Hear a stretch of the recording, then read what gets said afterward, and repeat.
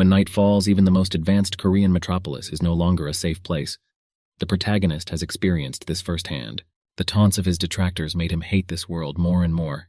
Fear mixed with hatred was literally visible in his eyes. Since his childhood, he had been treated like an animal. There was less and less reason to love this unfair world. Because of this, he didn't trust people, and no matter what happened, he stayed in the shadows, alone. Despite his aloofness, he had to learn to fight and stand up for himself and his life. In another unequal street fight, he was able to take down 3 men who had attacked him.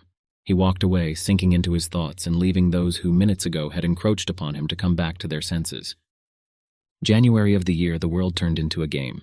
Dungeons began to appear everywhere, from which various monsters, from goblins to dragons, emerged. The civilians were defenseless against the monster forces. The chaos caused by the monsters and the destruction of the city left many dead. In the wake of the monsters, unknown beings called the Shining Ones began to appear. They passed on their special power to a small group of humans. With these powers, only they could destroy dungeons and transform into players. People believed that players with special powers were the ones who could save the world. However, the players, taking advantage of the chaos raised in the world, often used the powers bestowed upon them to fulfill their personal selfish goals. Although there were many rumors among people about the approaching end of the world, the protagonist, who does not trust the masses, still relied only on himself, not believing the rumors. At least until he met him. Lee Sejuna. He was one of the first 7 players who were given the power to resist. A warrior, heir to the sacred light, and the strongest player in the entire world. He unselfishly helped the weak by protecting them from monsters. The civilians were thrilled. And to save the world, Lise fought the strongest demon. There wasn't an ounce of doubt in his eyes. It was read in his cold and hard gaze that he wouldn't leave here without destroying the undead.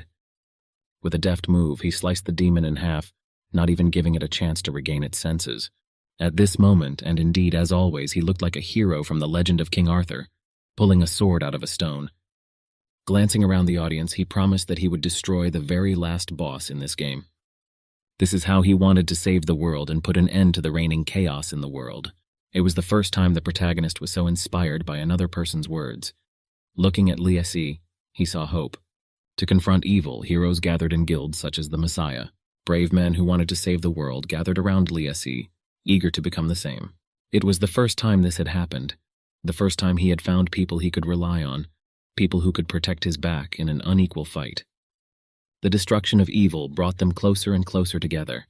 It seemed to be the first time he had found such comrades.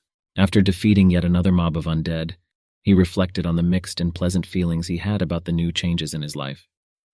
And nighttime hangouts with fellow guildmates after missions instilled the fact that there are still good people in this world. Along with them, he had the feeling that he could change the world. Heading to the big gate with Eliasi, he talked about how it seems like there's just one last battle left.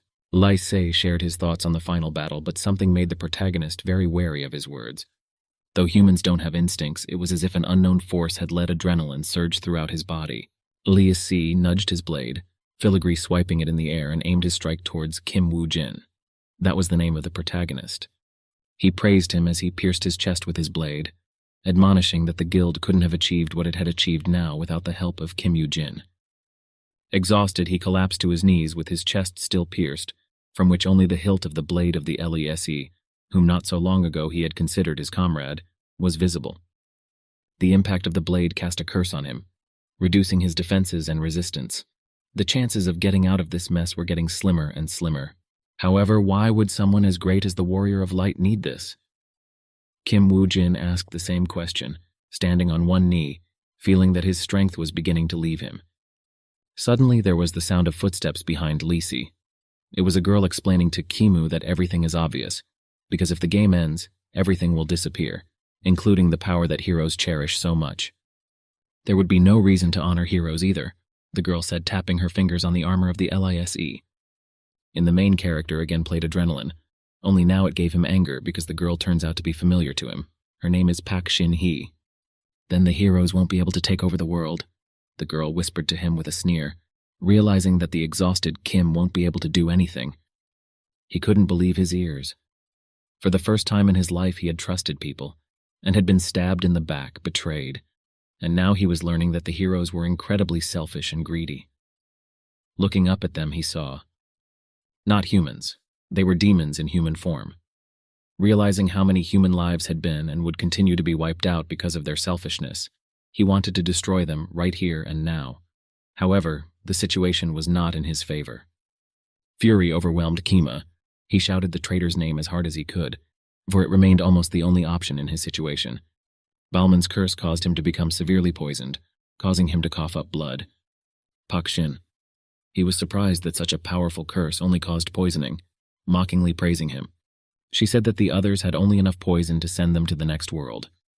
Kim didn't want to believe it, but his consciousness itself began to construct images of his comrades, who were most likely already dead. He trusted and wanted to save the world. Knocking his fist against the ground, he repeated it to himself, knowing that he would most likely not be heard, much less spared. Because Kim started to interfere with them, the heroes decided to get rid of him as well.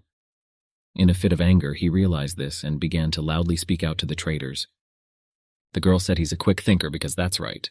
Since this world has already been rid of the Dragon Lord, Thunderstorm, and even the King of the Immortals, there is no longer anything stopping the heroes from ruling this world as they please. Kim exclaimed the name of the Warrior of Light as those were about to leave, leaving him to die from the poison. He urged the LISE to once again come up with a pathetic excuse for their horrible deeds with a lying mouth. However, the heroes wouldn't even listen to him, and began to withdraw. The forces finally left Kim. He lost consciousness, once again convinced that no one in this world can be trusted. Kim Woo-jin fell to the floor, lying in his own blood. Irritable thoughts of traitors no longer visited him. He was dead. Through his clouded consciousness, he heard a strange speech about monsters appearing more frequently. Suddenly, the transport he was in pulled out of the tunnel where the sunlight illuminated everything going on. Kim sat bewildered in his incomprehensible blue uniform in some kind of truck taking them to a similarly unknown location. The bewildered look only managed to tell him that what was happening now was a big mystery to him, because he should definitely be dead. Checking the wound, he made sure he was alive, but how? The wound must have been fatal. The people filling the truck along with Kim Woo-jinam were quietly chatting and laughing. It was more like a dream. He seemed to start remembering the passing place as suddenly the truck started to skid. The driver slammed on the brakes as hard as he could, but managed to control the braking. His shocked gaze was fixed on the road ahead. The roadway was filled with orcs who had already destroyed the cars that got in their way. The driver banged his fist sharply against the cargo bay door, yelling for everyone in there to grab their assault rifles and get out quickly to destroy the orcs. Without hesitation, everyone started following orders and jumping out at them with their weapons. The orcs instantly noticed the new enemies and rushed out to kill everyone in their way. The driver was very nervous and hurried those who still hadn't mustered the courage to get out of the car. The military has been warned that they don't have much ammunition, so they should only pull the trigger when they are most confident of a hit. Suddenly, the group saw a man in the distance, dealing with orcs as easily as if he had hundreds of battles under his belt already. With his bare fists, he smashed through the skulls of orcs, throwing them a great distance away. That person was Kim Woo-jin. The whole group sharply shrieked his name as they watched the incredible fighting prowess. He was very precise in his targeting and shooting of orcs, leaving them no chance to get close, but when he did, the dodging skills learned throughout the game quietly saved his life. After parrying the large orc's attack on a deft counterattack, he shot it down. I don't know if orcs can have the same feelings as humans, but the last surviving orc attacked Kima mostly out of desperation, and just like that, it was destroyed. The entire orc group was mopped up by one man. The group had a hard time believing it. How on earth could one person with virtually no combat experience be so strong?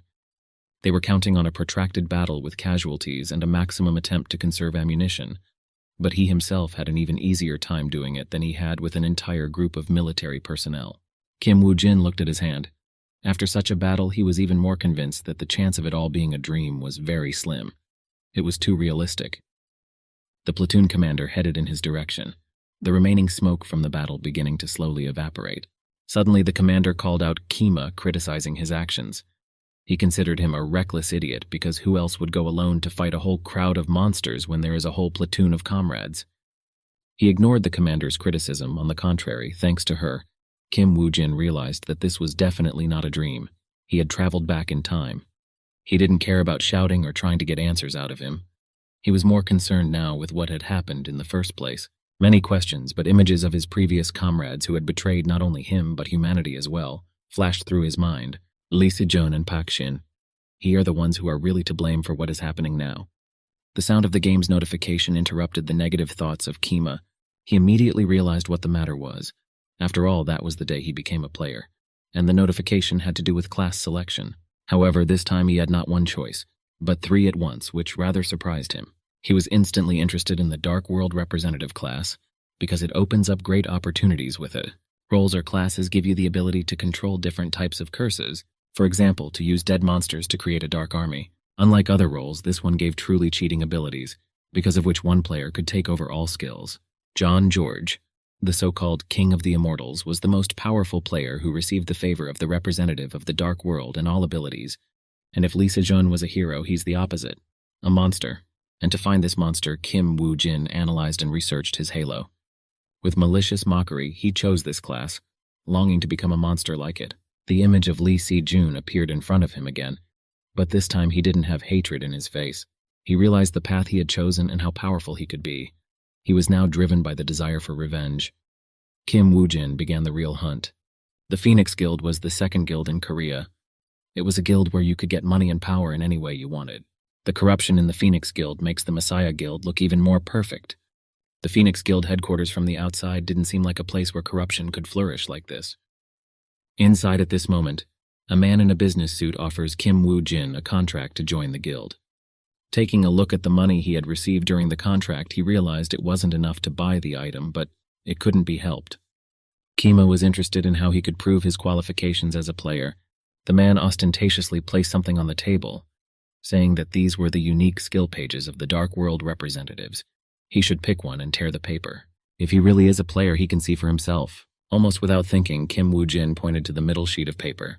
He got the hemotoxin skill, which he was very surprised about because he didn't think he would get it here. This skill turns blood into a potent poison that is difficult to resist. And although the skill itself is very simple, but with a blood golem the effect increases, so a very useful ability. He selected this skill page, tearing the paper sheet with it. The game notified Kima of the acquisition of the hemotoxin skill. That was the end of the dialogue at Phoenix HQ. After receiving the skill, a girl in the squad wondered why exactly Woo-jin had been chosen as a bloodhound. The man explained that it was because he was the one with the most dog character in the guild. Warning the girl, he said that she would realize for herself how bad the character of Gina was after she had been with him for a while. The gossip was interrupted by Jin himself shouting that someone was approaching.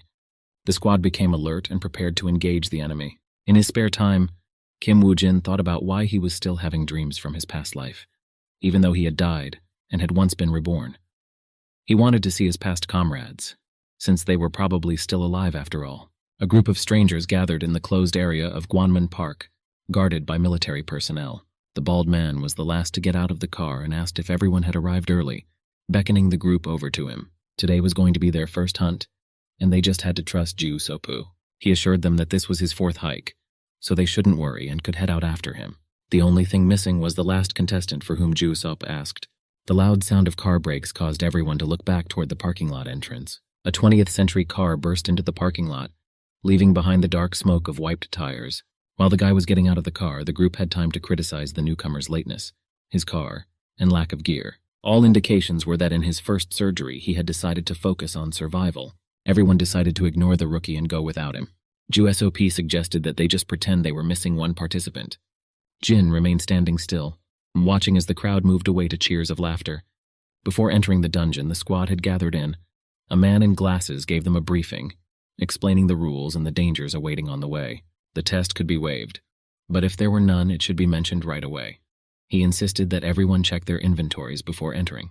While everyone checked their inventories with a slight sneer, Woo-jin thought about the fact that he didn't know anyone here. And that was a plus, so there's no point in worrying about them. You can do as he sees fit. Access to the dungeon entrance allowed, the group made their way to the portal that opened up. For all but Ju Sopa, to see the portal so close for the first time was amazingly beautiful. Kima, however, was no longer at all surprised by this. He removed his hood and prepared to enter the dungeon. Upon exiting the portal, they were immediately changed into fantasy gear appropriate to their classes. An incredibly beautiful world that was at the same time completely different was admired by the group. Archer likened it to getting into a real game, but Ju Sopa convinced him that it was real, despite the deceptive surroundings. While he was warning the group to be very careful, for everyone here has only a life, the Jinn had already gone to explore the area. He concluded that judging by the tracks, there were and are a great many goblins here. The squad leader interjected the name Kim Woo-jin, asking him to look around while the group set up camp. He agreed to this request without delay and set off in the direction of the forest. The archer was surprised that he agreed so easily, or rather even fell for it, for he thought the djinn would be clingy. He was surprised at the stupidity of the newcomer, which made him laugh. Now all the items will go to the group, so it's time to start the hunt. Meanwhile, Jin realized almost immediately that because he was a rookie, he would be used as bait. It was an all-too-expected outcome of events for an experienced fighter like Kim Woo-jin. The Messiah Guild building was illuminated by moonlight. A meeting was taking place inside. The already famous guild girl said about how it looked like everyone who was supposed to be here and now had already arrived. In the rather gloomy night atmosphere at the round table, the girl gathered to introduce a new member to the guild for the mission. The man in the corner of the table rhetorically asked what the other new entrant was. At the same time as his question, the door to the hall opened, and the light from the hallway created a dark silhouette on the floor. The newcomer was recognized, calling him an arrogant bastard, not understanding what he was doing here. He introduced himself, saying his name was Suzuki Eichi. Sukuzi saw a lot of familiar faces at the table, which made him realize he might as well not introduce himself. With a calm and confident look, Guild Messiah introduced himself to him as Lai Sijin. HCI was anxious to find out why he had been summoned here. Everyone in the room was annoyed by his attitude towards the guild leader. Those present shared the question, Suzuki Eichi. They didn't understand why he was here either. Deftly fending off a participant's hand reaching for him nearby, he asked what caused this reaction. Was it the intonation of the questions or the last time? The light of the moon illuminated his face, on which read contempt for the prejudices of those around him. At the same time, the participants hated him more and more, starting to threaten him. Lise ordered everyone to stop the silly arguments immediately. He was understood half-heartedly. It was evident that he was highly respected here and his word was law. The thug calmed down and sat back in his seat, threatening to knock all the arrogance out of the Suzuki Eichi very soon. The girl announced that it was time to end the greetings and get to work, to the job mentioned earlier. She wondered how much longer they would have to wait for it to start. Suzuki flicked his fan silently, as if about to say something, and so, while the room fell silent, he mumbled that if it was just a matter of locating some material, it would take him a day to find it. Li Si, hearing this information, was pleased, realizing that he had not called him in for nothing. The squad that had gone into the dungeon at this time continued their wanderings through it. Wu Jin further examined and studied the tracks left by the goblins in the trees. He also came to the conclusion that the lies about this dungeon weren't lying, and now it had even become funny. It's funny because that's exactly the type of intelligence and fighting style he taught him. In Gina's memories, the man next to him explained to him that each trail carried certain information, which could be very useful in the dungeon. Of course, Kim Woo-jin shared the idea that information was important, but he also countered by asking that wasn't it enough to become stronger in order to survive? To which the man replied to him that no matter how strong you are, there is always a weakness in you. That man was Suzuki Eichi from Messiah. Jin thought his words would be a lesson to him, but the man turned out to be just a regular loyal dog of the guild, willing to quietly kill innocents for it. The knowledge was not in vain. Now it will turn out to be a real stab in the back for Suzuki. Suddenly, like a bullet, a rock flew at the Jin, making him distracted from whatever he was doing. Quite simply, he dodged the lightning attack, engaging all senses of danger detection. Those who disturbed him were a gang of ordinary goblins, walking through the forest and throwing themselves at any uninvited guests. Jin quickly opened the inventory, taking out a small blade from there. Remembering how not too long ago he was hiding from the goblins on the floor of the dungeon, he cut his arm to test the ability of hematoxin. The first goblin with a club approached the Jin sharply, waiting to strike. Such a task was incredibly easy for him. Kim parried the goblin's swinging attacks, sidestepping it from the back. Just then he stabbed him in the arm with his blade, putting a vulnerability to blood poisoning on him. The goblins became enraged, beginning to throw erratic blows in his direction, trying to hit the... Kim Woo-jin realized that the poison wasn't that potent yet, because although the goblin had been poisoned by it, it could still move around. The second goblin, who had not participated in the battle up to now, decided to attack sharply from the air, hitting the ground with his club with all his might. Wu Jin dodged this attack as well. In this battle, the goblins were like lab rats to him. Kim skillfully and quickly turned his blade with the other side of his blade. Immediately he threw it at the approaching enemy, aptly smashing it through his skull. The goblin's strategy was very easy to anticipate, so dealing with them wasn't too difficult. If you tighten them up, though, they'll only continue to accumulate, so it's worth destroying them quickly. Kim Woo-jin went into the inventory and took out a huge whip from there. It was exactly the kind of weapon of mass destruction that would be perfect for taking out such opponents. Striking the ground with his whip, he cast the Goblin King's whip debuff on the goblins. Truly a fine weapon in such a situation. Each goblin on the battlefield has had its fear unit increased by 1 unit. It was as if he had a premonition of a battle with the goblins in the near future, causing him to bring his whip with him, and he didn't miss a beat. At the same time, the detachment that had left him advanced toward the woods to find a place to camp. Horror seized the girl, who until a couple of seconds ago was carelessly wandering around, and suddenly noticed something. The goblin horde was rapidly heading towards the squad, ignoring everything in its path. When the goblin leapt in her direction, the girl only nudged her staff with no attempt to defend herself. Ready to take the blow, she was splattered with blood but felt no pain. The group protected her by killing the goblin with a sword thrust. He warned the mage girl that goblins are a very weak enemy not to be feared. She cried with happiness, and the others were incredibly happy to have such an experienced and fearless fighter in their unit. I was pleased that I had prepared a longsword at once, because goblins are just bags of meat, which can be very successfully cut with such a weapon. All would have been fine, however. Here a horror ran down his back as he tried to pull the sword from the goblin. The long sword seemed to be stuck in the goblin. No effort to get it did not help, although the furious goblins were already fleeing towards the head. Taking advantage of the moment, one of the goblins' lightning struck him with a club. Such a blow simply knocked him to the ground and caused a head bleed. Shocked by the situation, the squad members simultaneously shouted the name Ju Sop-hyun.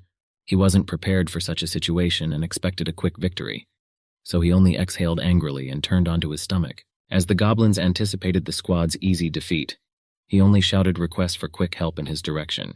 This sudden aggravation of the situation on the field was a great stress for them, causing their hands to start shaking themselves.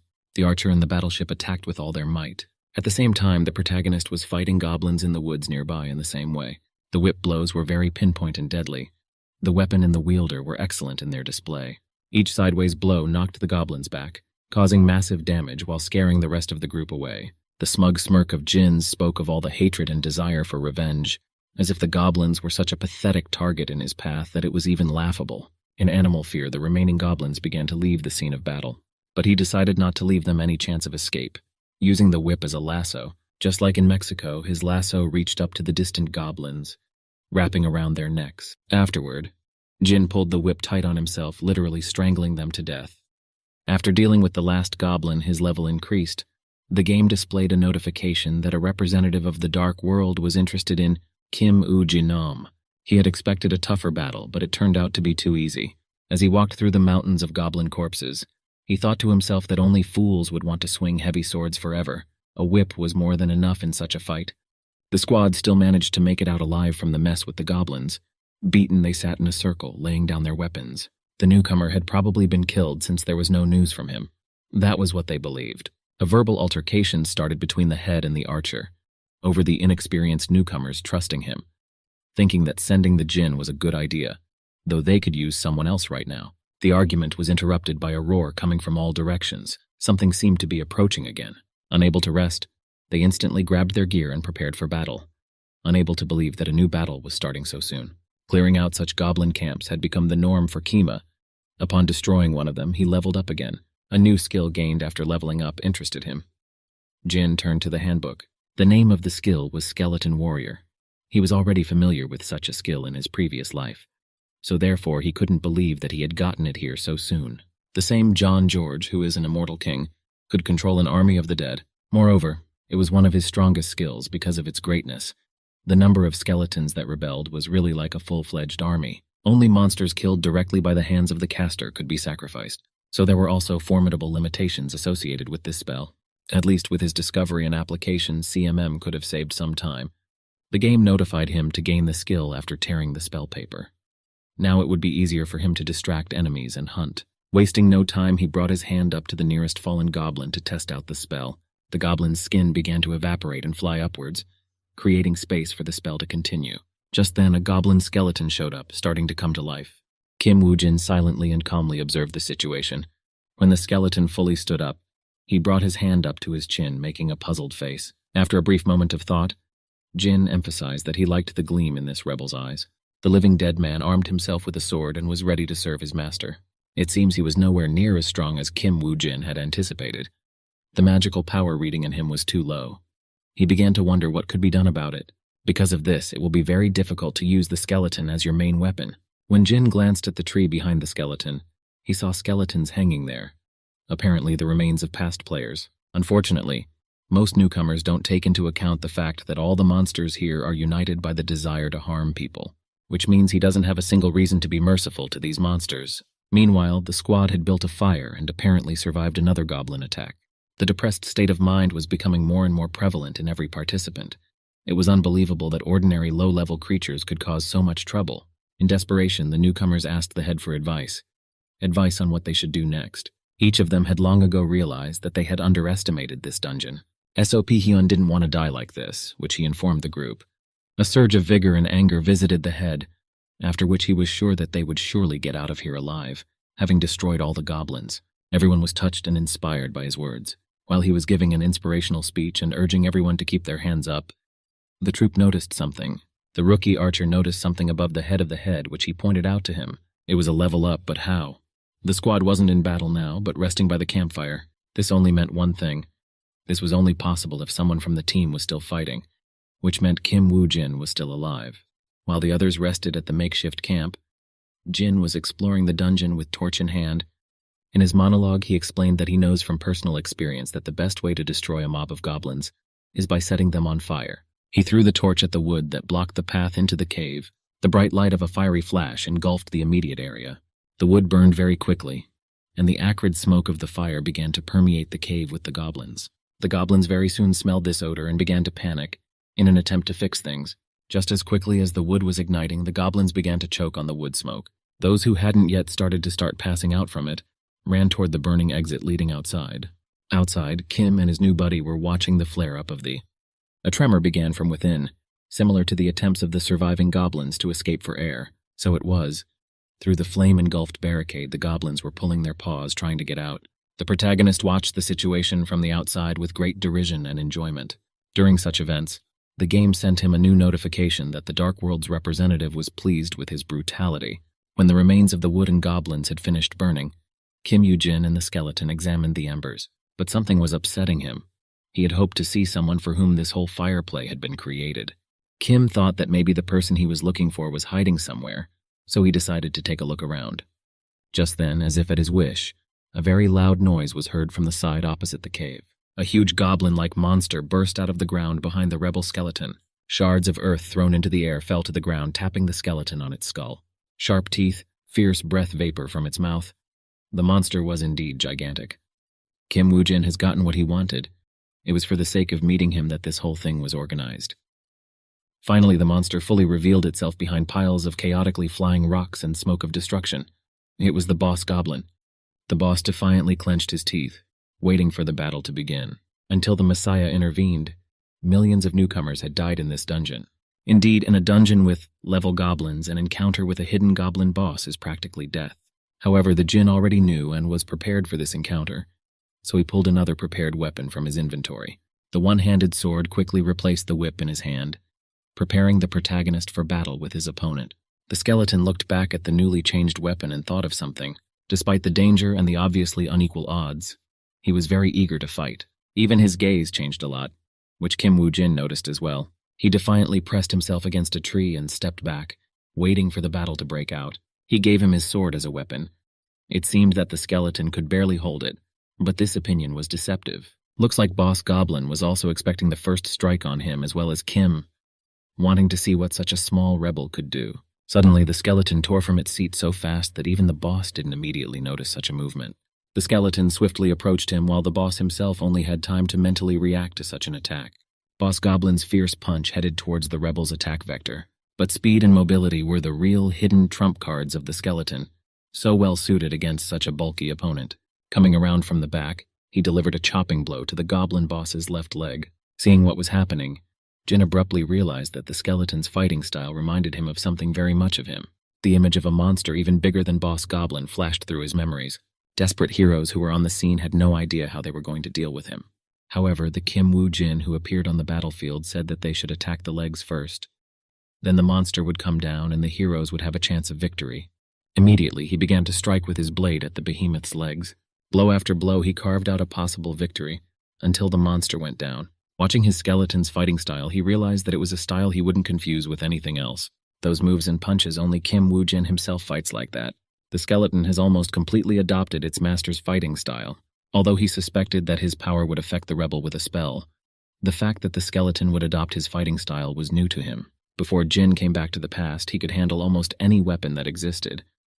Even in the guild, there were only a couple people capable of fighting him one-on-one. Looking his henchman in the eye, he thought it would be worth reconsidering his plan. The new message that the Dark World representative appreciated his efforts distracted him.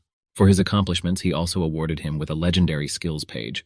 Kim Woo-jin was incredibly encouraged by such news, as obtaining a legendary shooting gallery skill at the first location was very commendable.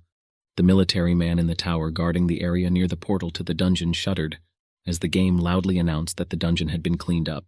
The instructor who led them into the dungeon couldn't believe his ears. He ran out of the portable container to see it with his own eyes.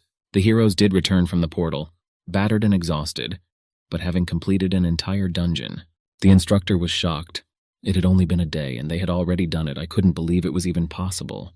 EMTs began administering first aid to the squad that came out of the portal.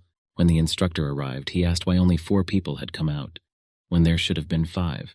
The faces and look of the squad faded. They themselves did not know what had happened to the newcomer they had sent to their fate. He realized from the audience's reaction that Kim Woo-jin had most likely died inside the dungeon, and was about to send his condolences. Suddenly the portal opened again. The attention of everyone present turned in his direction. Kim Woo-jin came out of it as if nothing had happened, alive and well, not once wounded. Immediately behind him, the portal closed, and the Kim himself headed off to walk away from the place. The instructor asked him to wait and not to leave so quickly, for he was going to ask him a couple of questions. The squad was shocked, for such a baby rookie had survived, and what's more, had made it through the dungeon alone. The head was very angry about this situation. He didn't understand how this was possible, and who Kim Woo-jin even was. He assured himself that the latter had used some dirty tricks to get through, for it was impossible to do otherwise. All over the world, the greed of the players is increasing every day.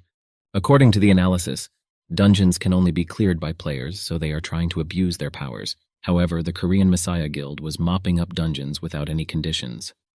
All the news channels were just talking about Lee Si-jun, and how his guild had cleared a 5-story dungeon for the first time in the world. The man at the bar watching this news was angry at the guild. He wasn't happy that all the news channels were only talking about them. The Messiah made them look like people who did everything just for money. The squad leader's buddy started questioning him about what had happened in the dungeon, started complaining about Kim Woo-jin, saying that he was the reason the whole squad almost died. Pointing to his head bandage, he quipped that it was put on him because of Jin's. Having heard rumors about it before, the buddy was surprised to himself that they weren't lying. He started telling obviously false stories about how Kim Woo-jin ran into a crowd of goblins without realizing what was going on. Tapping his whiskey glass, he tried to hide his shame behind the false accusations of the new guy. Hearing all this story, the guy was greatly surprised, because for such misdeeds, the guild should have punished him. He promised that he would make sure that Kim Woo-jin couldn't pull something like this off anywhere else. And in the meantime, Kim himself made a semblance of a detective board headed by Lee Se-jun. Now the plans had changed. It was not for him to meet Lee Se-juna, but instead he had to become stronger enough for him to notice him. Picking up one of the papers from the board, he decided he should start with the most forgotten corner of his life. The guild headquarters, breezily lit by the sun, was once again hosting a meeting with the instructor and his colleague. Kim wanted to take on a new dungeon with orcs, but the instructors warned him about the rumors spreading around the heroes. He said he didn't care and just needed the money, but a coworker pointed out that human life was more valuable than money, and it was too early for him to do so. If one needed urgent money, the guild could lend, but Kim Woo-jin refused such an offer, saying not to bother and suggesting that they just set a date for the sweep. When he left, the instructors looked over their heads, thinking that the rumors didn't lie. They revised the difficulty level of the dungeon. A group that was recently sent there was killed. Since then, no one has ever applied to go through it. The group that was killed was led by Chan Yen-gu, who was a rising star from the Pak Yen-wana faction. Looking out the window, they realized that this man was trying to get into a dungeon that even such experts could not overcome. The certainty that he would not live long filled his colleagues. Regardless, they decided that, just in case, they would support Gina's as much as they could. He, on the other hand, was at this moment holding a phone with the open number of Pak En-wan in his hands, thinking that in order to kill the hero, he would need to befriend the villain. Late evening had fallen on Korea, at which point the Kim was due to depart on a mission. Noticing Kim getting out of the car, the new instructor ran up to him. This instructor was also certain that he was most likely going on the mission alone because of his greed for money and inability to find partners. Wasting no time, he motioned for Kim Woo-jin to proceed to the dungeon. The instructor thought he was crazy. A mission like this alone was definitely suicide, but he didn't have to worry about that. The portal opened and a blue glow illuminated the nearby stone ledges. Entering the dungeon, Jin looked at the notification that popped up in front of his face. He drew his sword and prepared himself for possible dangers, thinking that if he used his skeleton warrior on the corpse of an orc, everything would change. Immediately, the first enemy attacked him from the back. The orc was huge, it couldn't compare to small goblins. Managing to react quickly, Kim did a roll between the orc's widespread legs. Leaning on the ground and making a sharp U-turn on his arm, he turned towards the orc. The first blow was to the left leg, similar to the tactics that Kim told me about when fighting the big monsters. Even though it was an ordinary orc, an attack with such a sword only left a small scratch on it. While the orc was pulling the club out of the stone after a failed swing, Kim was thinking how not to die from the first blow, because with this level of strength it would be just like that. The main task now was to destroy the orc in order to summon from its corpse a new skeleton warrior, many times more powerful than the goblin that had risen from its corpse. Only then will he have a chance to sweep the entire dungeon alone. Kim Woo-jin decided to make every effort to win this fight. Began to move even faster. The orc was not hit by his attacks. However, the attack remained still powerful, the rocks flying out from hitting the ground, scratching the skin of the Kima. With a sharp movement, he once again went around the orc's back for a counterattack, pushing himself off the floor as if it were a wall. He lightning fast to the orc's feet. In this attack, he gave his best, dozens of chopping sword blows, striking the enemy. All of the orc's legs were powerfully attacked. It seemed like just a little more and he would collapse to the ground. Even the mightiest enemy with no legs can no longer provide a threat. After such a series of blows, the orc actually fell to the ground. Kimu had only to plunge his blade into the immobilized target and the fight would be won. Blood began to trickle from the fallen orc's head. Even with this limitation of a weak weapon, he had won. While he fought monsters in the dungeon, men sat in the center of town. Sunlight streamed through the window, creating dark silhouettes of them. One of them was looking at some card, wondering about its contents. The second guy showed up as well, asking what he was staring at there. The first man offered to look at what was depicted there himself, tossing the sheets in his direction. They contained information about Kim Woo-jin, along with a picture of him. To the guy, he was a rookie who had recently cleared the dungeon himself. The already famous squad thought Kima was rather arrogant. As for someone who had only recently gotten his abilities, the guy made a very puzzled face. He didn't trust some piece of paper from an unknown source very much. While he was expressing disbelief with this information, the sound of heels was heard from the direction of the entrance. A girl came into the room. She was the one who did the report, so all the claims made by the guy were directed at her, which made her very angry. As soon as the guy found out that the documentation was provided by her, he changed dramatically in his face and played dumb. He seemed to be very afraid of her. At this point, the secretary said that it was her job to make sure the documentation was accurate, so there could be no mistakes. Hyungnim confirmed the words that the accuracy is maximum, because it was this woman who did the work. After taking a sip of his coffee, he lowered his gaze to the packs that Li had brought in. He started yelling at her because he hates the instant coffee she bought. With the utmost calmness, she said that this coffee was left over from a meeting with the Phoenix Guild, and the report was prepared on the back of used paper. After this information, Hyunnim had a dramatic change in his face, saying that it was the best coffee he had ever drunk. The guy was shocked at his stinginess while the bearded man told him how important it was to trust his secretary. The topic changed to buying a dungeon. The man asked her how things were going with that. Ellie replied that there were a few good dungeons, but the price was too high, so she continues her search. The guy was aware of the fact that Hanum had just recently purchased new ones, so he didn't see why he needed more. A spark of profit lit up in his eyes. He hinted that the guy would be the one to clean up all those dungeons. He, in turn, was looking forward to at least a little rest, as he had only recently returned from the dungeon. Young-nim justified it by saying that if you rest too much, you can soon become completely lazy, so he's only the opposite of helping a guy out. Listening to their arguments, the Li secretary only silently finished her coffee and sighed. Events moved to a dungeon where the face of a ferocious orc screams before battle. After a powerful blow, one of Kim Woo-jin's henchmen was blown to smithereens. His skeletons do not yet possess self-repair, so the knocked skull only fell to the ground, creating a small cloud of dust. Due to the low level of pumping, the resilience of summoned creatures was rather weak. Kim, watching as another skeleton was destroyed, jumped to the ground from a mountain of fallen orc corpses. Bringing his hand up to one of the fallen, he remembered how John George had told him in a past life that as long as his magical power allowed, he would be able to summon as many skeletons as were killed on the battlefield. The bright blue color of the spell began to take effect on the orc. Summoning a helper, the still living enemies turned around and froze, watching the transformation. A huge skeleton arm was seeping through the orc's corporeal shell. A head with large fangs already showed, suggesting mightiness. At last, too, the whole warrior was summoned, awaiting battle in the master's service. The necromancer's gaze stared as if into the soul of the living orcs, simultaneously indifferent and with the utmost self-confidence. Given that there are still whole mountains of corpses at the battle site, the CMM will be able to summon them until they run out of them. The orcs watching the transformation became wary and prepared for battle. Suddenly, the sound of a notification from the game echoed throughout the dungeon. Kim Woo-jin has once again increased his level. Blood poisoning skill has reached the level, all skill points are increased. However, Kim felt that this was very little for such a dungeon, and it would probably not be possible to pump his level well here. Therefore, he immediately made the decision to search for the orc hunter. As a solitary creature, he thought that he would control the pack. However, everything indicates that Hunter doesn't hang out with the group, so there is only one place left for him to inhabit.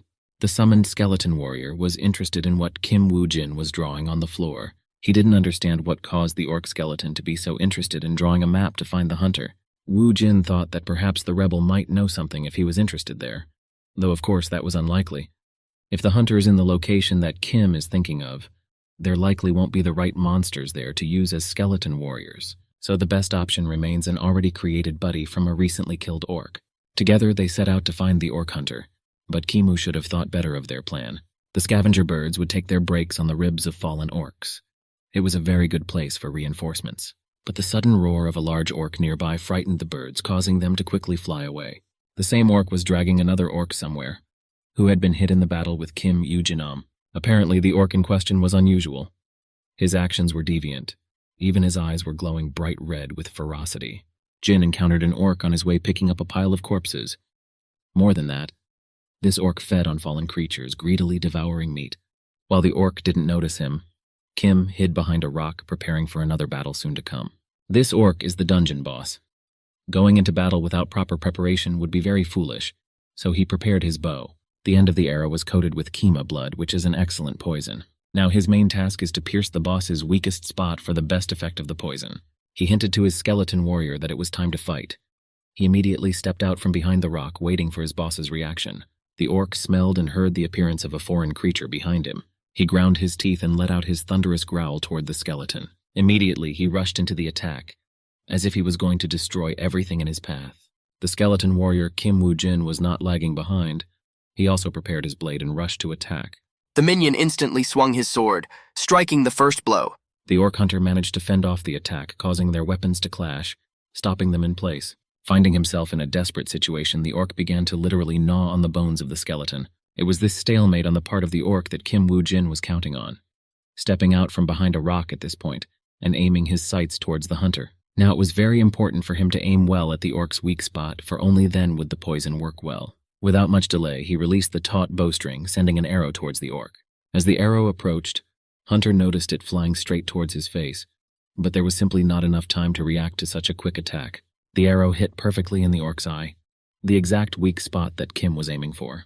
The boss was able to stay on his feet, though such a shot shook him badly. He pulled the poisoned arrow out of his eye and rested it on the ground. The poisonous blood debuff affected the orc, causing his HP to gradually decrease. In the monologue, Kim Woo-jin explained that the weaker the point of impact, the faster the poison will spread through the victim's body.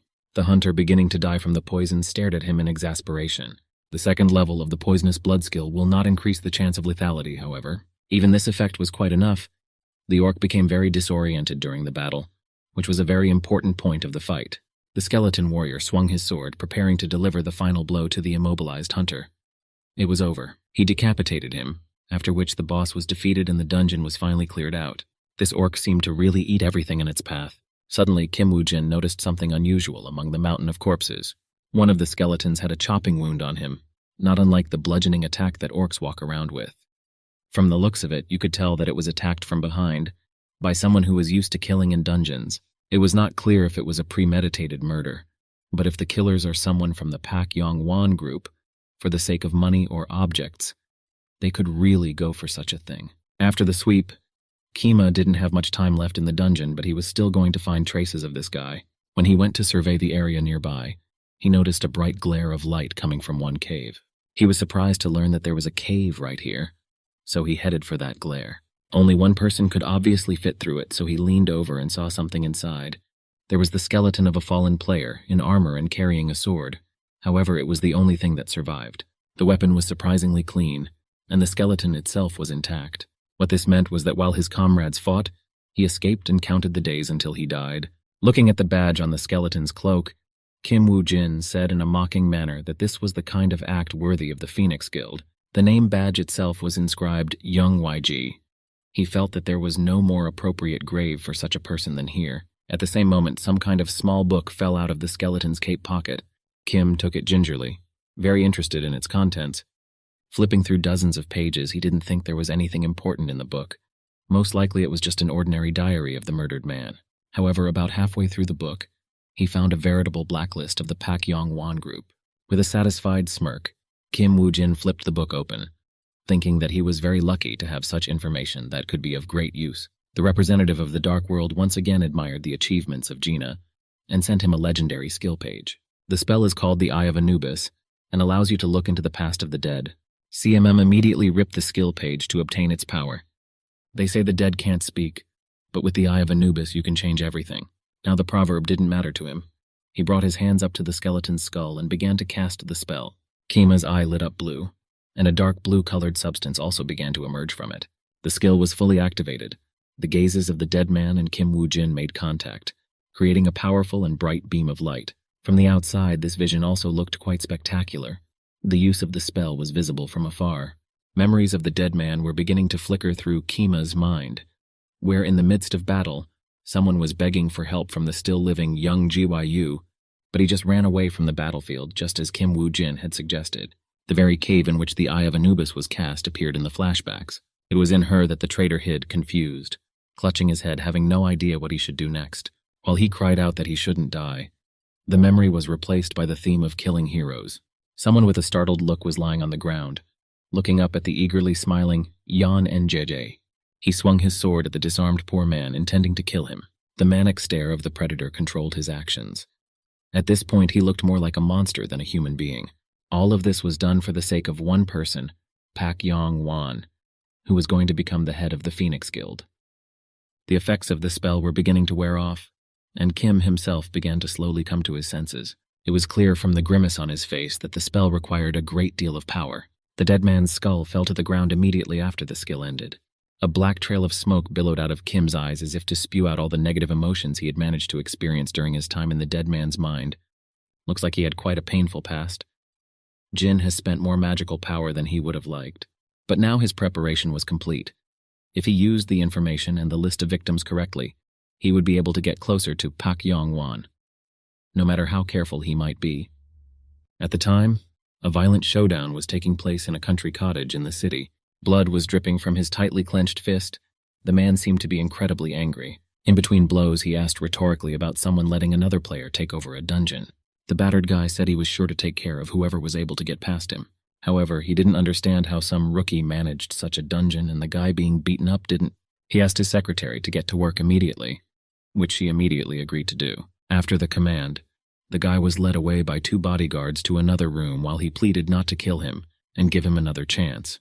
The door slammed loudly, after which all sounds made by the guy abruptly subsided. A newcomer taking over a dungeon alone is quite interesting, so thought the bearded man reading the newspaper. Because of such feats, Kim Woo-jin had a bad reputation in the guild, which was no surprise to him. They had also heard rumors that in the first dungeon, he had abandoned all his comrades and kept the entire reward for himself too. The problem is that if his reputation in the guild is completely bad, it's going to be hard to move on with him. He won't be able to go around alone all the time. The man's cell phone rang where, surprisingly, a man with the name Kim Woo-jin requested a meeting. He was pleasantly surprised at the audacity of Kim, comparing it to going into the lion's den himself. The results of the bids for the A+ single-story dungeon have been shown. 3 guilds, including the Pak Yong-won Guild, were currently vying for spots on this assignment. But even if they split each faction into 6 seats, there are still seats left over. Even though there are factions there, however, it was unclear why there were empty seats left behind. The instructor realized that since the rank of this dungeon was higher, the chance of rare items dropping out was just as proportionately higher, and because of this, those who pass the dungeon will most likely not yield to each other. Experienced instructors were aware of what could start in a dungeon due to the struggle for resources. However, they considered it no longer their problem. The man with glasses asked if there was anyone who wasn't part of the caucus, but applied for the remaining seats. The second instructor answered him negatively, which was understandable, as few people would want to go through a dungeon without a group. A phone call from Pak Yong-wan distracted the senior instructor, while the second one was very puzzled by such an abrupt call. What was reported to him over the phone put the man in a huge stupor. Pak said something to him about Kim Woo-jin, which made him incredibly anxious. Perhaps few had not heard of the exploits of Kima, so the junior instructor was also surprised when the name of the newcomer was heard aloud. The older man hung up the phone and asked what was going on after all. He reported that Kim Woo-jin wants to take the remaining 2 seats, and since he always goes solo, this should not be a problem for the other factions. The instructor asked incomprehensibly that whether Kim had joined the Pak Yong-wan group, but his supervisor did not know yet. He also wondered what would happen to the remaining empty seat. But the senior instructor assured him that Pak Yong-wan would yield to the other factions if Kim Woo-jin participated. He marveled at the skills of the Pekka strategist, for he has a whole ace up his sleeve called Kim Woo-jin. In fact, sometimes it's better to back off to get the most benefit. At that time, the secretary was asking her boss why he decided to approve Kim Woo-jin's application. On his desk lay the very book with the blacklisted Pak Yong-wan and the name badge of the one who had betrayed the squad. He replied that he could manipulate Kim and get rid of him at any time. An hour before, Woo-jin himself had appeared at his door and brought him the book.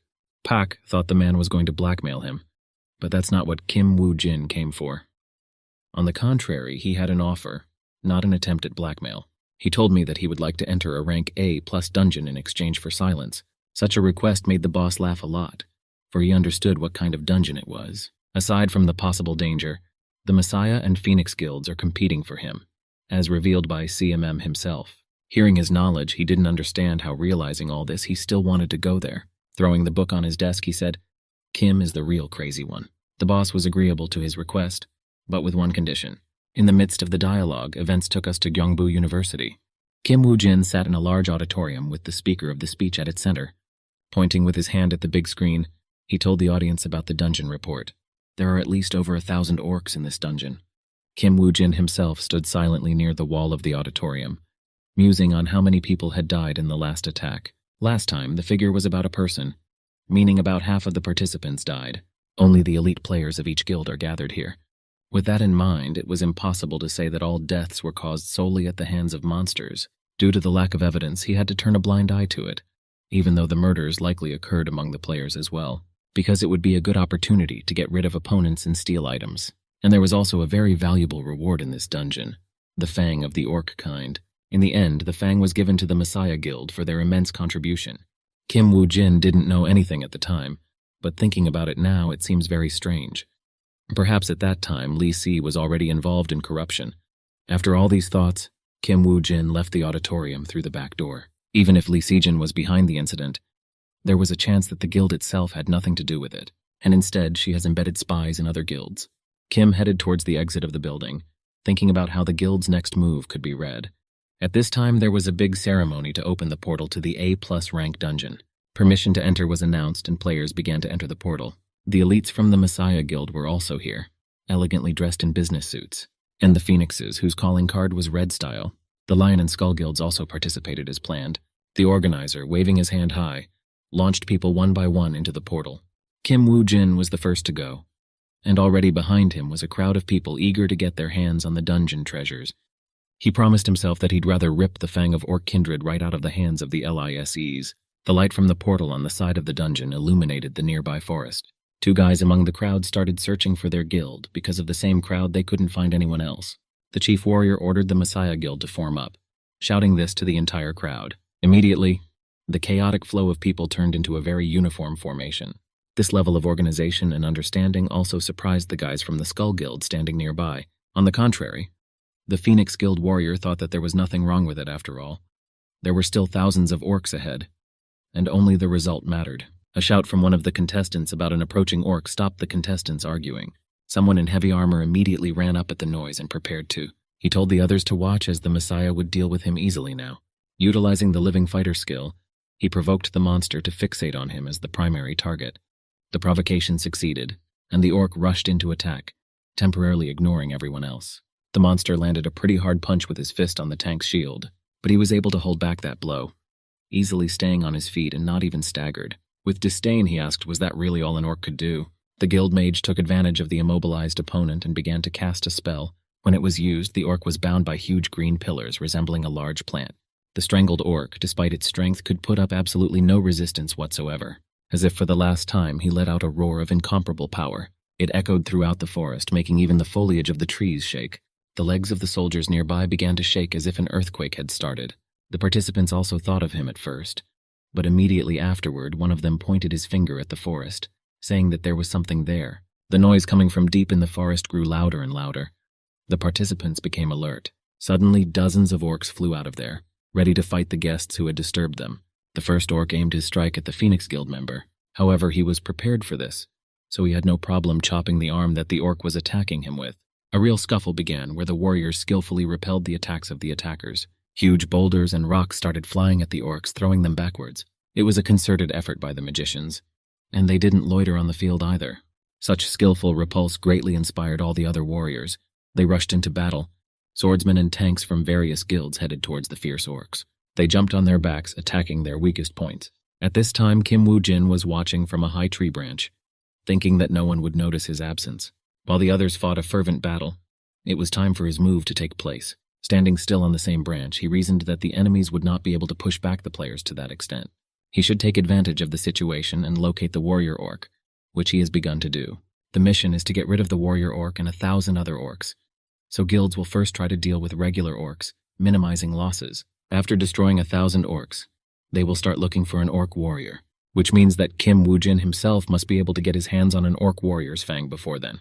He decided to follow an orc who had escaped from the battlefield and came across an entire tribe of orcs led by the leader of the silhouette of the chief orc contained on his necklace the very fang that Kim was after.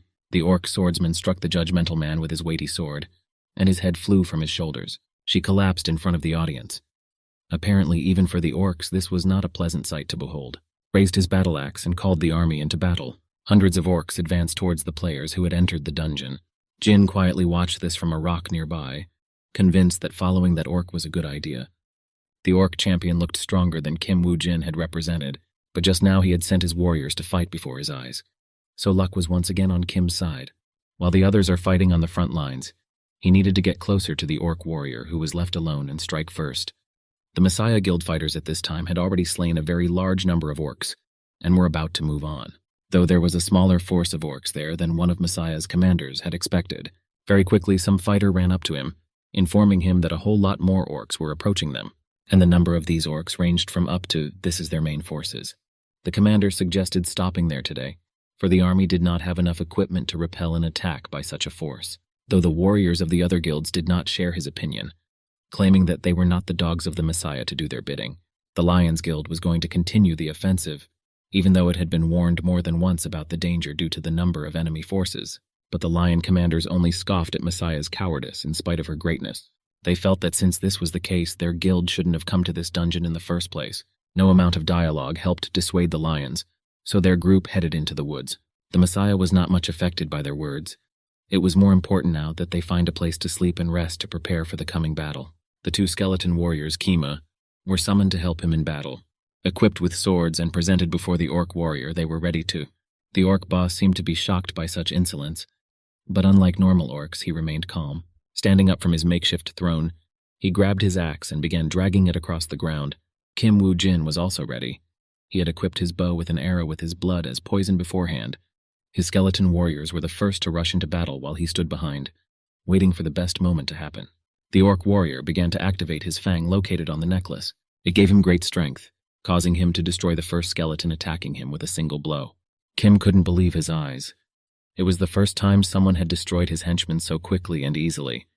The orc immediately swung again, delivering a second blow to the second Jin skeleton. This rebellious warrior was stronger and more experienced, which was evident even from his martial gaze. The warrior made a thunderous thud against the ground, hoping to deal with the second skeleton quickly as well. But he proved to be really nimble, and jumped out of the cloud of dust created by the impact. Rebel decided to once again use the tactic of penetrating between the legs of a large opponent. Kim Woo-jin already realized that the skeleton warrior wouldn't last long, so one must hurry up. He had only one chance for an accurate shot, for otherwise, things might not end as planned. We need to attack now while the last remaining skeleton distracts the orc. Kim Woo-jin shot out his bow. The poisonous end had to hit the weakest part of the enemy.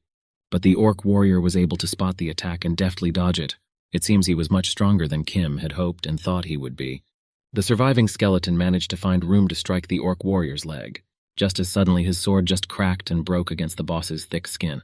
The orc's final blow landed on the skeleton, who couldn't dodge in any way while in the air. The ringing crunch of bones echoed around the neighborhood, and only the remains in the form of small pieces reached the Kima. Looking into his boss's eyes, he realized that this battle was going to be very difficult. He may even have to change his plan, as this one has not succeeded so far. It is useless to fight while the orc warrior Fang is activated, and in the boss's possession, Kim Woo-jin's depleted magic power was also not enough. So the best decision he made was to back off and come back next time. For some reason, the orc warrior did not pursue him. It was probably too troublesome. Even more so for a rank A+ dungeon boss. In fact, for Kim Woo-jin himself, it was only a plus, for he was free to run away. However, the next time he returned, the orc would greatly regret letting him leave. Retreating through the forests, warriors fighting nearby spotted Kim jumping on tree branches. They thought it was another warrior who had escaped from the battlefield, someone other than the Lion Guild. Turning to the master, one of the soldiers decided that the runaway might have found the orc warrior before their group did. However, he wasn't so sure about it because he didn't know if he was coming back because he had already found the boss. But he was certain that an item dropped in an A+ rank dungeon should only be honored by the Lion's Guild. Suddenly, one of the warriors staggered back, finding a hay tree as if he could barely stay on his feet. And he wasn't the only one like that. All the soldiers in the forest started falling one after another right face down on the ground. The commander was terrified. He didn't understand what was happening or who or what was behind it. He hadn't heard anything about other monsters showing up here, other than orcs. However, it was also unlikely that ordinary monsters could do such a thing to soldiers. Red eyes appeared from the foggy trees. Screaming in despair, he said he would never forgive anyone who did this to his comrades, no matter who was behind it. At the same time, Kim Woo-jin came to a camp bred in one of the caves. The soldiers were warming themselves by the fire, resting and recovering from the fighting. Kim thought about what's really good, that no faction is interested in him or hunting him yet. But what was the mood in the cave? It was as if he were at a funeral. The air was so dark. Next to the cave were the graves of those who had died on the first day of the fight against the orcs. Kim couldn't believe that so many people could have died just starting the battle. Something made him very uneasy. He was counting on the battle between the guilds because it was inevitable and it looked like it had already begun. A dialogue began between the resting soldiers where they complained that they looked bad. One of them rebuked, saying that their Heichi guild looked more alive than ever before. Discussing the other guilds, however, the lad said that he had heard how the Lion Guild had suffered the most losses. One group of them went into the woods but disappeared. It seems their bodies were badly mutilated, making it impossible to even identify them now. One of the warriors said that even if he died, he would not want to become fodder for orcs, and the others supported him in this regard. Still, it bothered them how strange and incomprehensible everything was. If this were a normal assignment, of course there would be dead and mortally wounded people. After all, they, like ordinary people, would just want to survive because human life is more important than any valuable objects. Kim Woo-jin had even pondered the option of such a large number of groups being wiped out in one day, but it was very unlikely. There was definitely something behind it all, and his plan could fail if the soldiers became weaker. With the start of a new day, a new group of orcs were quickly heading towards the units. There were a lot more of them than the previous day, so the tactics were worth improving as well. The first warrior who noticed the crowd of orcs was shocked at the number of this group. He had a feeling it would never end. However, the older man shouted at him to shut up and focus. An entire army of orcs approached the warriors preparing for battle. The humans opposing the orcs were also numerous. They too could be called a full army, albeit a small one. The orc in the front ranks let out an eerie roar, calling for his comrades to attack. Kim Woo-jin heard the sounds of a battle starting near the forest and realized that it had finally begun. Examining his inventory, he thought that the problem was on this side, as he would not be able to deal a lethal blow to the boss with the available items. And you can't use skeleton warriors as bait because of their lack of survivability. And then he wondered if skeleton warriors knew how to shoot a bow, because if so, it could make a lot of difference. Without a moment's thought, Kim Woo-jin came to the orc warrior again, summoning a skeleton warrior along the way. The boss himself didn't seem to be too worried today either, so both were ready for round 2. The first thing the orc warrior did was activate his orc fang again, illuminating it with a distinctive blue glow. Rising from his throne, he quickly grasped his axe again and prepared to take up the challenge of the player who had disturbed him. As if by an explosive wave, he bounced from his throne, leaving only a pile of stones mixed with dust, raised a few meters in that place. The orc warrior decided to strike first, acting much more aggressive. Perhaps due to the lack of small minions of Kima, During his attack, some object quickly rushed towards the boss's head. It was an arrow that, although it didn't hit the target, was able to distract the boss from attacking the Kima. The orc warrior took a defensive posture, the arrow dropping to the ground as he looked to the spot where the shot had come from. The two skeleton warriors stood with their bows, waiting for the boss's next actions. Such meanness angered him greatly, causing him to swing his axe at the ground, causing a piece of stone to fly towards the skeletons. But the skeleton archers were just as spry as their warrior version, so they quickly escaped from harm's way. In flight, they managed to fire another shot. Now at once the arrows flew at the boss. The orc's movements, despite his large size, were also very fast. He easily deflected these arrows as well. As Kim Woo-jin had anticipated, the skeleton warriors are also skilled in archery, so everything went according to plan. While the orc was distracted by the skeletons, the Kim had time to begin launching an air attack. The boss didn't have time to react to such a lightning-fast strike, but his target wasn't exactly the boss. Kim cut the string of the necklace around the orc's neck, which bore the very fang he was so after. Of course, there was nothing holding him back now, and he collapsed to the ground. Kim Woo-jin, being directly under the orc, deftly snatched the fang into his hands. The game notified him that he had received a rare artifact, the Fang of the Orc Lord, creating a blue glow around Kima. Once the fang was removed, the orc warrior's attack power and defense were reduced, and the orc warrior himself was weakened. Fury overwhelmed him. He swung hard and struck a blow in the direction where the fang's captor was located. Dodging such a blow from a weakened boss wasn't a big problem anymore. In his anger, he overlooked the skeleton warrior's attack, causing the arrows with Kima's blood to sink into his skin and start poisoning him. In addition to weakening the boss, Kim Woo-jin's own attacks will now be stronger thanks to the acquired fang. The detailed information that the fang carried stated that using it increased stamina by units, attack power by %, and physical defense power by %. After using the fang and gaining the achievement Lord Orc Lord Fang Wielder, he said that now there was only one thing left to do. We need to get a weapon that will be able to cut off the head of an orc warrior. While Kim sorted through the items in his inventory, skeleton warriors covered him on the battlefield. The rage hadn't completely blinded the boss yet, so the skeleton's shots he could deflect. However, one of the arrows still managed to pierce the orc's defenses, once again infecting and poisoning him with the toxin. Kim took advantage of the situation and finally, drawing his sword from its sheath, approached the orc warrior. The boss threw a punch at Kim Woo-jin, but the latter managed to jump on his arm. Lubricating the blade with his own blood, he latched onto the orc's arm and thrust the sword into his body. Kimu managed to penetrate him even with such a sword, causing the orc to be poisoned again. After his attack, the boss loosened his grip on his axe and it fell out of his hand. That's exactly what Kim Woo-jin wanted to do. Get the orc axe. The axe that fell out landed right next to one of the rebel skeletons, and the latter quickly picked it up. Immediately, he threw out his bow, which he had been using until now, from his other hand. Now this axe was supposed to be the perfect weapon for decapitating an orc warrior. A guy moving around near where the boss battle was taking place heard him roar. He was scared and confused, unable to believe that someone might already be fighting an orc warrior. He hadn't heard of such plans from the guild yet, so he decided to urgently report the information to her. Jumping out of the woods onto the rocky terrain, he listened and began to observe. In front of his eyes was the boss, collapsed on one knee, 2 summoned skeletons, and Kim Woo-jin. What's more, he didn't sense the presence of other players in the area. Kim was alone. This meant that he had indeed spent the entire fight alone, but like many, the person watching could not believe such a feat of Kima. After that, he made sure that the information had to be brought to the guild urgently and rushed away. It turns out that Kim Woo-jin noticed this but did not put up a front to the scout. As he was leaping through the trees, moving quickly, an arrow from an unknown person flew straight into his back. He couldn't sense the approaching arrow, so it calmly struck him, but who was it? That hit sent him tumbling from a tree branch straight to the ground. Looking around, he couldn't figure out who was attacking him. Of course, the first thing the scout thought of was Kim Woo-jin, for if he was spotted, Kim would do well to get rid of the extra ears, knowing his battle with the boss. But suddenly, the attacker himself appeared behind the poor man's back, literally out of nowhere. The guy who appeared as if from the ashes wore a distinctive bandage over half his face with his teeth on it.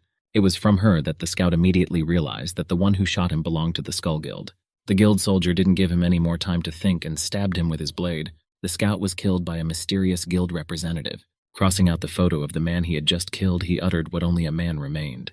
It became clear that these players were really hunting other participants right in the middle of battles, even though they acted covertly. Watching from the tree, the assassin's ally told him to divide the resources obtained from the scout between the guild. The one below agreed, wondering if his co-guilder was really going to get rid of the Kim Woo-jin. He replied that yes, Even though it was not on the list, however, he would try to do it and take the valuables if possible. Although he had been warned of the danger in the battle with Kim, he believed that he would be riddled with fatigue after the boss battle, so there would be no problem killing him.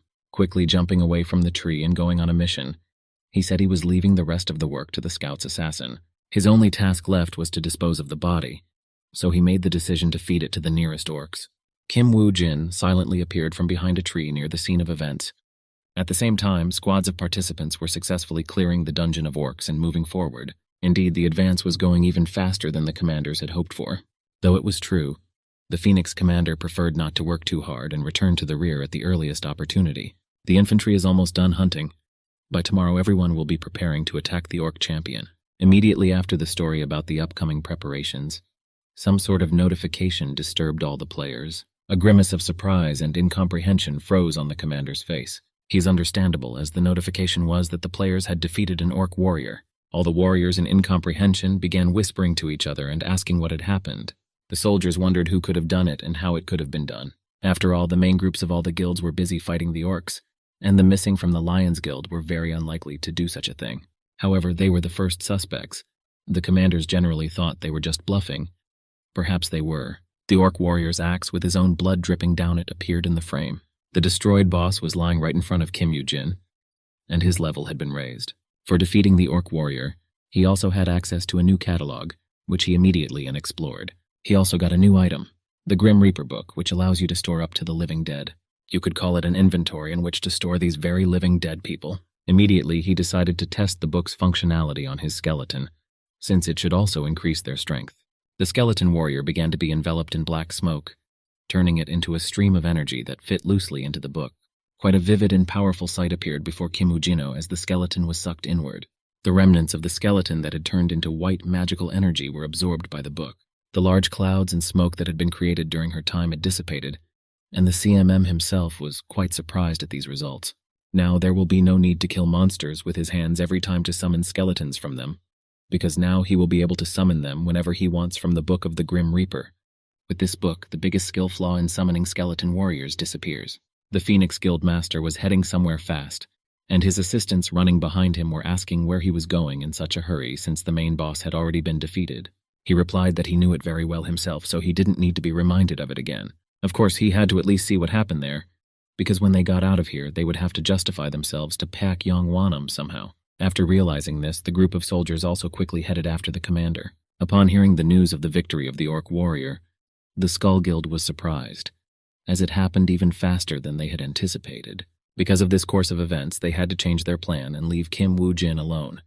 In the meantime, we should deal with the remaining targets. One of the guild wondered what had happened to the newcomer who had been left to clean up the mess, to which the white-haired guy replied that he had ordered him to follow him as soon as he was done. If their identities are revealed here, the higher-ups will be very concerned. In the worst-case scenario, they had to be prepared to commit suicide. So now, without wasting any more time, they needed to start acting covertly as much as possible. A sudden approaching noise diverted their attention as they were about to move out. It was a newcomer, but why was he approaching them with such a noise? Just behind his back were two skeleton warriors, Kim Woo-jin. Looks like he went and provoked Kima, causing him to give away his location. The two skeletons approached Skull's group, equipped with the orc warrior's newly obtained trophy axe and long sword. The white-haired boy screamed in horror at him, not understanding at all his actions and why he had brought these skeletons here. He urgently asked the master what they should do now, for the location of the entire group had been revealed. At this time, the master was thinking about the fact that it was likely that Kim Woo-jin already knew something about their guild and blacklists. Placing his hand on the hilt, he decided that he had to get rid of the guy right away so that the other guilds wouldn't rush to this battle or it would be over.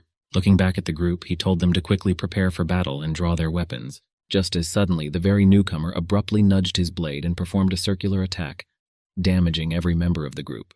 Bleeding from their wounds, each of them collapsed to the ground. The half-dead master looked back at the newcomer, unable to believe he could be so treacherous. However, when the newcomer himself threw off his cloak, underneath it was Kim Woo-jin, who was well disguised as a skull member. The master immediately recognized the face of Kima. He immediately understood where the rebellious skeletons coming to the battlefield came from. Black smoke began to emanate from Kim Woo-jin's eye as he sat beside the slain guildmate. Watching him, he realized why in past dungeon sweeps only half of the participants had survived. Using the eye of Anubis, he looked into the newcomer's memories but found no ties to the Messiah Guild there. However, even in the past, this guy has been listed as missing. Wearing the mask taken off the dead man, Kim Woo-jin decided that it was time to pay a visit to the Skull Guild. He was lucky enough to discover a connection between the Skull Guild and the Messiah, so he headed to his destination. The events after the guild members were injured showed up in the frame. Skeleton warriors slowly approaching the skulls. While they were busy with the rest of the gang, Kim Woo-jin himself was near the foreman. Once again, he decided that luck favored him since all the guys from the rookies' memories were gathered in one place. He stepped even closer as the huge skull of an orc skeleton dangled above them, controlling the situation in Kim's favor. The skeletons didn't hesitate to quickly dispose of the rest of the group. One of them swung his axe at the orc warrior. In the last seconds of their lives, they begged to be spared or somehow negotiated a deal. It was probably useless to negotiate such a thing with a rebel, though, so he carried out his strike and killed the players. The still surviving master looked at Kim Woo-jin and realized that if he was killing so easily, it meant that he had done this sort of thing before. He didn't know who Kim was, but warned that he wouldn't learn anything from him. Slipping his hand into the inside pocket of his cloak, he realized that if he made it out of here alive, he would only be a liability to his leader. He quickly drew his katana and decided to commit suicide, for he saw it as the only way to do so. Just like a medieval samurai, he performed a real harakiri by stabbing himself in the stomach. Kim Woo-jin was surprised by such an act because he thought it was rather useless, though perhaps he should be grateful to him, for he has just proven that he has some valuable information to offer. Using the Eye of Anubis and looking into the memories of the already deceased, he began to see certain events there. The voiceover said they were going to work with Lee Sejuno to lay the foundation of the relationship and spread their influence. Some mentor was sending a guy to Korea to serve the Skull Guild. He believed that if those could take possession of dungeons and items in Japan, including anything that appeared in Korea, they could recreate an empire even more powerful than before, and then this empire will be called the Yamato State. There were two men standing behind Sensei's back, after which he asked to be allowed to introduce his student to them. These were members of Japan's elite who would help found the nation of Yamato. The student was pleasantly surprised and flattered by this encounter, considering it a great honor. Making a low bow to the floor, he couldn't believe he was going to meet the master archer and master swordsman. The events moved forward years to a time when he was already a master in the Skull Guild. Another member was telling him that there was a guy who showed up that they needed to get rid of when the A+ rank dungeon opened, because he was interfering with their brokers from Japan. Remembering that there was also a talented broker in Korea, he called out his name, Osi-chan. After completing the Eye of Anubis ability, he said that he had hoped for a cause from another direction, but it seemed to be his vanity after all. It caused Kim Woo-jin to feel nothing but disgust for the murdered man. Even in the worst of times, heroes trusted each other and fought together. But the master swordsman and master archer turned out to be traitors of the same breed as the dogs of Messiah. Kim recalled how he had conquered many dungeons with them before his return. They were always going forward to save the world. He really wanted to be like them. They were not only his teachers, but also his moral support, ready to back him up whenever he needed it. Were dear comrades to whom Kim Woo-jin could entrust his life. Even in the harshest of battles, able to lend a helping hand in time. At least that's what he thought before, but in reality they're no different from Lee Sejun. This time he couldn't let them accomplish what they had planned, so he immediately turned his attention to the target mentioned in the memoirs, O.C. Chain. It was a dungeon broker, and probably pretty talented since it's on the blacklist. The fact that it's not in Kim Woo-jin's memoir says the assassination was a success. As long as he remains on the blacklist, the attempts to get rid of him will not stop. They'll find him like moths find light. Kim Woo-jin also needed a broker who could find a dungeon for me, so things weren't going badly. It was time to get ready to go to the entrance of the dungeon. At this point, the two men in the car were debating whether it was always this quiet near the gate. One of them reassured the other because there was no chance that monsters could come out of the gate, so only silence could be here. However, once the players start coming out of the gate, there will be real chaos due to fighting over items. The guy didn't understand how guilds could fight each other. It was explained to him that except for the Messiah Guild, everyone would be trying to get at least an additional item. Son Binim. The senior aide wanted to just rest and sleep without worrying about anything, but his relaxation was interrupted again by the guy. The one got angry and called him very annoying, while the younger one asked to see the gate urgently. He turned his head and a look of surprise of exorbitant proportions was on his face. Kim Woo-jin, one of the first players to leave the portal, was coming out of there. In the real world, this was the first time we learned of a complete sweep of a rank A+ dungeon. The bloodied Kim Woo-jin fell to the ground and said that crowds of players were about to start coming out of the portal, so the doctors should carry a stretcher sooner rather than later. There was a massive showdown between journalists. It seems the situation was worse than before. Newspapers flashed hundreds of news stories about a murdered Skull Guild member, an unknown man defeating an orc warrior, and fights between guild members. Pak Yong-wan, reading all this angrily, crumpled up the newspaper at the unpleasant news. He was perplexed because the dungeon members couldn't find the boss killer. On the table lay a crumpled piece of newspaper with the caption, "Who killed the orc champion?" The commander involved in the dungeon assured that it wouldn't happen again. It just happened too suddenly. Pak Yong-wan, on the other hand, said he didn't care about it, because how would they be able to compensate him for the resources and time he spent? This isn't a charity business where he can give an infinite number of chances to people like them. He demanded to be paid back 5 times what he had put into the case in a week's time. A shout of surprise from the warriors echoed throughout the street, for it was an obscenely huge amount of money. When they left the boss alone with the secretary, he inquired of her about the condition of Kim Yoo-jin. She said that he was injured in the dungeon, to which the boss chuckled, because to be injured in a 1-story dungeon was considered a disgrace. However, the secretary objected, saying that it wasn't the monster that hurt him, which he himself had admitted to. Whether or not he was attacked by members of another guild, the truth might be hidden over time. So it would be better for them to hear everything directly from Kim Yoo-jin. Immediately, they made the decision to go to the hospital in person, the more so that telling such a thing to other people, Kim, would be very unlikely.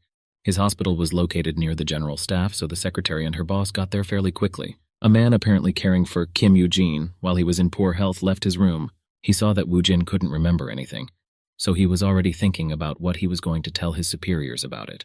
As he waited for his elevator, he speculated as to why the Pak Yong-wan faction had asked to include Kima on the team in the first place. The Gina guests came out of a nearby elevator and immediately glanced at the departing man. The boss thought that, judging from the expression on the man's face, Kim Woo-jin was definitely keeping his mouth shut. Upon entering his room, he immediately inquired about Kim's well-being. Immediately, Jin began to reveal that he suspected the Skull Guild of everything, even though he didn't have much information. Under the flickering memories of the battle with the orc warrior, he blamed them specifically for the battle with him. But the fact that they were all destroyed meant that the items were stolen by another group. He said that his last memory was of the guild using the stealth skill. The boss said that he was familiar with this skill, and now everything was clear, because the target of these guys was the orc champion, as well as the players for that matter. Kim Woo-jin began to say that he only survived because of the poisonous blood skill, and that if his attacker hadn't been exposed to that skill, Kim would have died. The boss called him lucky because he was the only one who survived the Skull's assassination attempt, even though they were all dead in the end. Asked about whether the Phoenix Guild had received any rewards, the boss said that he was very angry about it. He had lost a lot because of the Skull Guild guys. He couldn't just leave it at that and was going to dig up a great deal of information on the guild to reduce his losses. Swiping his hand furiously across the table, he asked what Kim Woo-jin wanted. CMM himself didn't understand the question and asked again exactly what he meant by it. The boss told him to stop screwing around because he had obviously come to him for a reason and originally wanted something. Kim Woo-jin agreed to such an offer and said he was looking for one person. He asked if the boss knew a man named Oh-se-chan, a famous broker in his field, whom Kim had no way of contacting due to his limited connections. The boss was surprised that Kim Woo-jin knew him, but told him to pick up the phone the next time he gets a call from an unknown number. He's an arrogant man who picks his own clients, but he's absolutely a professional. Lastly, the boss warned Kima that if rumors spread, the situation would only get worse, so he should keep an eye on it. Kim Woo-jin, however, replied that he knew that very well himself. The boss said that was fine, so he said goodbye and loudly slammed the door to the room. Putting on his slippers, Kim told himself that everything was going according to plan, and although Pak Yong-wan didn't trust him completely, but he didn't know anything about the connection between the Messiah and Skull Guilds. So as soon as he starts digging for information on them, Eli Sejin and the bow and sword masters will immediately turn their attention to Pak Young-wanu, who doesn't know that Kim inflicted these injuries on himself, will have to suffer, and while the guild leaders will compete over who is more nervous, Kim Woo-jin will be able to focus on improving his strength. Driving back by car through the evening city, Pak Yong-wan was already going through many thoughts. Somehow, despite the Skull Guild being quite large, they didn't have any sponsors, and that could only mean one thing. They make money transactions by selling items overseas. Now he needed to research black markets outside of Korea. Then he could meet the merchants familiar with them. The boss felt that he and these merchants were of the same ilk. Walking outside the hospital, Kim Woo-jin thought he should have been contacted by now. A few seconds later, his phone rang. As if on cue and very timely, this event happened. The voice on the other side said he'd heard something about him, and asked again if Kim wanted to make a deal with him. He responded positively, whereupon Oh-se-chan informed him that he had to check his skills first, saying that he would send the details of that later. Se-chan hung up the phone. The message he threw down next was an invitation to sweep a C-plus rank dungeon of kobolds. The white-haired guy from the guild was asking Hayun Nima, who the unfortunate person calling him this time was. It was a new contender for a buyer whose contacts he had gotten from Pak Yong-wan. Although the guy warned that it hadn't been long since the last assassination attempt, suddenly he wants to kill Hyeon Nim too. But he didn't care. He figured they could have had a truckload of guys like that and they'd all be useless. Either way, he'll be useless if he fails the test, no matter who he's working for. And even if he wants to kill Hong Nima, it means he has great skills.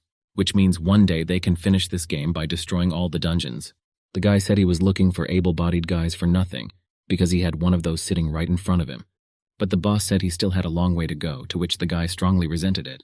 Anyway, he sent Kim Yoo-jin to the kobold dungeon, so he wants to watch what happens. The guy was surprised at the choice of kobolds specifically, considering it a bit over the top. He said that Hyeon Nim really doesn't think about business in such cases, although Kim can give up whenever he wants to. Kim Woo-jin himself was driving his old car up to the dungeon portal at this time.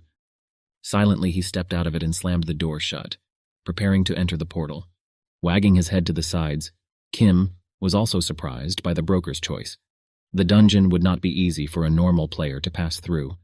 He jumped down into the ravine aiming for the portal, and thinking that the kobold problem could only be a real problem for players who didn't know how to deal with them. At this time, the secretary was watching Kim Yoo-jin's actions through binoculars. She reported into the walkie-talkie that the Kim was already approaching the dungeon.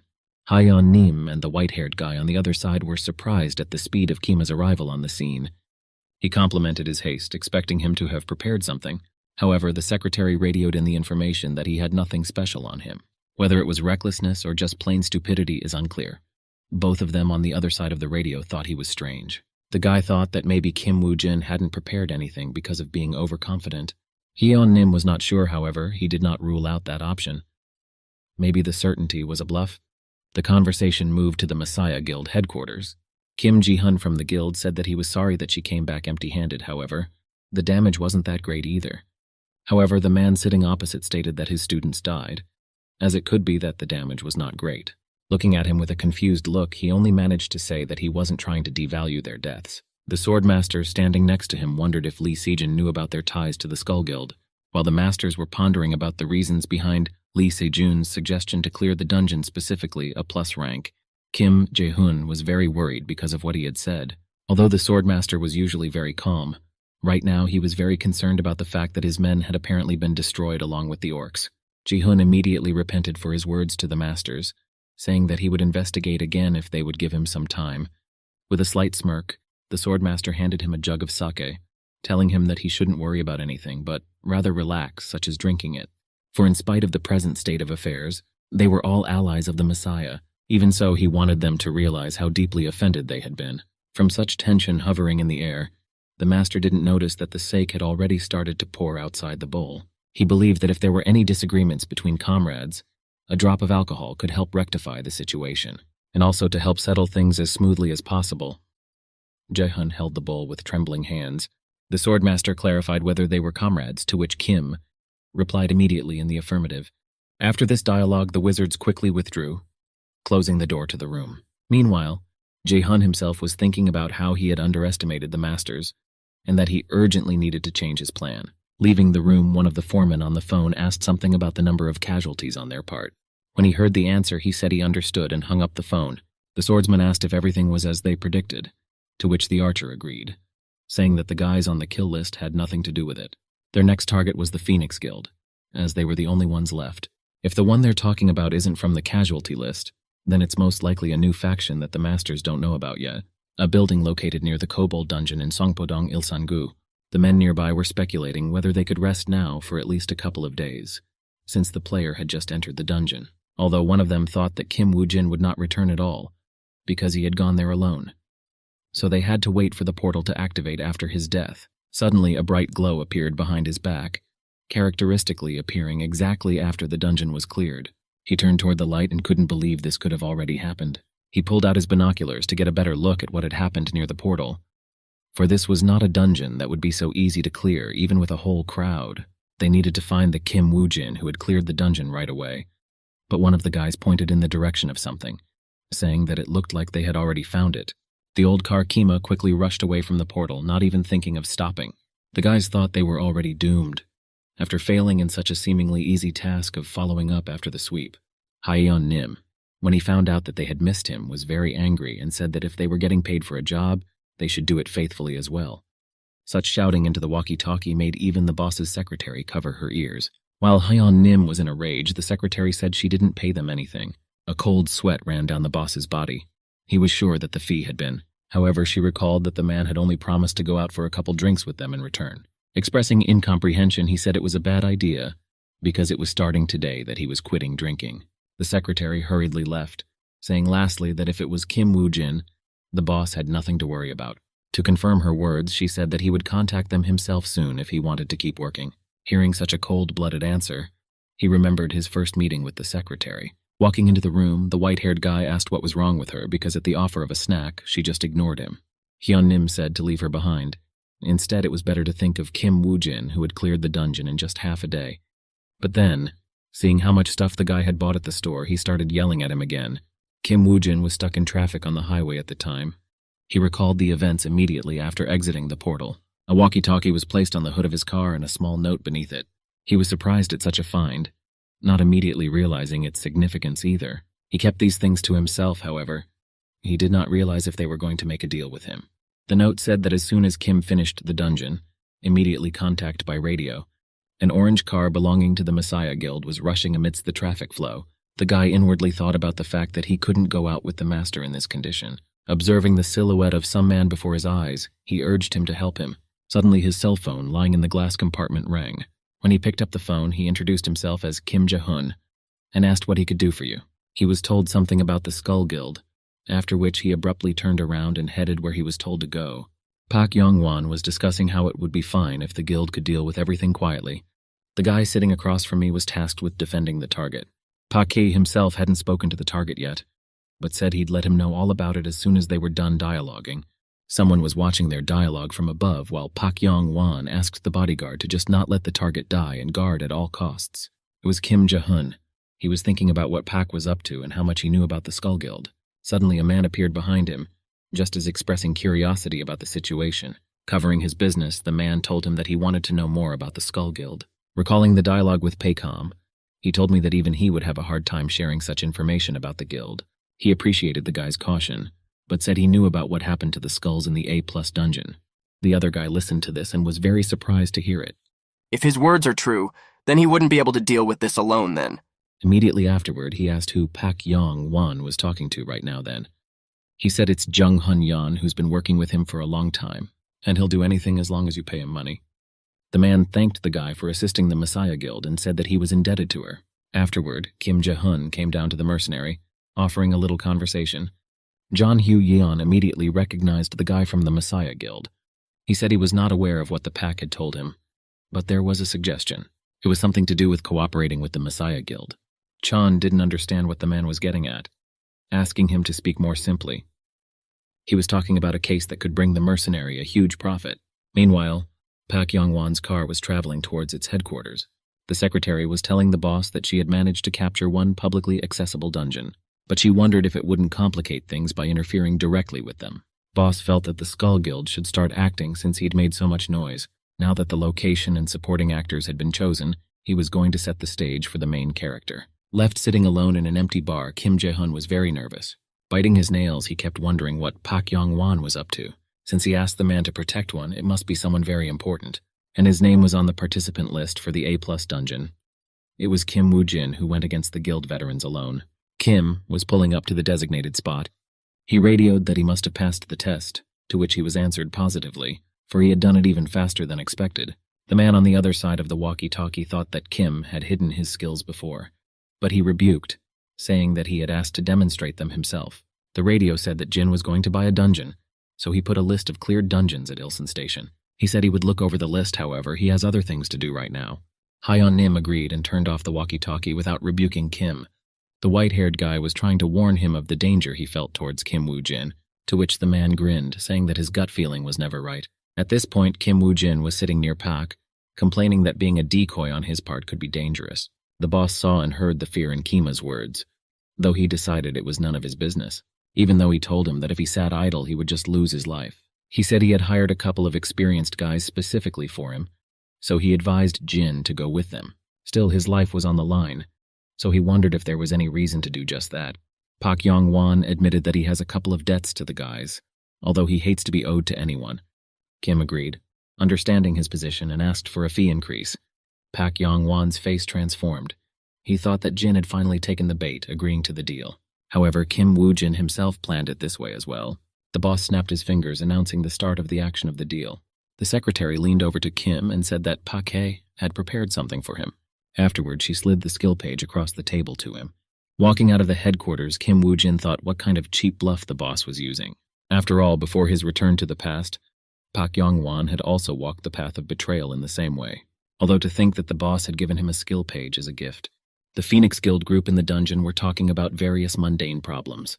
The commander got tired of listening to this whining, so he told everyone to shut up immediately. He thought it was Pak Yong-won who left them here. However, one of the soldiers thought they couldn't even know who was really at fault.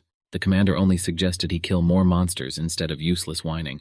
Their dialogue was observed by an unknown person wearing a Skull Guild mask. At this time, a group of men gathered under one of the city's bridges. It has been delivered to the phone that all preparations have been completed, so everything will be done soon. The call was addressed to Pak Yong-won, and after saying that, he immediately disconnected himself. Looking around at the guys in the neighborhood, he clarified that his job was only to hand over the Kim Woo-jin to them, to which they agreed. However, it seemed to him that the fee for such a difficult job was too low. Kim Jae-hun assured that the mercenary would be able to get more immediately after the mission was over, but he replied that if Ji-hun could arrange a deal with the Messiah, that would be enough. But he replied that there was no way he could arrange such a thing, as it was a personal request, not related to the guild. Immediately afterward, Kim Jae-hun left the meeting place in his automobile. The mercenaries realized that they had found a real gold mine, thanks to which they could be well enriched. He was surprised that the Messiah Guild even had such people in the guild, not like Lisi Juna at all. Although it didn't affect them much, they just had to make the right use of the opportunity they got. At this time, a group of heroes cleared another dungeon. Everyone from the Skull Guild survived, but what happened to Phoenix? This question was of great interest to the instructors, who ran up to those who had come out of the portal. After all, these people were true professionals from the Pak Yong-won faction.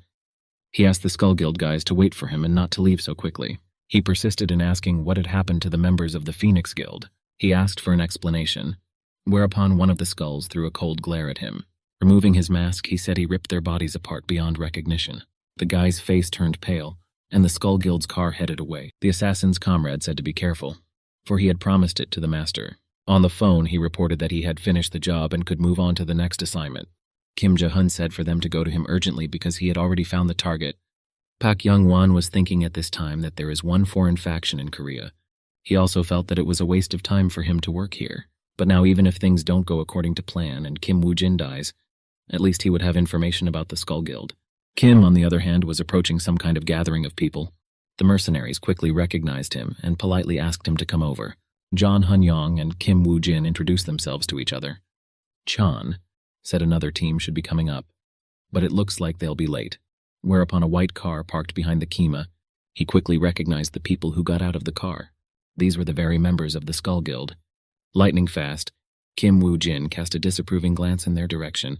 He then asked the mercenary where the restroom was, to which he offered to go there together. Quickly, they moved together toward the nearest restroom. Once they were alone, they immediately realized who was who. Chan, bodyguard of Kima.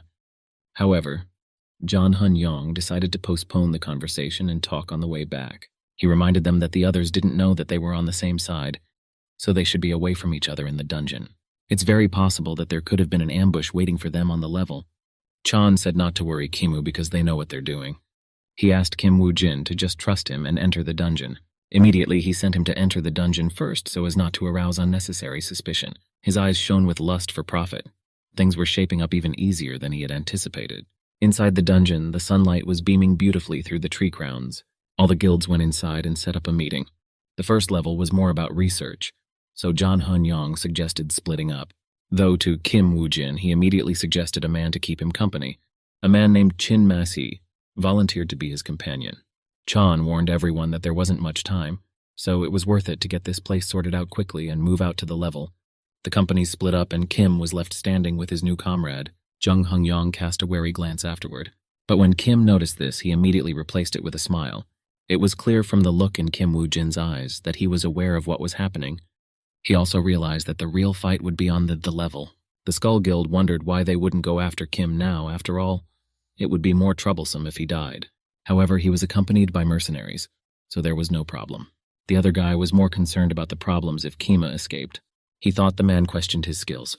He asked not to be offended, saying it wasn't like that. At that time, Jung Hung Yong was wondering what Kim was doing. It was reported to him that he was hunting orcs using the poisoned blood skill. The guys in his group said he was too worried, and they would have no problem controlling the Kima. On the contrary, he was worried about how easy it was going. He was going to go to Kim to try to rub his trust in even more. His group went in search of Kim Woo-jin. Just now he was here. However, he could not be found nearby. By the smell of blood, the Chan was sure it was the right place. And why Chin Mek wasn't shown was also a mystery. Something wasn't right here, and Jung Hung Yong felt it. One of the group noticed the corpse on the ground, calling out Chona to him. In front of their eyes lay the fresh corpse of the recently recalled Chin Wook. On the other side lay a bloody Kim Woo-jin. The mercenary ordered that the summer Chin Wook be examined first. The rest of us, however, surveyed the neighborhood while the mage had to heal his. When he ran up to it, he saw something that caused him to experience intense surprise and even shock. Jin Wook had a horrible bloody cough. The medic said it was very bad and it looked like he had a neck injury. He asked him not to move so he could stop the blood. As he nuzzled his neck, Chin Uk managed to point his finger at Kim Woo-jin. He looked back, but the Kim showed no signs of life. The medic thought that the one cared a lot about the death of Kim Woo-jin, to which he said that they would hand him over to the customers anyway. John Hun Yong didn't understand what happened and asked for an explanation from the medic. Toth said he hasn't learned anything yet, but Chin Uk is in serious condition. Jung Hung Yong realized that they couldn't fight. After all, they were on the same side. At this time, he remembered how Kim Ja-hun had warned him of danger and asked him to make sure no one found out about the mission. The medic, at his limit, asked to think about the situation later, as the Chin MC was bleeding to death. Suddenly, a skeleton warrior like the ones the Kim can summon rose up behind him. Feeling and hearing him, he immediately shifted his gaze behind his back. Before he could react properly, the skeleton struck, cutting through the medic. Blood immediately gushed from the wound he had received. The squad was shocked at such a sudden and swift attack. Chan immediately realized that Chin Uk was wounded in order for the medic to be left alone. He immediately said that Kim Ja-hun had most likely deceived them. The rebel skeletons began to approach, and the squad stood in a circular defense. At this time, the Skull Guild guy was urging the other to conserve his energy. Thoth said that the monsters probably thought he was handsome, which was why they kept attacking him. Although the guy said it was more because of the big guy's horrible smell. He complained about the cologne he was using, but the man didn't think so. The guy once again warned that there are many monsters sensitive to odors. He also said there are more big guy fans approaching from behind him. Beast-like monsters attacked him from behind, but without much trouble he grabbed one of them with his hand. A second hand encompassed the unfortunate monster's paw. The big guy's predatory gaze looked more dangerous than the gaze of most monsters. After that, he simply tore his attacker to pieces. The beast on the other side was about to make a surprise attack. His claw and fist on the other side headed toward each other, although the skull member's punch was much more powerful and completely broke through the monster's defenses. Literally, with one blow, he was completely defeated. Droplets of the monster's blood stained his face. The remaining beastkin was still looking at him, waiting to engage in battle. The already bloodied Chan asked the Kim how dare he betray them. But he said that for a dying man, John Hun Yong is not too honest. He was no longer surprised by players using power for their own gain. But Chan had surpassed all boundaries. He remembered the man saying that each person's worth was measured differently. A dialogue from memory came up where someone asked what was so special about Kim Eugenia. Pak Yong Wan asked to keep him alive, which means there was something important about him. John Hun Young showed off the scars on his arm, calling them a Hyung Nim hobby. The markings represent the number of people killed by the mercenaries. A guy on his squad said he wished he could get more kill deals, because they pay very well for them. Chan said that everything has a price, even human life. Leaving the group discussed whether they should kill in a way that matched the price tag, and their entire dialogue was overheard by Kim Woo-jin, sitting hooded at one of the tables. Taking the blade out of his inventory, he said he was getting curious. John Hun Yong was scared to death because he realized that these were most likely the last seconds of his life. Kim Woo-jin's curiosity lay in the price of John's life. With one precise strike, he decapitated him and immediately decided to leave the place. Kim Woo-jin found the last monster preventing him from moving on to the next dungeon. Looking at him, he said it was well past time for him to move on to the next level. Since the Skull Guild guys are already waiting for him, he killed the last goblin, after which the entire dungeon floor was cleared out. The Skull Guild saw a sweep of the first floor of the dungeon on the side of the forest. Though the Skulls guy didn't understand how it happened, since the Chan should have sent him a signal after finding the last goblin. Another participant said that judging by the reaction, things are not going as planned. The first level had been cleared so unexpectedly, so he thought that Chan and his group had gone to the D level, expecting them already there. Without wasting time for long deliberation, the whole squad headed towards the mop-up site. Guy, on the other hand, thought that Chan's group had realized their plan and decided to be proactive. Kim Woo-jin was in front of the giant gate to the level of the dungeon at this time. He leaned his hand against one of the large doors. The gate opened in front of him and white light began to break through to the level. The game notified him to move to the next level of the dungeon. At the same time, at the headquarters of Pak Yong-won, the issue of items was being resolved. The secretary called one player's purchase of liquid flasks strange.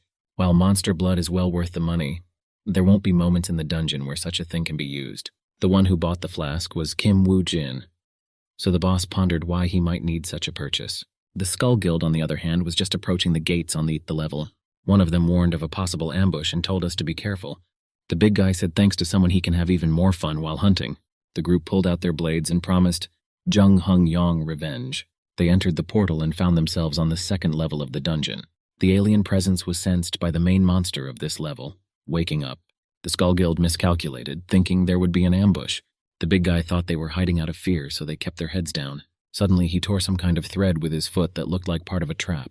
Before he had time to fully consider the situation, he only cast a glance at the spot he had latched onto. A handful of arrows flew towards the person who activated the trap. Not only him, but the entire group had no problem defending themselves against the surprise attack. Suddenly, it appeared that there were flasks of blood attached to the arrows. The flasks broke and stained all the squad members with it. The thug didn't immediately understand the point of such an attack, though he quickly realized that the contents were indeed blood.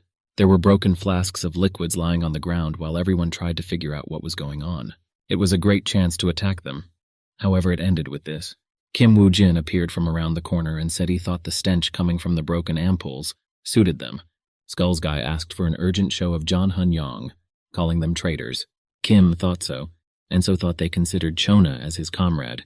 He said that he knew all of the Skull Guild's plans for the attempted assassination of Chona afterward. He also felt that this was not a good time for idle chatter. The squad prepared. A large puddle of water appeared behind the squad, with air bubbles coming out of it. Guild noticed it, however. She herself didn't realize what the creature was either. A huge monster that looks like a mixture of a dinosaur and a lizard is completely out of the water. The whole group raised their shocked gaze at him. The first swift bite killed one of the participants. Cold sweat ran down the face of each of them. The beast raised its head above the guild, holding one of them in its jaws. The guys began to realize the huge involvement of Kim Woo-jin in the incident. CMM explained that the liquid in and on the flasks belonged to the goblin. It is also a favorite snack of the warrior lizard. He suggested they all make a great snack for the monster. Whereupon the squad promised to kill Kim. Matsumoto rushed at Kim Woo-jin, abandoning his comrades. The big man said he couldn't do that, no matter how angry he was. The blades of Kima and Matsumoto clashed, heralding the beginning of battle. Overwhelmed with rage, he said he would scratch his eyes out alive. Kim called these threats ridiculous because he is not capable of anything else. Suddenly something caught his eye, temporarily distracting him from the battle. Matsumoto held the sword of a master swordsman in his hands. Before that, he had thought him an ordinary guy, but seeing that he was an ordinary student praised him. Matsumoto was surprised and didn't understand how this came to be known to Kimu. The guys who were left to fight the monster were looking for the rest of the Jung Hung-yong group. One of them thought that Kim Woo-jin was not the main and only problem, while the big guy was holding back the monster. He asked him not to hesitate and to help in the battle more quickly. But that one was worried that John Hun-yong might attack while the Skull Guild squad was scattered around. And if that happens, their chances of survival will tend towards zero. The blades of the Kima and Matsumoto were still paired together. "Matsumoto," he asked, wondering how the man knew about the master's training. To which Kim only said that the master is losing his grip by teaching students like Matsumoto. Kim Woo-jin liked the fact that he succumbed to his provocations, but he still considered him a strong opponent. He thought it would be hard to defeat him with a single sword, but the idea had already crept into his head. Matsumoto moved a short distance away, then struck first again. Dodging the attack, Kim Woo-jin jumped on him from the air. Matsumoto only looked at the tricks portrayed by Kim. Suddenly, a stream of blood spurted out of Kim Woo-jin's mouth. Before he could react, Matsumoto's entire face was covered in a bloody layer of blood. Afterward, he crouched down and screamed in pain. He said how dare he spit blood in his face. Of course, he was poisoned with hemotoxin, causing his stamina to begin to diminish. A prolonged fight would be to Kima's advantage, so he decided to finish him off now. Gathering all his strength into one attack, he raised his sword above his head. Kim Woo-jin was wary, recognizing a similar style. Perhaps it was inherent only to those chosen by the Halo. It was obvious that Matsumoto was preparing a really serious attack. Carrying out his first strike, he activated the Blade of Destruction skill. Kim Woo-jin was more serious than ever and focused on parrying. The large blast wave from the impact spread dozens of meters away from the Matsumoto. Though the blow was powerful, the hemotoxin poisoning was beginning to take its toll on his body. His hands were beginning to tremble, making even a simple task like holding a sword difficult. He seemed sure he had destroyed the Kima before it showed itself behind his back. But how he dodged the Blade of Destruction was the question that interested him most right now. A few quick piercing punches struck the Matsumoto. Poisoned by the poison, he couldn't fight back much. So he took all the blows. It was as if a dying memory had appeared in Matsumoto's mind. A flashback where he trained to use the Blade of Destruction as his teacher. The swordmaster praised him for his quick learning and being able to repeat after him so easily. However, Matsumoto's hand began to tremble after using this technique only once. Therefore, the master said that the one should refrain from using the skill against an enemy who knows his weakness. The master said that if anyone could dodge such an attack, that opponent would most likely be the one to kill them. It seems that this opponent was Kim Woo-jin. As he was dying, he remembered his teacher, telling him that he had finally met the right monster. The thug and the remaining guy spotted the dying Matsumoto and shouted out his name. The monster, however, took advantage of the situation and delivered his blow, knocking the weapon out of his hands. That blow was incredibly strong. The monster had a very good hand on it. The guy thought that all of his fellow guildmates reveled in being apprentices of the master, although in reality they were almost useless. Jung Hung-yong and his band didn't even show up, so he had no chance of winning. He approached Kim Woo-jung, offering a truce, for he thought it was not necessary for them to fight. The guy was suggesting that they mop up the dungeon together first, since they could just become food for the monsters. But with a smirk, Kim said he didn't need to worry about that.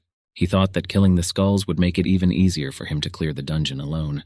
The confused look on the last survivor's face indicated that he did not understand the word Kima. Just as suddenly, a skeleton arm summoned by his spell appeared from under the ground. And he wasn't alone, Kim Woo-jin called in a grand. Besides, Kim couldn't trust someone who had tried to finish him off a few moments ago. Seeing his strength, the guy realized that the Jin possessed more than just a blood skill. He was being attacked from all sides. No sooner had he recovered from the Kima skeletons than a large shadow suddenly appeared behind him. A lizard monster with a huge open mouth immediately attacked him.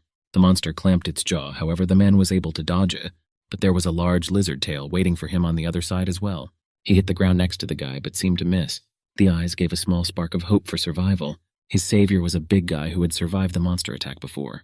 In a murderous voice, he addressed the guy as the dog of the Messiah. He said he had been asking for help for ages, but now he was standing here begging for mercy. As he hesitated, the reptilian tail went into a circular attack again. Twisting, he trapped him in a veritable trap with no way to get out.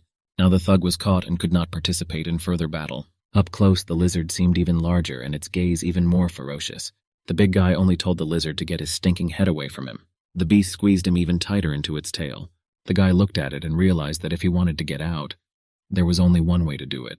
He realized that he couldn't handle Kim Woo-jin by himself, so the best solution was to get out of here first and hide until the others have cleared the dungeon.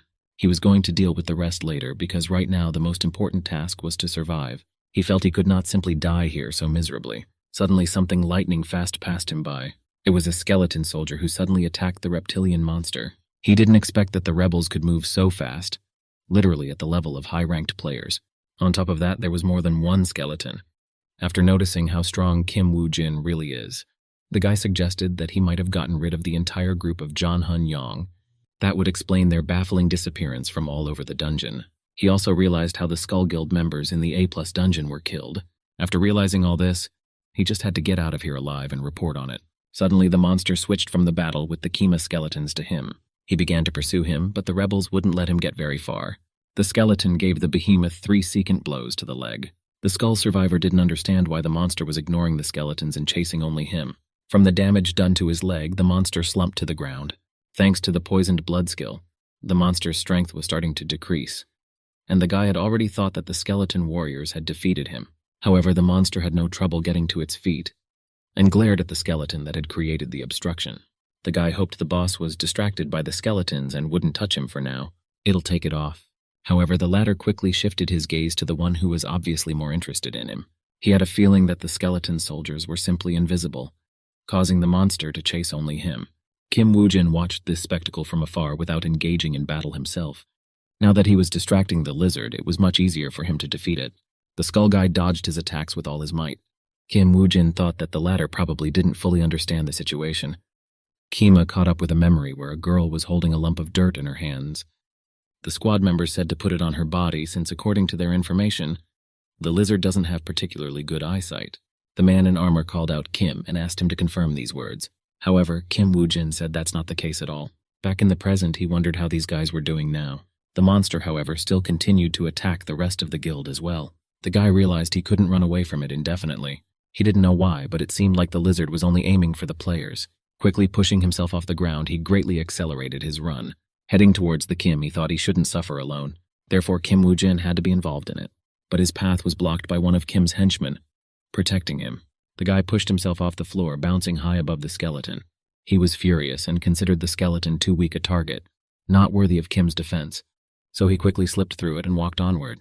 But there was another one waiting in his way who had already swung his blade. He just didn't have time to react to such an event, causing him to be fried by that punch.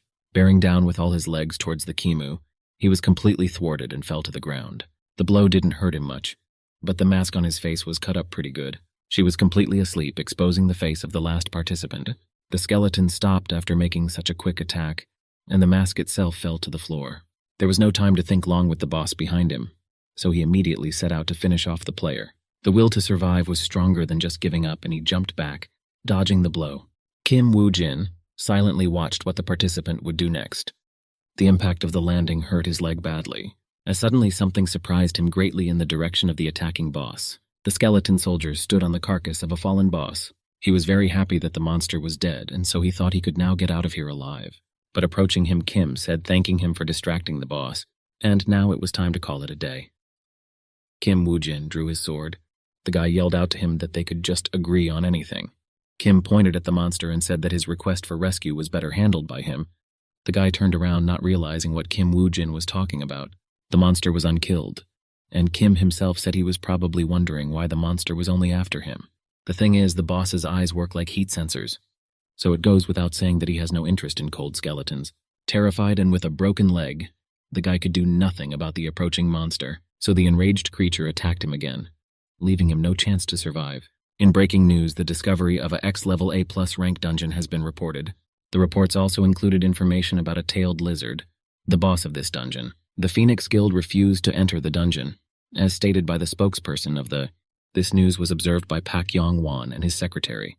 To think that such a problem occurs exactly when PK is going to clean up a level, the dungeon.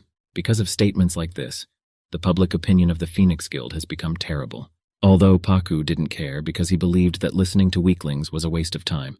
It was also reported on the news that the Messiah Guild is postponing its entrance to the dungeon. In the comments, however, all users shared Messiah's opinion on delaying the sweep. Hyeon Nim saw that the Messiah Guild had also postponed their trek. Apparently, they don't call it the Snake of Death for nothing, the guy said, mentioning the monster of this dungeon. Before this, no player has ever come back alive after hunting this boss before. The boss reasoned that he was puzzled by the appearance of such a monster in the country, since there was no information about him yet. The people accepted the postponement of the Messiah without much trouble. But was it all so superficial? Suddenly he got the idea to check something out, after which he was surprised. He asked the guy what he thought would happen if all the guilds delayed their entrance to the dungeon. He replied that until some group of brave guys got together, it was unlikely anyone would go there. And later, the government would get involved. Simply put, the dungeon will be conquered on a larger scale, however. What if someone defeats the lizard at that point? He replied that they would become more famous.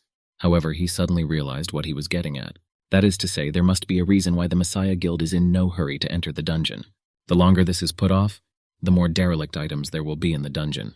At this time, Kim Woo-jin obtained the achievement Warrior Lizard Hunter and increased his level. Also, the rank of the Poisoned Blood skill and the rank of Skeleton Warriors has increased. The Messenger of the Underworld bestowed his favor on him. It was over faster than he had anticipated, thanks to the fact that Skeleton Warriors don't have body temperature. But since he got involved with guys who have ties to the Messiah Guild, now it will be hard for him to move around freely without people watching him unnecessarily. In his hands, he held a sword made from the shell of an armored turtle fashioned from a dungeon. It was a weapon used by a master swordsman, so it was a pretty good option. He gave it to one of his skeleton warriors to use as an armament. The skeleton gladly accepted it, and in the reflection of the blade, he saw his own gaze. As he approached the slain Matsumoto, he said they should talk, and prepared to use the Eye of Anubis. The dungeon has been cleared, notified to the normal world. The instructor ran up to him, praising him for a job well done and wondering where the others were. Kim Woo-jin replied that everyone was killed except him. The instructor asked for more details because he had to make a report to the guild. Kim. He replied simply to put in the report that the warrior lizard was stronger than the group had anticipated. While the instructor was knocking on the door with Kim, the latter was already on the phone. He said that everything happened as Pak Yong-won expected, and he was attacked with the sword of a master swordsman. The master is an important member of the guild as well as the head of the Yamato faction. He was certain that the Yamato were the main branch of the Skull Guild. Kim Woo-jin reported that other than that, nothing else has been discovered so far. He said he would contact him later and dropped the call. The red recording icon flashed on the back of the camera as CMM left the room. He cast a glance around the abandoned room, waiting for such an event to happen. Before the mission, a bug was hung on Matsumoto because it carried a lot of weight for the Skull Guild. Immediately, he was told that the bug would be behind the TV so he would be aware of it. Kim Woo-jin had learned about it through the memories of the deceased. And now, he was worried about how the Skull Guild was going to deal with Pak Yong-won.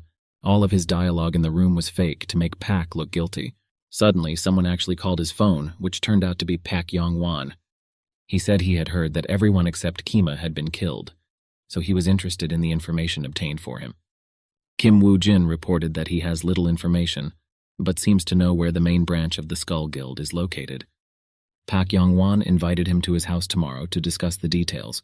After the dialogue was over, Kim got into his old car and started it up. He headed for the storage locker at Ilsen Station.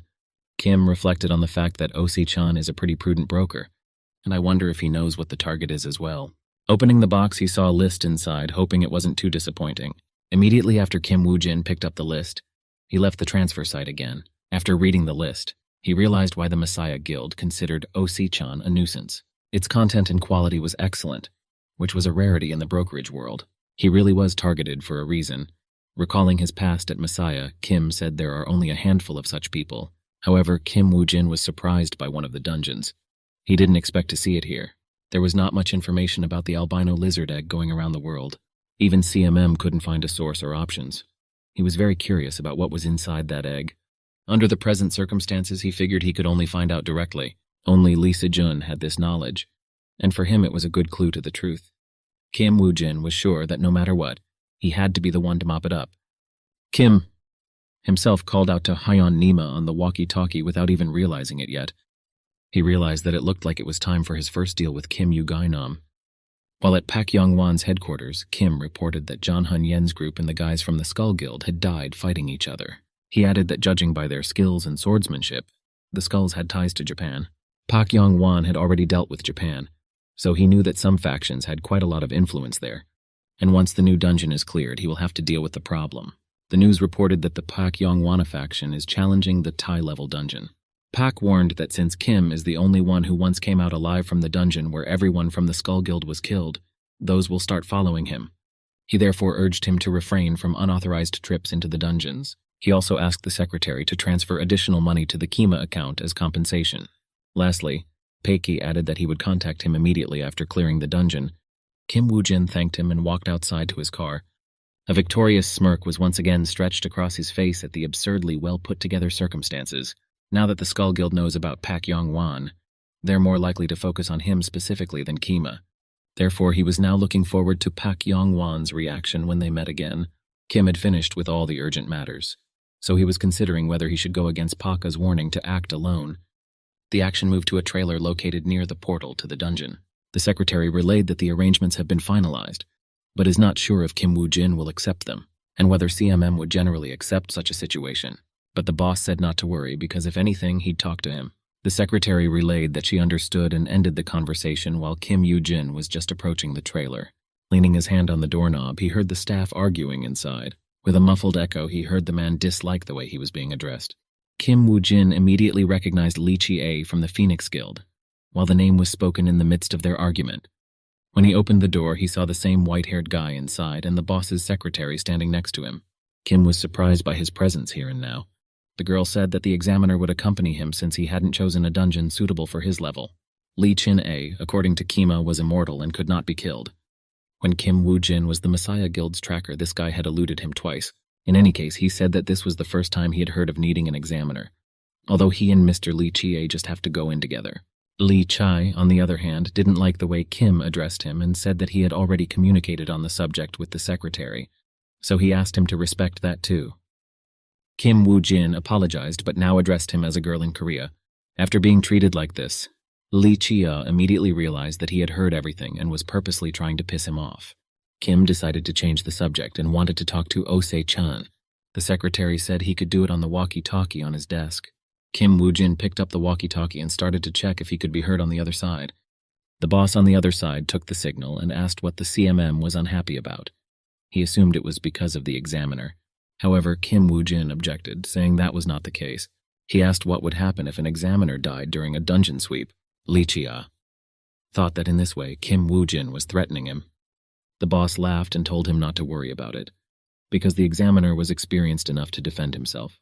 Lee Chie leaned over Kim, expressing the utmost displeasure. Suddenly he snatched the walkie-talkie out of the Jian's hands, about to say something to the boss.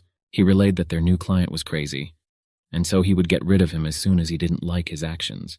The boss on the other side of the radio yelled at him for saying such things and in addition told him to eat less. Lee said his body requires thousands of calories a day, to which his boss told him to buy him a bottle of oil and drink it if he needed it that badly. The secretary said she believed the end of the conversation was here, so she got ready to escort them to the dungeon. Before entering, Li warned him not to even try to sly at him or anything like that. He said he hated men who bare their blades against him, and had yet to let any such man get away with impunity. Kim Woo-jin realized that judging from the memories he had received, he wasn't bluffing. He couldn't have imagined that he would meet the immortal Lee Chia here. The secretary reported to Hyun Nimu about the guys leaving, but was worried to make sure everything was okay. After all, if Mr. Lee Chie doesn't come back, it will be a big problem. The boss replied that in that case, neither would Kim Woo-jin return, becoming their enemy. The familiar bright blue light of the dungeon illuminated the local forest. A warning appeared in front of those who entered that in order to move to the next floor, the loot wolves must be defeated. Lee said he would try his best to ignore Kim because the latter pissed him off a lot. He said he would watch Jin single-handedly catch the direwolves and sat down to watch himself. Taking a seat on the nearest rock, he sent Kim to go do the job. The serious face of Kim Yoo-jin expressed a strange displeasure toward the examiner. Lee said that looking at him now makes him feel sorry for him. Taking a candy bar out of his inventory, he said his kindness can become a problem sometimes. He asked Kima to get on his knees and ask for forgiveness if he wanted him to help him out. Jin himself, meanwhile, was thinking about the fact that Lee had most likely received the blessing of the River Styx. Only people whose halo is the fierce life fighter can obtain this legendary skill. With this skill, even if your head gets cut off or your heart ripped out, you become an immortal who just can't die. I guess Li thought he was lucky to have an immortal body. Seeing Kim Woo-jin summon the first warrior skeleton, he was even distracted from eating the candy bar. In this way, he wanted to make Li doubt his abilities, and finally let him realize that it was just his obsession. The skeleton Kima was doing a great job killing the dungeon monsters. Lee said that Kim Woo-jin's friend is fighting well. He said he'd always wondered about the one mopping up dungeons by himself. But now it all made sense to him. The rebels were the real weapons of the Kima. However, he couldn't believe it, even after seeing everything with his own eyes. He's a frail little skeleton, and he swings his sword like a high-level player. In addition, as the level increases, the number of summoned skeletons also increases. With all this in mind, he realized that being an enemy of Kim Woo-jin was very dangerous. As Lee Chie expected, he was an unusual man. He decided he'd have to tell Hyun Nimu after he got back. Ellie said that Kim is doing just fine, so he doesn't think he needs any help. He'll say Osi-chan to Hyungnim about Kim Woo-jin's skills as soon as they're done. Kim answered him okay, whereupon Lai suddenly changed in his voice. Standing up from the stone, he said the man only seemed to speak to him informally. Suddenly, black smoke appeared behind his back like the call of a creature. Lee Chia quickly looked away from that and changed his gaze. A new crowd of skeleton warriors were summoned and surrounded the LIA. He didn't understand what was going on, so he asked Kima about why his skeletons had suddenly become dramatically more aggressive. Kim Woo-jin recalled how he asked to sit on his lap and beg for help. Lee Chie played dumb and said that of course it was a joke. He claimed he was just joking and pleaded guilty, not wanting to offend. Suddenly Lee Chie tensed in his legs and prepared for something.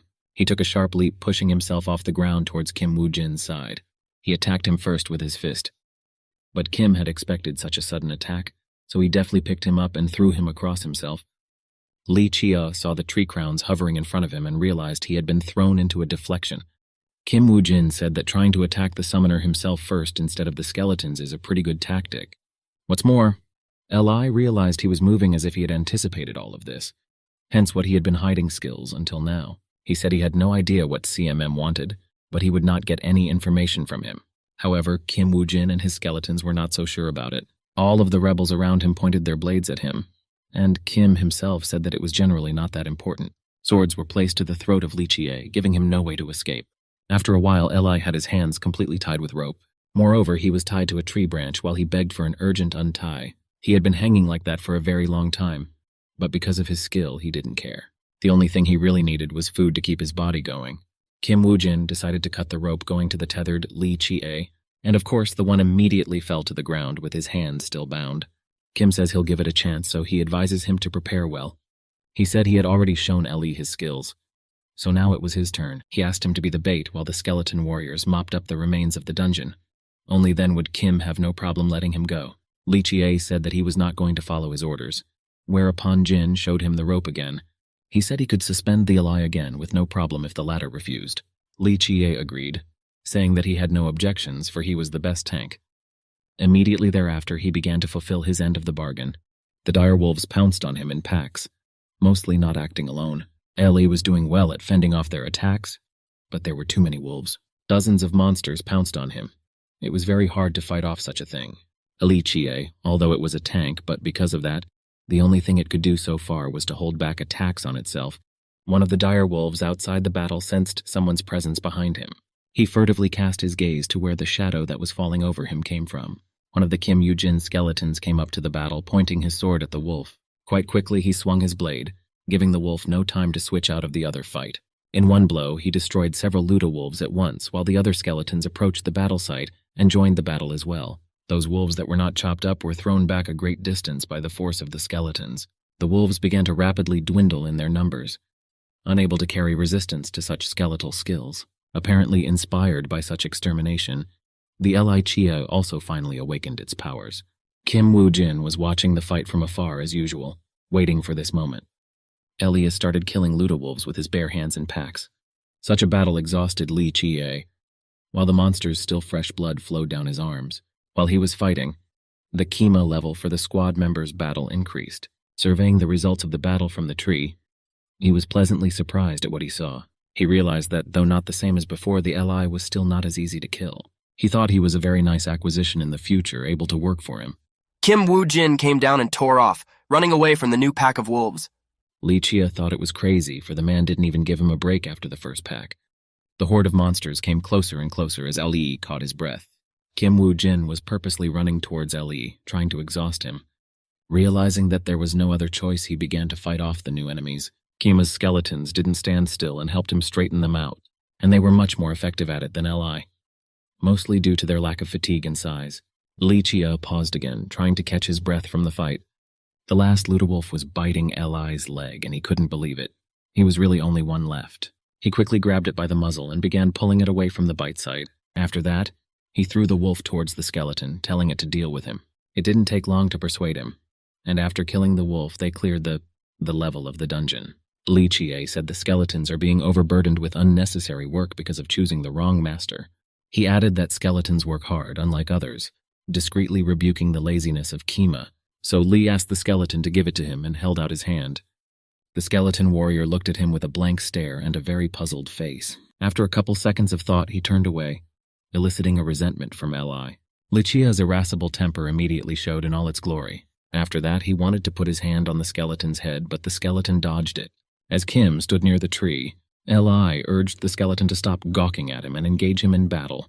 Kim Woo-jin realized that he was not quite what he remembered him as last time. It was a mighty man with an immortal body who fought against the Messiah Guild. Li Chia at that time was one of the most powerful people the Kim had ever recognized. So looking at him now, he didn't see at all the anger that had been in him before. There was undoubtedly a trigger that changed it. Perhaps that trigger was the death of Osi-chan, which meant that there was a high probability that the Messiah Guild would be eliminated from the blueprint of the future. Li, on the other hand, was thinking about the fact that he didn't know Kim Woo-jiana's intentions, but he wanted to understand them. After all, it baited him with exactly how many monsters he could handle without dying. and this was happening continuously right during his recovery. He began to realize that only someone with more experience could have done this. After all, this kind of feeling is not just a high-level ability. He didn't want to admit it, but Kim was superior in every aspect. Immediately, he approached him and offered to move up a level. He warned that the second level would be much better than here. They approached the newly opened gate after clearing the location. Li Chi-a complained that he was very tired and thought he was going to die altogether. He also added that he had labored all day, so he deserved a break. Kim Woo-jin silently pulled out flasks of blood from his inventory. He asked him if he was a good runner, while Li wondered why he needed those elixirs. Li Chi-a was surprised at such an unexpected question and asked why he needed to know that. Suddenly, Kim Woo-jin smashed several flasks on the ground. Li Chi-a didn't understand what was going on and asked him for an explanation. Kim Woo-jin only smiled and said that he should start running away right now.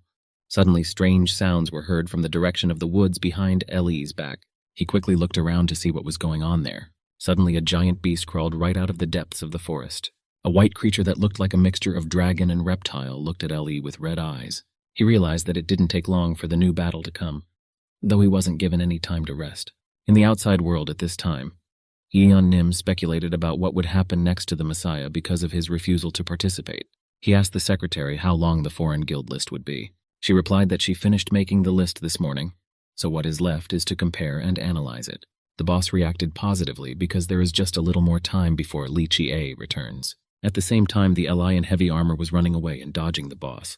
Already exhausted, he was running around and didn't realize one thing.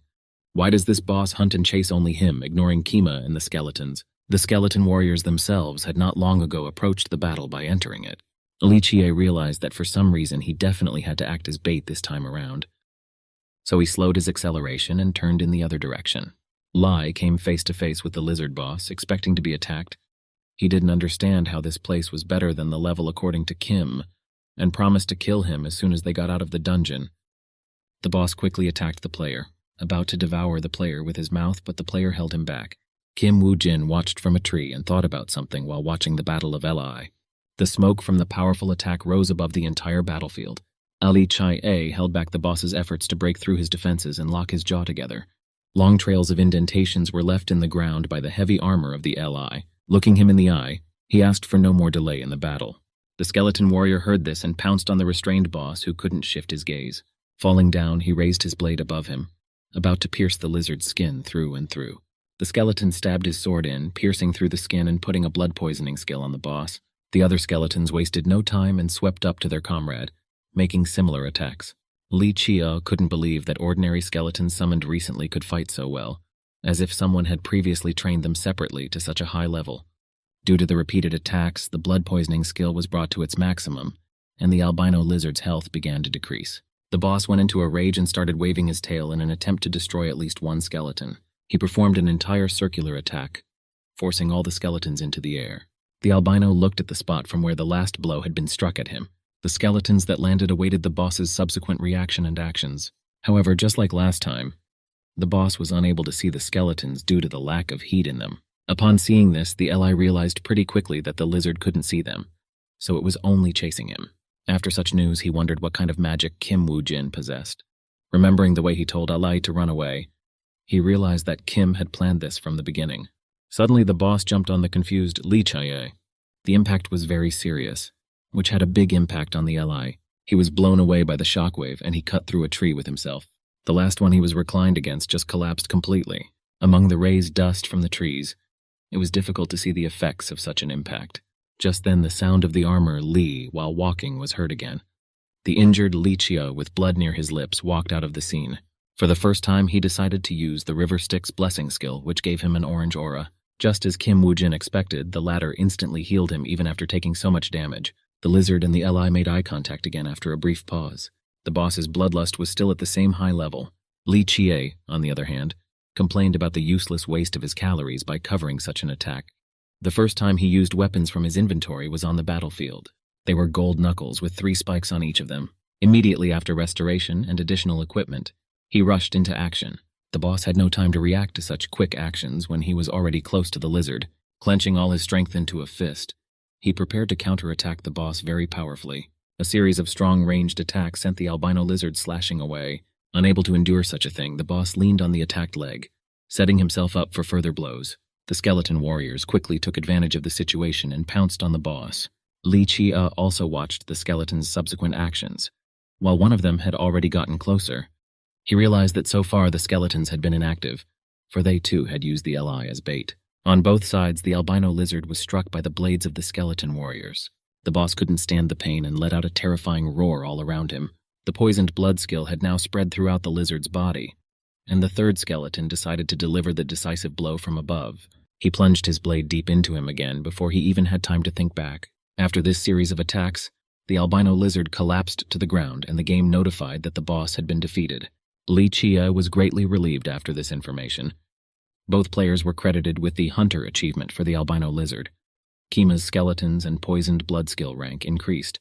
They were given a catalog for their passage, and the messenger of the underworld again admired the results of the Kim Yu-jin. New monsters, more dangerous than the previous ones, awaited them on the next level. With a weighty attack, they easily smashed the skulls of skeleton warriors. However, the skeletons themselves had also gotten bigger. They were also now equipped with armor. One of the skeleton warriors slammed into the monster's body and tried to tear it down. After a brief attempt, he was rolled to the ground with his feet upside down, becoming an easy target for them. The skeletons easily finished him off with their blades. Kim Woo-jin thought that this kind of skeleton tactic was rather stupid, and after a while they would all lie down one by one, so more should be summoned. Having destroyed the trolls, he did not get the coveted attention of the messenger, much to his surprise. He wondered who this guy was that Nimbus favored so much. Li Chia wondered what Kim was doing there, for he was very hungry. He told him it was time to get out of here if they were already done. Li asked if there was anything else left that made them not come out yet. Kim Woo-jin, replied he. What was left was just the most important thing of all. Kim leaned his hand on the corpse of the albino lizard, inspecting it, while the Jin was minding its own business. The game officially notified that the dungeon had been completely cleared out. He decided to walk the entire length of it looking for something to... Having found a certain point, he said it was here, whereupon he struck the place with his sword, cutting the exterior of the... Looking inside the cut, he was very glad he had finally found it. The albino lizard egg was the purpose for which he was doing it. The Messiah Guild had gone far and wide for what was in that egg, and right now he was about to find out what was inside. Li Chia realized that the condition for clearing this dungeon was to protect the item. He had forgotten about it since he had been going back and forth all day, but now he wondered what Kim was going to do with the egg. Without thinking, Kim Woo-jin smashed the top of the egg with the hilt of his sword. Ellie said they can't know what's in it, so there's no need to break it down like that now. However, it was too late for excitement. The eggshell crumbled to the ground. A blue light began to emanate from the innards of the egg as Kim looked there. Inside was a new skill page that could be used. Kim Woo-jin was not very happy about the finding, while Ellie was greatly surprised by it. Taking the page in his hands, he read what was written on it. The skill was the power of apophysis, and its effect was resistance to any kind of poison. Recalling the past, Kim spoke of the king of deadly poisoning who dealt with all types of poison, yet was not harmed by any of them thanks to this skill. It was a bad guy who uses people at will and then brutally kills them with poison afterward. At the height of its crimes, the guild said it would try the king of deadly poisoning. Many have parted with their lives in the judgment process. Even now, Kim Woo-jin remembered every comrade who had died at the hands of this man. Also, Kim had never heard of this skill before, but the king certainly couldn't have stolen it. The only other option is that the Messiah Guild gave it to the Death Poison King on purpose. That is, they deliberately created it to look like saviors. Lee Se-jun once again made Kima realize that the deaths of his comrades were in vain, and if Kim Woo-jin had possessed this skill right away, their deaths would never happen again. Jin ripped the skill page, acquiring the properties of the apophysis power. He was once again convinced that he would need to kill Lee Se-jun with his own hands. Li Chia was agitated as to why Kim was so angry after all. He kept all the reward for himself. The shrill sounds of a portal appearing in the real world spread around the neighborhood. Kim and Ellie quickly left the dungeon and went into the trailer next door first thing. Going through the bag of groceries, Li Chia thanked Esi-chan for his foresight. He was very hungry after his grueling trek through the dungeon. However, the package did not contain the expected food, only bottles of mineral water and a walkie-talkie. The boss's ear itched at this point, thinking someone was bringing it up about him. The radio beeped, and the boss was pleasantly surprised as the guys cleared the dungeon faster than he had anticipated. He praised them for getting through the dungeon in less than a day and asked how it went. On the other side, very briefly replied that it wasn't bad, and in return asked if anything unusual was going on outside. The boss quickly Googled information about Pak Yong-wan and his band, and replied that there was nothing yet. However, he said there was a problem with foreigners. The boss also informed that the dragon hunter had recently caught a golden dragon in the Thai-level dungeon. Kim recalled that as soon as the first golden dragon appeared, people were only interested in its hide. They thought that armor made from this hide would open up a new world to players, but it was the golden dragon's stomach juice that changed history, not its hide. He wasn't sure how it was used due to being banished. However, it was later found to be helpful in removing seals and curses. It was with the help of the golden dragon's stomach juice that the seal was also removed from Balmung Lee Sejuna. While it didn't help Kimu survive, its value exceeds expectations. That's why Jin had to get him before people knew about him.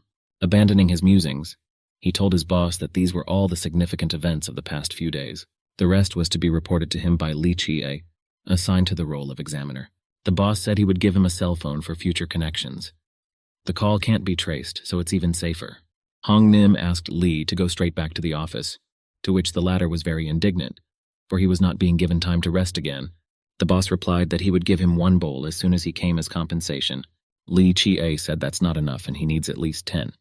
He took the walkie-talkie from Kim Woo-jin and got ready to leave the trailer. Throwing a scornful glance at him, he hoped he wouldn't have to deal with Kim again in the future. Jin, however, didn't understand why he was looking at him so strangely and averted his eyes. Li Chie slammed the door loudly and demonstratively and left for the boss's office. The next day, they met early in the morning on a Hen Nima call. Li just wanted to finally get some sleep. The boss said he called him in so early because he was reviewing the plans and trying to expedite them.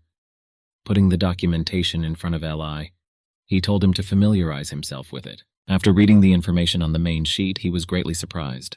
The boss was offering him to mop up a rank A+ dungeon called Tailed Lizard Hunt. Li thought he would have to deal with it alone. However, the boss said that of course he would have a partner with him who had good skills. Li Chie began to think who this person could be, even suggesting Lee Sejuna, although his boss told him why he didn't take Kim Woo-jin into consideration. Cold sweat ran down his body at the mere mention of him. He said he no longer wanted to work with that man. He complained because, despite his skills, he thought Kima was a complete cretin with no sense of camaraderie. He threatened that if he had to work with him again, Li would go on a hunger strike. The boss pulled a record player from his inside jacket pocket, where the voice of Li Chie broadcast that he didn't care about partners with personality problems. There he was, saying that he only cared about skills and the rest wasn't that important. At the end of the tape, he asked to call out such if caught, even though they wouldn't be stronger than he was. Li Chie couldn't believe that the boss could record such a thing and keep it in his possession. Hyeon Nim said that he had already registered the 2 of them into this dungeon anyway. He also said he gave them a great bait. Li asked for more details. The boss's satisfied face was about to tell him something very important.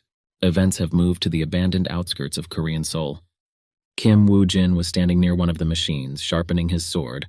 The blade was severely damaged, so CMM tried to mitigate the damage.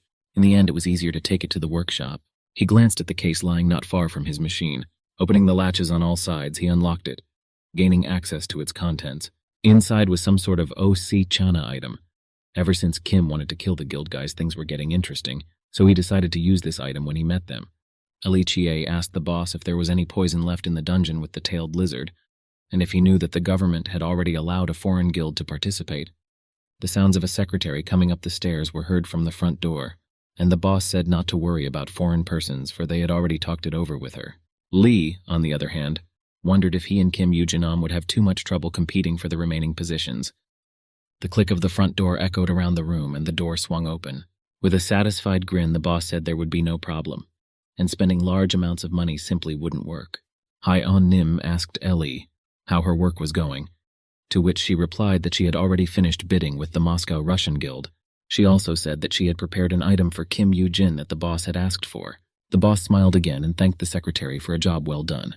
World News was bursting with information about the participation of a foreign player, and Avant-Garde's man. Ansan Sinpung-ri district showed up in the footage along with the portal. The Moscow Russian Players Guild was near it. The man inside complained about the uncomfortable mask on his face. It made it very uncomfortable to eat, which he reported to his partner. He addressed him as Kim Yoo-jin, but then abruptly changed his name to Isaka. Isaac, however, rebuked him for eating very much, most likely because he was worried. However, the man denied this and said that he never worries at all. His leg was twitching very quickly, and in his thoughts he wondered why the man wasn't worried at all, after all.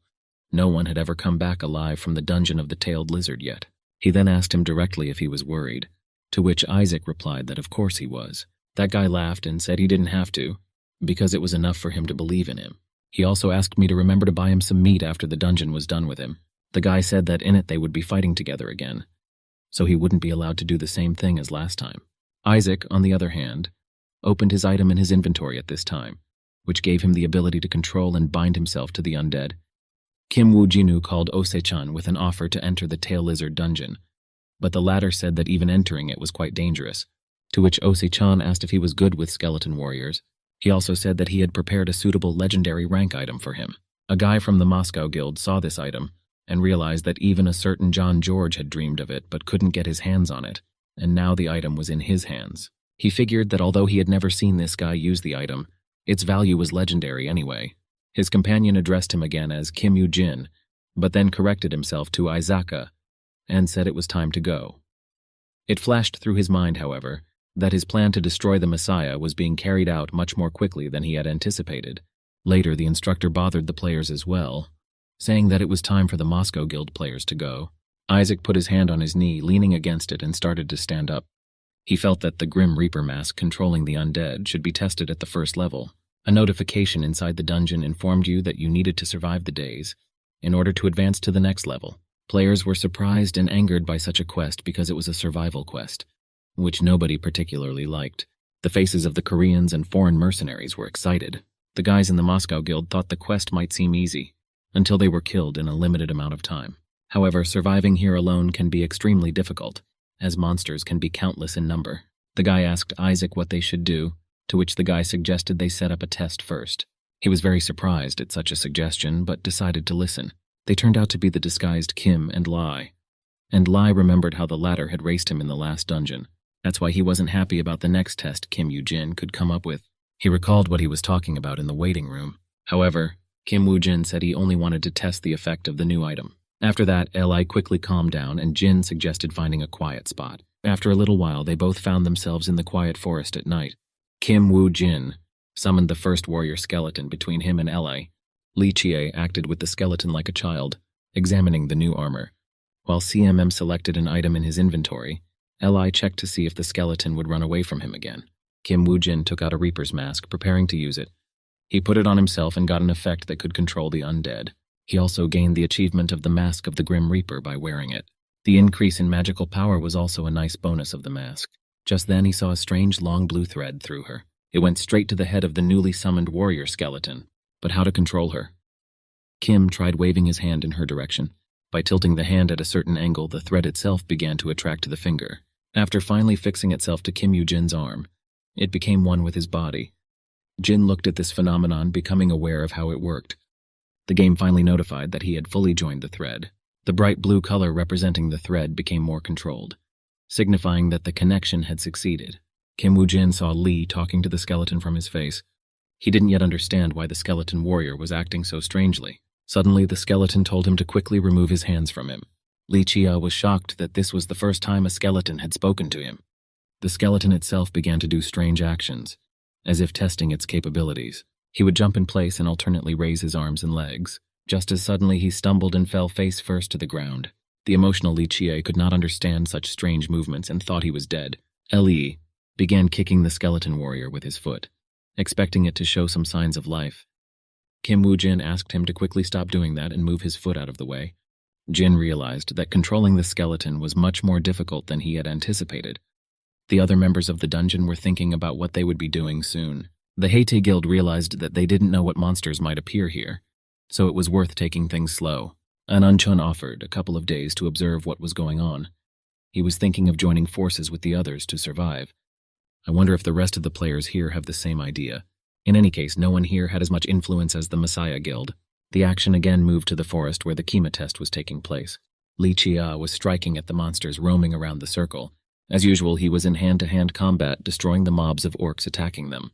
Ellie was worried about the survival quest, but there were only a lot of weak monsters here. Behind him, one skeleton warrior chopped up 2 orcs in a flash. Afterward, he turned to look at them, fallen off their feet. Li Chia realized that he was still nowhere near as strong as he would like to be. He turned to look at Kim controlling the skeleton and thought he was a real monster. Walking was difficult for him at first, and he still falls sometimes, but the way he ran was something incredible. Skeleton warriors are not a joke, but a real dangerous weapon in skillful hands. Since the CMM could now control them directly, it was even a little too cheaterish. Li Chi was very upset by this injustice. After all, someone is fighting monsters face to face, while he is only hiding behind a mask. Between such thoughts, he suddenly heard some sound and turned in his direction. The huge skeleton warrior was once again summoned to the battlefield. Li couldn't believe he was able to summon him right under the effect of his mask. It was truly amazing, and CMM himself decided to experiment with it without knowing the outcome. Though he was able to summon it by being joined to another skeleton, it wastes his magic power threefold. Kim Woo-jin realized that he couldn't use the poisoned blood skill because of the spent mana, and the skeleton under control wondered about his condition. Li, on the other hand, was angry that the skeleton didn't even want to maintain a dialogue with him. He was overwhelmed by the strange sensation that even ordinary bones ignored the lie. Kim Woo-jin heard this and decided to ask how the other one liked talking to him. Approaching from the back, he removed his mask and said that maybe he should change his communication style. Li Chi was scared to death of this abrupt behavior of Kima. He said he feels much better now after teaching monsters with no manners a lesson. Kim Woo-jin was happy to hear such a thing, so he offered to leave the place. Li said it's nonsense and there's no reason for them to come out now because he fought like crazy. He wondered what they were going to do with those orcs still alive. Kim Woo-jin silently put on his mask and reported that this was just the beginning. When Li found out about it, he said he felt bad somehow. Just then, he came up with the fact that he seems to be anemic, so he can't go on yet. Rising to his feet, he complained of a sharp headache. Suddenly, someone poked the side of his torso armor with a sword. It was a skeleton warrior, Kima, so Li asked what it was doing. The skeleton said that since he was anemic, he could give him the missing iron. Li Chia exploded at such a suggestion, for the latter was just poking at him with his sword. The skeleton warrior said that the sword was made of iron, so it would definitely go in. Kim Woo-jin said to follow him, since if Li is screaming like that, it looks like he's feeling much better. Li Chia was very frustrated that there was nothing I could do against him. Not far from the battle site, the trees began to falter. Moreover, they were cut down in whole packs and fell to the ground at once. It was the work of Kim Woo-jin and Li Chia who decided to do such a thing. Although it was Kima's idea, Lee, on the other hand, didn't understand why he was chopping down trees instead of fighting monsters from the moment he entered the dungeon. The second day in the dungeon had arrived. A bunch of goblins were attacking the survivors. The players were attacking them themselves, and the commanders were telling them to focus on the center. Guild members were successful in dealing with various monsters. The tanks were destroying several enemies at once with their weighty weapons. Also came the third day. The already tired players still held the defense as well. People began to notice that there were too few monsters for this kind of survival quest. Guild member Heite said that here they are all together and too relaxed. In any case, they need to scout the area around them. At this time, Kim Woo-jin regained the sympathy of the messenger of the underworld and received the catalog as an award. It had an increase in skeleton warrior skills and their summonable numbers. CMM ripped the page again and immediately gained the appropriate skill. Jin again informed Li that they were moving forward, causing him to be indignant. Li tapped on the fortification they had created and said there was no point in them going anywhere right now, since they had worked so hard yesterday to erect it. Jin said the situation has changed, so he has revised their plan. Li, on the other hand, didn't realize what had changed so much. Maybe there were more monsters. Kim Woo-jin took off his mask and turned towards the orc corpses. He leaned his hand on them and summoned 2 more skeleton warriors. Li Chaya's face expressed incomprehensible surprise at what had happened. He asked how this was possible, since he had previously only been able to summon warriors at the same time. Jin turned and replied that yes, he really could only summon 5 before.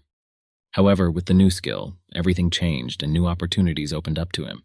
The Haiti guild group was moving quickly through the forest. Suddenly, the squad leader noticed something, from which a great deal of surprise was caused. Before them was a spectacle of dozens of orc corpses lying on top of each other. Each of them was killed with a few slashing strokes of the blade. The whole group began counting the number of fallen orcs out of incomprehension. The commander confirmed that the whole thing felt more like a massacre than an equal battle. He thought he had gathered all the talented guys. However, it seems he was wrong. His buddy said to look elsewhere. He said there were more orcs in that place and the commander needed to see it. Thoth didn't understand how there could be more of them, so he looked out behind the bush he was behind. Once in the open area in front of the ledge, he couldn't believe his eyes. The huge maze stretched for dozens of meters along the field. He and the group quickly descended to his sides. Inside it, they did indeed see dozens more dead orcs. Yun-chun realized that this maze of wood was built as a trap for monsters. Standing at the edge of the maze, he looked at the mountains of corpses of these monsters inside. There were even wooden spikes placed there to destroy them. The commander wondered what the guy planning all this was thinking about. He realized that he had made poor judgments, which meant he should round up all the remaining players. At this moment, on the other side of the forest, Li Chie was saying that it was not his style to use such traps, but leaving the place they had been working on for so long was clearly a mistake, though he only hoped they wouldn't have to do that sort of thing again. Kim replied that he no longer had to worry about it, as their human strength in the form of skeleton warriors had increased, so now it will be easier and faster to track down monsters. Li was even inspired by such words and said that he would show him all his skills this time around. Kim Woo-jin, after that, decided to take out his sword from his inventory. Li had already had time to fear for his life and shouted that he was no longer anemic. But Jin said not to worry, for it was he who would lead them onward. Li Chie said he would then give his best and not be distracted by anything but the guy walking in front of him. After a couple hours of walking, he became very exhausted and had trouble breathing. Stopping right in the road, he asked Kima to wait for him. Very tired, he asked him to give him and himself some rest. One of the skeleton warriors approached him as if about to do something about it. Li, with sweat dripping down his face, looked at the skeleton. He came close, however, and only turned his head both ways, after which he quickly retreated in the opposite direction without doing anything. Li thought that the skeleton was simply mocking him, so he started yelling after him. However, the skeleton warrior did not respond in any way to his requests to stop and walk back up. Li Chie was once again simply shocked by the endurance of Kim Woo-jin, though it was also about the overall different wrestling styles of these men as well. While Li attacked the enemy head-on, Kim slyly attacked him from the back without taking damage. Although it was sad to admit it, Li Chie was also eager to learn this style of combat. Kim Woo-jin asked what was the matter, for he was going to show him all his skills. Li tried to take a breath and a short pause before answering him. It was at this point that he was upset that he remembered everything so thoroughly.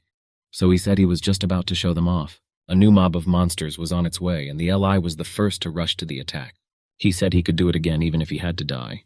Kim thought that if this was the Li Chie he knew, he would definitely use the moves the latter was showing him. Up to that point, no one had been able to guide him and show him the right path. Therefore, he only believes in his immortal body and rushes mindlessly into the attack. It was an ineffective fighting style, but CMM believed it would become more useful after a while. Though not even that. Kim Woo-jin himself would have to make it useful. Here we are on the 5th day of survival in this dungeon. Monster corpses filled it, including the circles of the Li and Kima battle site. With an hour to go, Li still didn't understand why his comrade was taking the survival quest so seriously. He even thought that maybe the CMM had lost something to the monsters. The Underworld Messenger's sympathy notice has reappeared. As a reward, he received a new catalog. Li Chie complained that he is not a machine and deserves a vacation too, and it was the first time he heard that Kim offered a vacation. Incredible happiness appeared on Li's face, and he immediately asked where they would sit down. Satisfied, he immediately pulled out some candy bars and started eating them. Glancing at the skeleton warrior next to him, he thought that perhaps the latter might want a snack as well. Taking one of the chocolates out of the bag of sweets, he offered it to him. He told him not to be shy and to come closer, holding out his hand. What was his surprise when the skeleton actually approached and held out his hand. He told the skeleton he was a fool for finally opening up to him. Throwing him a candy bar, he shouted Kim that this is what true camaraderie looks like. He was really touched because he saw something inexplicable about it. Suddenly he heard the skeleton ask the Jian if he was hungry. Turning his head, he saw the man handing him his newly acquired trophy. Li Chie realized that it was Kim Woo-jin who was controlling the skeleton. Smiling, Kim said he really wanted to know what this camaraderie tasted like. Li said the man was stealing his food despite the fact that he had done a good job and deserved even a new one. In a fit of rage, he said that he would quickly become bald just like Oh Se-chan if he liked free stuff so much. Kim was the first time he heard about Se-chan's appearance. Suddenly they heard a distress call right out of the sky. Not much time left to complete the quest, though. CMM said that it wasn't a distress signal after all. They had already dealt with the preponderance of monsters. Li Chie asked what the sound was then. He replied that after the level 1 survival quest, they are moving to level 2, and so they are gathering players to decide in what order they will hunt the needle snake. Li Chie thought they were too arrogant, as they had already joined forces in common, so they still couldn't decide how to kill the snake. Kim said they let them relax on their own, so of course they'll be confident. So he said he would check out the new catalog, after which they would move out there. When Jin pulled it out of his inventory, Li couldn't believe his eyes. In his hands was another golden catalog granting a rare skill. What's more, inside was the core skill that John George used. The skill was called Dead Man's Explosion, and it granted the ability to inject mana into the body of a rebel, after which it would explode. At the same time in the forest, Guild Commander Heitai summoned all of the dungeon members. Shouting out to the entire audience, he urged them to listen to him. Looking around the audience, He said that it looked like almost all of the survivors were here, so we could get started. In a few minutes, the survival quest will be completed, and everyone will advance to the next level. The players' union will try to be the first to attack the needle snake. Lee Chai chuckled the fact that they had actually decided what order to proceed in. The commander said that since there were no objections, no one should interfere with their hunt for now, and if anyone dared to interfere, he threatened to deal with such people at once. Ellie asked what they should do, since Kima must have had some kind of plan. Suddenly, an unfamiliar man from the crowd shoved Li Chia. The foreigner asked him in English if he understood what the man speaking in front of the audience had said. Of course, Li immediately thought he was crazy, and thought to himself about why he didn't address him immediately in Korean. The ardent temper of Li was about to set him straight, but Kim stopped him in time. It was only by the look in his eyes that he made it clear they didn't need the extra attention right now. Jin replied the man in English that he understood everything and wished him luck, to which he smiled and left the scene. Lee asked why he stopped him since he was quite close to him. CMM replied that he wouldn't have dealt with all of them at once. The red ribbon on the foreigner's arm signified that he was on the same team, and there were a lot of people in it, though Li didn't notice it. He tried to deny it and said that of course he noticed it. Moreover, he noticed that almost everyone in the neighborhood was wearing those ribbons, so he asked if they even stood a chance against such a crowd. Kim smiled in return and said why shouldn't they have a chance, then? The survival quest was completed, after which everyone proceeded to the second level, which contained the same huge snake. It stretched for hundreds of meters, and from its attacks, players hid behind trees, trying not to give themselves away too much. Suddenly, the needle snake turned its gaze in the direction of the hiding ones. The startled players held their breath, trying not to make any unnecessary noises. After that, the boss rose above the forest, surveying the entire surroundings. The commander of the group responsible for the main battle has given the order to commence. The first to enter the fray were the mages, aiming dozens of long-range spells at the boss. The snake was drowning in the smoke created by these spells that attacked it. The sounds of explosions echoed throughout the forest as Kim and Li watched the battle begin. Li Chi asked why they were just watching, since at this rate that group would defeat the needle snake themselves. To which Kim Woo Jin replied that such a thing is simply not possible. Li didn't understand in what sense it's impossible, because that number of people should be enough to fill a person's head. Jin asked what he does when he encounters a new monster. He said he would try to attack it first and see what it could do, because it would be hard to do that if he showed what he could do in the beginning. Kim thanked him for his correct answer and said he would now draw an analogy on that substance. Against the backdrop of the blasts going off, he asked if he would strike the snake first. Li was surprised and flustered by such a question, expecting a catch, but replied that yes, for it was better to destroy it with another bunch of people. Kim Woo Jin rebuked, asking why then no one had been able to pass the dungeon before then. Did they lack human strength unlike these guys? Looking at the smoke-filled boss, the commander gave the order to continue the attacks and proceed in the same direction. Just as suddenly, a needle-like serpent seeped through the ashy cloud and swiftly rushed off in some direction. It whizzed right over the soldiers who were just about to go into battle. They noticed that the snake started to simply run away from them. However, the commander believed that if things continued like this, sooner or later the snake would be caught and he would be the first to defeat it. The snake was being carried away from the battlefield very quickly. Suddenly, traveling at breakneck speed, she noticed an obstacle in front of her. Huge stone spikes were erected in front of her path. Someone in the party activated the rift skill, creating all of this. Of course, before he could stop himself, the needle snake crashed into those rocks. The destroyed blocks collapsed to the ground with her. Ellie was fascinated by the preparation of these guys, for they even knew the snake would escape. Kim said that the most interesting things are just beginning, to which Li Chie replied that everything, on the contrary, looks like it's going to end quickly. Jin added that the boss hasn't attacked at full strength yet. And yes, there are strange needles located on his body. The group commander shouted for the players to keep up their attacks and focus on her head. After falling, the snake rose above the forest once again, and hundreds of fiery arrows flew towards it. Almost all of them reached their target, piercing the needle in many places. One of the mages noticed something behind the entire squad during the attack. The end of her tail swished, heading towards all the archers and mages of the squad. Without giving him a chance to even alert the others, the tail tried to wipe out whatever was there. After such a blow, the boss began to observe the situation from afar. The fellow mage survived, though he was slightly wounded by shrapnel. Suddenly a tank appeared here and told everyone to keep attacking. After all, they were the ones assigned to defend them. Indeed, dozens of tanks held back the blow of the needle snake's tail. The guy who fell to the ground took all his strength in his fist and said it was time to get it over with. Once in formation, he continued to attack the needle snake along with everyone else. The commander said her movements had slowed down, so now a battle line was being sent into the fight. Dozens of swordsmen advanced to attack the final boss. Even through the smoke, the snake used its eyes to spot the new attack on her. Without thinking long, she swung the other part of her tail in their direction. Apparently, the commander had not expected such a quick recovery for his attack. There were 100 giant spikes on this side of the tail. He quickly shouted for everyone to urgently stop their attack. These huge needles began to fly straight out of the tail and fell towards the oncoming soldiers. Once they touched the ground, they created huge craters and kicked up tons of dust. They pierced through the rock on the battlefield. The needle snake itself let out an eerie roar after finishing its series of attacks. Kim Woo-jin suspected that the needles were coated with a deadly and poisonous substance, and that they were not just spikes. Ali, on the other hand, was shocked by such a powerful and strong boss attack. A huge ring of smoke and dust rose in a halo around the boss as usual. The commander himself was unaffected by the attack. Only small gusts of wind enveloped him. His glasses also shattered a bit as he thought about what had just happened. He suspected that the snake would have some sort of ace up its sleeve, but it was only a long-range attack. Surviving players began to pick their way out from under the rubble set up by the boss. One of the players decided to examine the needle that had been released by the snake. Despite their imposing appearance, they broke very easily and were fragile, and the inside of this snake's needles were completely empty too.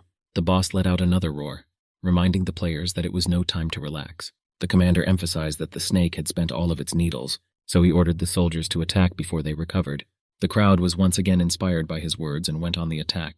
The players who survived the attack were going to catch the boss on recovery. The commander decided that victory was once again near, and whatever enemy they faced, they would be able to defeat it. In the crowd heading into the battle, one of the players asked another what he was doing. As he came nearer, he repeated his question, for the man stood still and made no reply. When he got around to the front, he saw this guy start spitting blood. After walking a short distance more, he finally collapsed to the ground, kneeling on his knees. That man was very agitated and confused, for he did not understand what was happening to him. After this incident, immediately another man in the crowd fell to the ground, exhibiting the same symptoms. One by one, they began to fall and spit blood. He was affected by it too, and he began to feel that something was going on. The game notified that he, like everyone else, had been poisoned by the venom of a needle snake. The warriors who had not yet been affected began to recognize the effects of the poison and decided to stop the advance. The soldier appealed to an Unchun to stop, for many would not be able to break forward due to the serious damage of the poison. Cold sweat began to run down the commander's face, for he realized that all the fallen warriors had become so because of the poison. Nothing before, however, had indicated the effects of the poison. He assumed that the thorns themselves had been impregnated with it, and if all the tanks fell, then the poison was definitely lethal. One of Kim Woo-jin's skeletons was observing the situation on the battlefield right from a tree next to Jun. Jin, using the power of his mask, could observe everything with his own eyes. Li Chi-a asked him to explain what the hell was going on there, to which he replied that because of the needle snake's venom, their plan had failed and they were retreating. Ellie didn't understand why this snake was poisonous after all. The things it released from its body were just ordinary spines. He suggested then that perhaps the spikes had been impregnated with poison from the beginning, to which CMM responded that that wasn't the point. The damage dealers had already been damaged even before the massive attack. Li asked, so what happened then? Were they really poisoned back in the day? At this moment, Unchun realized that there was a reason why their attack seemed too smooth. Li asked if they should join those people now, but Kim was in no hurry to do so. He said that since they had now found the Ace of Snakes, it was time to make their move. Heading towards the skeletons, Li said the one was crazy because he wanted to go there. Kim said he was going to go to the needle snake alone anyway, so that one should stay here. It came out of Li's mouth casually, which was a relief, but he immediately rebuked that he was not going to take orders from the Jinn. Kim said that if that's the way it is, he can go to the needle snake himself because he doesn't mind it. After that, Li quickly changed his face and said he would stay here to carry out the order. A needle snake spread out in a forest thicket near the battlefield. A faint trace of poison emanated from the holes left by the spikes after the shots were fired. CMM noticed that poison has no color or smell, so it's easy to overlook, which is what happened to the players. They didn't notice it, causing them to suffer irreparable poison damage at the time of the attack. However, Jin assured that he was different from them and began activating a new skill. Apophysis power to immunize him to all types of poison has been activated. Even the poison blood skill was enhanced when it was turned on, so it was very convenient. Kimu got the idea to try out his new idea on the spear. With that build, the snake's skin should be pretty thick. Without yet revealing the meaning of his idea, he said that handling it in this way would be the best solution. An angry Unchun pounded his fist on a tree nearby. He blamed himself for completely letting his guard down, and all the blame for what had happened was on him. The surviving tank wondered to the archer how many total people had escaped. He said he wasn't sure, but when he was running away, he saw about 30 or so. The tank suggested to the commander to find the scattered, because they might have survived, to which he said that they should gather the rest and continue the attack, because the ones who are left there are probably dead by now. He asked how they are supposed to go there again if they are short on people. But Yun Chun was sure that they had better reorganize the squad and attack, for they would only lose more by looking for dead people. Now he was not so sure of victory, but to return to those places was tantamount to suicide. From the realization of the hopelessness of this situation, the tank only took hold of his head and desperately screamed. He kept saying that one of those guys might still be alive. The remaining men beside him also did not understand how they should abandon their comrades, but even if they regrouped and attacked again, the result was obvious. Fighting without tanks is like attacking without a shield. The snake's roar echoed again throughout the forest near the warriors. It could only mean one thing. The boss was approaching in their direction. Un Chun shouted the snake's location. One of the scouts jumped onto the highest branch of the tree without slowing down. What he saw completely shocked the scout. As he froze in place, the players from below told him to rather pass on the information he received. He said that although it's hard to believe right now the snake is fighting the player, the UN Chun commander didn't understand how this was possible, since they should have all the survivors with them. The bewildered tank asked him to explain a little more about what was going on. The scout relayed that everything is as he reported it. If they don't believe it, they can go up and see for themselves. UN could not believe his ears, for to battle a snake so close, this man must be able to breathe in its venom. The remaining players speculated on whether this was really happening now. The commander realized that the needle snake could not be approached closely because of its venom. In the distance, the aftermath of the ongoing battle between the unknowns and the boss could be seen in the distance. Unchunu came the thought that perhaps the poison had disappeared. But that couldn't have happened yet. Even so, there could still be survivors at the battle site. Shouting to the crowd, he decided they should go there too. Tank didn't understand this sentence after all. A few minutes ago, Yun Chun himself had said that it was tantamount to suicide. However, he stated that the snake venom appeared to have already disappeared. Now that they're all gathered here, there's no telling if they'll ever get another chance to catch a needle snake again. At the same moment, arrows pierced the body and distracted the boss. The skeletons of the Kim Yu-jin below took up the job. Quickly reloading their bows, they struck again and again. CMM expected that ordinary skeleton arrows couldn't pierce a snake's skin. However, there was a simple way around this defense. All you had to do was poison her. To do so, Jin deftly jumped onto the needle snake and began to climb along its body. He took advantage of the moment while the skeleton warriors below did their part. The boss seemed to get very angry at such frequent and fast attacks. The skeletons froze briefly in anticipation of the snake's next move. She then made a lightning attack on them, ignoring the Kima completely. The skeletons, on the other hand, dodged such a bulky foe quite easily. Heavily controlling its body, the snake inertia carried further into the forest. Kim Woo-jin seized the moment and got right up to her head. Unfolding the spear in his hands, he prepared to strike the first blow. With a double attack, he pierced the body of the needle snake and inflicted poisoning on it. The snake quickly rose into the air, throwing the Kima off of itself and once again angered by this situation. Since only holes were left in place of the spikes, he intended to poison the snake further through them. Standing on the edge of one such, he said they were like human pores, so it must hurt a lot. Last time, the snake pretended to escape in order for people to get close to it. Those guys didn't even realize the needle snake was tricking them. The point is that the unimportant spikes fly out of her body on purpose, to leave behind holes from which huge amounts of poisonous gas escape. The spear thrown by Kim Woo-jin went straight into the eye of the snake, again poisoning it with its venom. From the pain it received, the needle snake once again let out a high-pitched roar. Kim quickly dodged the boss's erratic attacks. He believed the snake made a lot of noise for its size. At this time, the Li Chie left behind was massacring the remnants of the orcs. Kim told him to lurk as much as possible, but he climbed forward himself. Having disposed of all the orcs, he would gather them in a pile at the order of the Jin and think about how he was treating the stronger player very badly. The buildup of emotions inside him made him show one of the remaining skeletons his middle fingers. However, it was at this point that Kim gained control of the skeleton and asked if he had gotten everything he had asked for. Li replied positively and asked how the man knew that the needle snake would decide to come crawling right here. But Jin didn't go on a rant, arguing that there was no time. Told him to hurry up and get it over with. Once back in his body, he made sure that all preparations were complete on the other side, so it was safe to proceed. One of the skeletons was cutting the flesh of a needle snake up close. Suddenly he sensed Kim about to join him with his mask. The game notified that the connection had succeeded, and the skeleton drew back his sword.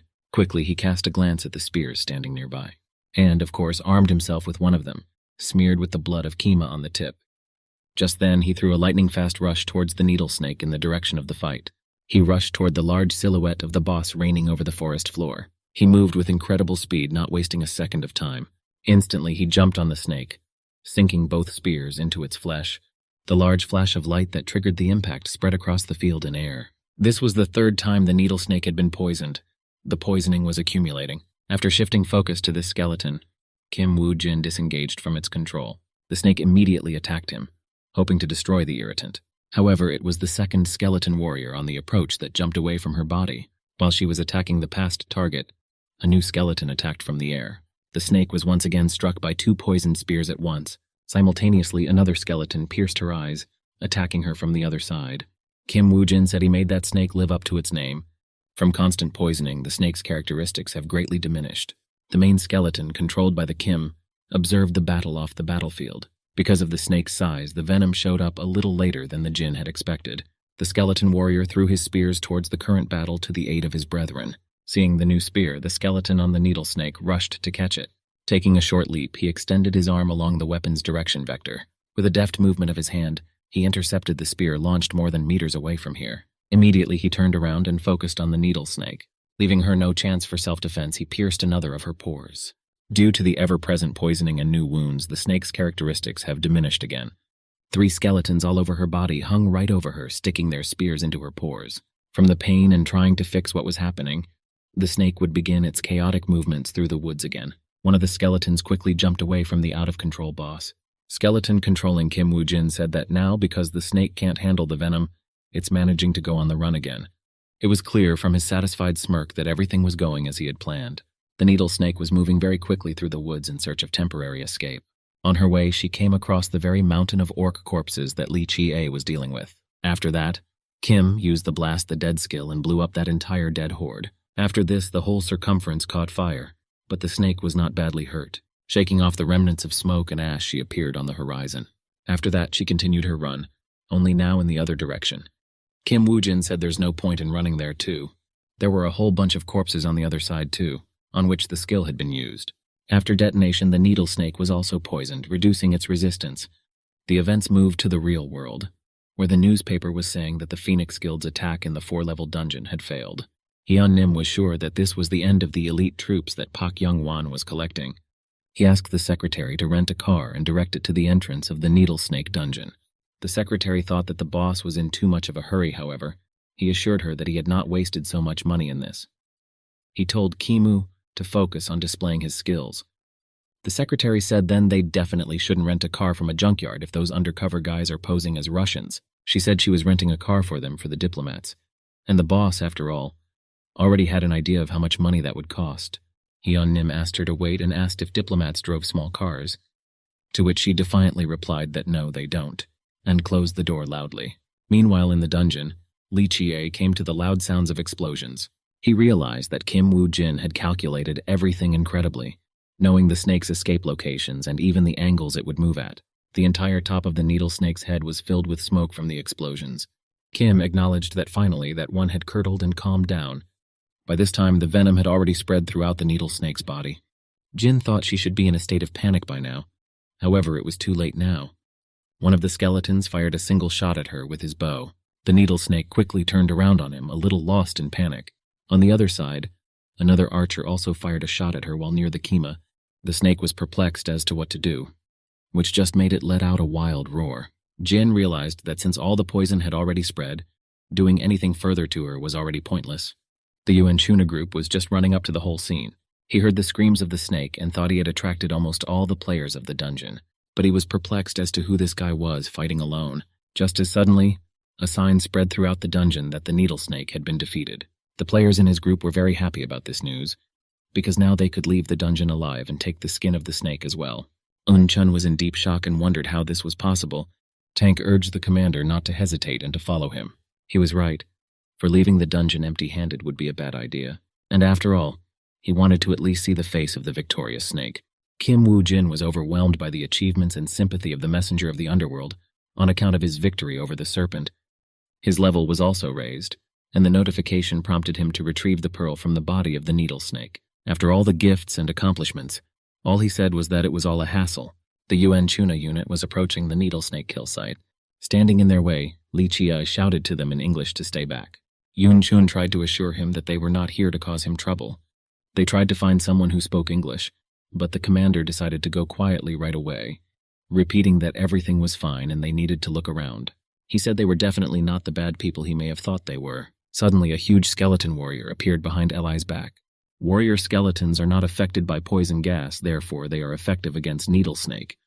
The man with eyes full of fear looked at those skeletons and analyzed their victory with his loss. After all, this was not just about venom tolerance. He urgently wanted to see the corpse of the snake. A strange sound was heard in the forest below. The birds were trying to fly away as fast as possible from this monster. People watched in awe as the creature's body appeared through the branches of the tree. Fear reached every millimeter of their skin, drops of cold sweat dripping down their faces and necks. They were already aware of what they saw in front of them. Our hero's partner was himself surprised by his prank. He had guessed about this option, but he was not sure of the end. The skeleton of the snake was slowly leaving its former body.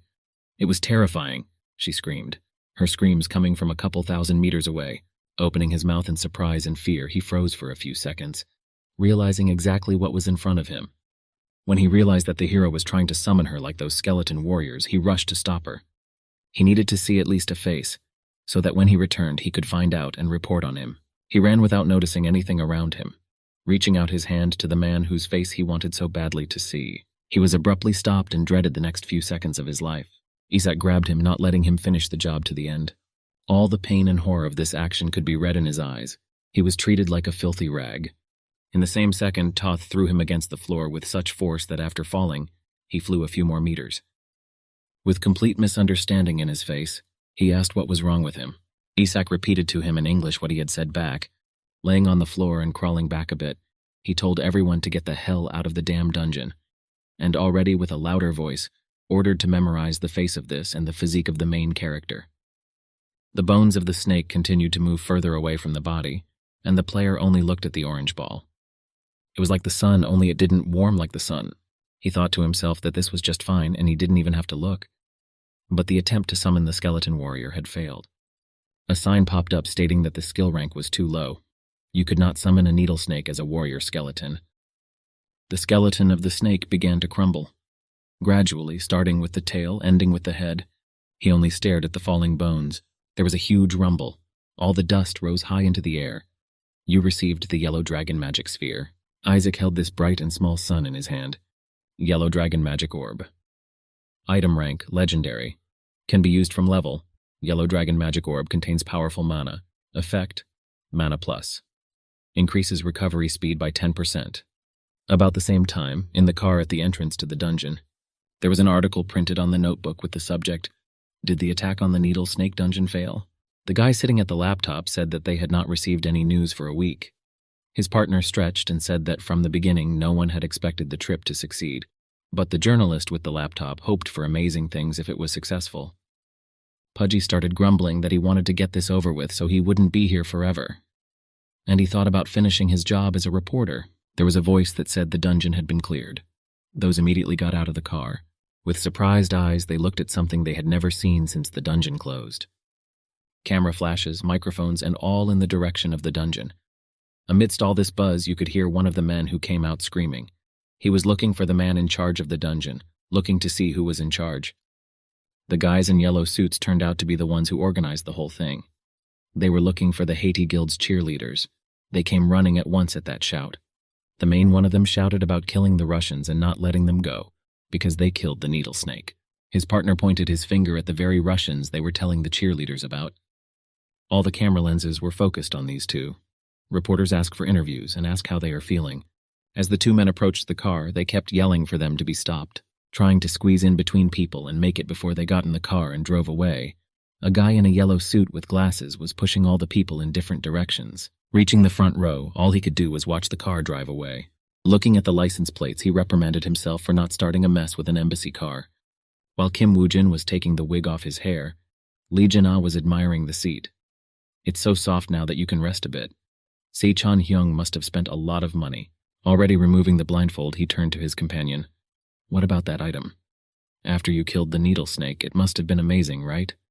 Kim Woo-jin simply ignored it and continued to sit on his phone. The light-haired man only grumbled that he could at least tell him what the item was, He hadn't just been working for him. Wu Jin put the phone to his ear and introduced himself, then said after a while that he had just come out of the dungeon. Li Jin-a pointed his ears and listened to the conversation. Reading the news on the computer, Osei-chan laughed into the receiver and said, "Kim Wu Jin, no, Mr. Isaac Ivanov. How do you like the role of a hero?" On the other line, he said he wasn't sure and asked about what the press was saying. Hen replied that all the issues now were all about him. The topics of the newspapers were such as, "The Needle Snake Dungeon has been cleared," and "The First Needle Snake Hunter." And in the news, popular queries were such as, "Who is Isaac Ivanov? Is Isaac Ivanov a necromancer? Has a new skill tree been discovered?" After sounding out all the topics, he said, "Well, it would be unwise not to take advantage of your current reputation. If we put some weight on that name, you could play on the big stage, don't you think? If you agree, I'm willing to offer you a deal," Osei-chan continued.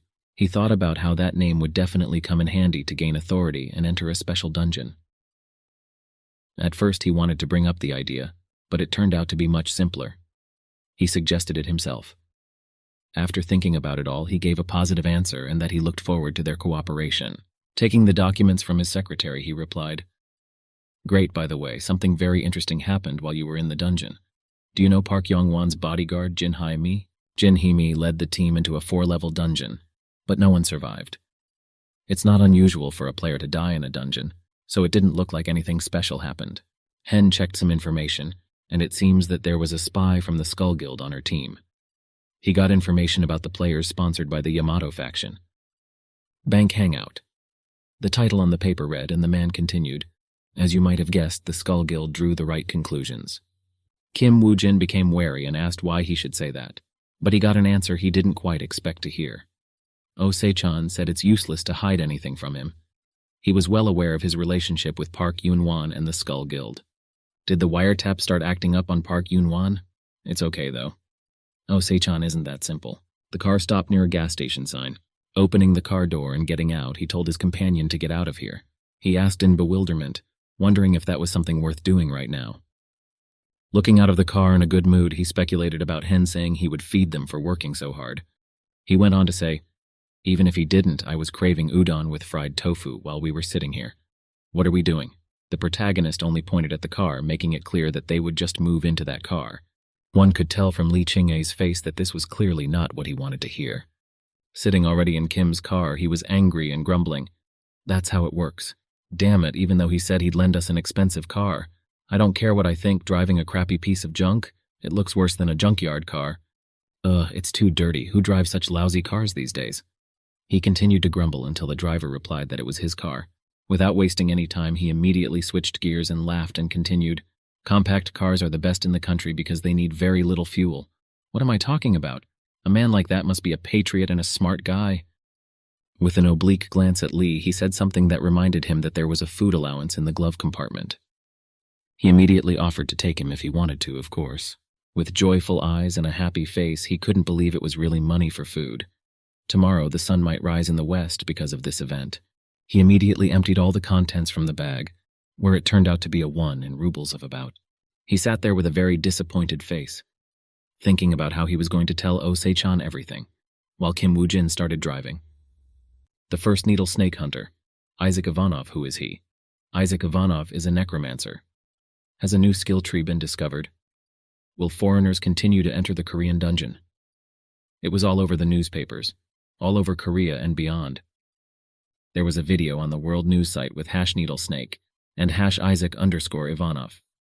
The title said, "Monopoly. Exclusive interview with An Yun-chun, participant of the Needle Snake Hunt." On the internet, people wrote comments like this.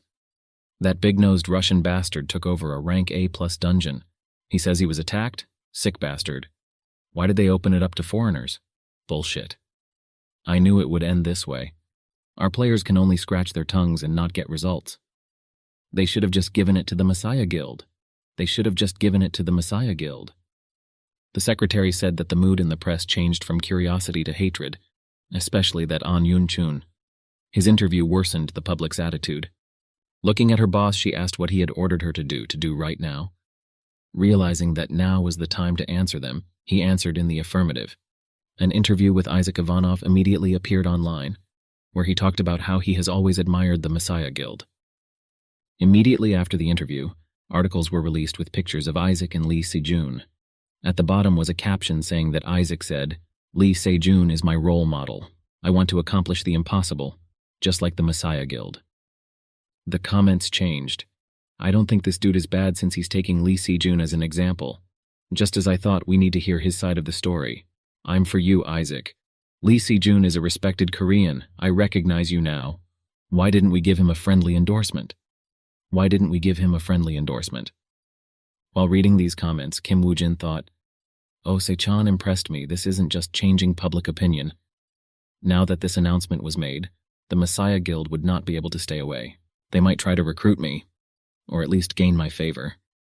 I never thought I would use public opinion to bait the Messiah Guild. He can't wait to hear from them. But in the meantime, he needs to prepare carefully before the Messiah contacts him. Then abruptly a notification arrived on his phone, which he was immediately interested in. Breaking news. Yongwon Park has cleared a 6-level dungeon. Reading this, all he said about it was that it had finally happened. The camera flashes blinded Van's face. He didn't run away from the cameras, but rather wanted to be talked about. While he was smiling for the camera, his secretary ran up to him with breaking news. Leaning towards her, still with a smile on his face, he asked if it could wait. But the one whispered in his ear that Jin Hee-mi's team that was going to the dungeon had been completely wiped out. He immediately became angry, and with 2 fingers he called the guards over to him. He told them it was over. The guard immediately started telling reporters that Mr. Park Yong-won needed to visit the hospital for a medical examination. Walking a little ahead of the secretary, he said very angrily that she would give the details in the car. At the same time, a guard shouted from behind him that the press release would be prepared and published by the Phoenix Guild. When the car moved from the location of the dungeon, they immediately had a conversation. The secretary started to say that an anonymous informant had sent an account statement to the office a few days ago. Yunwan started to get angry that it was anonymous, and should they trust an unknown source? She replied thoughtfully, "I don't know the reason they sent us this information, but it seems to be partially true. According to the investigation team's report, most of the team members died from stab wounds, so it was possible that they weren't killed by monsters. Jin Hee-mi's team was the only one that went to the dungeon, hence the other guilds can't be involved." These words made him very angry, and he broke the clipboard into 2 pieces. He realized that she was saying that there was a rat among his royal guards, and the Skull Guild had deceived them. Messiah Guild. There were 9 people sitting around a round table where they were deciding how they would deal with Park Yun-won in the future. The redhead replied, leaving him to the mercy of public opinion. It was a little late for the others to remember. She was told that at the moment they're working with the Skull Guild. They're trying to clean up the mess. At these words, she jumped up and slammed the table and asked him what he had said. Now was not the time for rash behavior. She asked about what had happened to the lizard warrior's last dungeon. If you're going to do something, do it properly. Even Kim Jae-hoon, who was on our side, is probably dead by now because he got caught up in your mess. Are you going to show the world our relationship with the Skull Guild? Said the voice of the person behind the chair to her. The voice went on to say that it wasn't his business to interfere with the way she was doing her job, but he couldn't let it go. The pumped-up man thought about Kim Jae-hoon being a bastard. He didn't even have any special skills, but he's been mentioned so many times already. It pisses him off. Addressing everyone, the voice said that they could no longer work with the Skull Guild. He ordered me to stop any business with her. The swordsman slammed the table and said, "I can't. The head of the guild isn't even here. We can't just obey your decision." The redhead said in a calm voice that he didn't seem to understand. "It's the head's decision." The swordsman's gaze traveled to her. His partner just sighed. After the meeting, the stomping of these 2 could be heard. Walking up to the car, a question was heard. "Hey, Haijiro, what do you think of this? We can't take it anymore, right?" the swordsman asked, to which he was told that it was time to say goodbye to the Messiah Guild. In the morning, already in Park Yong-won's office, there was a conversation. Kim Woo-jin asked, "Jin Hee-mi's team, weren't they a highly skilled team? I never thought something like this could happen." Yen-won replied with sternness and complete determination in his voice. "Speaking frankly, I wanted to set up a business with those skull bastards to make a profit. But things have changed. Now it would be better to destroy them." The player reflected on this. Then, thinking in his head Park Yong-won, he was more ambitious than anyone else. After a few years, he would sell all sorts of items to Japan and go into exile. People who didn't know the truth labeled Park Yun-won a traitor. But the real reason he moved to Japan was because Yen-won was afraid that the Messiah Guild would take away everything he had created. He would turn his back on his own country in an attempt to protect his life and wealth. Of course, that was why he would not leave this situation. Remembering what happened in his past life as a player, he said, "Okay, I'll be your bodyguard. It seems like you want to use me to deal with them, but I don't want to be thrown away after I'm no longer useful to you." Yunwan was surprised and couldn't understand how that jerk wanted to be his bodyguard. He thought about his words for a long time, and in his mind was this: I didn't think Kim Woo-jin would have such an idea. I had planned to pull him over to my side even if I had to threaten him, but now what? Although his intentions don't interest me as long as he is able to get rid of the Skull Guild. After finishing his monologue in thought, he said that it was very interesting. Standing up slightly, he continued, "So you're saying you'll destroy the Skull Guild for me in exchange for my protection?" The hero gave an affirmative answer. "Yes, protect well if you need me. Very timely. I too have something to repay the Skull Guild for." This was the answer Yenwan had expected, so his smile grew even wider. As he left his office, he thought of the fact that henceforth all responsibility for his actions would be lying on Park Yenwan. He's genuinely pleased. Already in his guild, he spoke to his superiors. The men started telling the guy that the terms of the contract would be changed to the highest level. Getting up from his chair, he said he was clear he would be in their care, and left immediately, slamming the door behind him. The man with glasses turned to the seated man and didn't understand. How did this Kim Woo-jin become Park Yun-wan's royal guard, since he had only joined the guild half a year ago? He continued, "Working here, I've developed a pretty good reputation, but I don't think that's enough to get into the royal guards." The seated man replied to him, "It's probably a matter of what they don't know. After all, Park Wan isn't the type to make decisions without a reason." The elevator was descending from the 6th floor, and Kim Woo-jin listened to the conversation of the men standing next to him. "Did you hear that? That fucking traitor. I heard it was one of Park Yun-wan's royal guards." The man replied, "Yes, I heard it too. How did he manage to get there?" "Well, I guess I was lucky enough to get a rare item, although to be honest, I'm a little jealous of him." Ugh, damn it. As he left the elevator so as not to be seen, he continued to eavesdrop. One of those men said, "What are you jealous of? After all, he has to suck his dick to get to the top. There's no denying that I'm lucky. Whatever." The gambler didn't hear any more, but this conversation made him smile, for the hunt had just begun. Before Lee Chang-ah walked into Osei-chan's office, he overheard him talking to Kim Woo-jin. They were talking about the hero wanting to use fake documents to enter the dungeon. After their conversation ended, he asked Hen, "But Hen, you don't even know the details, so why are you helping him? Don't tell me you've become completely trusting of this Kim Woo-jin." Hen replied with a smile on his face, "Ha! I don't believe in humans, just trying to figure out which direction he's holding the sword, to determine if he is with us or not. All the dots will be dotted when we know his ultimate goal, for human desires do not lie." On the highway, a white car was traveling at a great speed. The man whose face we don't know yet asked his bodyguard, "Did you say that Kim Woo-jin is going to destroy the Skull Guild?" The man only replied that it was very likely. It seems that Yongwon Park is determined to declare a full-scale war on the Skull Guild. The bodyguard continued, "Most of the Skull Guild members are entering the dungeon today, so this is a great opportunity for Park Yun-won and Kim Woo-jin. However, we can't rule out the possibility that Kim Woo-jin has set up his own team and is using fake documents."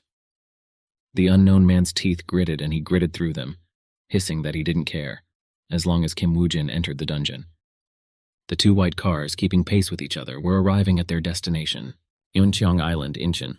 As he approached the tent, the hero was asked his name. He introduced himself as Lee Jong-hyun. The person working in this tent immediately barraged him with questions. "Mr. Lee Jong-hyun, you came here alone, right? Please sign here. We are not giving a dungeon briefing, instead you can read this. To Dog." In his thoughts, the hero was conducting his own monologue. It seems that the dungeon leadership isn't too responsible, so there's no better place to deceive people. Sitting in the car, he continued, "I've said this before, but this dungeon is an obvious trap for me." Kim Woo-jin thought about the whole situation. Suddenly, two cars came into the parking lot in front of him. Their headlights were shining in his eyes, and he didn't immediately notice the people getting out. The hero said to himself about how he expected to see experienced people.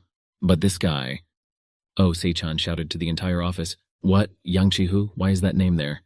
Sitting on the sofa, Lee Chin-ae listened to this conversation with half an ear. The secretary was talking about checking the list, and she thinks he joined the dungeon under the alias of Jong-woon Hek. Hyeon quizzed her about, is that the same dungeon that Kim Woo-jin headed to? Li Chin'e asked about who this Yang Chi-hu was. Holding his head, Hen replied, "A problematic rookie guy with a level below grade. He's one of the Knights of the Round Table. We screwed up. Let's go back to the same time, but to Kim Woojin." He recognized Yang Chi-hu. Without getting out of the car and looking at him, he didn't think that the Messiah Guild would send Chi-hu so soon, and he immediately realized that this guy was one of them. Knights of the Round Table. A group of players wielding legendary items related to the legend of King Arthur, as well as those under their command. The Knights of the Round Table took up arms on behalf of the fallen government to protect the suffering, just like the Messiah Guild. In time, the weakened Knights of the Round Table became the guards of Park Shin-hee, who owned Merlin's wand, and put down roots in the Messiah Guild. A little later, the hero learned that everything had been planned. The Knights of the Round Table were weakened by none other than the Death Poison King. Many knights have fallen victim to him. Gawain's necklace Yang Chi-hu is now in possession of. If it was the knights, they should have no trouble doing something similar if anyone is left. Skillstone C. The player continued the monologue. However, it is still a dangerous item despite who wields it. A sign popped up that said that the Mastery Stone had been summoned for Skeleton's martial mastery. Skeleton Warrior skill. Enhances the abilities and increases the number of summoned skeleton warriors. Kim only got out of the car when he heard a shout that said to get ready, because everyone was about to enter the dungeon. Get rid of the monsters to advance to the next level. Many people resented the amount of monsters. Some said that it was better to finish off one or two stronger monsters than this. One guy said monsters aren't particularly dangerous but can take a while.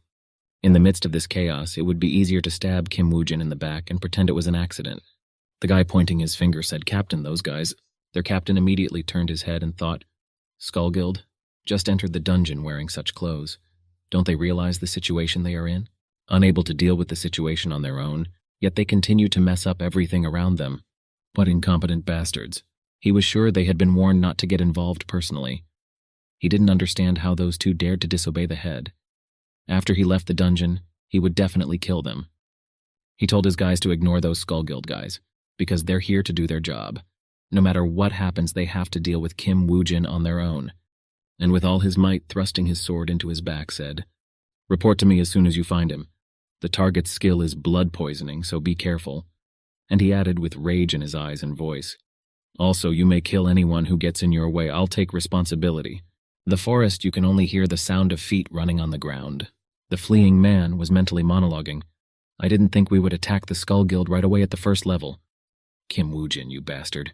We're not usually this serious, huh?" Hiding behind a tree, the boy tried to catch his breath from running so long. Peeking out from under the tree because of the strange sounds, he assumed about that Park En-wan's royal guards had also entered the dungeon. But on seeing the picture in full, he was very much surprised. Skeleton warriors? Looks like one of the team members brought along a necromancer Hitro. Watching the skeleton warriors fight, the guy suggested. He wondered very hard why he still hadn't seen Kim Woojin. The sudden noise behind him made him tense up to the point where drops of sweat ran down his face. Reflexively, he grabbed his sword, and at that moment Kim Woojin jumped down from the tree. Immediately, the guy behind the tree swung at him in an attempt to hit him. Droplets of blood splattered in different directions. It was our player who wounded him. The one trying to stay alive started to say, "You misunderstood. I have nothing to do with the Skull Guild." Kim Woojin laughed and said about how he didn't think so, because the guy on top said that he was the one from the Skull Guild. He raised his head in the direction the player was pointing his finger and was surprised. Indeed, high up in a tree there was already the corpse of that very guy. He got angry because the corpse in the tree when it was still alive couldn't say that, could it? Mitsumoto also failed. So even if we are in danger, you must not interfere. No matter what, you must survive and report everything that happened in the dungeon to the head. Remember that. It's more important than our lives. The one, after remembering those words, started screaming about what the one was saying. He had never seen him before. Why are you doing this? Before he could even finish speaking, Kim's sword took his life. From the last of his strength, he said, I really don't know either. Kim told him, "You guys can only be trusted when you're dead." The eye of Anubis has opened. The hero's eyes began to turn. Looking at the corpse lying on the ground, he thought, even if I look into this guy's memories, there is no information related to Yang Chi-hu and his men. So this means that the Messiah Guild didn't send Yang Chi-hu and the Skull Guild here together. I didn't expect the Skull Guild to act without orders from the Messiah Guild. Is there a crack in their alliance? After a while, in the place where Yang Chi-hu was fighting with the skeleton warriors, the skeletons began to vaporize. It looked like Kim had summoned them all. A light could be seen in the far reaches of the forest. There were a couple groups of people sitting around the campfires and a few remarks. I was expecting monsters, but this was easier than I thought. He was answered. I agree. My fingers wish to move because it's too easy. Hey, regardless of how easy it was, it's still a story dungeon. Don't lower your security. Let's save our strength and move safely to the second floor. The hooded guy asked his interlocutors. Isn't it strange? This Kim Woo-jin, why haven't we met him yet? I'm sure he must have suspected something was wrong and ran away. Yang Chi-hu answered him. At least we know what to do if we find that coward hiding in terror. Moreover, I'm more concerned about the whereabouts of the Skull Guild guys. We don't know what lies ahead, so it would be nice to meet him soon. The leaves of the trees, the sky sweeps before the eyes of the runners. People were wondering, why haven't we seen that bastard Kim Woo-jin until now, even though he's also advanced to the second level? Don't tell me he's going into hiding until the dungeon is cleared? The commander was wary and angry. Oh, you'll remember the devil, Chi-hu said as a shadow passed behind him. The boys drew their swords, and to make it look more menacing, they'd slice through the air with them. At the same time, the skeleton warriors appeared and began to slowly turn the corner. The long-haired man said through clenched teeth. After stalling for time, he finally showed up. Pesky asshole. His interlocutor replied, Looks like there's a necromancer among his companions. Look at those skeleton warriors, and laughed. Kim Woo-jin started to come out from under the tree. The commander said with obvious amusement, You're going to use skeleton warriors to fight players? That's ridiculous. He did not appear alone, but with one of his skeleton warriors. He said, You wouldn't have gotten hurt if you'd kept hiding, but thanks for coming out on your own. Let's see what kind of skills you have, shall we? Without waiting a second, the skeleton ran into the fray. The others ran after him. The commander stood as if in mockery of Kim and waited for them to come to him. Clenching the hilt of his sword tighter, he prepared for a swift attack. As the skeleton approached, he was already swinging, but they avoided the attack. One jumped and the other went down. Of course, Chi-hu didn't expect that, and he got very angry. He stared at them in bewilderment, for it was the first time he had ever seen them move like that. While he was trying to process the situation in his head, Woo-jin shifted in his seat. Taking him by surprise, he approached him from the side. In spite of the commander, the hero was focused and fast. The speed of the movement was so great that all the dust underfoot rose into the air. Kim was a little surprised at young Chi-hu's quick reaction and the same smartness. They clashed their swords, and the scraping of metal spread a couple meters away. At this moment, the hero was thinking about the fact that the bastard was much stronger than he had realized. With his sword, he tried to move closer to his body. Suddenly, out of the blue, he cleaved the air to deceive his opponent. The commander, on the other hand, cursed at what the hell he was even doing. You made me wait this long just to show me this? Kim stepped back. The player was thinking about the situation in his mind. I knew that he was a strong opponent. It was not easy to fight him at all. Unlike my previous enemies, I can't fight him, conserve my strength and stay cool at the same time. A notification has come in. Immortal Fighter is interested in this battle. The enemy smiled and asked, Did this come with a notice from the patron? Kim remained still as cold-blooded and just looked at him. Another notification has arrived. The underworld messenger is interested in this battle. Standing, resting against his sword, he said, I only receive such notifications when I fight worthy opponents. Does this mean that you have caught the patron's attention? This is interesting. The reward must be good if I kill you. Woo-jin is already more serious. It's going to be difficult. If things continue like this, Si-chan to Lee Jin-ah. I know that I asked you to eat properly, but let's stop here, finish it already. He replied that it's not that big of a problem. Chin-A understood that he was worried about Kim right now. That's why he asked whether he was worried about him or not. Pointing his finger at him, Hen asked, Are you asking that because you don't know? I know that he is much stronger than you. He grimaced and regretted having asked it at all. The words made him lose his appetite. Says the guy, the one who ate the pizza boxes. Poking at those boxes, Se-chan said. Lee immediately began to resent and yell that he couldn't eat the pizza he had bought himself.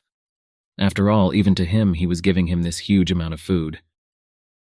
The interlocutor replied, I understand, so what exactly are you saying?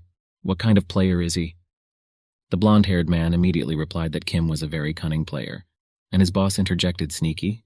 Already with a sadder mood, he replied, I say he will never engage in unequal combat.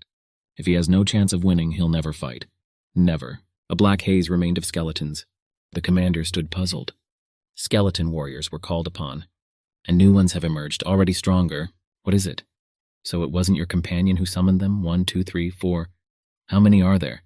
So you were saving your strength to fight me? Wasting no time, Kim ran at him.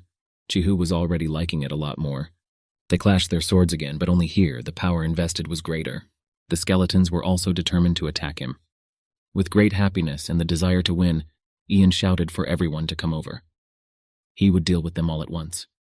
But abruptly, the skeleton warriors changed their target for the attack and retreated from it. He was very much surprised by this. Kim Woojin backed away and Yang realized he didn't need him. His men were screaming and trying to deal with so many monsters. The guy in the hood asked for the commander's help.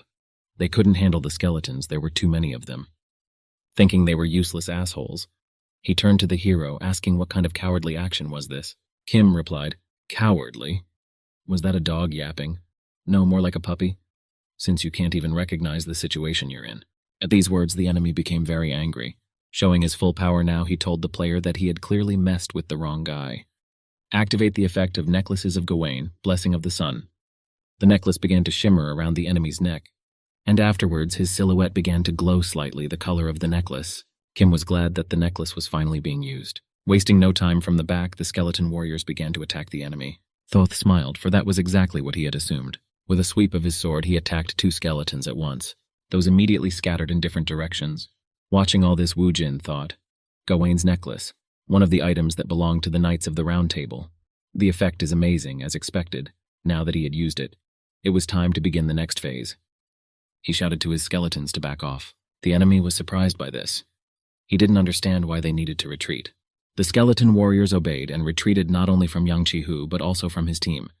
Behind them, Kim himself began to retreat. As he watched Kim Woojin running away, he thought, does he want to hide again? Because he thinks he can't win in the open, but I have to get rid of him before the other guilds clear the dungeon. He ordered his team to follow him and deal with the skeletons and then catch up with him. The entire forest was transported in front of Kim's eyes. He ran as fast as he could. He thought, Yang Chi-Hu, you haven't changed at all. You still don't care about your subordinates. It must be because of your self-confidence. Of course, Gawain's necklace won't help him with that. This item significantly increases all the characteristics of the wearer. But since he has no idea how to properly use this magnificent item, in his hands it's like pearls in a pig's hand. And he smiled. Chi-Hu began to catch up with him, and he had already noticed the difference in his characterization. All Yang could think about was that no matter how far Kim Woojin ran, he would catch him. He thinks that he can't escape from him after using the Sun Blessing. The effect of Underworld Envoy, Corpse Explosion, has been activated.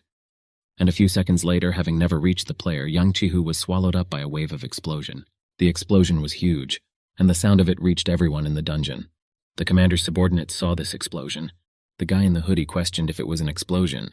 The light-haired man said in a loud voice for everyone to hear, "Don't panic, our commander can't be defeated by a mere explosion.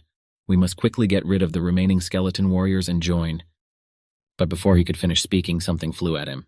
This guy started to fall, and the others stepped back in fear. You were exposed to poisoned blood. It was the skeleton who fired the bow, the arrow. Before the poison fully takes effect, he said, "Don't underestimate these pawns. They're great at stalling. Now gather." At the same time, Yan called Woojin a damn bastard. When he kicked up all the dust with his shout that Kim should stop cowardly running away, he was already hiding behind a tree. Up from there with the words, "Cowardly, so what? Obviously I'm going to lose to you in open combat, so if you want to catch me, run faster," and beckoned his enemy with 2 fingers. After his words, he immediately started running. Yang Chi-Hu told him that when he caught him, he would tear him with his bare hands. And he too sprang from his seat. Activates the effect of Immortal Fighter, Haste. And due to this effect, he caught up with him, and while running, he began to swing. The player had roughly assumed this, so the surprise in his gaze could not be seen.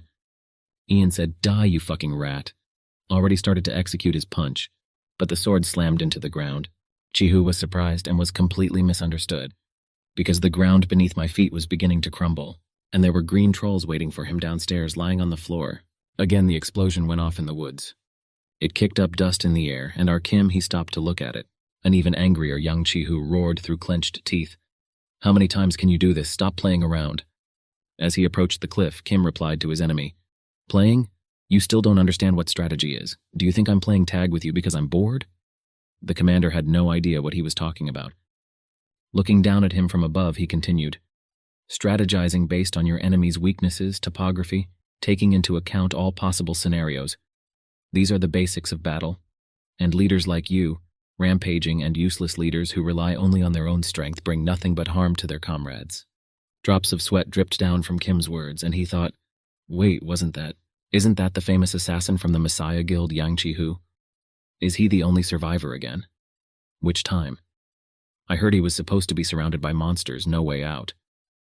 Yang Chi-hu, from his memories of the past, said, shut up. What bastard said that? Hey, if you have something to say, come out and say it to my face, so I can destroy you. One guy did come out a bit and said, from the way you talk, you don't regret the deaths of your subordinates at all. And no wonder, because instead of brains, you have muscles that are incapable of emotion. Obviously, considering that the camp was chosen in a place that I had warned you about the dangers of more than once. Yang Chi-hu swooped down on the man, saying, who is he anyway, to teach him? The man was collected and completely cold-blooded. He dodged a takedown by Chi-hu, and afterward just tripped him up. The one fell to the floor with a clatter. When he came up, he said that his crew members died because they were weak, and it was absolutely not his fault. The man came up to him and said to his face, no, you killed them, everyone here knows it. You're just a useless leader who brings nothing but harm to his comrades. Currently, that's right, I remember. Kim Woo-jin's tactics are painfully similar to Suzuki's. Maybe that's why it's harder to take her out. Kim Woo-jin or Suzuki, I'll kill them all with my own hands. Kim told Yang Chi-hu that the time had come, and he asked in confusion what he meant by that. Raising a finger up, he began to speak.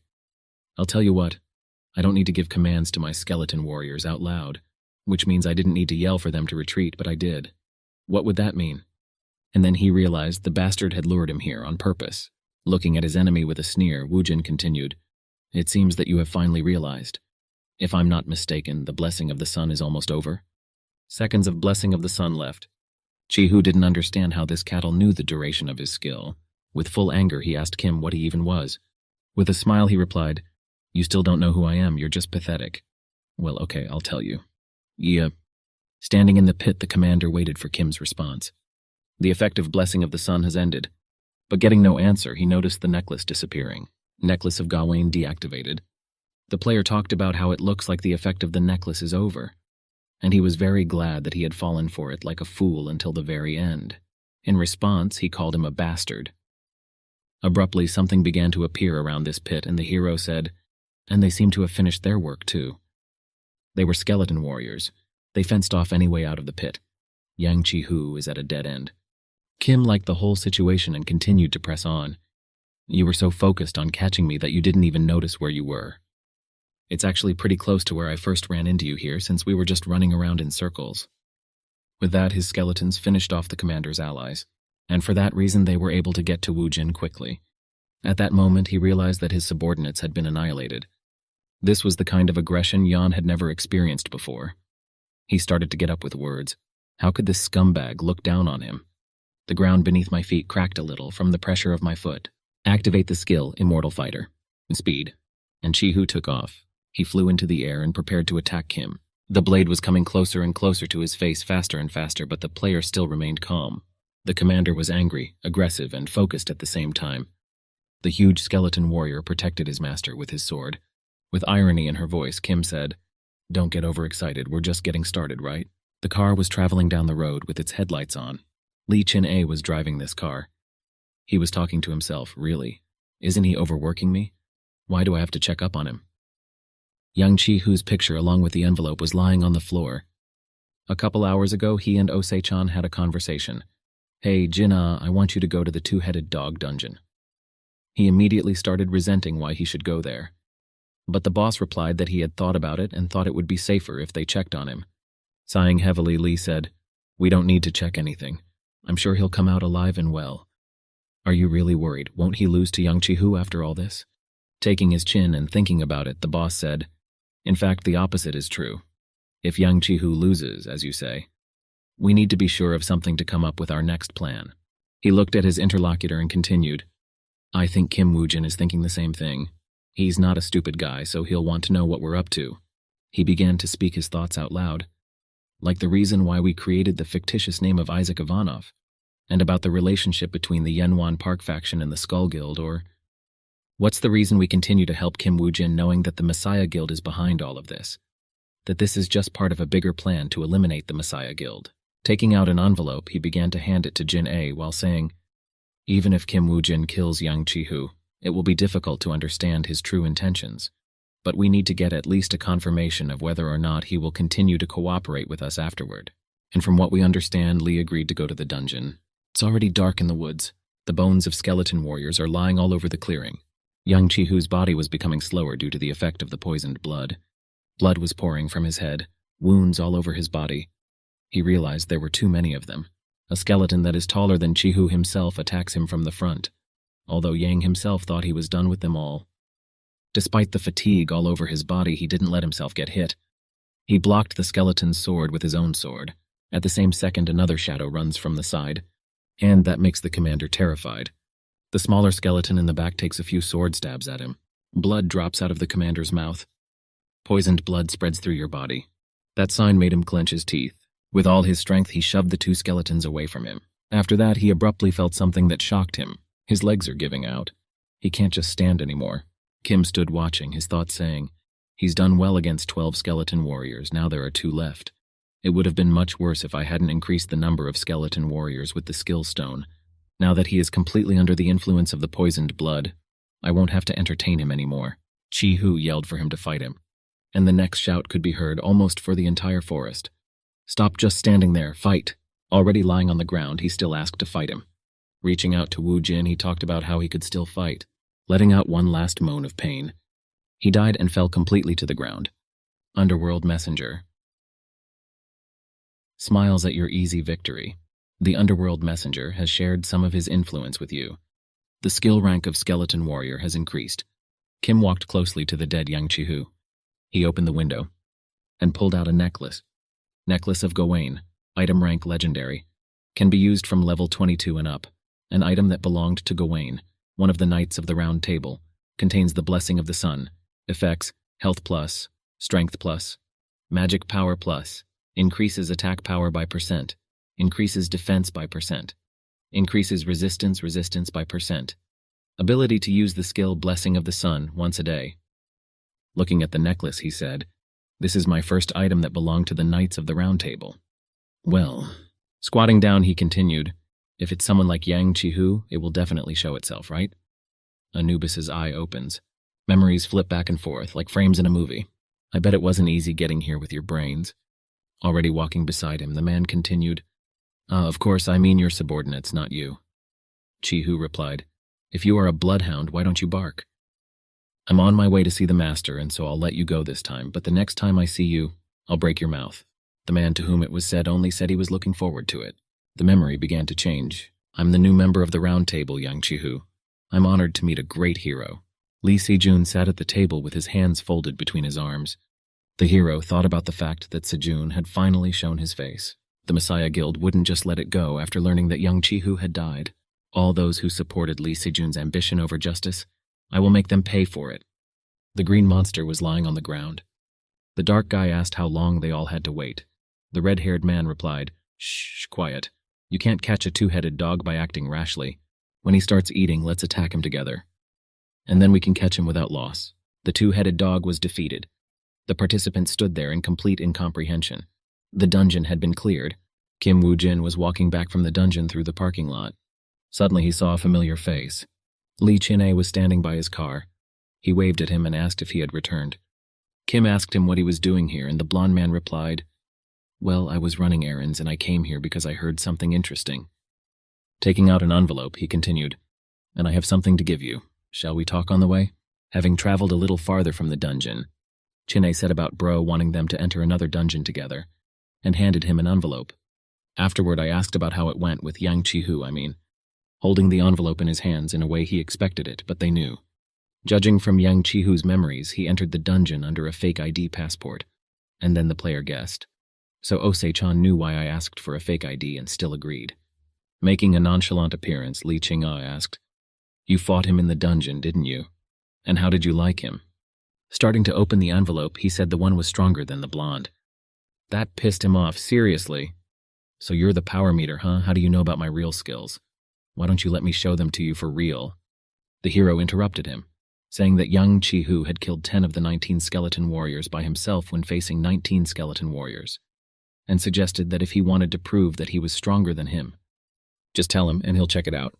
When Chin-ae heard this, he said, "A real man should not brag about his strength. Let's get to the really important things and talk about work. Horned Fox Dungeon in Puxian. 12 failed attempts were made, 2 levels of the dungeon. Dungeon difficulty, A. Dungeon capacity per person. Entry condition, up to rank. Mop-up condition, catch a horned fox and get its horn. Reward for clearing, catalog of titles and skills to the one who defeated the horned fox. Li Qing, I realized that he understood everything and spoke. I'll skip the explanation since you already know everything. It should be obvious, but you will go there again in the guise of Isaac. I think you already know why. Your answer. He thought, sending me to the horned fox dungeon right after I defeated young Chi-Hu, I guess that means. And then he abruptly snapped out of his thoughts and gave an affirmative answer. After getting out of his car, Li Qin watched her get farther away, and after she drove far enough away. He got into the car, and after a while, he called his boss. As soon as Osei-chan answered, he started saying, I just broke up with Kim Woojin. Didn't I say there's nothing to worry about? He never chooses the losing option. The boss asked about his proposal. Closing the car door, he answered. He agreed and already knew the characteristics of the dungeon. On the other tube, he heard the reply, What a relief. Jin-ah, from now on you must make the final choice for yourself. Since Kim Woojin has accepted our offer, there is no turning back. The boss had that in his mind. I still can't trust him completely. But if we want to take a stand against the Messiah Guild, we need to act now. We don't have much time left, 2 years, 3 at best. The topic of the newspaper was, Messiah obtained the rights to the dungeon that was abandoned after failed raids. After reading the title, he continued to think, if a group capable of containing the Messiah Guild doesn't appear in the meantime, they won't hesitate to bare their fangs. Kim Woojin's yellow car was parked outside the building. Looking at the leaf from that envelope, he remembered the past, now realizing that it was after he had cleared the Horned Fox's dungeon. The white-haired girl addressed Kim's past. I've been watching you in the dungeon. Your skills surpass the rumors about them. Why don't you join the Messiah Guild? Past Kim Woojin replied that if they want to recruit him, let them tell their master to do it personally. Another man came out of the car with words to the effect that he liked his boldness. Kim Woojin turned away and the guy spoke. We need your power to save the world. And holding out his hand, he asked about whether the past Kim Woojin would become his ally. This was their first meeting with Lee Se-jun. I got a text message on my phone. Your candidacy has been approved. Raid the Horned Fox dungeon in 2 days. Don't forget to show off your skills. As he read it, he thought, show off my skills, just like before. I bet the guys from the Messiah Guild will be there too. By locking your cell phone, he said to himself, I'll show them in a way that will make their hair stand on end. Isaac Ivanov's value. He pressed the button, needle snakeskin, and realized that he would be very busy to finish the preparation in time. But since he'd already cleaned out this dungeon, it would be the perfect platform to show off. The thought made him smile broadly. Puxian Sports Stadium. The loudspeakers were saying that the players should get ready. The entrance to the dungeon is just around the corner. The guys had already changed their clothes, and they asked each other if they were ready. Chin-A, wearing a Russian mask, said, I'm the guy who conquered the Needle Snake dungeon back then. How everyone thought it wasn't possible. Dungeons are like pieces of cake to me. Being in the dungeon itself, he no longer thought about eating the piece because the piece froze. Everyone has been told to change their clothes for winter. Especially mages with low health and priests should take care of themselves. The girl with dark hair and a shaved temple went on to say, if you fall behind because you failed to take care of yourself, you will become an obstacle instead of a help. Isaac thought about the fact that that girl knew what she was talking about. Sometimes natural conditions are scarier than monsters. And Lee didn't understand how a tank like him could be so cold, and wondered about the temperature here. Isaac turned to him and told him to go. The man, stammering with cold, asked why so suddenly. But the man didn't even choose to answer and just ran. Chin-A tried to keep up. Even though the sun was shining, the temperature still allowed the snow to keep from melting. Stopping, Lee began to speak in a trembling voice. Wouldn't it be better to move with the Messiah Guild right now? Acting on your own in such weather conditions? But before he could finish, Hiro interrupted. Why? Are you one of those who can't use their powers in the cold? That one immediately started talking about what kind of nonsense Kim was talking about. Standing up in a proud pose, he began. My nickname is the Siberian Brown Bear. This temperature is like a light breeze. Look here, I feel good as my sweat immediately dries up.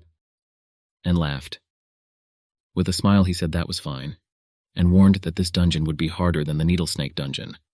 He looked at Isaac with horror. He asked how much harder it was. Isaac replied that he would soon find out. Then 2 plaques appeared. One said that Isaac was wearing the necklace of Gaiwan, and that he could feel the warmth in the cold. The other said that he was also wearing the mask of the Grim Reaper, and he can merge with summoned monsters. He went right away and told his partner to move since it was so cold. At least they would warm up a little. Chin-A agreed, but this time he asked whether Isaac would feed him properly or not.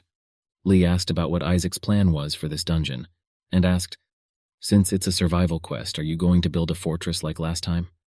The player gave a negative answer because there was no need for it, and he was glad because this time there will be no manual labor. Skeleton warriors were summoned, and that was what surprised Chin-A. The skeletons were now clothed, and Chin-A asked what the occasion was for which all the skeletons were dressed up. Then he came closer and continued to say, "Since you spent the money, you could have done better. What's that leather armor? Wait, it's a needle snake skin?" Once he realized this, he complained that for his hard work in that dungeon, he didn't have a morsel left. But Isaac calmed him down and told him his share was supposed to be delivered to the office. "That bald asshole," yelled Lee. And Osei-chan was only thinking about why his ears were so itchy today. The girl with the shaved temple remarked about the 2 Russians missing. She asked people if anyone had seen where Isaac Ivanov and his companion had gone. The guy immediately began to apologize and talk about how they were busy building the camp all the time. But the girl interrupted him. "Apologies won't help here. Have you forgotten the orders of your superiors?" She pondered. Clearing the dungeon was important, but what was even more important was figuring out whether to form an alliance with this Russian, Isaac Ivanov. The girl turned around and ordered him to finish before she returned and guard him. The boy said it was better to send scouts, and she didn't have to. She said everything was fine, and that if anything happened, they'd blow the whistle. So she has to see for herself, see how professional they are. The wolves growled and lunged, but the skeleton warriors were pretty good at dealing with them. Chin-A shouted to Bashka and took down one of the wolves. No sooner had the wolves run up and bitten a single skeleton than they immediately took to the sky. The skeletons cut them with great ease. The girl in black noticed it and was shocked at what it even was. She was hiding behind a tree and couldn't believe what she was seeing: skeleton warriors. It's different from all the skeleton warrior summoning skills she's seen. It's a whole other level. The guy asked about helping them, to which he got the answer, "Don't you see? They are showing off to show that this is their hunting ground. We'll only get in their way if we interfere." Clenching her teeth, she realized that these guys were above her level. Basically, as expected of a player who had cleared the Needle Snake dungeon. She urgently needs to report this to the guild. They should recruit him and bring him to their side. There was a whistle. A single one, which means something's happened at the camp. Those quickly ran toward the camp, and Isaac spotted them. The wolves broke through their defenses. The men left there didn't understand why there were so many of them. They had to hold out until the captain arrived. A shadow passed over the wolves, and then there was a huge blow. It was their captain who killed a couple of animals. She began to order them to stop thrashing around and take up defenses. After all, they were only level 1 monsters. She shouted that they would defend the camp by slowly moving back, and told the wounded to fall back. The leader of the pack howled, ordering us into battle. And from deep in the forest, sounds began to come. The ground beneath my feet began to tremble. Standing on a tree branch, he was surprised, trying to see what that huge black spot was. He soon shouted that there was a whole wave of monsters and they were coming. The captain didn't understand how it happened. After all, the defense had been interrupted, and it wasn't even a wave of monsters. Sweat dripped down her face, and a small percentage of fear could be read in her eyes. Isaac was just watching it all from above. Chin-A talked about how those people would be destroyed if they didn't help them. Holding something in his hands, Lee was hopeful that the man wasn't going to go there. The voice on the phone said, "You caught me a little off guard by asking for a skill page out of the blue, but luckily one was on sale at a discount. Did you get it?" Kim replied that he had the skill page and thanked Mr. O. Aura field. Skill rank E. Effects: releases aura with the effect of buff or debuff. Aura radius increases with skill rank. You have learned the skill, Aura field. Isaac only said, "Finally, I don't have to put it on you anymore." Humans were cornered by monsters. The commander blamed herself for the indiscretion. After all, she should have known that the teams had lost for a reason. The abrupt explosion at the end of the monster lineup. The men asked the commander if it was reinforcements. She replied, "Who else is in this dungeon but us?" And then she realized. The dead monster's body was taken in his hand and thrown down the mountain by Isaac. The underworld messenger skill, Corpse Explosion, has been activated. From the mountain, he watched the explosions and the monsters gradually die. A huge pile of smoke was left behind by the explosions. Chin-A ran to help the skeletons deal with the last survivors. The skeletons wasted no time either. Standing in a circle, they killed each wolf and cut it in half. Activation, Sun Blessing. You are connected to a skeleton warrior. Usage, Aura Fields. You have connected to a skeleton warrior. Mana consumption has increased significantly. His eyes began to burn a bright yellow color, and all the skeletons gradually began to glow. Li Qing'e was very much surprised by this. The aura emanating from this skeleton was enormous. Li looked at it thinking, what a crazy aura, damn it. I've never seen skeleton warriors act like that. They're on steroids and they go crazy. Suddenly all the skeletons started raising their heads and hands up, and one skeleton let out something like a growl, and swung and demolished a huge number of monsters with a single blow. To himself, Li thought, no way, they're acting like berserkers, this Kim Woo-jin. What kind of incredible magic did he use? It's not suppression. Imagine you are hunting a large number of monsters, and instead of using the blessing of the sun buff alone, you activate an aura field that allows others to also benefit from its effect, which is much, much more effective. Standing on top and watching it all happen, Isaac throws the corpse of a monster. The Underworld Messenger skill, Corpse Explosion, has been activated, and there was a huge explosion. The girl thought they formed a barrier and blocked the wave of monsters in the middle. Are you saying that this is the true ability of a needle snake hunter? She shouted to everyone that the wave had stopped and this was their chance. Are we going to help the Messiah Guild avoid arrest? Oh, Se-chan replied. That's right. They are extolled as heroes. Do you think they can openly oppose their saviors? Besides, under public pressure, the Messiah will be forced to reward their saviors. In other words, we kill 2 birds with 1 stone. The secretary said it would be wonderful. But will it work? That's another question. She began to speak without taking her eyes off her work. Think about this. The Messiah Guild has many players in this level range, all with excellent skills. In order for the plan to work, you need players whose skills are being asked for heavily. Do you really think Kim Woo-jin is that strong? To all of this, the boss replied, definitely. Based on the speed at which he's been developing his abilities lately, I'm even willing to lend him money. It made the secretary stop typing. She pulled back and said, money, do you really value it that highly? Oh, Se-chan replied, yes. That's why, while Jinna and Kim Woo-jin are in the dungeon, we must make every effort to ensure that their identities are not revealed. Understand? So that we can benefit by hiding behind the mask for as long as possible. The sword crashes into the monster's body, and the guy who did it asked about whether it was definitely over. Wiping drops of sweat off his face, the guy says, if it weren't for these Russians, we'd be in big trouble. The girl in black walked over to them and began to reach out to shake their hand, saying, thanks to you, we haven't lost a single member of our guild. Thank you. They continued to remain silent. And then she remembered that they might not know Korean. But they said, our job, it's done. They speak broken Korean on purpose. They left and the girl yelled for them to wait.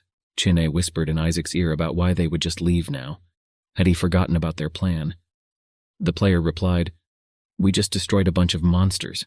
It's not dangerous here anymore. Staying with them will only increase the chances of us being discovered. And now that we've demonstrated our skills, they don't dare claim that they only did the sweep on their own. This dungeon just became a great place to level up. After hearing the words about level pumping, Chin-A hoped that it wouldn't be like this, like last time. Kim only smiled. It was already dark outside. Lee thought he was crazy for teaming up with that asshole. Your level has risen. Kim Woo-jin had reached a level. There was no point in thinking of more unless the main target was destroyed. Messenger of the Underworld used his power to give you great strength. The skill rank, Poisoned Blood, has increased by 1. Poisoned Blood. Skill rank X. Skill effect, turn blood into poison. You can use mana to concentrate poison and create dark blood. The Poisoned Blood of X rank and Dark Blood will allow Kim to realize his plans faster. Folding his hands between them, Lee asked why he had such a serious face. And maybe something is wrong. Isaac replied that it was okay. But before they went to the second level, there was one more thing the two of them had to do. Chin-A got angry and asked what he wanted to do this time. When they heard that they needed a snack because they needed more energy on the second level, Lee couldn't believe his ears and was very surprised. On the fire, they were roasting a piece of meat. His full mouth didn't stop him from saying something about finally feeling like they were a team. Kim began to speak. I wanted to ask you something before we go to catch the horned fox. Even with an immortal body, you still feel the pain. You don't pass out in the middle of a battle because of it, right? Chewing on the meat, he said, Oh, really? What do I look like to you? The courageous Lee Chin-a is not such a weakling to pass out during a fight, Kim asked, since that was the case. If the fox pierced him with its horn, how long would he be able to stand? That question made Chin-a drop his food. He immediately looked at Kim, asking if he'd done something wrong. When should he start begging for forgiveness? The second level of the dungeon. The fox runs away from them, and the archers don't even have time to release an arrow. The guy's fighting because he realizes she's too fast. People don't understand how they're supposed to fight it. Everyone is trying to keep an eye on her, but one man sees something and is surprised. The fox's jaws bit him, and the girl realizes that at this rate everyone is going to die. She was looking for a way to slow down the fox's speed somehow. Someone started to come out of one side of her. She marveled, and this guy said, "Spasiba, I'll kill the horned fox." The girl looked at him. She didn't understand what this Russian was up to. She shouted at his back, "Wait, you won't accomplish anything by just rushing forward without a plan." But here she saw the horned fox for the first time. The fox stopped at the top before the abyss and looked at the Russian. She started growling, and then she was blown away. She was approaching Lee Chin-a in a second. She's a lot faster than he thought. She moved incredibly fast, that my eyes didn't always even recognize her silhouette. Lee thought, "It's just like that bastard said, the damage is small, but she's really fast. Right now I can only block her blows. Attacking back will be too difficult." In the snow he almost fell over. The slippery snow made him angry, and the fox leaped on top of him, hoping to attack him. She bit him, and a lot of blood came out of him. Horned fox's attacks, not too dangerous, the real problem is its speed. A skeleton warrior would break right away, so this option is not suitable. A trap made of wooden fences would take too long, said Isaac. Lee interjected, "So in the end you want me to stop her, right? I see, and I was wondering why you suddenly suggested a snack." Kim asked, "So you can't handle it?" Remembering this, a spark appeared in his eyes. He clutched at the fox with his hands and tried to slow her down with his feet. A lot of snow. He scattered it and the fox behind him. Skill activation. Blessing of the river snakes. Blood began to flow from his mouth, for it hurt very, very badly. But he caught it, that damn fox. As the horn entered her body, she stopped. The girl couldn't believe that he could have stopped the fox by grabbing its head, but she realized that he couldn't stand like this forever. Everything would be in vain if he didn't defeat the fox while the Russian held her. And then an arrow comes out of nowhere. The arrow was coming closer and closer. Chin-a knew this, and that was why he held the fox tighter. And then it hit her. Horned fox has been exposed to dark blood. When the girl started to approach the Russian, skeletons started to appear from nowhere. She was just in shock, and the words wouldn't even come out of her. Looking at Isaac's back, she couldn't believe these guys were below the 40 level. The skeletons started attacking her all at once from all sides. She thought they were monsters compared to her and her team. "You have successfully defeated the horned fox." Cameras flashed. Everyone wanted to know about who had defeated the horned fox. A diplomatic car pulled up and everyone realized it was Isaac's car. In his hands he held the fox's horn. Isaac called Mr. Ochan and asked him to release his statement. Mr. Ochan replied that he didn't expect them to come back so soon, and asked why he wanted to make a statement. He replied, "Let them know that if the Messiah Guild is eager to get it, we are willing to sacrifice the horned fox's horn." Chin-a immediately started talking about how after what they went through, he just wants to give the horn away. If he doesn't want it, he should have given it to him. "Donate it to the Messiah. Are you out of your mind?" Sei-chan immediately realized the seriousness of his plan, and remembering something he added, "Underline the part, if the Messiah longs for him." In response, he was told that everything would be done, and they continued on their way to their destination.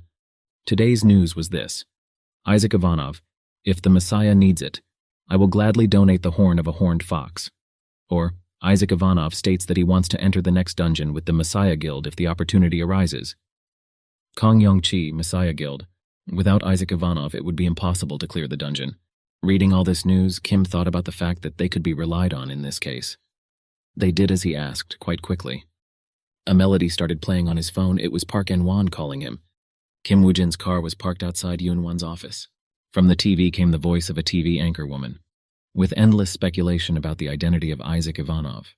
Making a quieter sound, he said, "Isaac Ivanov. He's all anyone's been talking about lately. But anyway, you're doing better than I expected. Those Skull Guild bastards. Apparently they've completely shut down all their operations in Korea and returned to Japan. Part of me wants to still destroy them, but I'm satisfied with how things turned out." Calling his secretary over to him, he said that since Kim had held up his end of the bargain, he should be rewarded accordingly. The secretary said something. Park Yong-won told him not to be arrogant and to develop, but he still had a lot of work to do. Seeing the effect page on the table, he began to read. Blood mist. Class requirement, Underworld Envoy. Level requirement, level or higher. Effect creates a mist from your own blood. Youngwon said that he could become a better man by joining his squad. Kim simply replied, Understood, sir. Immediately, the anchorwoman's voice interrupted him. Breaking news. The Messiah Guild has released an official statement. They are grateful to Isaac Ivanov but are only willing to accept his words. Instead, they will send him a modest gift as a thank you for saving the lives of the guild members. Yenwan commented, Damn idiots, after all. They'll just play around protecting their pride, won't they? Kim remained silent. Newsflash, Isaac Ivanov. If the Messiah needs it, I will gladly donate the horn of a horned fox. If he remained silent, the Messiah's guild would try to steal the horn through influencing public opinion. But this only works against people the guild considers enemies. In addition to saving guild members, he states that he will give them an item. After this, even they won't call me an enemy. If they want to save the face of merciful heroes and get the horn of the horned fox, there will be a heavy price to pay. Kim answered after a while. Well, their losses will depend on what they reward him with, don't they? Looking at the skill page, he realized that Park wanted Kim to focus on pumping. He asked, Would you be able to provide me with some dungeons where I could raise the level? To which Yenwan replied that there was no problem. He told Kim to buy some with a broker and send him an invoice. He'd take care of the rest. He knew he would. He told him thank you, a sly smile playing on his face. The host says that the Messiah Guild is planning to send Isaac Ivanov a gift as a thank you. This guild generously rewards those who risk their lives to save the world. With his mouth full, Lee Jin-ae commented, Kim Woo-jin, what a bastard. Making this whole donation spectacle knowing that it would happen. And he knows his business. We'll get a gift from the Messiah Guild and keep the horn. He wondered what they would send him. Ose-chan replied that they would send the golem summoning skill. The blonde was surprised and asked about how he knew. The boss replied, they had decided everything before the public announcement was made. No matter what the gift is, it's always best to give it before the press finds out. They suggested the golem summoning skill, and we immediately agreed. Opening a new cookie, he reflected on what he had heard. When it came to it, he stood up, and in his usual manner began to resent. Bro, what about me? I worked my ass off too. Why didn't I get anything? Shouldn't I get at least breadcrumbs from the table or something else? Taking out all the boxes, the boss said, breadcrumbs, please. You like food, don't you? Making the happiest smile, he set about keeping them especially for him. Pointing at all the boxes, he continued to be indignant. These are gifts sent by people who think we are Russian. Why are you pretending to buy them yourself? I want a skill or an item too. After a while, one box was opened. With an angry face and a full mouth, Lee asked why the boss was staring at him like that. Oh Se-chan replied that he had received a dungeon acquisition request from Park Yoon-won. Juya Chin-ah began to speak. Youngwon Park, weren't you going to end your cooperation? Swearing at him, calling him a bastard who only thinks about lining his pockets, and now you're doing business with him again? Besides, I thought he had already gotten the upper hand in the Phoenix Guild. Why would he need a broker? Boss replied. Says he wants to acquire some dungeons for his new elite soldier. How does he take care of them, huh? The light-haired man immediately asked who the soldier was. He got the answer that it was someone he knew very well. Then it came to him that it was Kim Woo-jin. Folding his arms across his chest, he spoke. So? The two of you want to cooperate to blackmail him? You're the real con artists. Se-chan got angry at this and started talking about how it's called business, and told him to ask Kim to teach him. After handing the sheet to Chin-ae, he said this one looked good, and asked how he liked it. Survival quest? Well, dungeons that are immediately obvious to be survival quests are pretty rare, so you should be able to make good money. Hours. Dungeon levels. Dungeon difficulty, B. Dungeon capacity of people. Entry condition, below level. Clearing conditions. Survival on the second level for 7 days. Reward for clearing, C. Rank skills stone to the survivor. Handing over the sheet, he said, surviving for 7 days in a rank B dungeon. Looks like the perfect place to pump up a level at the risk of death. The boss asked about why he was handing him the sheet if he had to go and hand it over, and then he added that he needed to level up too. Chin-ae was stunned and shocked. Chin-ae started talking about how he didn't think it was a good idea. And the boss replied that he would finally start to understand the dungeons. The forest, the new dungeon. Lee Ching-ae thought about this being another dungeon with this person. He was slaving all to hell. Kim looked at him with a smile and suggested we take a walk. Hansung Group, number financial company in South Korea. They became the most influential company in the world by sponsoring the Messiah Guild. Executive Director Park Shin-hee was talking to someone. He asked the person he was talking to if he wanted to say that young Ji-hoo was dead. His interlocutor replied, "Yes, he went into the dungeon with words about catching Kim Woo-jin, but he never came back." The principal asked why he had to do something no one asked him to do, and then asked about the necklace. The boy started to say that it was from... But before he could finish, the principal interrupted him. "Are you saying it was stolen? Give it back, whatever it takes." And in her mind she thought, it's not that hard to find a replacement for it in the guild, but we don't have an item that can replace Gawain's necklace. At first, the Skull Guild's frequent failures didn't seem to be a big deal, but that little spark turned into a flame, creating tension between us and Master Swordsman and Master Archer. A union that seemed perfect was starting to come apart at the seams. The source of our problems, that bastard Park Yun-wan. If I'd known how it would turn out, I would have dealt with him sooner. Now that his powers have increased so much, I need to proceed gradually. She asked this new member of Park Yun-wan's elite squad what became of him. In response, the guy clarified if she was referring to Kim Woo-jin. Starting to get very worried, he began to say, "We're doing our best to get rid of Kim Woo-jin, but Park Yun-wan is protecting him with all his might, so we can't even get close to him. Besides, it seems like he's giving him as many items and skill pages as possible to raise his level." With her hand, she interrupted him and said that excuses were enough. In a serious tone, she said she wanted to know about this guy's plans to eliminate Kim, that's all. The guy immediately said they had already set up a team to catch him. The director asked who was in charge, and the answer she got was Suzuki. Thinking, Suzuki Aichi. I suppose I can trust the one in whose hands the Lancelot ring is in. Afterward, I asked where they are now. It turns out that they are currently on full alert in Kaesong City. Your level has increased. You have leveled up, Messenger of the Underworld, impressed with your growth. You have gained 8 additional inventory slots. Kim rejoiced, for at last he would be able to use the gifts he had received. The more he learned about Ujin, the more amazed he became. He was probably the only one who could raise his level so quickly and easily, setting traps after exploring the area. More important than it seems at first glance, he knows not only the type of monsters and their number depending on the dungeon. He knows exactly where they are. He also has information on the most effective ways to defeat them. He knows everything. The blonde man's eyes narrowed, and he thought, like this has happened to him before. Kim said that now he can even get out of the tiger's den unharmed. You have learned the skill, Golem Summoning. You have learned the skill, Blood Mist. With hope in his voice, Chine asked, "We have achieved our goal, so now we can quietly and leisurely clear the dungeon, right?" He looked at the man who had spoken and replied, "Actually, it's the other way around.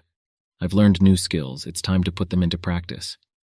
That way we can figure out how much offensive power we actually possess." He was just disappointed. Kim Woo-jin was coming out of the dungeon and his partner was crawling out. Chine couldn't walk, he crawled. The receptionist ran up to them asking what was wrong with Lee Chine and if he was okay. She crouched down and began to examine him for wounds. Taking the secretary's hands in his, he mentioned that he was hungry. Kim asked if he could talk to Mr. Ose-chan. When the secretary heard the boss's name, she blew up. And because of that, Chine fell down and said that even slaves are fed. She handed him the phone, telling him he could contact him through that. The boss answered and asked the secretary what the matter was. Kim said it was him talking now and thought about the fact that he should be in Kaesong at this time.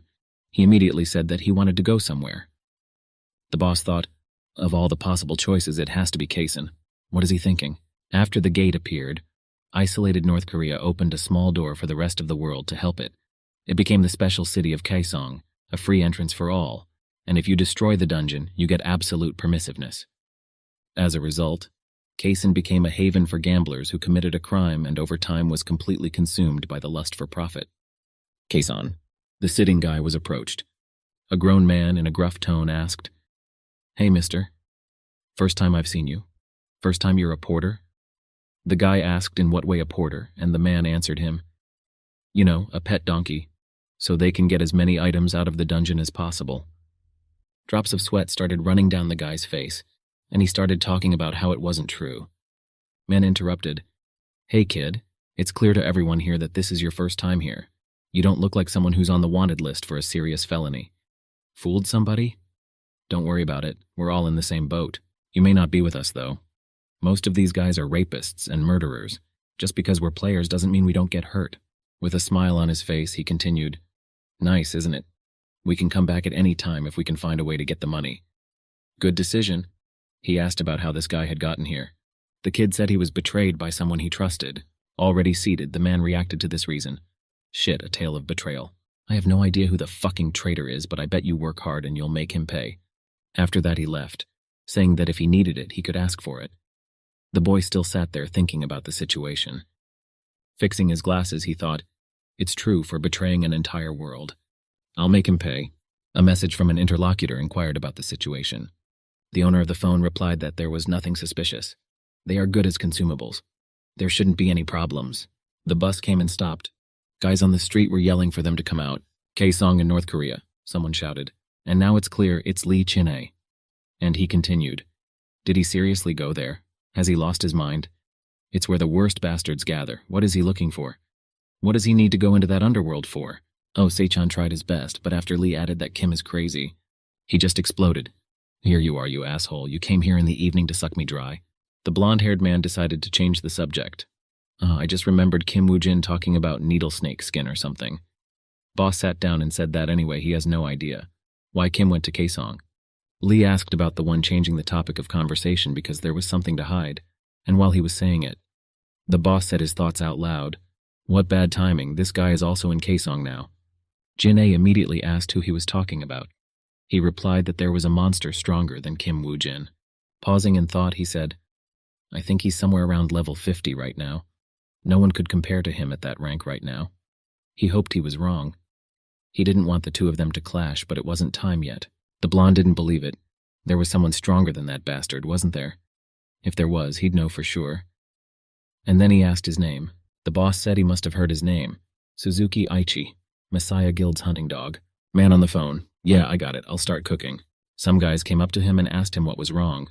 And he said, the queen wants us to maintain the same rate of elevation because of the next target. The guys asked what their target was, and the answer was Kim Woo-jin. And behind them, guys were getting off the bus. The guys talked about how, before this, it was a name they hadn't heard anywhere. If she wants us on alert, it's not just any guy. And it doesn't matter, they just have to follow orders. The leader of this group continued. Since the new victim is known, we need to quickly clear this dungeon and start investigating. Then he asked about the porters. Two guys got closer and started reporting back. We got a text from the guy we left in charge. Says everything's okay. I think we can proceed as planned. The guy in charge said to get them ready. The guy with glasses thought, Suzuki, I didn't think we'd meet like this. Just a few days ago, I avoided you like no one else. A hunting dog that would tear anyone to shreds for the Messiah Guild. Barely reaching level 100, he was restricted in his actions because that level was too high. For this reason, Messiah had to raise a new dog to work in the shadows. I found out about all of this later, but if things hadn't been this way, that bastard wouldn't have sought me out personally. Still, don't underestimate Suzuki. On top of that, he must have already gotten the Lancelot ring from Park Shin-hee. If I don't deal with him now, it will be impossible to stop this monster. I must nip it in the bud while I still can. And they entered the dungeon. Notice, defeat the red orc to advance to the next level. As soon as they entered the dungeon, blood gushed. One of the porters had just killed one of their men and escaped. People were asking the captain if they should follow him. Inspecting the body, he realized that he had killed him without hesitation, delivering a single precise blow to the vital places. Touched his head, realized he'd killed before. When he dumped the body, he said their plans had changed, and ordered them to take care of the remaining bearers. The two unsheathed their swords, and everyone's already stuck theirs out. They cornered them to kill them. That man started asking what was the matter and talking about how they didn't even have their guns with them. Besides, he's got a separate contract. The guy never got a chance to speak before he was killed. They saw drops of blood, and they decided to run. More drops of blood, and a huge scream throughout the forest. No one escaped. The man said of all the things they've done, should they split up and find that guy? The commander replied. Ran away, killing only one guy because he's stalling for time. He's on his own. Most likely plans to eliminate us one by one when we split up. Should we follow his plans?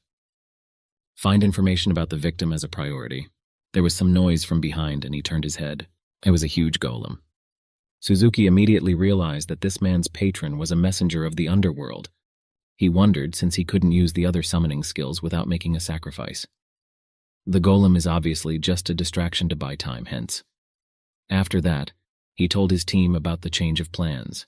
They will pursue him, but will deal with the golem before doing so. The skill, Guardian of the Fountain of Knowledge, conclusion has been applied. The golem was bound with ropes. The guy was yelling about how the golems have high resistance to weapons, and they should be using impact weapons now. This guy thinks they're not so dangerous if you take away their legs. And the guys hit both sides of the leg. Suzuki thought, ways to change weapons without orders and works well as a team. Also knows where to aim first. The golem had a piece of its leg torn off by the impact. With 2 legs gone, the guy jumped in for the hit, and swinging in flight, he struck with all his might. A lot of dust flew into the sky. There was some sound, and the guy tensed up because of it. It was an arrow flying at him, and when it was a couple of centimeters from his face, the commander caught her. The rest of the arrows fell to the floor. The boy's hands began to shake, and he apologized to the captain.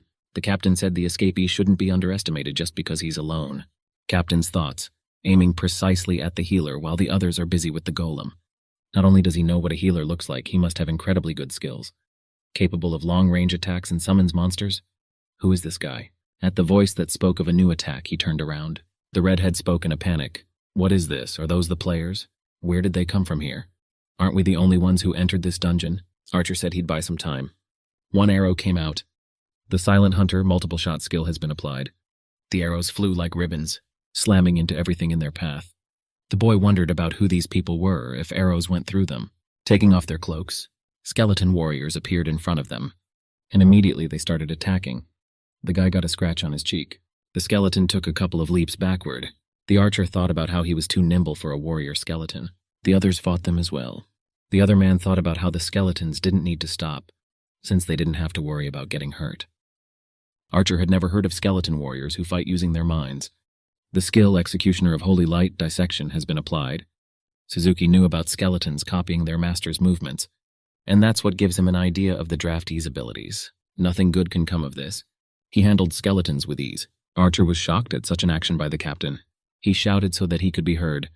Don't get too comfortable thinking that they are just skeleton warriors. Treat them as veteran players and use all your power. And aim for places not protected by armor.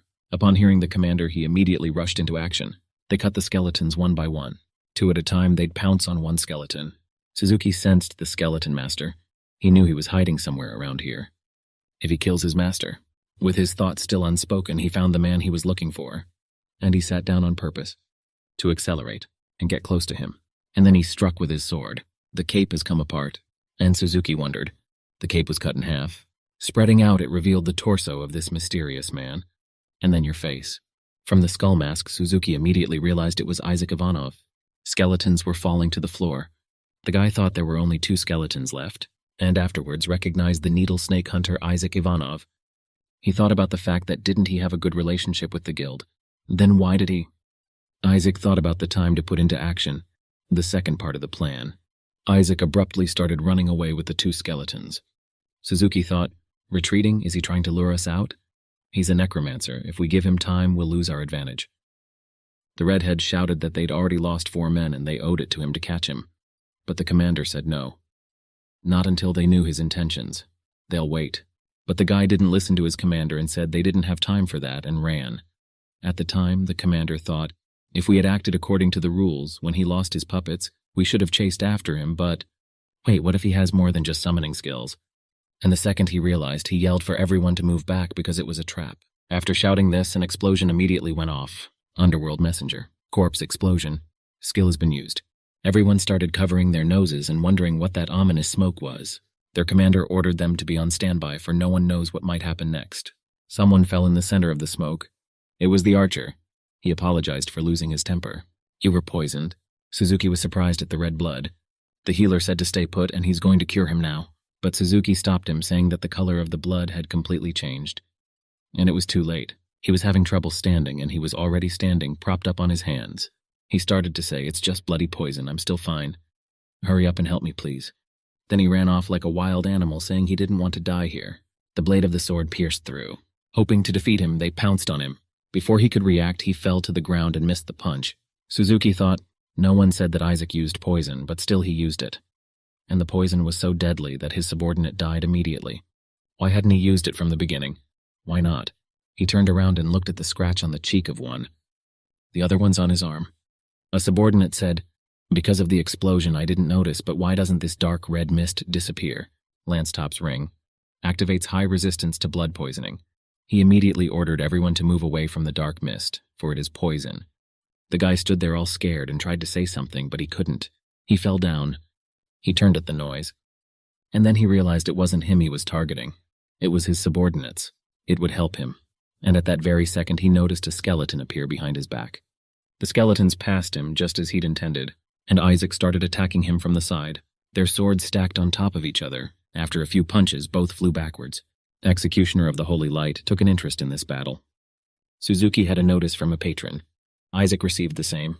Messenger of the Underworld was interested in this battle. Isaac thought, as expected, his level is quite different from Yang Chihu's. I wanted to distract him and defeat him with a single blow. If I'm not careful, I might die myself. Skill, Gawain's necklace, Blessing of the Sun activated. Osei-chan's office. The secretary said, I managed to track down Kim Woo-jin's whereabouts. As you predicted, he went to that dungeon. The boss replied, well, did he really go there to get rid of Suzuki? Taking in his chin, he thought. If so, then he was aiming for the Messiah Guild. Kim Woo-jin would make a great ally. If he came back from there alive, of course. Secretary Lee asked about what they should do, to which Si-chan replied that he thought it was time. Secretary Lee asked if he was talking about, but the boss interrupted her, that's right. Something Secretary Lee had been working on for months. Pharaoh's power. Dead people lying on the ground. While Suzuki was killing monsters, when he'd killed the last one, he turned to the blonde. It's just the two of us now. Are you done with your tricks? Isaac introduced a mental monologue. Even though I applied all the effects of the sun blessing on myself, such a huge difference between us. He's much stronger than I remembered. I was overconfident when I decided I was ready to face Suzuki. Looking down at Isaac, he began to say, you're the first one I've ever had to mess with. I know that. I think you've realized it by now, but you've lost too much blood. You don't have long to live. The signs came up. The first one said you'd been poisoned. And the second one, Lancelot's ring, activates high resistance to blood poisoning. Looking at the ring, he continued, if it weren't for this ring, I would be dead by now, as would my subordinates. Tisk, I'm tired myself.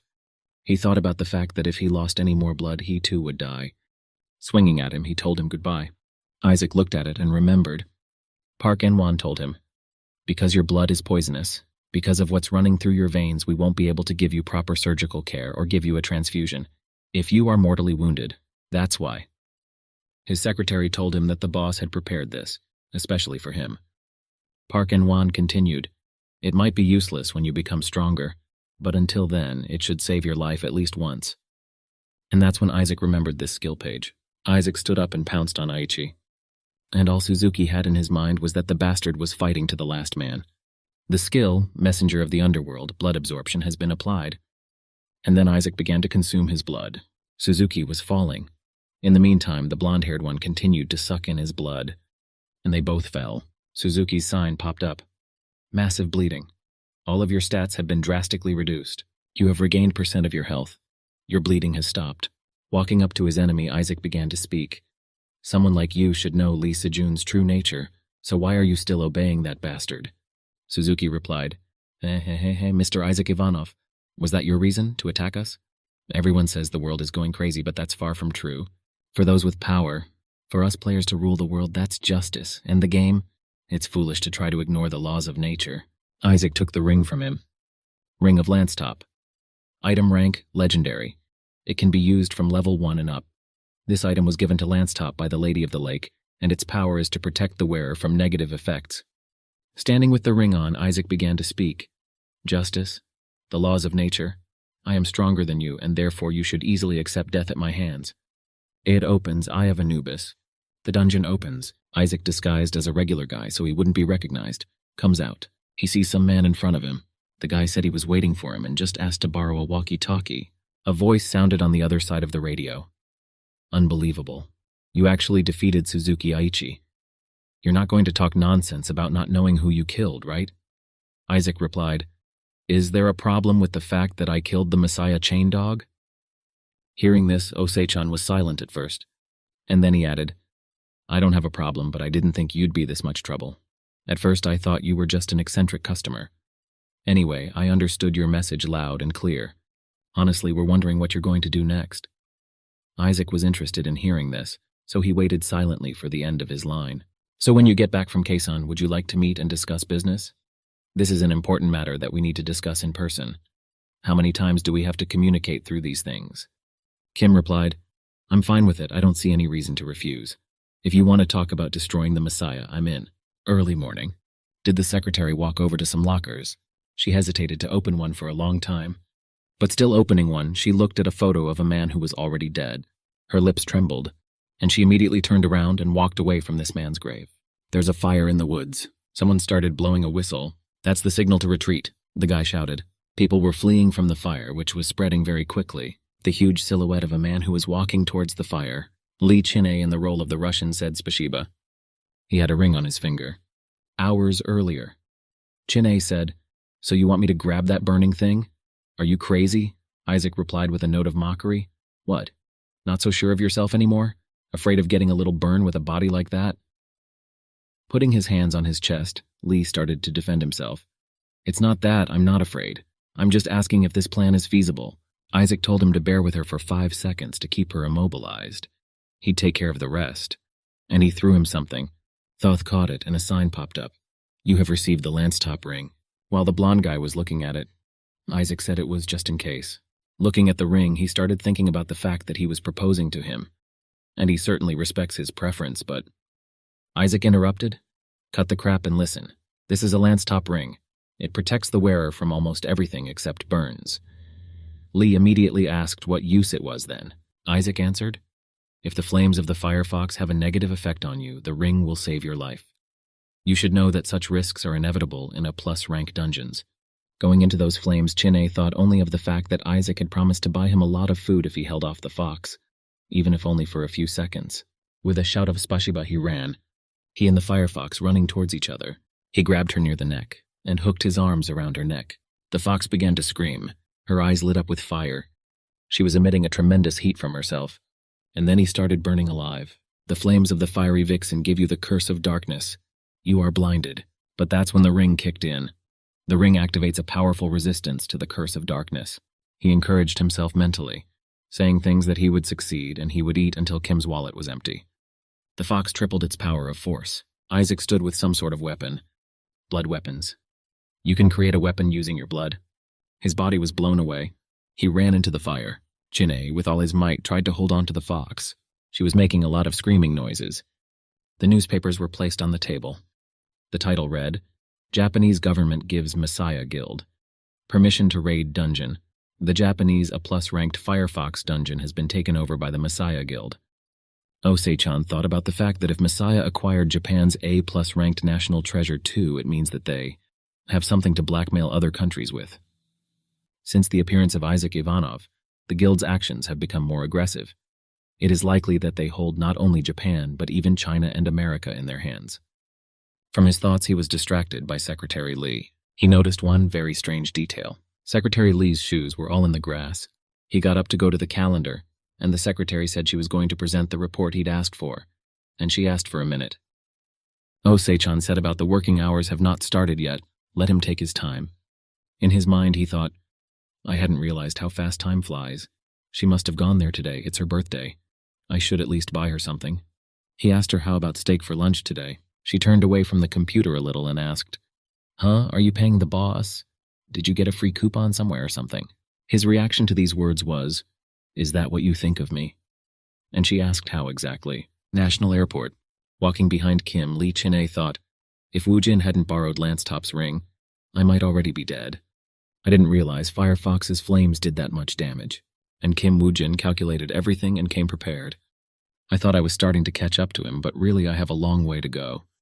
Kim said about splitting up here, but Lee stopped him and said, Hey, what do you mean split up here? Shouldn't you keep your promise before you leave? Kim asked him what kind of promise he was talking about, and the blonde-haired man smiled happily. You said that if I held the fox for 5 seconds, you would buy me food as much as I wanted. As much as I want. Kim replied that to be exact, he was only able to last 4.9 of a second. So Lee Jin-ah took it out. What? You're going to play dirty with the sacred food bet? It's been at least 50 seconds.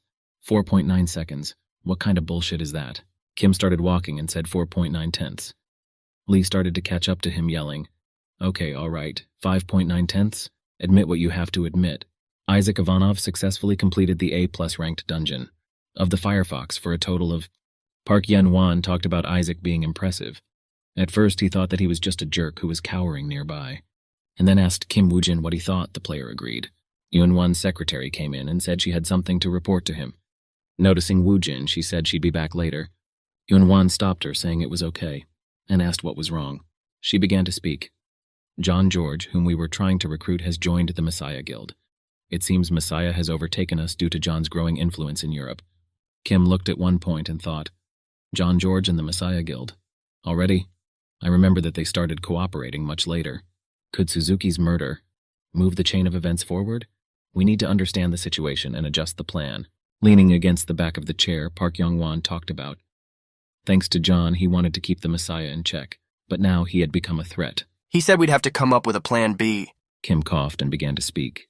If that's the case, what about Isaac Ivanov that you just mentioned? The man looked at Kim and said, To recruit Isaac. That would be great, but we don't have any information on him. It won't be easy. The secretary said that there were rumors that Isaac Ivanov had recently appeared in the black market, quite often to acquire a page of the skill Skeleton Knight. Park replied that he was sure that Isaac was having a hard time. After all, it was quite a rare skill. He was speaking his thoughts out loud. He is trying to find Skeleton Knight. Looks like it might be a lot simpler than I thought. This made Kim Woo-jin smile sinisterly. Messiah Guild. Park Shin-hee walks up to Lee Se-jun and talks about Suzuki being dead. She took a strand of hair and added that all his subordinates were dead as well. He asked about the base, but even here the girl gave him grief, saying it had been destroyed in Kaesong without a trace. Looking at her, Se-jun said, Who is the daredevil who decided to provoke in such a way? She began to shake with excitement, and in a quiet voice she began to speak. We have information that one of Park Yun-wan's men has been seen in Kaesong under an assumed name. It may be hard to believe, but I believe it was Park Yun-wan's forces that made the first move. He asked how the girl reacted to that. She said, If you mean Youngwon Park, I've already done something about it. Soon, reckless attempts to keep the Messiah Guild under control will lead him to his doom. And then she added, and one more thing. We recruited this man to spy on Isaac, a player who shows ambition by spreading his forces across Europe. His patron is the messenger of the underworld, and his main skill is skeleton warrior. Apparently, it was capable of producing countless skeleton warriors, enough to create an army. And no matter how strong the enemy is, presumably no one would be able to stand against such an army. Players that witnessed his superior power. His name is the King of the Immortals, John Georg. We decided that instead of the enigmatic Isaac, it would be easier to deal with John George, since he makes no secret of his intentions. Even though Isaac told the reporters that he was friendly with our guild, because of this man, we've suffered too many losses. So we'll use John George to keep an eye on Isaac, just in case. Abruptly, from the back, she was taken by the shoulder. She was startled. She turned her head on Lee Se-jun's hand, and he said, You're right. The larger their desire, the easier it is to deal with them. She glanced apprehensively at her main man. King of the Immortals.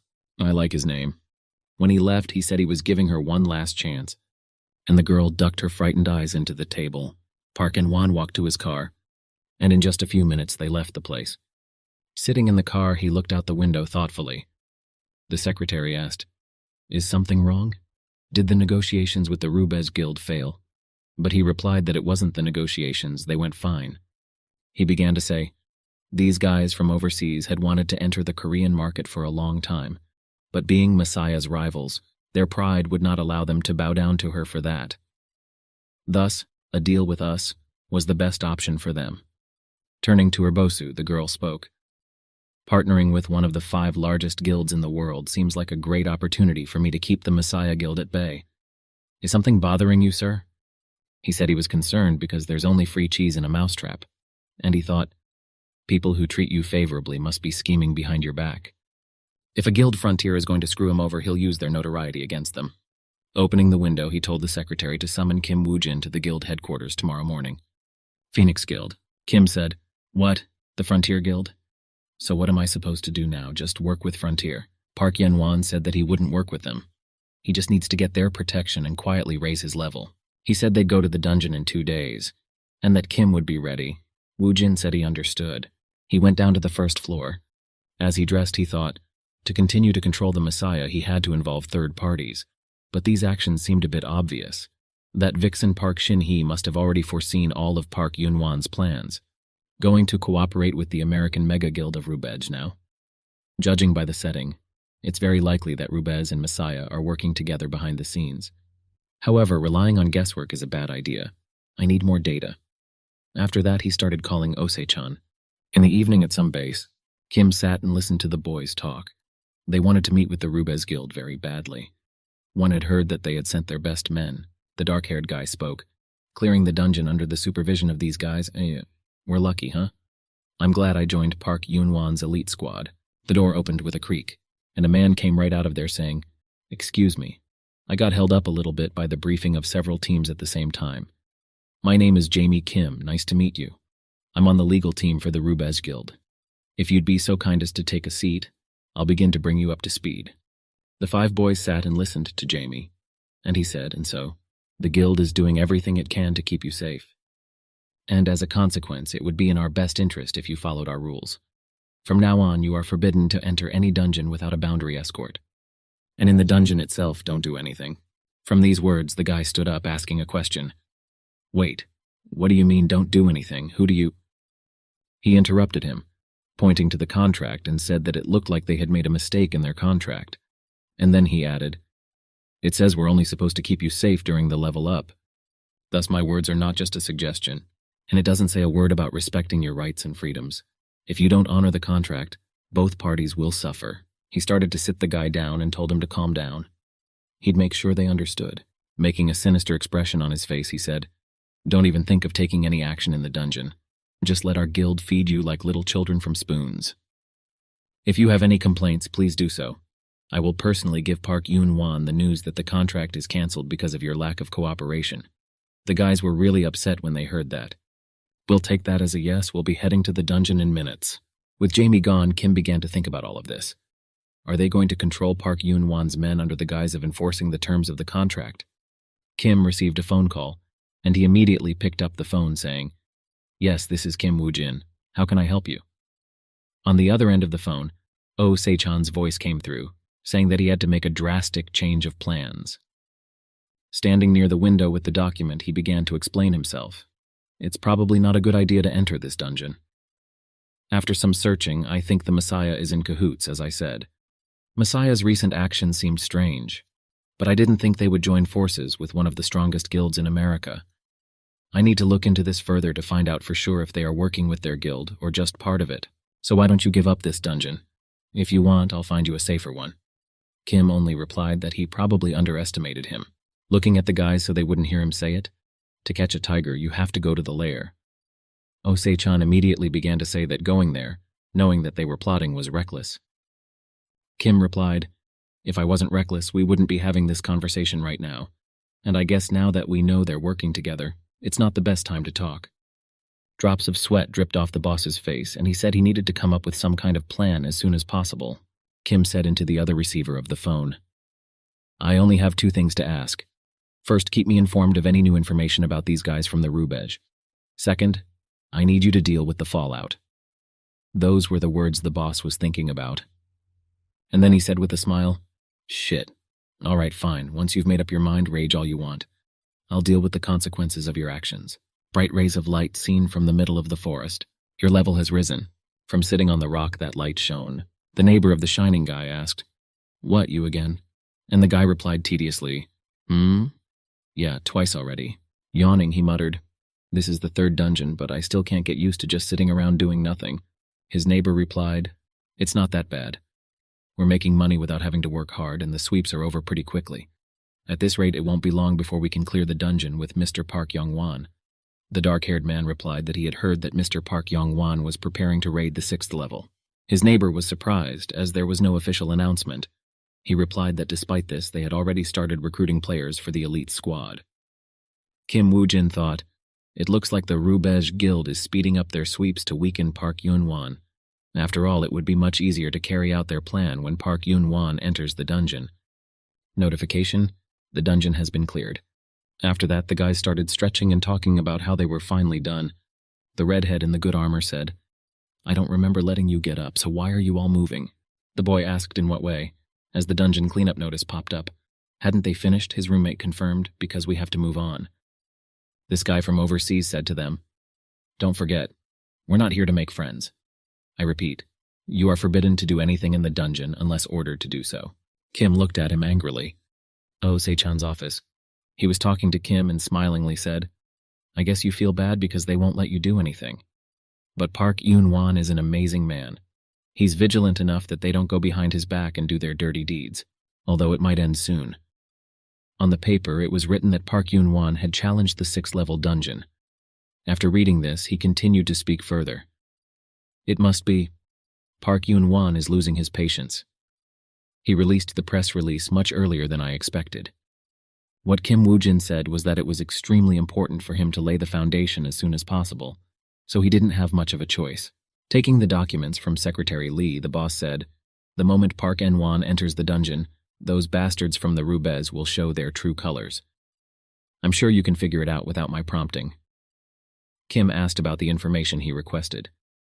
Flipping through the documents, the boss said that he should not worry, because tomorrow he should have the information, and Kim would find it very interesting. Workers trimmed branches from trees, and Kim Woo-jin gave him a stern look. Folding his arms across his chest, he said about how he thought Ose-chan was coming here. Secretary Lee spoke of the passage of quite a bit of time. The boss talked about meeting Woo-jin in person at least once. When the secretary came up, he asked her if she wanted anything. She replied that the appointment was for tomorrow and she could go instead. The boss was surprised, and she said it was very important to her too. Sitting in a coffee shop, she apologized and said that the boss had some very important last-minute business to attend to. Taking something from his bag, she handed the paperwork to Kim and said of the plan that it would be implemented without any problems. Kim began flipping through the documents. He marveled. After all, there's not only information about Messiah's main members, but also about the guilds it is in close relationship with. Secretary Lee took a sip of coffee, and then she began to speak. According to the information found, the Messiah Guild had infiltrated not only the frontier, but also the top 5 guilds in the world. First, we need to destroy the hands that helped the Messiah. Kim asked, "Are you suggesting we start trimming branches?" She said that's exactly what it was. After all, it's the only way they can see a glimmer of hope. Afterward, she handed the envelope to Kim, saying, "As for the said payment, it should be more than enough." Kim opened the envelope and marveled, and Secretary Lee began to speak. The information contained in this document is priceless. It provided a list of items used by the Messiah Guild, as well as the supposed Messiah rats in the 5 leading guilds. I even included the legendary items these rats possess. Kim smiled and said that this payment would be more than enough. He began leafing through this document. Name Sam Oliver, item Percival necklace. Kim saw that face and thought, this is the guy who's been following me. I'd heard his name before, but I'd never heard him wield a Percival spear. After reviewing the documents, he told Secretary Lee to give a message to our busy Mr. Ose-chan. He said to get him the same one as last time. The girl asked again, "By the same, you mean?" There was someone outside talking loudly, asking if Sam was listening. The blonde-haired man with the beard continued to speak. "I asked you a question. How many will there be today? What the hell is wrong with you? Why are you blacking out?" Sam replied, "Oh, I'm sorry, I was just thinking about it. There's only going to be one tonight. It doesn't matter if we kill or spare the other 4. We only have to take out one guy for sure." The man folded his arms across his chest and said, "What? Just one? I thought you were dropping out because there would be a lot of them. I'm glad I teamed up with you. They don't call you Lucky Sam for nothing. You're a real lucky guy." Sam answered him, "What's true is true. I hear the other teams have 4 and 7 people to deal with." Sam thought to himself, I thought I was lucky too until I got a call from Chief Naomi. The woman said that Park En-won was in the dungeon and that they should start today. Sam asked, but that wasn't the only reason he was called here, just by himself. Did the woman start talking? "You're right. You took good care of Percival's spear, right? The Kim Woo-jin you've been following, he's survived several assassination attempts by other guilds and is at the top of the destruction list. We didn't lend you the spear for the pretty eyes, okay?" Sam thought, I've got to make this work no matter what.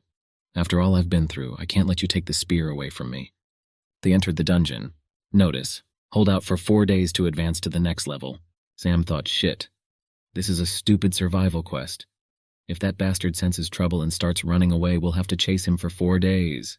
And if he suddenly survives and goes to the second level, things are going to get a lot more complicated. Kim, on the other hand, realized that they were planning to make their move on the first level. Well, it's time for Kim to make his move too. Sema's got a guy asking about when they start. He said loudly enough for everyone to hear him, "Do we really have to carry him around? Let's make this quick." He added quietly, "We'll take him aside, kill him, and make it look like an accident." Kim was yelled at about where he was going. He turned his head slightly and looked at Sam.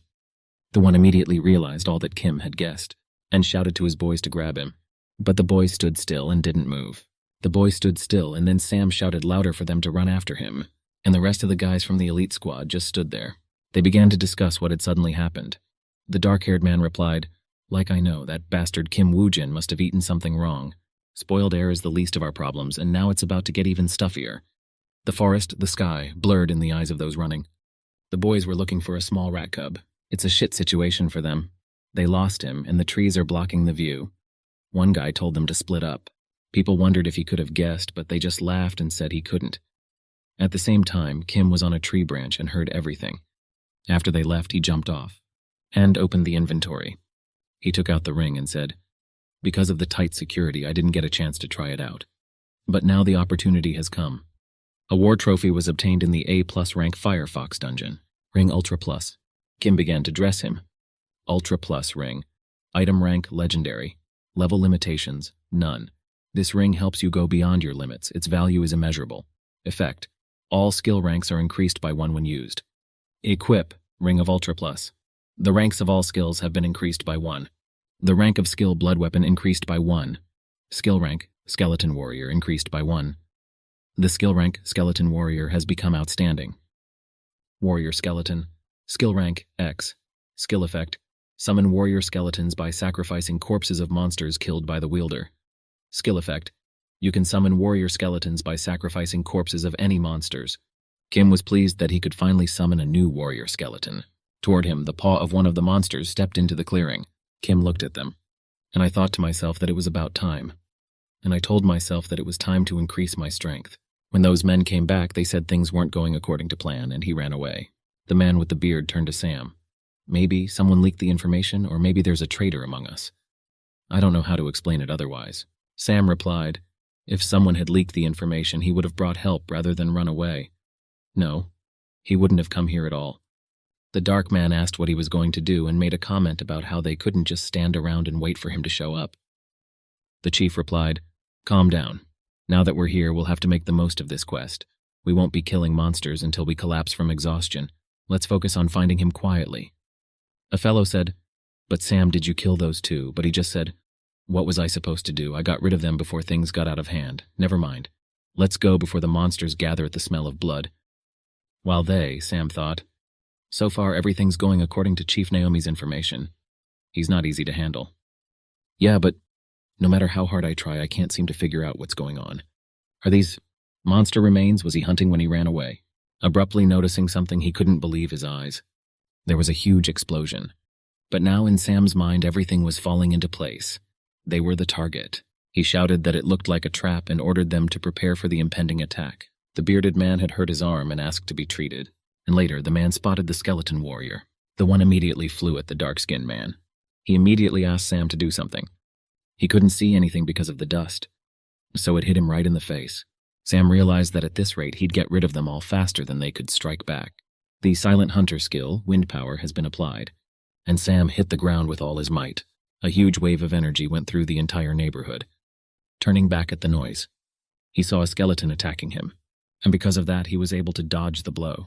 His weapon broke and fell to the ground with a clatter, and he thought, I never thought I'd use it here. A spear now emerged from one half of the weapon. Percival's spear. Item rank. Legendary. Can be used from level. Physical attack. This is a spear belonging to the Knight of the Round Table, Percival. A wound inflicted with this spear will not heal easily. Physical attack increases by level. Base damage increases by % when attacking. Piercing ability increases. Kim Woo-jin was thinking as he watched all this. Percival's spear. The third legendary item in the Knights of the Round Table item set. I've encountered a player wielding this spear before, because it has an enhanced penetration effect. Its strike cannot be blocked with unique rank armor.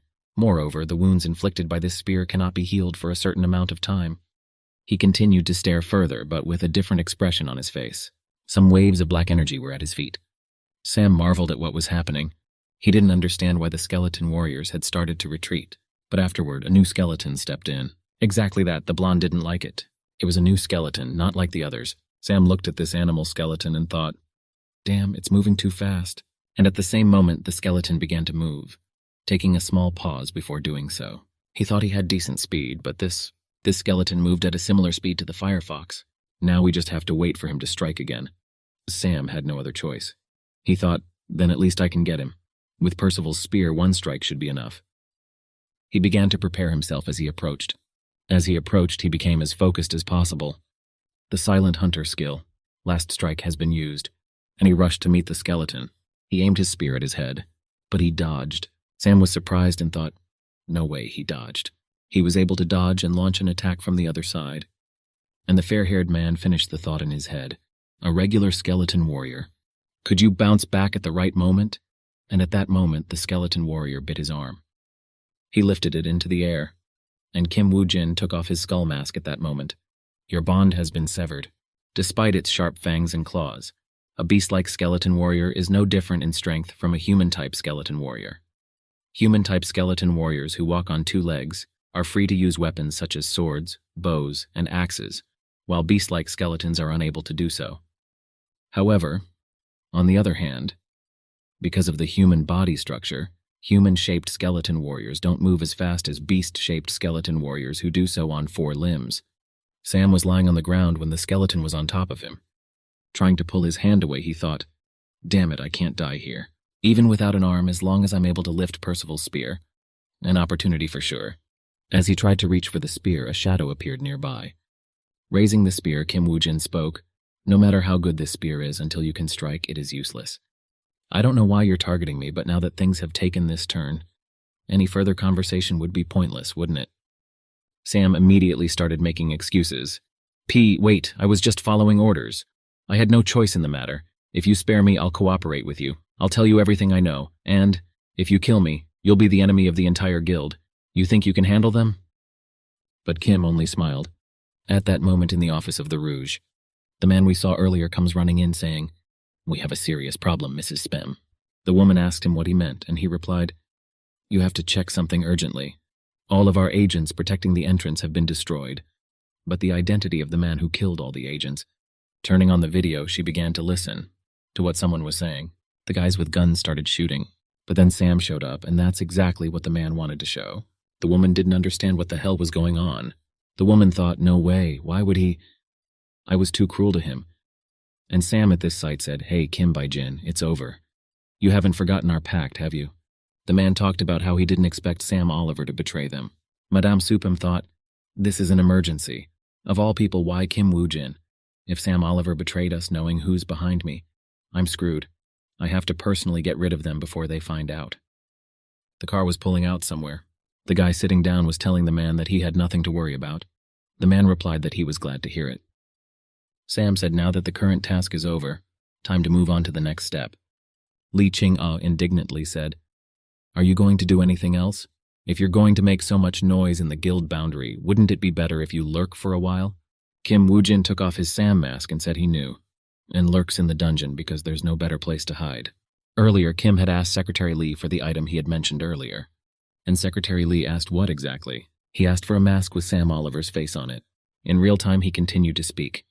And just in time, a suitable scene appeared for the release from the second-level dungeon. "Lee Jin-ah, get ready." While Kim was recruiting someone, Lee asked why him. And then he began to resent me in his usual manner. "I don't even have to hide. Why do I have to go into this dungeon with you?" But Kim covered one ear and started talking to the man on the phone. "This is Kim Woo-jin. How are things going overseas?" "Oh," Seichan replied. "No movement has been seen so far. It looks like Chief Naomi is trying to finish this case on her own without reporting to her superiors." Kim Woo-jin said, "If that's the case, then it can be said that not all of the Rubej Guild is involved." After his interlocutor's words, the boss continued, "Yes, we can't be sure yet, but Naomi Spell, she might be the informant of the Messiah Guild we're after."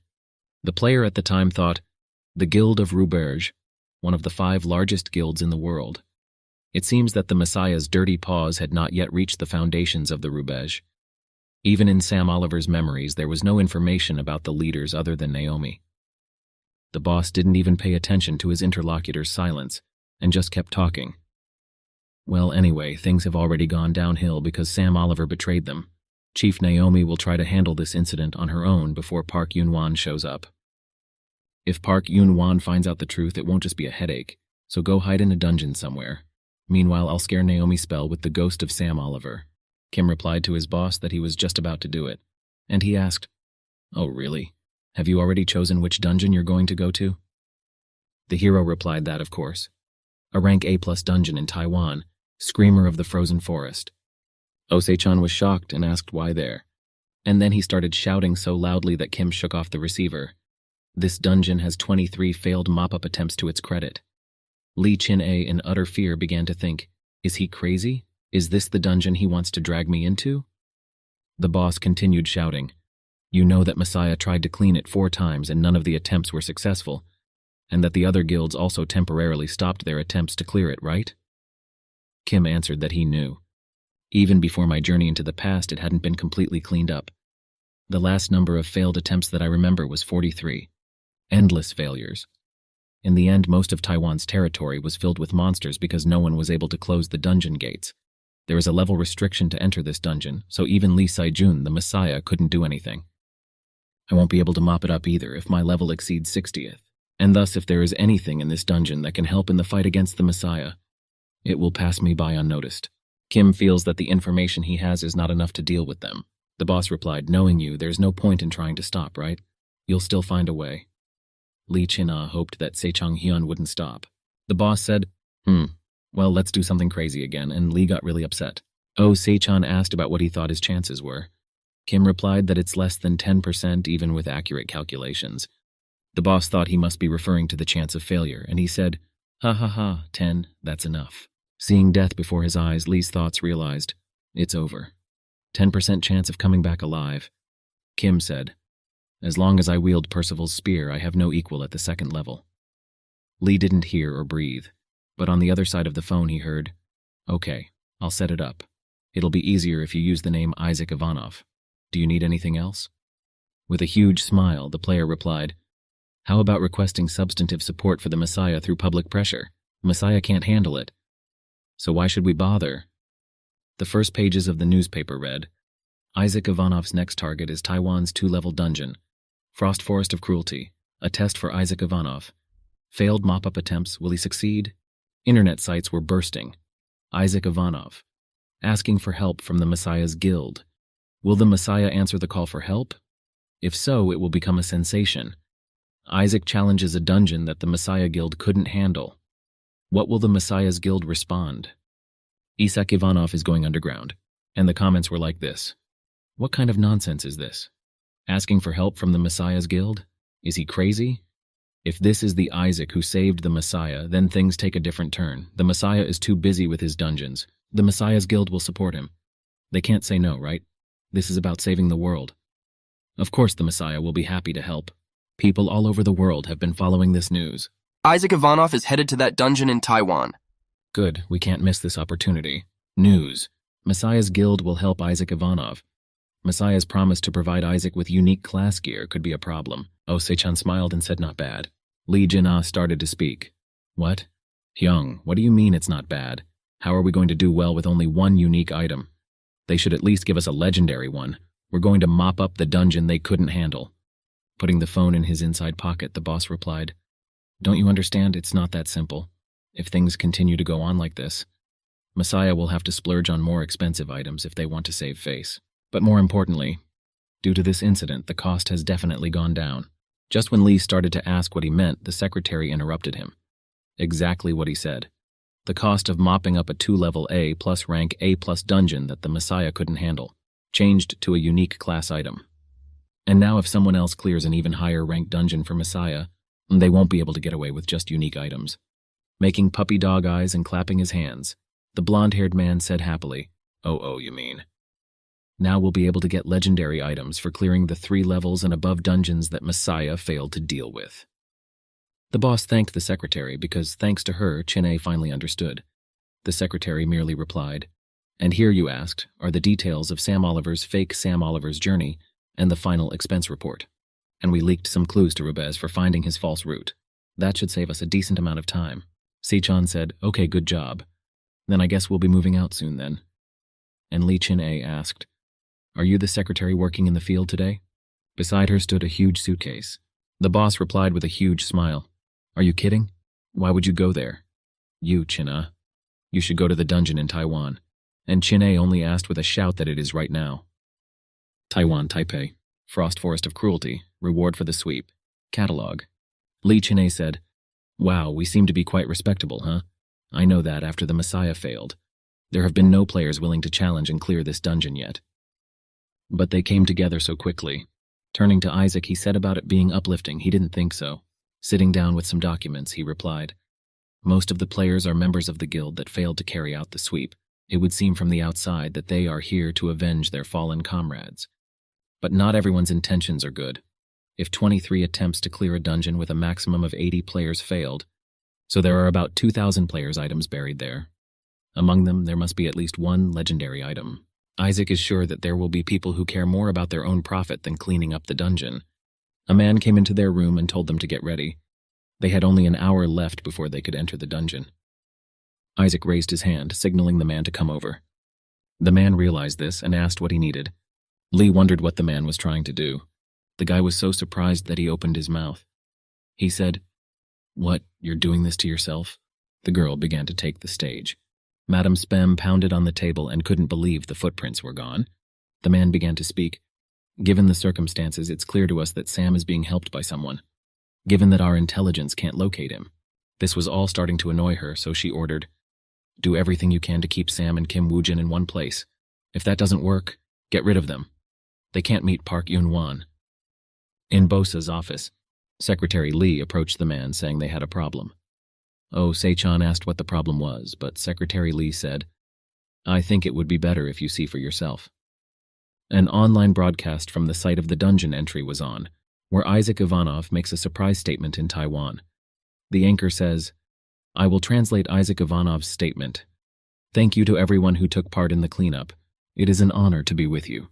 But I have only one goal, to save the world by ending this game." This is when the boss started to get angry. "I will do my best to accomplish this goal, so don't stand in my way." The video racked up huge views in a matter of seconds. The secretary asked what they should do because it wasn't in their plans, and the video can't be blocked because it's already gone viral. But with a smile, the man replied, "He's not going to mess with anyone who gets in his way." What a blatant declaration of war. This guy knows his business. All the people in the dungeon were watching Isaac. One man was indignant. "Stay out of his way. Shit. Does he mean we're in his way?" His neighbor said something to the effect that it was expected of Isaac, for he was on a different level from them. The boy asked how he knew. Many people wanted to hear the answer to that question, the guy said. In the Firefox dungeon, he's seen it all himself, and next time they'll see for themselves, and see for themselves that they're the real monsters. Lee came up to Kim to say, "Why did you do that?" Now, because of this unnecessary provocation, everyone is staring at them. But Kim only replied that some people are hard to convince nicely.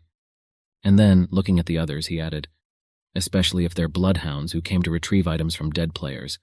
There's only one way to convince such people, showing superior power and suppressing their will. You have summoned the skeleton warrior." Isaac touched the head of one of the skeletons, and next to them a whole army appeared.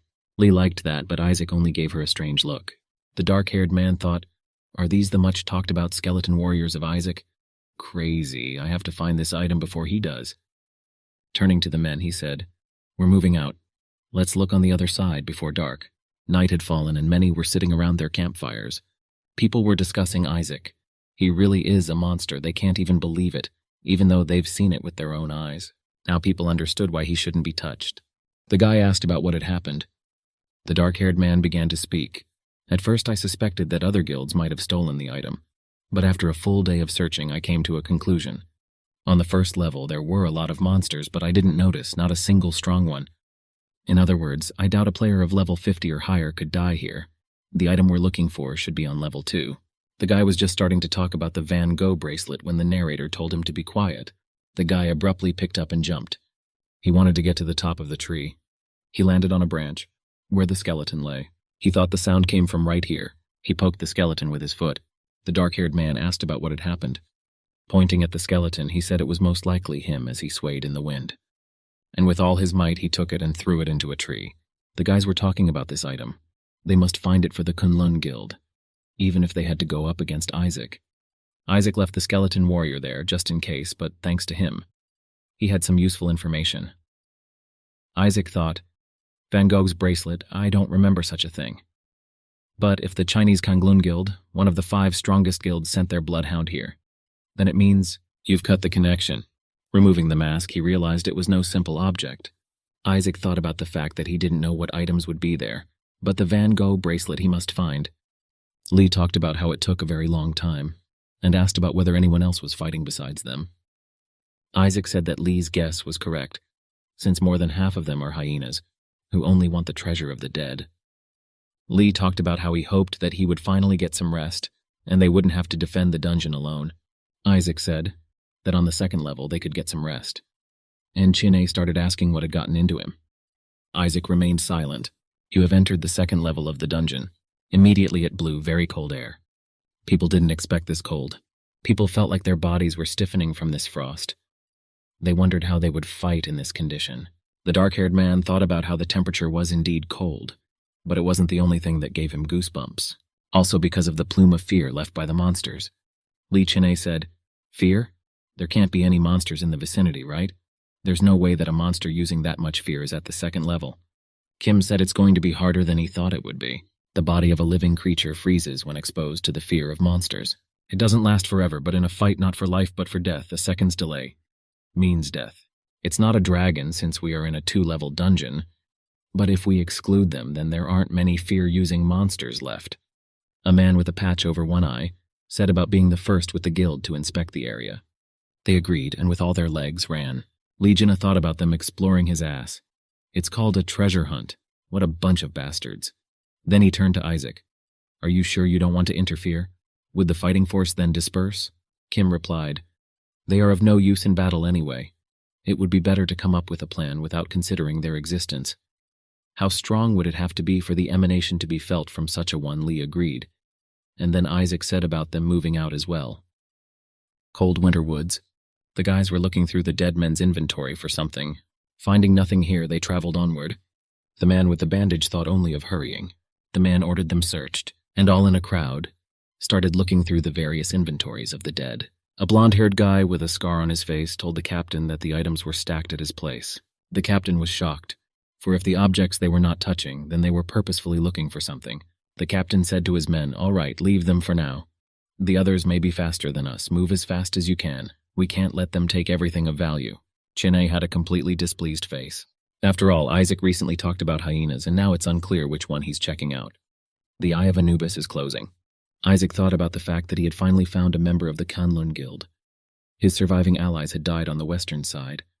Calling Lee to him with his fingers, he told him to follow him, and he ran, and the other one followed him. Chin'e didn't understand what he was trying to accomplish, and again they ran. As Lee came running, he saw Isaac standing over the man holding his head. The Eye of Anubis opens. Memories were changing, and the person there was saying, what is that monster doing in a 2-level dungeon? It's not supposed to be like that. And then a sharp cry for people to run. The man was in someone else's green hands, but he was crushed very quickly, and from him the bracelet fell off. It's like a monster on a horn. After dying, the monster threw the one against a tree. As the man flew, he thought of only one thing, about the treasure of Kangloon. Van Gogh bracelet. I must tell my brothers. Memories began to change, and then the Eye of Anubis closed. This man's skeleton had very strange hands. Lee Chin'e, standing behind Isaac's back, said, hey, no matter how great the subject is, why treat the dead so rudely? I tolerated it for a while, but I can't. After that, Isaac said his name. And without even listening, he started. Why? Did I say something wrong? Seo Chang-hyun, who likes freebies, wouldn't do such a thing. Isaac said out of the blue with a smile about Lee being a nice guy. It made him speechless. Putting the last stone on top, Isaac said about telling him the plan before the battle began. A dark blob of energy appeared on the ground. Chin'e was at a loss for words at what he saw. Sawtooth Wolf was summoned in the form of a warrior skeleton. Lee immediately asked with happy eyes if he could ride, and he received a positive answer. Sitting on the skeleton, he joyfully said, this is absolutely marvelous. When did you have time to prepare such a thing? I was just thinking, you could only summon humanoid skeletons. And then when I got the spear in my hand, I was surprised and said, a spear? Percival's spear, item rank, legendary. A spear belonging to the Knight of the Round Table, Percival. His plan is to put him on a bony wolf and make him attack the main monster with this spear. Isaac said he was beginning to understand without his explanation, and they moved into the woods. Hyeon Kim turned around at his companion's words that there was something strange here. After looking at it, he said it was a player's grave. The plump guy said, "It doesn't look like someone from our Kunlun guild did it. But I think it would be best to dig it up just in case." Taking a closer look, Hen decided there was no point in wasting time on this, and they ran away. In a forest of glacial rocks, someone shouted the word org. Lee Ching-a asked, "It won't be easy, huh?" "It's not easy to pierce his thick skin with a weapon." Isaac replied, "I'm more worried about the fact that he's already become a hunter." The blonde-haired man asked about what, the one. Isaac began to tell me, "You know that if the dungeon is not cleared, the monsters that are killed are revived again in the same numbers, right? However, the surviving monsters become smarter and stronger because of their experiences with the players. Monsters that have been through battles are not that common, but there are exceptions. As long as the dungeon remains uncharted, the boss monster gains combat experience whenever a player fails a mission.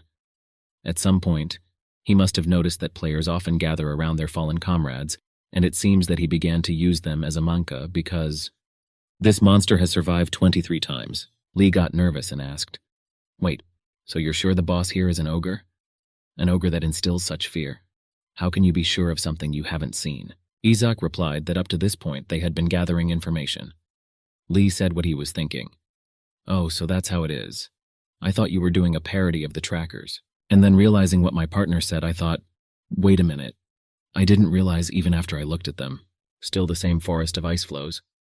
The man marveled at how many bodies there were. They thought they were lucky because it was such a find. The man with the bandage personally thought, something is wrong. Dead bodies rarely lie next to each other. If they were gathered around by other bloodhounds, they would have taken the items as well. And this blood trail, strangely shaped, looks like the bodies were dragged in from somewhere. It came to him and he yelled out that it was a trap. The boy started to ask what he meant, but he didn't have time because the black blob of energy was absorbing him. An unknown fear enveloped your body, and then he was stunned for his body could not move. He wondered what it was. But then half of his body started to fall. The body torn in two halves began to roll on the ground. Above this man, a shadow began to loom over him. The shadow forced him into a state of shock. It was a huge ogre that was already swinging for a strike. He crushed it without any effort whatsoever. Abruptly, out of the dust, something began to appear and the ogre heard it. It's the captain trying to attack him from behind.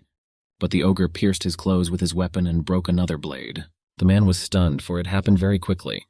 The commander thought, how could a unique class blade break so easily? Your body is racked with an unknown fear. The man didn't want to die so easily. But at that moment, Lee Chin-a and Isaac Ivanov appeared. Org drank the blood, but the stream still flowed down him. After that, he just dumped the body. Isaac watched it. And then he turned to his partner and told him to proceed as planned. Lee thought, fuck you, wipe yourself with your plan, ugh to hell, and shouted ahead and chased the organs. Org heard this and turned around. But Lee didn't stop. The monster began to let out his fear. A blob of fear energy emanated from him and spread. But Chin-a ran into him anyway. An unknown fear enveloped your body. But that's where the ring started to kick in. Lancelot's ring relieves you of unknown fear. The boy thought, a Lancelot ring, it's not useless after all. The unpleasant shiver was gone too, so simple. But here he was very much surprised and a little frightened. For Skeleton was disobeying him. He was yelling about the skeleton running wherever he wanted, and the ogre was coming at him too. The ogre was so close that the guy was already starting to look up. From the sudden movement, the guy only managed to make a strange sound. Org hit something. But not Lee, for the skeleton had reacted quickly, and now they were at the organ's back. Then the skeleton spoke in Isaac's voice. Everything is going according to plan, hold on tight. Lee became indignant. What? You were controlling him? It was risky. You're trying to kill me. But the guy didn't have time to say anything as they ran. The skeleton bit the ogre's arm, and Lee stabbed her with a spear. From such force he was shocked, for the spear would pierce through his hide. The ogre's ability to recover has been greatly reduced. Lee began to turn to Isaac. Yeah, a lot of sleep is good, but takes a little time, doesn't it? When do the skeletons show up? Skeleton responded with more penetrating blows, and Isaac said he'd take care of the rest. An army of huge skeletons stood behind him. Blood weapon ability to create weapons using the caster's blood. Glacial forest. A man confronts a strong gust of wind, and he thought, does the mere fact that so much fear is spreading, that the attack on the boss monster had already begun? It happened faster than I expected. We have to hurry. The boys let Hen Nim, for they had found him. The skeleton was wearing a breastplate that had the secret language of the Kunlun Guild scratched out on it. Meet your brother sleeping in the west and find the Kunlun property. And Nim wondered, for there was nothing in the west.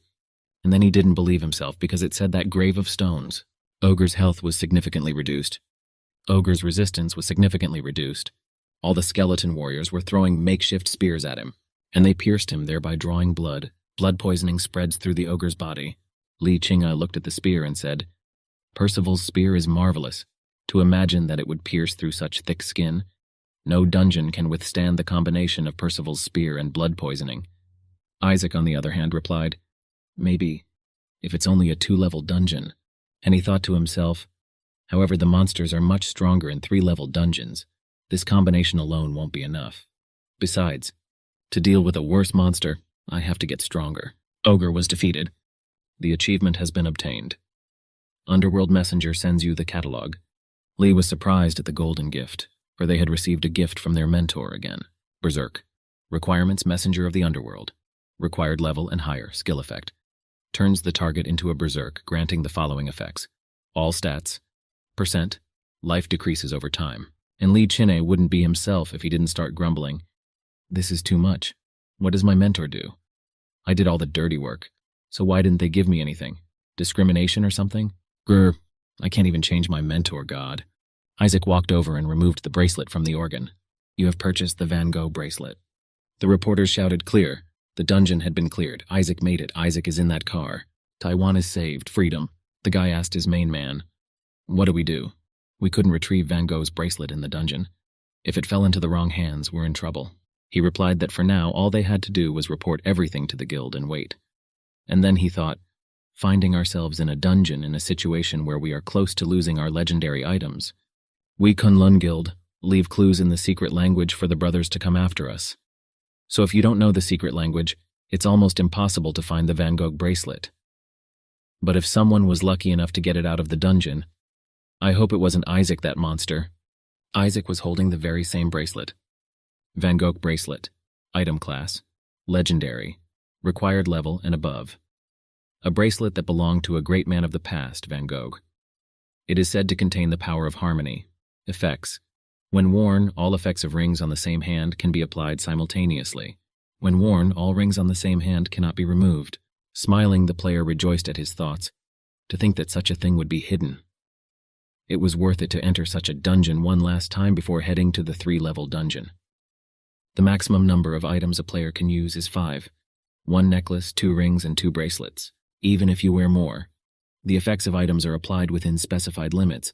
However, the Van Gogh bracelet is an item that breaks the existing order. It allows you to use the effects of all rings worn on 5 fingers. The only downside is that rings cannot be removed. Initially, rings are items that can be worn alternately. Experienced players often prefer to change rings depending on the situation, but now I have to thoughtfully choose which ring to wear. Lee asked Kim why his face was like that, or was he something wrong? He started to talk about just thinking about it, but then his phone rang sharply. Kim picked up the phone, boss, asking how he was doing and if he could get back to base right away. Woo Jin replied that no problem and asked what was wrong. Looking at the computer, Osei-chan replied, "He just got back. Taiwan and Korea are sowing confusion right now. The headlines are switching from Isaac Ivanov to his return." The other line asked, "By him, you mean? Don't say Yongwon Park?" The main news shone with their new topic, Yongwon Park. Successfully cleared the dungeon floor for the 2nd time. And the boss replied, "Yeah, you're right. Park Yunwan's reputation will change too." Kim said it's a good thing, and they'll move forward right away. And he thought to himself that as Park Yunwan's reputation grows, so does his defense. Lee happily began to speak. Since we're in Taiwan, what shall we eat? Noodle soup with beef, xiaolongbao, how about lu ru fang?" But Isaac had to disappoint him. "We're going to Korea right now." He couldn't believe his ears. On the airplane, he was still indignant. "We came all this way and can't eat a single Taiwanese dish. What do you call that?" At Park Yongwan's office, he was very angry. He interrogated Kim about the fact that the guild rube dared to deceive him. Kim made a distressed tone of voice. "I barely survived, but I was wounded and unable to move. On top of that, I didn't know who I could trust. So I hid and waited for Mr. Park Yun-wan to return from the dungeon." The man had photos in his hands, and his secretary began to speak. "These are the materials confirmed by the investigation team dispatched on the day of the incident, based on Kim Woo-jin's testimony. although there was little evidence left in the dungeon itself due to the fire. According to the statements of the other surviving players who entered the other dungeon, the Border Guild was the instigator of this provocation and attacked first, even though they play innocent and pretend it was a simple accident. Listening to this, Park thought, damn bastards have been doing this while he was gone, and he said that given the circumstances, it's clear that they were trying to find out the size of our forces. And Kim asked what he was going to do now. The man said, they will pay for trespassing on me, so there's only one thing I want to do. The secretary pulled out some sort of thing. Oh, Sechan began to smile with all his teeth. And Lee asked, how much did you make that you're smiling like that right from the morning? And the boss replied, I dropped as much as I could because it's him. Reaching out, Lee continued the conversation. He's Park N1.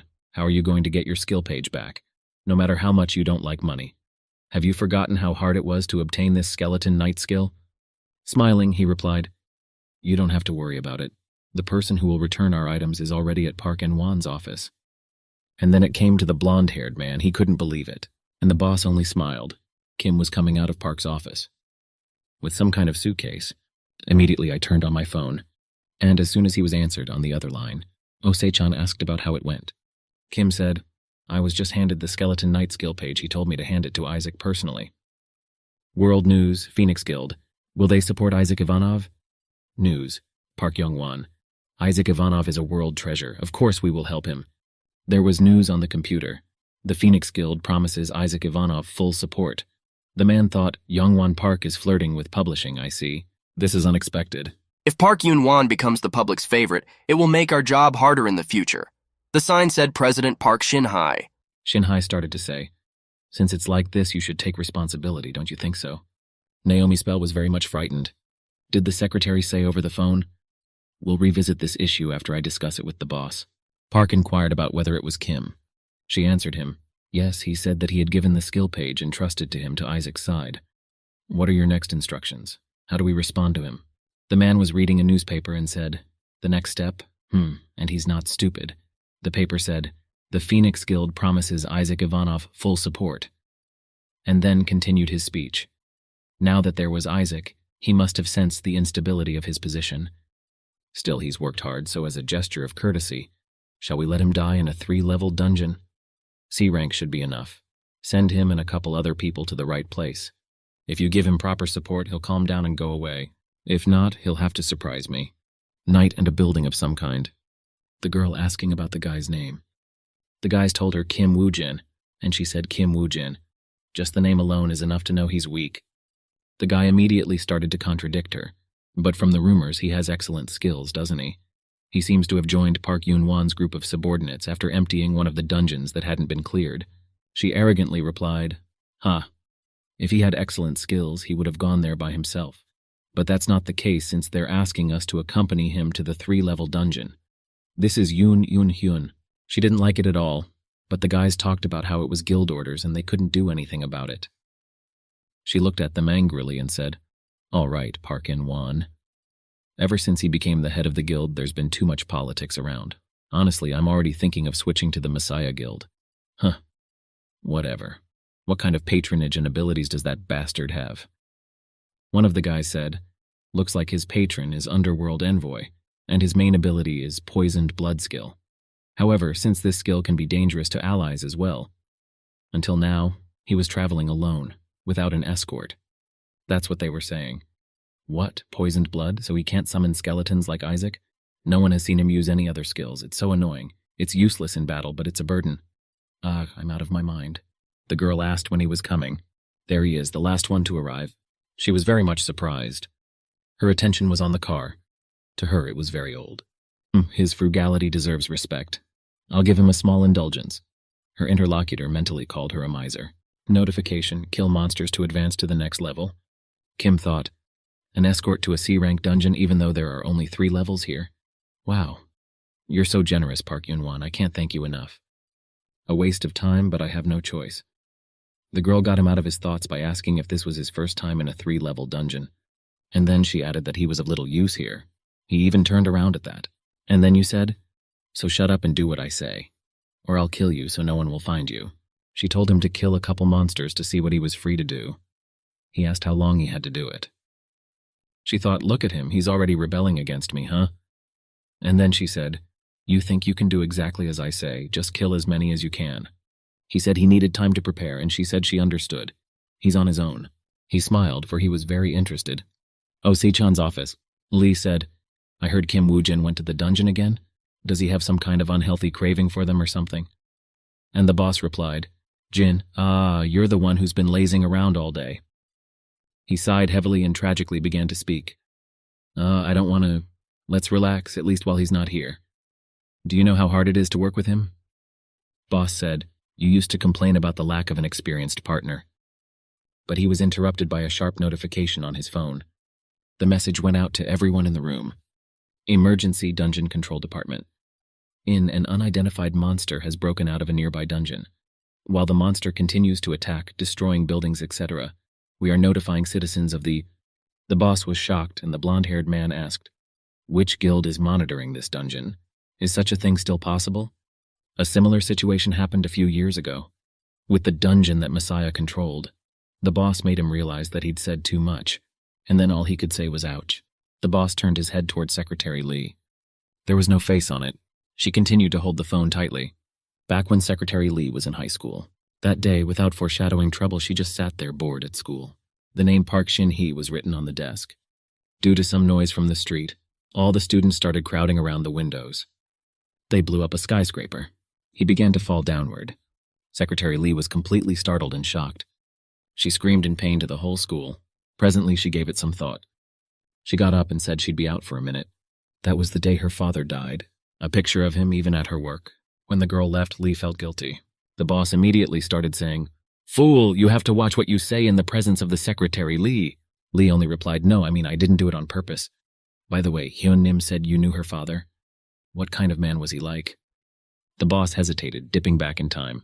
Young-oh Se-chan said, I hear you've made a decision. Are you sure? Secretary Lee's father replied, Well, I'd be lying if I said there were no risks. But what can I do? In Korea, the one who earns the bread always takes risks for his family, doesn't he? I have to make the world my daughter goes to school in safe. He could barely keep himself from crying. He was an incredible hard worker, an easy prey when it came to his daughter. And he stood on the corpse of the monster she had just killed. The girl thought, This is a rank C dungeon, so there are no particularly strong monsters here. At this rate, we should get to level 2 by tomorrow without too much trouble. A guy called out to the girl, Captain, I think you should take a look at that bastard Kim Woo-jin. She asked, Why, and what happened? He couldn't even handle one monster even after asking for more time to prepare. The guy pointing his finger in the direction he came from said, No, he did it, but I think it's better if you look for yourself. Yoon said, making noise, Okay, well, show me the way. When she got there, she was shocked. She stood there looking, What is this? He said he needed time to prepare. There were blades glued to the wood underneath.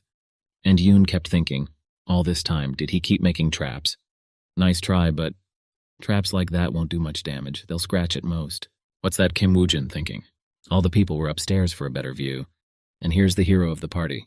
He was being chased by a monster. The blade scratched him. But the man kept running onward. Watching all this, she only nervously thought, Sick bastard. Does he want to die or what? What's he trying to accomplish by leading a bunch of monsters into such a simple trap? But her subordinate said to wait, for he had a plan. She shouted, Does he look like he has a plan? What will Park Yong-won do to us if that jerk dies here?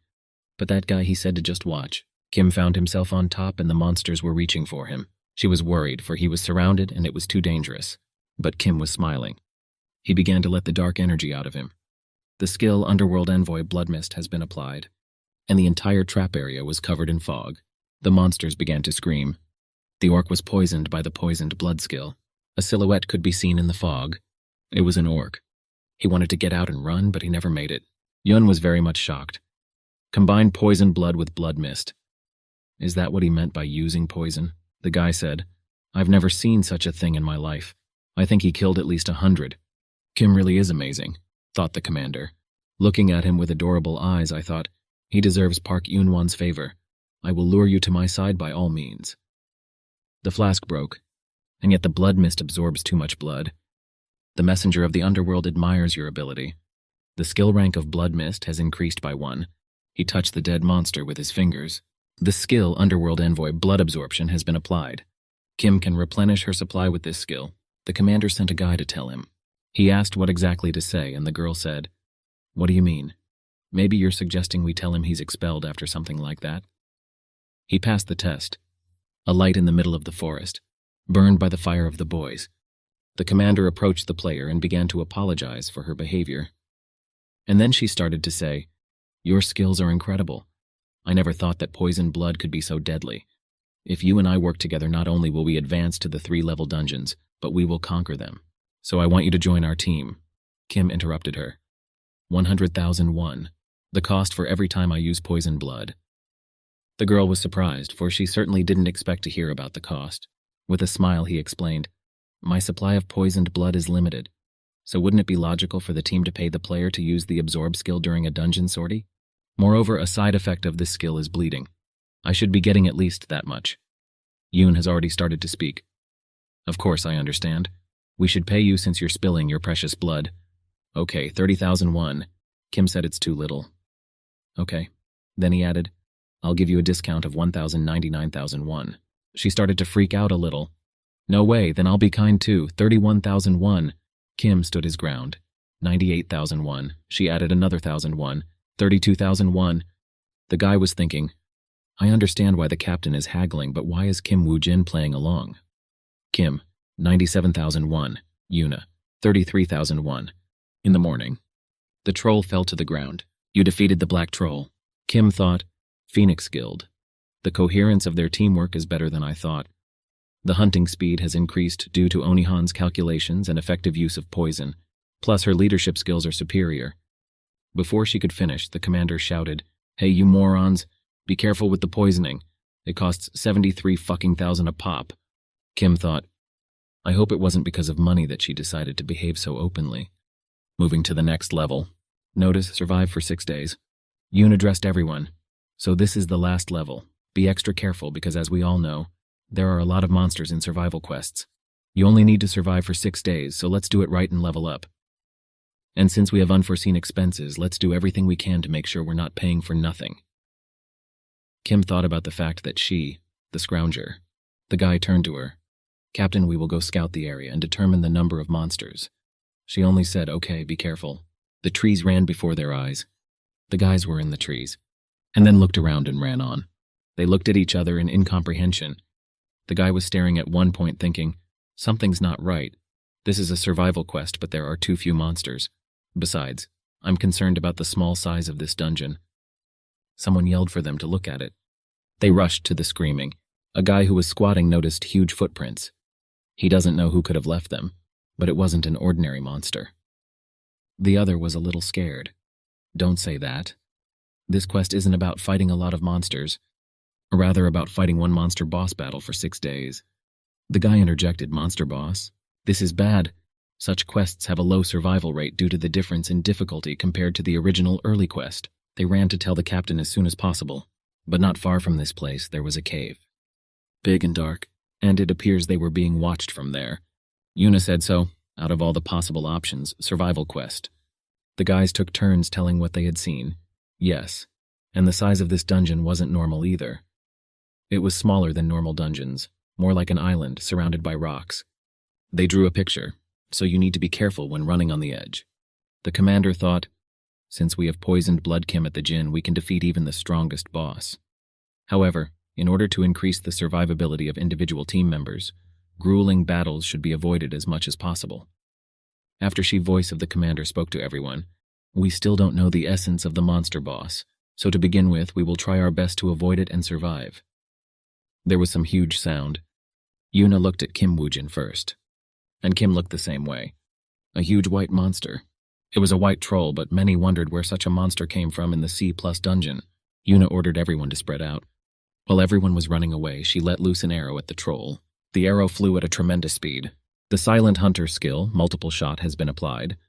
The troll ran straight at the girl. The arrows hit him. The girl thought, regardless of his regeneration ability, the Jin's Kim poisoning skill will give us some time. Turning around, she saw how the wounds simply healed and pushed the arrows out, and the monster still chased her the same way. The girl thought it would at least work a little, but she saw that the poison was spreading from where the arrow had hit. Kim stood in the tree and just watched the girl run away. The hero thought, She's still fulfilling her duties as commander. Should I interfere a little? After all, it's time to prove my usefulness to Park Young-won. There was a whistle. Yuna was the one who let everyone know where to meet. She asked if anyone was hurt, and she got a negative answer. She started asking about where Kim was, and he answered her right away. The girl started with the main thing. I would like to increase the amount of blood I buy. Is that possible? Kim answered her. Yes, I agree, but on one condition. The guy asked to talk in private. And the girl asked, You're not trying to bargain again, are you? To which she received a negative answer. All the people were interested in the topic of their conversation. Yuna was very much surprised. Kim said, I realize it's not an easy decision to make because the lives of the entire team are on the line. So even if you refuse the strategy I suggested, I will continue to cooperate. But at this rate, the number of casualties will be at least more than 4, regardless of whether we fight or flee. And he began to release from his finger energy. The skill, Underworld Envoy, blood weapon, has been used. After a while, it became a weapon. The boy continued, This item is made by thickening my blood. It is more effective than poisoned blood applied to an arrowhead. With seriousness in her voice and gaze, the commander replied, You bastard. I will personally finish you off if any of my comrades die because of your strategy. And handed him a bag of coins. Walking over to the team, she had already told them that they were having a strategy board. While it was light, they took the matter seriously. But in the night, they were plagued by doubts. The guy on the left asked about whether they would be okay. The dark-haired one replied, We were told to dodge it, not block it. If we want to increase our mobility, we have no other choice. We have to trust the captain. A monster came into this clearing, and the guy started. The immortal fighter provocation skill has been applied. The monster was running at the guys, and they were running away from him. He let out a growl, and immediately there was a flash of light. The knowledge source master's skill flame was applied. And then the monster caught fire. The guys were yelling at each other to run away faster before the troll came to his senses. Kim told everyone to get ready. Yuna asked, Fire magic? Don't you know that white trolls are immune to fire? And Kim replied, I am aware that white trolls have some resistance, but I didn't tell you to damage him with fire magic. We're using it to cloud his vision. All the flame has to do is allow your comrades to make a cut on his body. Oh. And Yuna shot an arrow from Kim's blood. The guy standing next to the troll thought, Always on target, Captain. It hit before the wound had time to heal. The wound was tightening and would not expel the arrow. White troll struck with poison blood. Kim figured the girl's skills weren't so bad. When the arrowhead hit the wound, it began to dissolve and be absorbed into the body. So even if the wound was instantly healed, it would not be able to stop the poison. The two guys were glowing with a blue aura. The immortal fighter skill provocation has been applied. And 2 more in orange. The knowledge source master skill flame was applied. The men rushed into battle. Kim thought with a smile. By the time the dumbass troll notices that the same attack is repeated time after time, he's already... And then he became paralyzed and fell to the ground. The achievement has been obtained. The guys shook hands, and Yuna couldn't believe that they had done it without loss. Everyone's icon popped up. The achievement has been obtained. Messenger of the Underworld has granted you power. The rank of the skill Poisoned Blood increased. On the way back, Yuna decided to ask him, Why are you really here? The boy answered, We can talk about it outside the dungeon. Before I forget, you've used my poisoned blood 217 times. I assume you'll pay me back on the way out of the dungeon.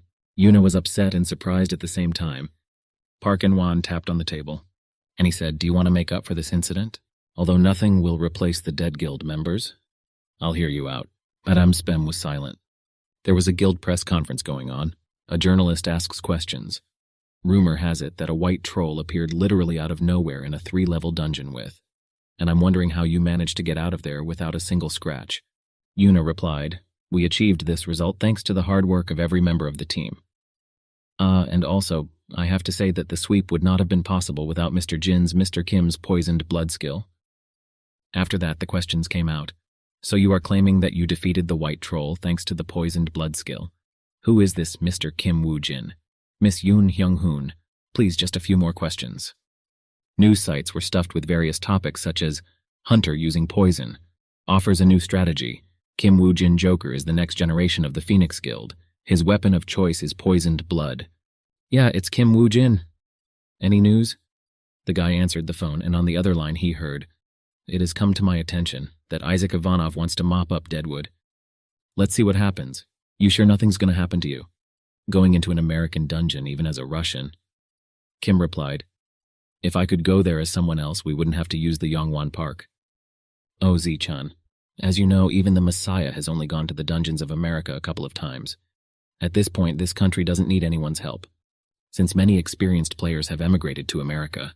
Still, the fact that we're in this situation means this dungeon could prove to be quite difficult to traverse." The player replied that he did. A girl came into the room.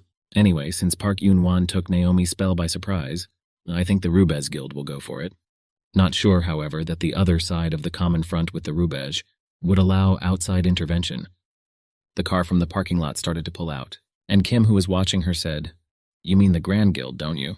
He thought, "I don't know how the Grand Guild will react, but everything works to my advantage. The important thing is that the door will open." In his hands was the dungeon report. Yongwan Park asked, "Are you sure of the reliability of the data?" The receptionist replied, "I have contacted all the players involved in the sweep. This report contains accurate information." The man said, "A battle with a white troll as a debut." And the girl said, "Yoon Kyung-hun was in charge, but it was said that strategy was suggested by Kim Woo-jin." Knocking on the table, he asked, "Man and the meek-minded young Yong-hoon agreed?" The girl replied, "Yes, even more surprisingly, she paid Kim Ujinu for extras, for the use of his poisoned blood." He smiled and commented, "I knew right away he wasn't a regular guy, but I didn't expect him to be this good. What an interesting man. I should have accepted him sooner, huh? From now on, you should treat him with the respect he deserves." He asked where Kim was now, and the girl replied, "Just arrived and should be up soon. Speak of the devil." The girl's voice said, "Dead Forest, in which our great guild and the frontier fight together, but all also unsuccessfully. And Isaac Ivanov from Russia wants to mop up this dungeon, right?" Carrie is a native master of the great guild, asked what they think. The red-haired man replied, "How can we entrust the mopping up of such a difficult dungeon to a non-familiar person whose country's guild alliance has also been defeated? This is absurd. Our honor is at stake." Light-haired gave a different answer. "I'm not sure what the guild's opinion on this is, since they have already given their consent. The government has also begun to ask our opinion, but I think it's right to oppose it no matter what." "Didn't the government refuse our offer of an additional attempt at a sweep?" She interrupted the man with her own question. Why is everyone so worried about this? The reason the government has forbidden us from trying to clear this dungeon again is because they doubt our ability to do so. It's because they're concerned about the potential damage to their own country's guild if we fail, okay? But that's even better, because now we can use this reason to get government approval, and now that we're here, we'll raise the stakes. At least an unknown Russian, at least a third party or anyone else. Let them join." The man asked, "What do you mean?" And she replied, "We will announce an award that will interest everyone. King Arthur's ring, for example." The redhead stood up. "That's impossible. Have you forgotten what it cost us to get it?" She tried to calm me down. But, easy. I said I'd raise the rates, not give something away for free. It was night. The car was moving down the road. Kim wondered, reading something. Lee replied to his surprise. "Skill Se-chan Hyung said to give this to you. Something about it being good for you. I told him it wouldn't suit you since you keep your skeletons in there or something, but he insisted I give it to you." Kim replied with a smile. It'll come in handy. Tell him I'll definitely use it. The Book of the Dead can only hold a limited number of skeletons." Kim thought that one day there might come a moment when he would meet an opponent who had more warriors, and then his position would become very unfavorable. Pharaoh's power. Requirements, messenger of the underworld. Required level and higher. Skill effect, all dead bodies can be used as a sacrifice. Lee began to grumble. "Kim Woo-jin, are you listening to me? I'm asking if you can really sweep the Dead Forest, 2 of the 5 largest guilds in the world. This is a dungeon that the Frontier and the Great Guild couldn't handle together. Besides, since it's a forest, there should be the living dead there. That's a bad combination for you, isn't it? You can't sacrifice undead to skeletons, can you?" Kim. At first I was a little worried about this. Aren't you the one who'll be fighting the undead in the front lines? Kim's cell phone rang. The player answered, "Kim Woo-jin. The final decision?" The voice in the receiver said the American government has agreed, but there is a small problem. He said, "Is there a problem?" And the other line replied, "It looks like anyone can participate in the sweep, not just us. One more thing. As a bonus, they said they would reward the guild that contributed the most with a legendary level item." Kim thought about how they were sure their player would get the prize. He immediately asked what the prize was, and he was told that it was King Arthur's ring. The news was breaking. About the dead forest. There is an opportunity to mop up everyone. Isaac Ivanov challenges the dead forest with the support of Park Yong-won. A great guild offers a valuable reward. King Arthur's Ring. The Messiah's Guild has announced that they've joined. King Arthur's Ring, who gets it? The plane comes into town. San Francisco. On the door there was a sign. Waiting room, Mokosh Guild. Lee spoke with his mouth full. It seems that the Great Ones really want to clean up this dungeon. Otherwise, would they have offered King Arthur's Ring? Isaac, reading the paper, replied, "That's not the point. It was a provocation. They think they will take the prize themselves." He laughed and asked, "What, they don't consider you a serious opponent?" Isaac thought no. The Great Guild realizes that one cannot carelessly underestimate their enemies. They aren't stupid enough to just provoke other guilds like that. There must be another reason for their confidence. And I have to find it. All members of the raid, including the leader, Ellis Heighton, successfully entered the dungeon. The guy asked about the fact that he really wasn't bothered by it. After pondering the question, he immediately began to explain that he did not doubt Ellis's abilities. There are rumors, including in the guild itself, about the master's decision. I said I'd offer the ring as a reward, but I didn't say I wouldn't use it. You have put on King Arthur's ring. Everyone has already entered the dungeon. The girl waited for everyone to gather, and then she introduced herself. My name is Ellis Caton, and I represent the Great Guild. Before we begin the sweep, I suggest that all guilds have a word. Chinne indignantly turned to Isaac. We've only just begun. What's there to negotiate about? Surely she's not going to negotiate about not fighting against each other. Light-haired replied. He wants to determine the order in which guilds will attempt to defeat the boss, and that order will depend on how much the guild contributes at each level of the dungeon. Lee asked, "What's the contribution? It's like who can kill the most monsters. Since the grand prize is at stake, we can forget about cooperation, huh?" "What are you going to do?" "The original plan was to just watch and not interfere," Isaac replied. "Now this is a competition, so everyone will reveal their cards, even the Great Guild." The lizard's corpse was lying on the ground. The underworld messenger skill, Pharaoh's power, was applied. Monsters killed by others can be used as a sacrifice. Skeleton Warrior was summoned. The subordinates asked, "Everyone seems to be in a hurry from the start. What are we going to do? They can't stand still while these brats run around." The girl started to put the ring on. "You have put on King Arthur's signet ring." She started pulling out weapons from her inventory. "You used Merlin's item. Merlin's item increases your power. The hidden condition of King Arthur's legend has been fulfilled. The item set, Legends of King Arthur, has been activated. King Arthur's ring enhances the effects of Knights of the Round Table items. Your magical power is pouring out." A wave of wind from such energy traveled across the clearing. Isaac watched it all thanks to his skeleton. Alice said, "I don't see the point in dragging everything down to the second level. Let's explain to them who's in charge here." Right now, taking off his mask, Isaac thought, this was the trump card of the Great Guild. No wonder they were so confident. I expected King Arthur's ring to be used in the dungeon, but I didn't know Ellis also had Merlin's item. Merlin's is a legendary item. That doesn't mean it belonged to her from the beginning. The item passed from Ellis to Shinhyo means that there is a direct connection between the Messiah Guild and the Great Guild. Lee brought Isaac out of his thoughts. "Hey, are you listening to me? So in the first level, we're just going to analyze their powers, right?" The guy replied, "No, a change of plans. They can't prioritize the Great Guild that owns an item of Merlin. You have to put your best foot forward." A bright light as of fire burned in the middle of the forest. That fire didn't spread. It was produced by Alice Hasten. The skill of the listener of all creation, the call of the fiery spirit, was applied. The fire intensified and was directed in one direction. It incinerated monsters in a matter of seconds. All the monsters were burning, but the fire didn't take over the trees. Guy thought, awesome, as expected. With this level of firepower, isn't it possible to attack the fourth level at once, not just the third level? A skeleton's foot stepped into the clearing, and then Isaac Ivanov showed up. He stood there thinking about something. The guy approached the commander. Looks like the path is blocked. And she thought, we're not the first. He's already gotten here. Underworld envoy skill. Pharaoh's power has been applied. Monsters killed by others can be used as sacrifice. Skeleton warrior has been summoned. And a lot of skeletons showed up in this one. The guy watched indignantly as he fed his skeleton the monsters they killed. What's the score? What's the score talking about being stupidly provocative? Great Guild, Messiah, Rubej, Mokosh. She was told not to worry because they were in first place. Looking at the list, the guy cheerfully said, and Isaac's skills aren't that great compared to the rumors, but the girl ordered her to maintain her speed, and then her scream was heard. Let's move into the next zone immediately. Isaac himself thought, At this rate, their firepower will outstrip us. However, such power does not mean a quick hunt. After all, they don't have the weapons we have. Lee asked with horror at what he would have to do once more. Isaac replied, "We are the only guild that can use this strategy. Of course, this is only possible because you exist. Why? Not so sure of yourself anymore?" Lee replied, Not sure.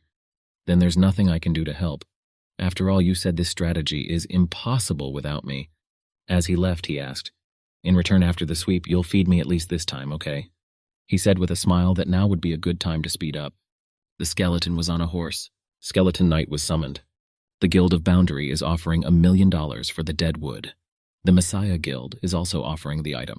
Oh, Si-chan, looking at this, said, "The crowd's attention is centered here, and so the other guilds have begun to place their bets as well." "Is the secretary, what is Isaac's passage now?" The girl replied, "The rest you'll have to see for yourself, Mr. President." The Great Guild revealed the item characteristics of Ellis, who was also in the dungeon. The boss asked, what are the item characteristics? Apparently they gave her the Merlin item and King Arthur's ring, which are used to conquer 5 or 6 level dungeons. These 2 items give an amplification effect. The boss started yelling, "Secretary Lee, cancel my bets, quick now." But the secretary upset him by saying, "It's too late. They can't be cancelled anymore." The boss began to resent the Great Guild cheapskates. They should play fair and square, not rely on items. Dear Buddha, Holy Jesus, Virgin Mary, dear Allah. The girl thought, "You don't believe in anything but money. Mokosh, Great Guild, Messiah, Rubesh." The commander couldn't believe her eyes. How did they overtake us? Is that an object? No, they couldn't have found something better than Merlin's item or King Arthur's finger. Isak just sat there. He saw her looking at him askew when the girl came up and said the rumors weren't true, and asked how he was doing it. He just said he was lucky. She mentally called him a bastard, and Kim was saying thank you to Lee Chin-ae and his immortal body. No matter how strong the firepower is, after defeating all the monsters in one zone, you have no choice but to waste time moving on to the next one. On the other hand, we were able to focus on the battle, because we gathered all the monsters in one area. He wanted to play a little with her pride. By the way, what exactly is the effect of... The guy stood up and spoke. "It looks like it'll be mine after the purge, so I'd like to know in advance. Or maybe you can give it to me right now. And then we'll do our best not to harm the Great Guild in this dungeon." The girl said, "Is he trying to say he's stronger than her? He would gladly give up his items for the cleanup, to a player stronger than him." It seemed to the girl that the little gap had made him conceited. But he replied to her that he wasn't at all arrogant, he was only saving their lives. She said, "Temper your pride, you understand?" And walking away, she shouted, "In the end, we, the Great Guild, will clean up this dungeon." Watching this, thought, the race is getting fiercer, that's good. If that were to happen, it would also open up new opportunities for us, the Frontier Guild. I wouldn't mind destroying both of them. The fire was spreading. People fought like crazy with monsters. It was a battlefield. The commander wasn't far behind either. She was directing all her fire, and the monsters were screaming. She got rid of a lot of monsters in a couple seconds. After all, the monsters were dead. The people were about to leave. The girl asked about what the situation was like now. Guy replied, "The results haven't changed, and the difference with the Mokosh Guild only increased." She asked, "What the hell are you talking about? Are you sure you got that right?" She couldn't believe it. The gap was only growing even though our firepower was working non-stop. From nerves, she bit her lip. And then the scout came back. She immediately went to him with questions. "What's going on Isaac's side? What the hell is going on?" The commander didn't understand. "What do you mean, 50? The count has long since passed the 10,000 mark." Guy said, "I don't mean that. There are 50 skeleton warriors. Moreover, the skeleton warrior is stronger than any normal player." The skeletons were falling off. "You failed to summon a warrior skeleton." Isaac thought at this point, that's the limit of my magic power. Warrior skeleton mastery increases the abilities of a summoned warrior skeleton. Need to save mana to use other skills. Your mana is restored thanks to the potion. Isaac recovered.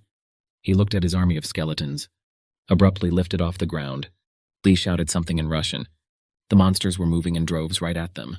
Isaac, putting on his mask, said of Lee, "This guy has learned how to perfect timing. You've bonded with a skeleton warrior." And then the skeleton's eyes lit up. He merged with the skeleton knight and smiled. A lot of explosions were heard. Underworld envoy Skilge Corpse Blast has been applied. There were skeletons on one side, monsters on the other, and Lee stood in the center between them. The skeletons growled at the monsters in response, and those decided to keep up and shouted even louder. A skeleton knight could take down 3 monsters with one blow. He swung with all his might. Half of them were already dead. Underworld Envoy Skill J Corpse Blast has been applied. And there was just this really big, really loud explosion. Their number of monsters killed had already reached thousands. There was a sound. You have cleared the first level of the dungeon. Mokosh, the Great Guild, the Messiah, the Rubej. Judging by the results, further competition is pointless. Isaac Ivanov was the first to try to fight the monster boss. People started talking about rules are rules, so let's do it. And the Messiah Guild also has no objections. It's an emergency, but I can't just let King Arthur's ring slip away. As she approached Isaac, she said, I underestimated you. I'll give you first place. But there's still the second level. Don't forget, if you lose, we'll be next. Moving to the second level. Notice. Kill the earth turtle to advance to the next level. People said, what the hell is that? You can't see anything because of this fog, and we're supposed to find a monster hiding. But at that moment, the captainess ordered a search of the area. A voice from the shadow said, Well, Alice, why don't you relax? You look scared. The girl said, back off, I'm not in the mood for jokes. J. Jackson, Guild Rubej, started saying, haha, don't worry, I'm here to make you a serious offer. How about joining forces? The Grand Guild and the Frontier Guild have worked together before, haven't they? Although the idea failed. But we can't just give our American patrimony to this Russian guy, can we? She was interested and asked how exactly. The guy began to explain. In dungeons, accidents often happen. For example, a group of monsters can attack you from behind while you are fighting a boss monster. The girl was surprised and he said, Hey Alice, wake up. This is not a situation where there is room to argue about what is right and what is wrong. If King Arthur's ring gets away from us, you won't be the only one being questioned, will you? There's not much time left, until level 2 is cleared. Smiling, he said, thinking hard. The girl said, you've got to be kidding. Did you really think I would agree? The guy from Rubez replied, Hey, are you saying you're going to give the ring to that Russian so easily? What will you do if he actually succeeds in clearing the dungeon? The commander wasn't confused. What if the priority to fight the boss monster was us instead of him? Would you guys try to pull the same trick behind our backs? He told her, I won't deny it. But based on the current situation, it would be best for us to join forces. She said, Pretend I didn't hear any of that. And she made it clear that if he got in their way from now on, she would make him regret it. The earth turtle was destroyed. The girl was shocked. And the guy kept up too. You've cleared level 2. The monster was already dead. Lee gulped for air with his mouth. He lets out a groan of exhaustion. Isaac asked how he was and was told that his ribs were cracked. And then in his usual manner, he started yelling, Would you be okay if you were in my place, damn it? Pawing at his inventory, he continued, We're still alive only because of me. If it were anyone else, they would have died 1,000 times over by now. 1,000. The blessing of the river Styx was applied. Your health is fully restored. Chewing for the time she had been with him had increased by 3 levels. And then he decided to ask, What are we in such a hurry for? The first attempt is already ours, isn't it? Isaac replied, We're in a hurry, so those bastards who are always trying to trick us, there's no chance of catching up. Taking it to the next level, everyone started to move to the next level. You have arrived at the 3rd level. An ominous aura surrounds you. There was a very dark atmosphere here. They were being watched by the head boss. People wondered, What's going on here and who killed the earth turtle? We don't know either. We haven't even heard of anyone finding it. The man thought, why does it smell so rotten? The fog here is even worse than on the 2nd level. Captain Alice was the first to wonder. Behind her, a man from the frontier. And then there's everyone else. The sensory fog slowly absorbs your life force. Apophysis power has been activated. You can't be poisoned by the black fog. Lee marveled at this feature of the ring. Lancelot ring activates a powerful resistance to black mist. Lee looked at Isaac and thought, he didn't think this would happen, did he? It just can't be. The guy started talking. Since the beginning, poisonous fog is everywhere. It's too much. And Alice ordered, everybody calm down and take the antidote. She thought, I expected this and prepared for it, but that doesn't mean there's enough antidote for everyone. Half a day at the most. If things go badly, we could all lose vitality before the battle. You use the antidote. Poisoning status has been lifted. The guy from the frontier asked, It's much worse than I thought. I think we'll last half a day at the most. How are you doing? She said the same thing, and he said, So we don't have much time left. Bending over so only she could hear, he said, Why don't you think about my offer again? Isaac went. She thought, If he succeeds, I'll never get the ring, and even if he loses, we'll be in trouble. TC, looks like I don't have a choice. They shook hands. The man said it was a wise decision. And he thought, Now our chances of getting King Arthur's ring have increased. I'm sorry, but we actually have more than enough antidote for more than half a day. It's enough for about an entire day. Time is now on the side of the Rubesh Guild. Black energy was everywhere. When this monster's foot passed, corpses were lifted from the ground. The monster stepped into Isaac and Lee's line of sight. It was the dark skeleton. With a horse. With a roar, he began to raise his army. Lee said, "Such a crowd. And you're telling me to just stand there, really? The appearance of a saboteur is inevitable. All they have to do is pretend to hunt." The blonde replied, "As time goes on, we are the ones with the advantage in the black fog." He thought, "I'll make you beg for this dungeon to be cleared." A tremendous scream came from the entire forest. The man realized it had all started. He crossed his eyes with Alice. In her mind, she thought, "I had no choice. There's no guarantee that Isaac will succeed, is there? It's to protect the others. Yeah, we just need to win and get out of here alive. The black fog is slowly consuming your life force." She broke another flask. "You used the antidote." On the battlefield, skeletons screamed. Lee could take them down with one punch. He, while hurling one, could have finished off the other. Kim said, "Easy, easy," and Lee said, "Shut up, you think I can relax now?" The birds started to fly away from the noise. Isaac turned his head back. The trolls were running toward them. Kim smiled. The underworld envoy's corpse explosion skill has been applied. People weren't expecting an explosion, and they didn't realize what was happening. The explosions continued. The man thought, "This can't be. Is he prepared?" No, wait, the explosion is coming. There was another one, but the biggest one. The black mist absorbs your life force. The man was talking shit. He was dying. His partner said to be patient for a while. The commander realized that there were more and more people dying. The man told the captain to find a solution because they were running out of time. She thought, "The stockpile of prepared antidote is depleted. Now we'll just have to put up with the dwindling strength." Isaac Ivanov is back. Commander begins. "Prepare for battle. Now it is the turn of the Great Guild to demonstrate its might." But the people didn't listen to her. Isaac said, "I leave it to you. I'm going back to the battlefield." The girl marveled. And then she said, "Are you kidding me now? The moment you appeared here, the turn came to us, the Great Guild. You've wasted half a day, so just let us deal with it. Isn't saving everyone's lives the most important thing?" He replied, "All I did was bring the wounded of the frontier back to safety." The girl couldn't believe her ears. Another person died. She thought, "Jay Jackson, that bastard, how did he pull all that off?" She began, "It doesn't change the rules you're back, which means it's our turn. You've left the battlefield, which means your attempt has failed. We'll make it quick. From now on, it's up to us, the Great Guild. We'll save at least one more person." He told her to wait her turn, for they were still fighting. A powerful energy began to emanate from him. Alice didn't realize what was happening. He said, "The partner continues to fight valiantly. We have no time for useless arguments. I must return to the battlefield immediately to help him." The boys were surprised that in addition to the skeletons, he had a mate. And then they remembered and said, "His name was something like a Sheba, the one that looked like a gorilla." Isaac said, "And it seems like most of your guild members have been poisoned. If you fight in such a state, it will be difficult for you to survive, let alone mop up." Alice replied, "In that case, you must be in a bad situation too, since you can't use your power." She didn't back down. "It's not too late. If we're in the same situation, it's better for our team to fight because at least we have the resources to do so." Isaac said, "Not at all, because this fog has no effect on me." She didn't understand what kind of nonsense is that. People shouted, "Hunter of the Needle Snake." Yes, it's true, Isaac defeated the Needle Snake. She thought, if all the guilds had cooperated from the beginning, there would be no current crisis.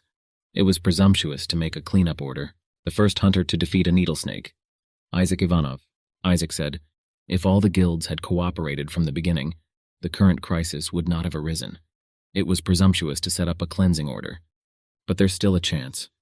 We just need to defeat the Dullahan as quickly as possible, mobilizing all our remaining resources.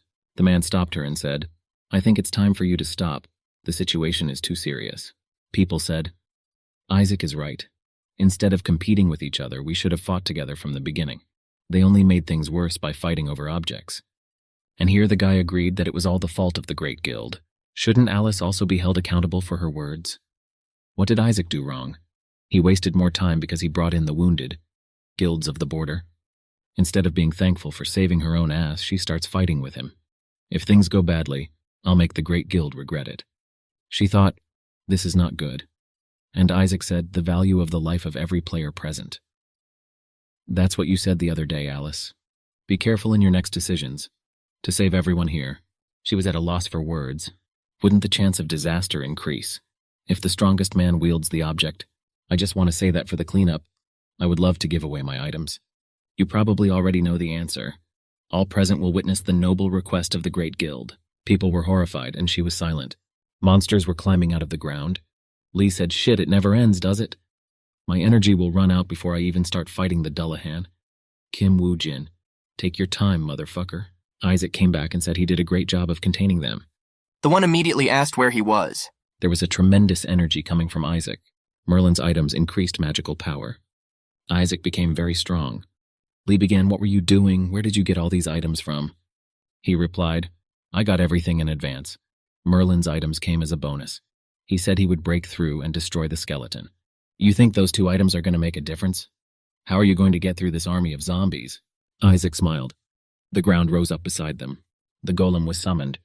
Upon seeing the golem, the skeleton began to yell. The skill of the messenger of the underworld, the power of Pharaoh, was applied. Monsters killed by a non-caster may be sacrificed. Skeletons began to appear. Skeleton warriors have been summoned. The use of Gawain's necklace. It began to glisten around his neck. King Arthur's hidden condition has been fulfilled. Now Isaac had his own army. All of the skeletons were illuminated by the aura. This was Isaac's personal army. Isaac was pleased at the thought. At first, the skeletons dodged the light. And then we ran, fleeing even from the forest. And there was a golem coming at them. Lee marveled. Over the beautiful display, zombies herded the golem. Isaac replied, "Yes, it would be inefficient to kill the zombies one by one." Moving on with the plan. All the skeletons appeared to have red eyes. Healer healed man. My eyes snapped open in shock. And the man didn't know what was happening. The healer said, "Don't move, lie down. Because of the effects of the mist, even cured, you will not return to your previous state. You were lucky. If it hadn't been for Isaac, you wouldn't have come back alive." The man thought, "Did Isaac save me?" The man asked if they could just walk around like that. In our current state, it would be dangerous to encounter a monster that has left the battlefield. He circled around them and took the Merlin items. She thought, "I don't know what the other players would have done if I hadn't given the Merlin items away right away. Then not only the items, but also the pride of the guild and the lives of my subordinates would be lost." Isaac, what an intimidating person. They reached the edge. Now from above, they were watching everything that was going on. The guy yelled, "What a jerk, he's surrounded." The skeletons were smashing hordes of monsters. She realized he wasn't surrounded. His skeletons did a pretty good job of containing the circle. He took a position between the zombie army and the Dullahan, summoning a skeleton warrior and a golem to isolate the Dullahan and hit the exact target. But if he pulls it, they will find themselves surrounded and threatened. Why he would do such a reckless act? Lee said, "It's more complicated than I thought it would be. Thought one would be easier to deal with. But he spits ice air that freezes when touched. The boss got even meaner. The energy of the dead is increased by an unknown force. Lancelot ring reflects the energy of the dead." Lee laughed. Still a bunch of items, peregrinates, Isaac thought. That they wouldn't be able to overpower the Dullahan so easily. Gawain's necklace dilutes the cold with warmth. Before returning, I had heard from comrades who had made an attempt to pass the dead forest. Defeating a Dullahan requires fierce firepower. At that time, none other than Lee Sejong wielded such power. It'll be less than Lee Sejong's back then, but still. The use of Percival's spear. The spear he threw at skeleton. Lee thought, "I see. Pulling an ace out of your sleeve, huh?" He pulled out his knuckles. He hasn't done his best yet. They both attacked the boss. The blow came halfway down his body. Lee even accidentally cut himself, and swung with all his might, but struck against his sword. He tried to break through his sword. The monster shouted. Isaac burst into tears, and from the other side hit him. The skeleton held up a shield. Ice shield began to absorb the spear. Lee thought about how it was a good thing they took his head off. Isaac took out his spear. Lee thought, "And don't tell me that even a Persian spear can't break through this ice." Isaac even had sweat dripping off his face. The monster shouted, and it was coming apart at the seams. And then he started cracking up even more. There was a lot of screaming. There was a huge wind from the monster's scream and Isaac's energy. They covered their eyes with their hands. Alice opened her eyes to see what had happened, and the sun appeared. Dullahan was damaged. They were wondering if it was over. The skeletons began to disappear. Only the skeletons of Isaac remained. Isaac gulped for air with his mouth. Lee asked what he planned to do about it. He pulled out a ring. "It's the ring of Hercules. Hercules' ring, the legendary ring of the great hero Hercules." Lee was indignant. Whether he listened to him or not, what was he going to do about it? Isaac defeated the enemy. The one smiled. Dullahan summoned as a skeleton warrior. Isaiah Ivanov sends his thanks to Park Yong-won. Skill page helped a lot in the fight against Dullahan. Si-chan rejoiced. Merlin's staff is passed to Isaac. The girl clutched the newspaper with anger. Niels let go of her head guiltily. She realized she had lost. Isaac Ivanov sends his thanks to Park and Van, and he told him his real name. Park and Van found the hero who could save the world. Reading this, the man smiled. He thought, like Kim Woo-jin said, investing in Isaac was a good decision. There are idiots who have already started comparing our guild to the Messiah. As Isaac becomes more active, the price of mine and the Phoenix Guild stock continues to rise. The secretary brought him out of his musings. Chairman, you have a call from Makosha. Did he interject, Makoshi? The suitcase rolled across the asphalt. Isaac said that they had arrived, and asked if they had done what he had asked. The boss replied, Sure, who do you think I am? However, use it carefully. The durability is still low. Taking the bait, he'll call back soon. Lee asked, not tired at all? We've just finished and you're already talking about business again. When I got in the car, I said, well, now that we're done, I'll go first. I'm so hungry I'm going to die. We're not going to have lunch together anyway, are we? With surprise, Kim said, okay, good job, drive carefully. Chin-A in his usual manner began, hey, actually, when people are grateful for other people's labor, they buy them something. Kim replied, okay, I'll buy you some food soon. Lee was surprised and asked, anything I want, anything on the menu. And then he remembered when Isaac was leaving. Soon as when? Buy it now. Messiah Guild office. The girl started shouting, you say you can't be present. Don't you understand the situation we are in now? We can't postpone the attack on the 7-level dungeon any longer. The man replied, I too have a problem that I can't postpone. Do you know how many of my students have already been killed? Kim Woo-jin. Until I kill him, I won't cooperate with you. The girl continued, because of Isaac being able to pass the dead forest under Park Young-won's patronage, all the public's attention was drawn to them. And you're planning to ruin it for us right now with a platitude like that? Sometimes sacrifices have to be made. The man interjected. Platitudes? So you don't think I should take care of that newbie who easily passed the 3-level dungeon? Don't you think you're overestimating this Isaac's strength? Another replied, I agree. It's pathetic to see that you care about such insignificant issues. The girl thought, these idiots. Isaac isn't the problem right now. Because all the attention and praise is currently directed towards Isaac, our guild status is unstable. Another problem is that this Isaac is growing up frighteningly fast, just like Lee Se-jun back in the day. The blonde-haired man said, if you are really so concerned about your students, do as you wish. However, we can't give you much time. The girl interrupted, but master, we can't delay the attack on the 7-level dungeon. He looked at her sternly. Understood, since master says so, we should postpone the attack. The man said, thank you for your understanding, then we'll take our leave. A third person sat at this table as well, and he smiled, Kekik. Isn't the glory of the Messiah as good as it used to be? The girl said, what? And the guy continued, or were these rumors originally exaggerated? There used to be active key players at every level, but now there is no one. It's a real mess. I'm sure you didn't bring me here to show me something like that, right? It's kind of funny, though. The girl replied, you better watch your words. The blonde-haired man asked what the man could do. The guy got a little worried. The papers fell on the table with a clatter. Kim asked, why did you call me in? Thanks to the fact that he offered to invest in Isaac. His business took off. If you can do what I ask, I'll make sure you get a decent reward. Kim asked, so what do you want? One player wants to be your partner in a dungeon raid. Looks like he wants to see your skills. Kim wondered, we need to make sure he remembers you. He's one of my bodyguards. I need you to go with him. Kim was silent. Then he asked, then whoever wants to take me on as a partner. Who is he? Park said Isaac Ivanov. He chose you. At night on the roof. Park asked about how the meeting went with Isaac. Kim said about that they talked about the test trial. Park asked if he realized it was very important. And he said that no matter what, he had to do it. And continued, it will not only benefit me, but you as well. The light of the car's headlights shone in their faces. The man they had been waiting for began to emerge. And Isaac Ivanov came out. They shook hands. And Kim asked me to take care of him. The translator translated the text, and then he said that Isaac told him he also asked him to take care of him. Park marveled. They entered the dungeon, and Yun-Wan said that Isaac was a little different from what he had imagined. He thought he had a more sinister image. Already in the dungeon, Lee started to take off his mask, saying, perfectly played. Looks like I was able to fool Park Yun-Wan.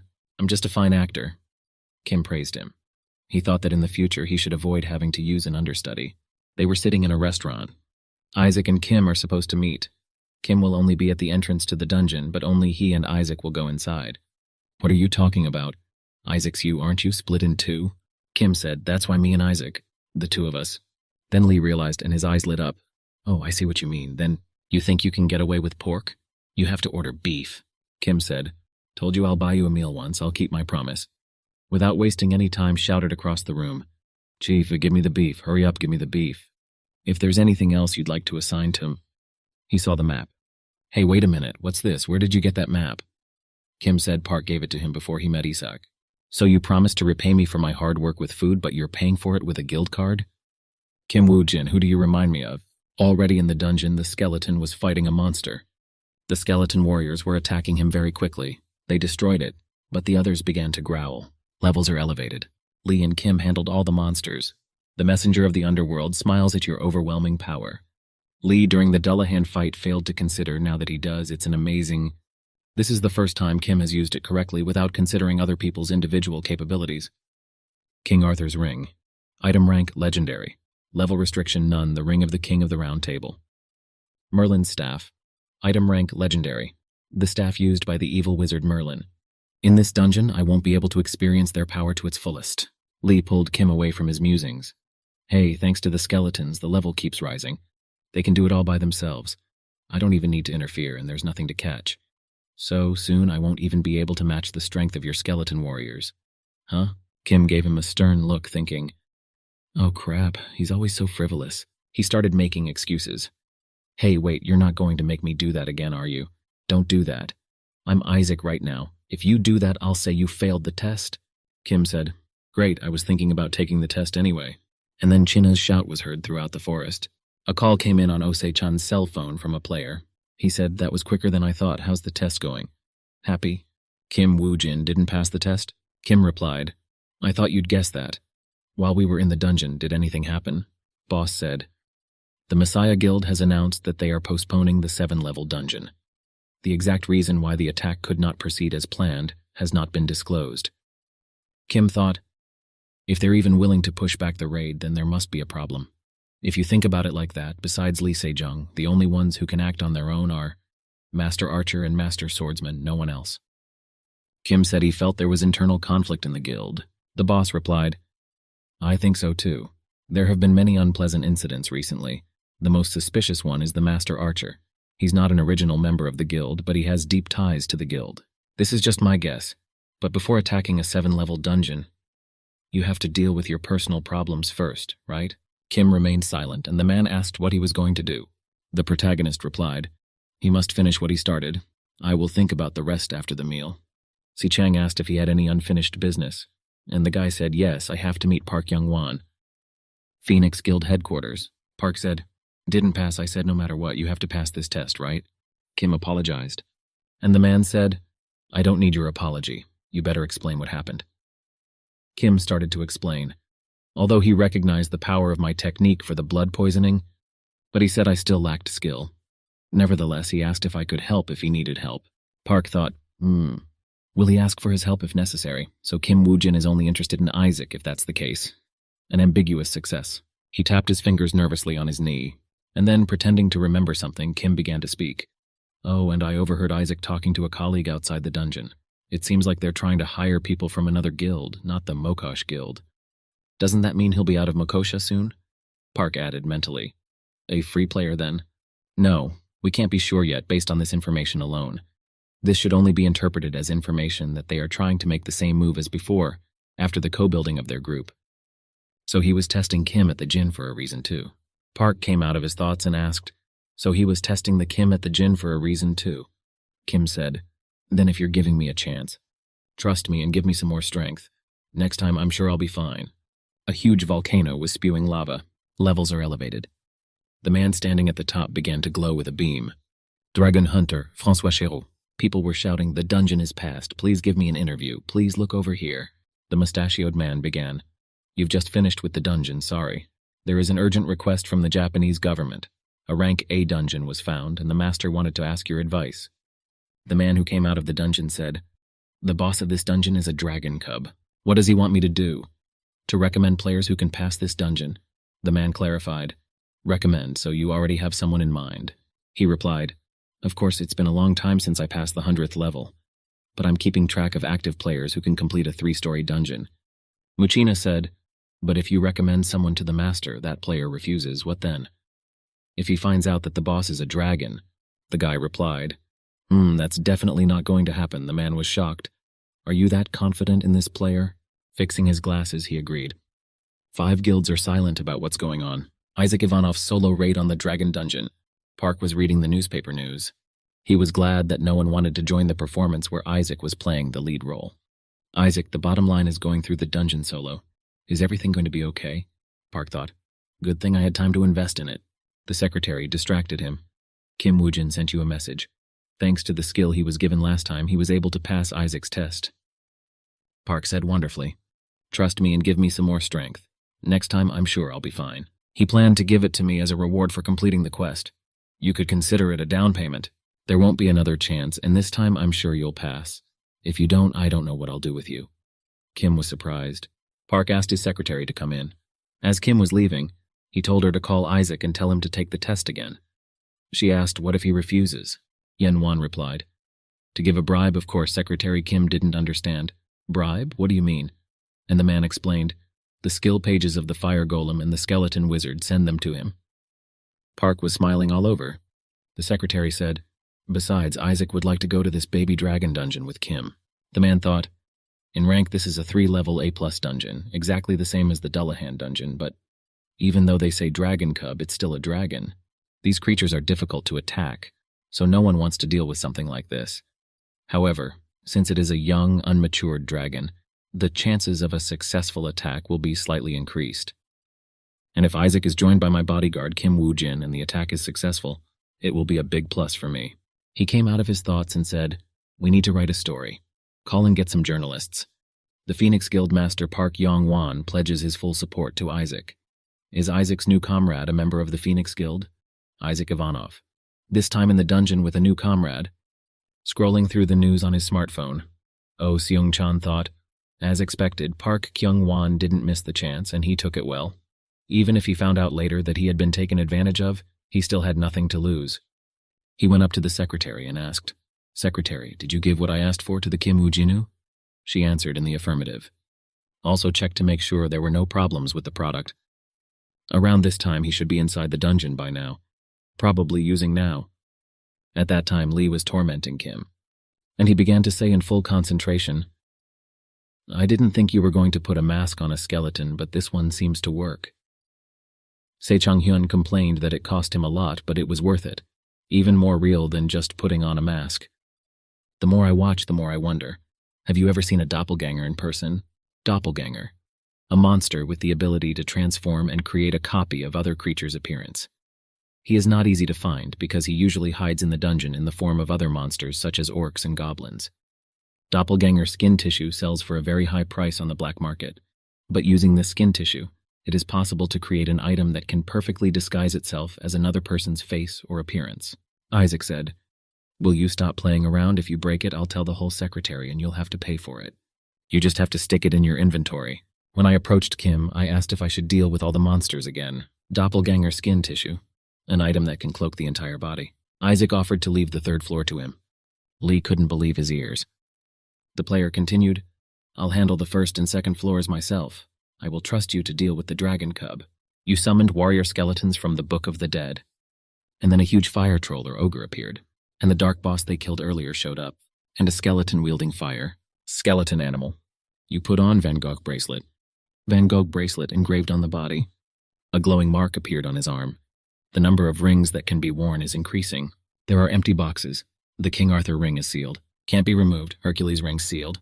A beam of huge light illuminated the forest for a couple seconds. Isaac said it wasn't bad, and Lee was shocked.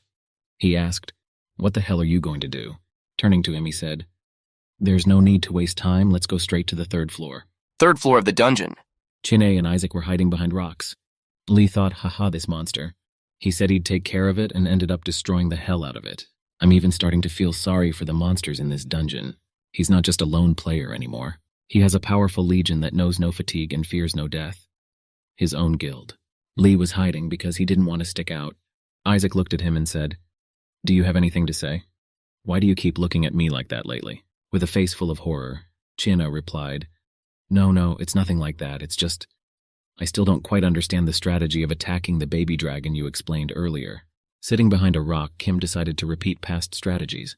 He has to wait on his back until the right moment comes. You couldn't just start attacking a stony dragon head-on like that. Suddenly the dragon let out a roar in their direction. Isaac said to be quiet. A huge dragon landed on the ground. He immediately realized something was wrong and started growling. Isaac continued to watch him. The dragon spewed a lot of smoke. They were hiding from him, not far away at all. The dragon turned around sharply and looked at his nest. He watched intently and immediately began to growl. Isaac thought, clever creature. Immediately he noticed the change in the nest.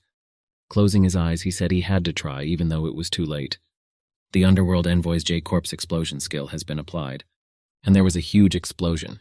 The dragon began to fall at that time and rocks came crashing down on them. The dragon managed to fly up, avoiding the rocks. Suddenly, a large rock knocks the dragon down, pushing it downward. They saw a rock almost nail him to the ground. They managed to knock it out of the air. Kim decided he could cut the dragon's wings if they were in an open position. Li Chia's task was to bring him back from heaven to earth, though he feared he would fall with him. But Kim Woo-jin only said that he trusted him to do all this work. Such suggestions only made Li swear at his comrade. The stony dragon reappeared behind a cloud of dusty smoke. Immediately afterward, he once again engaged in diligent combat with the golem, as the skeleton mage prepared to launch his next attack. At that moment, the Li, along with the skeleton warriors, were trying to break through the dragon's skin. He was very excited to see such density in his pelt, though it wasn't surprising for a creature of this caliber. After several attempts, he managed to break through that armored layer a bit. The boss prepared to strike his blow with a breath of fire. After a little preparation, he spewed a powerful beam of flame from his mouth. Li Chie noted that the dragon wings didn't seem to be the only problem. Jin said to take care of the wings and he'd do the rest himself. Kim activated Pharaoh's power and let many of his skeleton warriors into battle. The rider swiftly ran towards the dragon, activating the sun's blessing. The aura field was also activated, causing him to gain skill power. The rider was endowed with additional characteristics and mounted from his horse. At full speed, he took a long leap straight from his horse onto the dragon's body. After piercing his body, he poisoned the baby dragon with poisonous blood. The boss swiftly and forcefully threw back the skeleton that was attacking him. Suddenly, he became more fierce and stood on his hind legs. Of course, Li Chie had a hard time keeping up with him while the dragon was acting like that. Very quickly, he collapsed to the ground, raising a mountain of dust into the air. But almost instantly, he was back on his feet and rushing into action again. With very quick movements, he zigzagged off the surface and raced toward the boss's head. After impaling his body, he was able to latch onto the dragon again without falling downward. The stony dragon got off the ground and flew upward. Li Chie was still hooked onto the boss's wing as well and was climbing up with him. Kim, he asked him to come to his senses soon before he flew too high. But Lai thought it was easy to only talk about it. He dug in with his spear and began to descend along the boss's wing. After a while in this manner, he tore his wing apart. However, due to the sudden movement, the Li Chie was caught in the air, flying off it. As the dragon began to fall, he managed to grab hold of part of its body again. But it did not save from falling. The wounded dragon collapsed to the ground with the player. Kim didn't expect this turn of events and praised Li for it, saying that he had already done half the job. Suddenly, the dragon rose again, and its silhouette showed behind the rising cloud. He once again shot his flaming beam towards the golem. A strong burst of fire enveloped the huge golem. Kim felt that if they succeeded with the wings, they should not forget that it is a dragon and is dangerous in its own right. So it was necessary to be vigilant until he fell into total submission. The skeleton warriors tried to attack the dragon's solid body. Piling on one by one, they continued to strike him with their blades. The rider above was also trying to impale him with his big sword. Suddenly, one of the skeletons nearby decided to help him push down on the hilt. Together, they were able to pierce through the dragon's skin again. The dragon was quickly distracted by the golem and wanted to eliminate the irritants. The skeletons continued to attempt to pierce deeper into the skin as the dragon turned around to strike again. He opened his jaw and began to accumulate fiery mana particles around him. But then he was interrupted by the golem, making him not to be forgotten on the battlefield. He snapped his jaw just in time, causing all the flames to go down the dragon's body. Immediately, due to the overabundance of such energy in his body, he literally exploded internally. After such a trap, the dragon fell to the ground exhausted. Kim Woo-jin walked up to the stone-filled Li with his staff.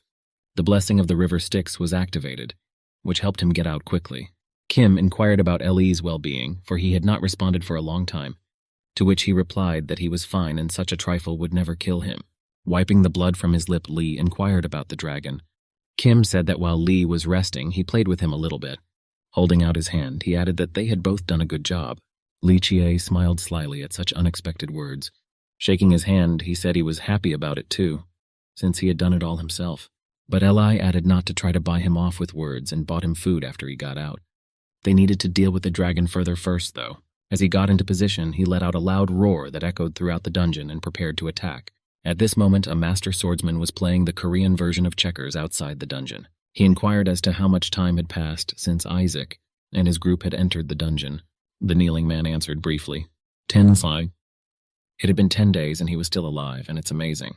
Though the likelihood of success was slim, he hoped they would pull it off and those could deal with them on their own hands. The man who gave him the information was a little confused about what he was talking about. The master stuck his hand into a small container that looked like a shortened vase.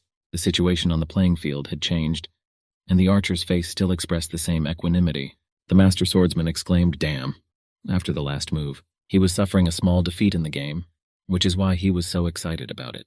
Archer told the informant that they would discard the small stuff and take the big stuff. He seemed to realize what he was talking about, and sweat began to trickle down his face. He vowed that he would dedicate his life to the fulfillment of this mission.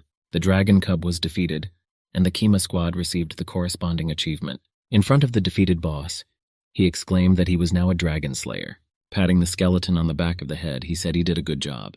Only Li was about to say that Kim Woo-jin too, when suddenly his face changed dramatically. Somehow Kim didn't express the same joy at the victory as Li Chie did. He asked what was wrong, since they had already finalized everything, to which Jin replied that once they left the dungeon, he would likely die. Ellie didn't understand what kind of death his comrade was talking about. He explained that once they got out, they would be sent to attack the X-level dungeon. Starting with ranked dungeons, this is the stage for high-level players, where the level is above the 100th level. And from that level onwards, there will be players who enjoy their political and diplomatic privileges there. But that wasn't enough for them either. So they created their own cartel to make more profits, and to find each other's territory so we don't invade it. So those with tremendous power will suddenly have uninvited guests. Those living a previously quiet life will be disturbed by the presence of strangers. And among these uninvited guests, they will see a face that has previously shown itself to be a thorn in one's side. And what will happen then? It would be the perfect opportunity for them to get rid of such a competitor. Kim, he repeated, asking Ali what he thought would happen there. Outside, throngs of reporters were asking Isaka what the secret to its successful passage was. Everyone asked him to look into the camera and asked him about the dungeon. The reporters watched the new comrade, Isaac, walking beside him. He began to be questioned about his feelings after the joint dungeon sweep. Li, observing this, felt they needed to leave immediately before the public noticed the switch. So he put his arm around this Kim in a demonstrative manner, and he said in broken Russian that no one could stop them. He also maintained that they were irresistible and very strong. Suddenly, some man in the crowd started to stand out a little bit. A terrible aura hovered around him, and he himself was reaching with his hand to the inside pocket of his jacket. Just moments later, he pulled out a shining knife from there, and with no fear of repercussions, he lunged at the squad that had emerged from the dungeon. Li Chie managed to spot the man who attacked out of nowhere. Immediately, he struck him in the face with his fist in such a way that he flew some distance away. However, he was not knocked down. Moreover, he stood his ground and almost parried the blow. Li Chie marveled at the skill of the stranger who was able to stand his ground. Almost immediately, the man again lunged at the fake Kim with a knife. It made him turn on such exertions to get rid of him. The stranger's eyes lit up with the color of bloodlust. Making a quick dash, he stabbed Kim with his knife. A shocked Li Chie called out, "Gina." A whole stream of blood began pouring over the ground, creating a puddle there. A very large amount of it instantly spilled out onto the pavement. The audience noticed that a blow had indeed been struck, so also to a player with the poison blood skill. So they began to flee in fear in all directions. The terrorist didn't stop there. Now the real Kim Woo-jin was his target. He also quickly got close to him and prepared to strike. Just as suddenly, another sound of a blade was heard behind his back. Kim Woo-jin didn't immediately realize what had happened, but had a cold and measured look on his face. Someone stabbed a terrorist in the back from behind, protecting the Jin.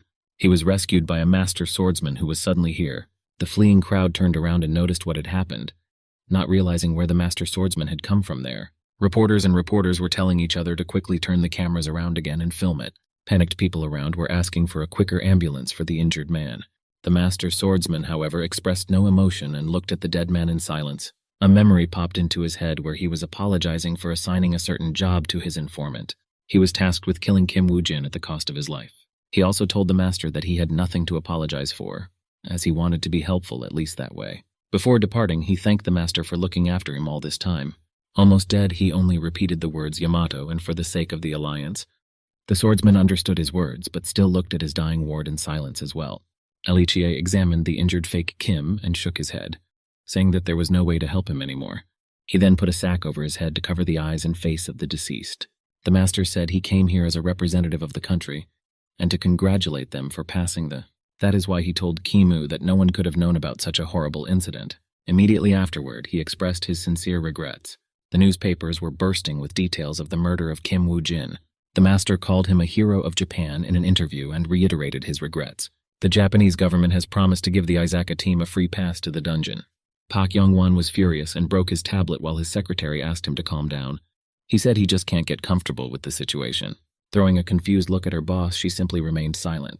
With an overwhelming rage, he said he had invested a huge amount of money in Kim Yoo-jina. Smacking his desk with his fist, he rhetorically asked how anyone dared to touch him. He asked that she find the terrorists or whoever else was behind it and bring them to him. While at the dinner party, the master swordsman personally expressed his condolences to Li Chie for the loss of his colleague. Li's eyes glazed over from so much food on the table. The master said that if he had come a little earlier, things might have been different. The dumbfounded Li Chie cast a glance at Kima, awaiting his words. He said it was okay because it was inevitable and death always follows players. Kim Woo-jin spoke in Russian, so the translator immediately whispered the translation to the master. He smiled and replied that it was well said. The master swordsman took a small shot glass of sake in his right hand, and lifting it up, he added, "It was as if they were comrades." The master said he had prepared the best booze for them so they could start enjoying it. He said he certainly felt sorry for the dead, but the living shouldn't despair because of it. At this point, Li almost boiled over. He thumped the table loudly, exclaiming his indignation. Getting up from the table, he continued to say in Russian that he couldn't listen to it anymore. With all the anger in his voice, he said that his comrade had died, and he spoke of it so lightly. Li called him very ignorant to the point of wanting to punch him. He also added that if Kim Woo-jin were to see them now, he would not be able to rest in heaven. Publicly, he said of what he thought Isaac was not so. He said afterward that he seemed to have misunderstood him and would rather get out of here. Finally, he slammed the door ostentatiously loudly and walked away. The translator seemed shocked by this state of affairs. Just then, she began whispering to the master the translation of everything the Li had said. Placing the glass on the table, Kim said that it seemed time for them to finish this meal. He thanked him for the treat and said he would consider the dungeon offer that the master had suggested. He in turn asked if they could handle such a dungeon without the help of the elites. Kim Woo-jin quickly replied that alone, of course not. However, he asked that a gift be prepared that would change Li Chie's mind. After a brief farewell, Kim still went outside. The billboard on the building was carrying the news as usual. There, people stood with signs asking for an immediate apology from the Japanese government. They also asked for compensation for the death of Kim Woo-jin. In Korea, however, protests have already continued for 4 days. Kim Woo-jin was happy that everything was going as planned. Returning from dinner, he dialed Li on the phone and asked where he was. The pensive master swordsman thought that no matter how much he pondered over it, he felt sorry for it. That's when he asked if Sakura was here. Without further hesitation, she appeared in the aisle and said she was listening to the master. He said that if it was possible, he would like to pull Isaac to their side. But Sakura responded that it wasn't a good situation right now. Everything was fine when they took out Kim Woo-jin. But now Li has become hostile to them, so it will be hard to win both of them over to their side at once. In addition, because of the death of Kim Woo-jin, Pak Yong-wang was furious. And the Messiah, if he finds out about the attempt to poach the Russians, Pak Sin-hyo won't just let it go. In this situation, bringing Izaka to their side will do more harm than good. Setting the empty glass down on the table, he asked if she really thought so. This was sad news for the swordsman, however. He kept a fresh head of mind. Instead, he had another plan matured. It was better that no one get Izaka. The master asked me to take the skin of the Nemean lion to Isaac. He said it was payment for him to send his comrade on his final journey to the underworld. The following action unfolded in a small alleyway. Taking off his mask at last, Eli spoke as he was getting so angry. Kim asked if it was because he hadn't been given something to eat, but he only replied that Jin thought very badly of him for talking like that. Ellie thought it was a pretty low act, since it's not for sale. He said he got angry when he saw the faces of those who pulled such a dirty trick. Kim said he could understand it, for he himself did not expect to see them right after his mission was accomplished. However, Kim said that Eli's anger was very opportune, because the latter was already thinking of what they should do. Li Chia was shocked because it turned out that one could still sit and eat. His outrageous screams could be heard throughout the neighborhood. The news showed Isaac and Comrade. where, having been interviewed, they said that despite some disagreements, they became comrades for good. At that moment, Hyun Nim was on the phone with Kim and was wondering how he was doing because he had greatly angered the Yamato Alliance. He advised him to be careful, and a reward in the form of the Aegis shield from the Alliance was to await him as he passed the 4-level Kima dungeon. After Jin confirmed this information, the boss cheered up big time. Looking at the papers in his hands, he reported that the LI secretary had brought him some very interesting material. There was information about a report on a failed attack on the Mount Fuji dungeon. Immediately afterward, he asked how the Alliance was going to give him an item as a reward that they themselves didn't have.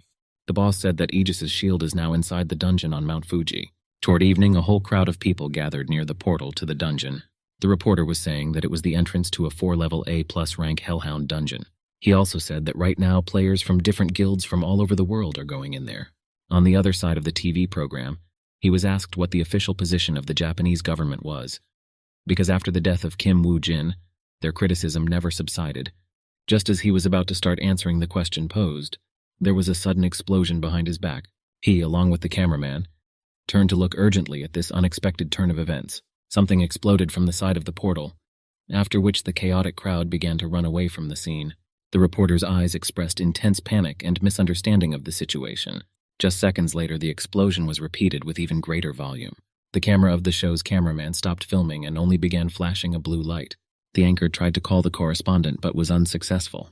A reporter's helicopter arrived on the scene filming what was happening. The cameraman on it was shocked to see it with his own eyes from up high. Black smoke was rising over the entire neighborhood, and the places that had exploded continued to burn. The cameraman and reporter were injured by shrapnel before they emerged from under the billowing smoke.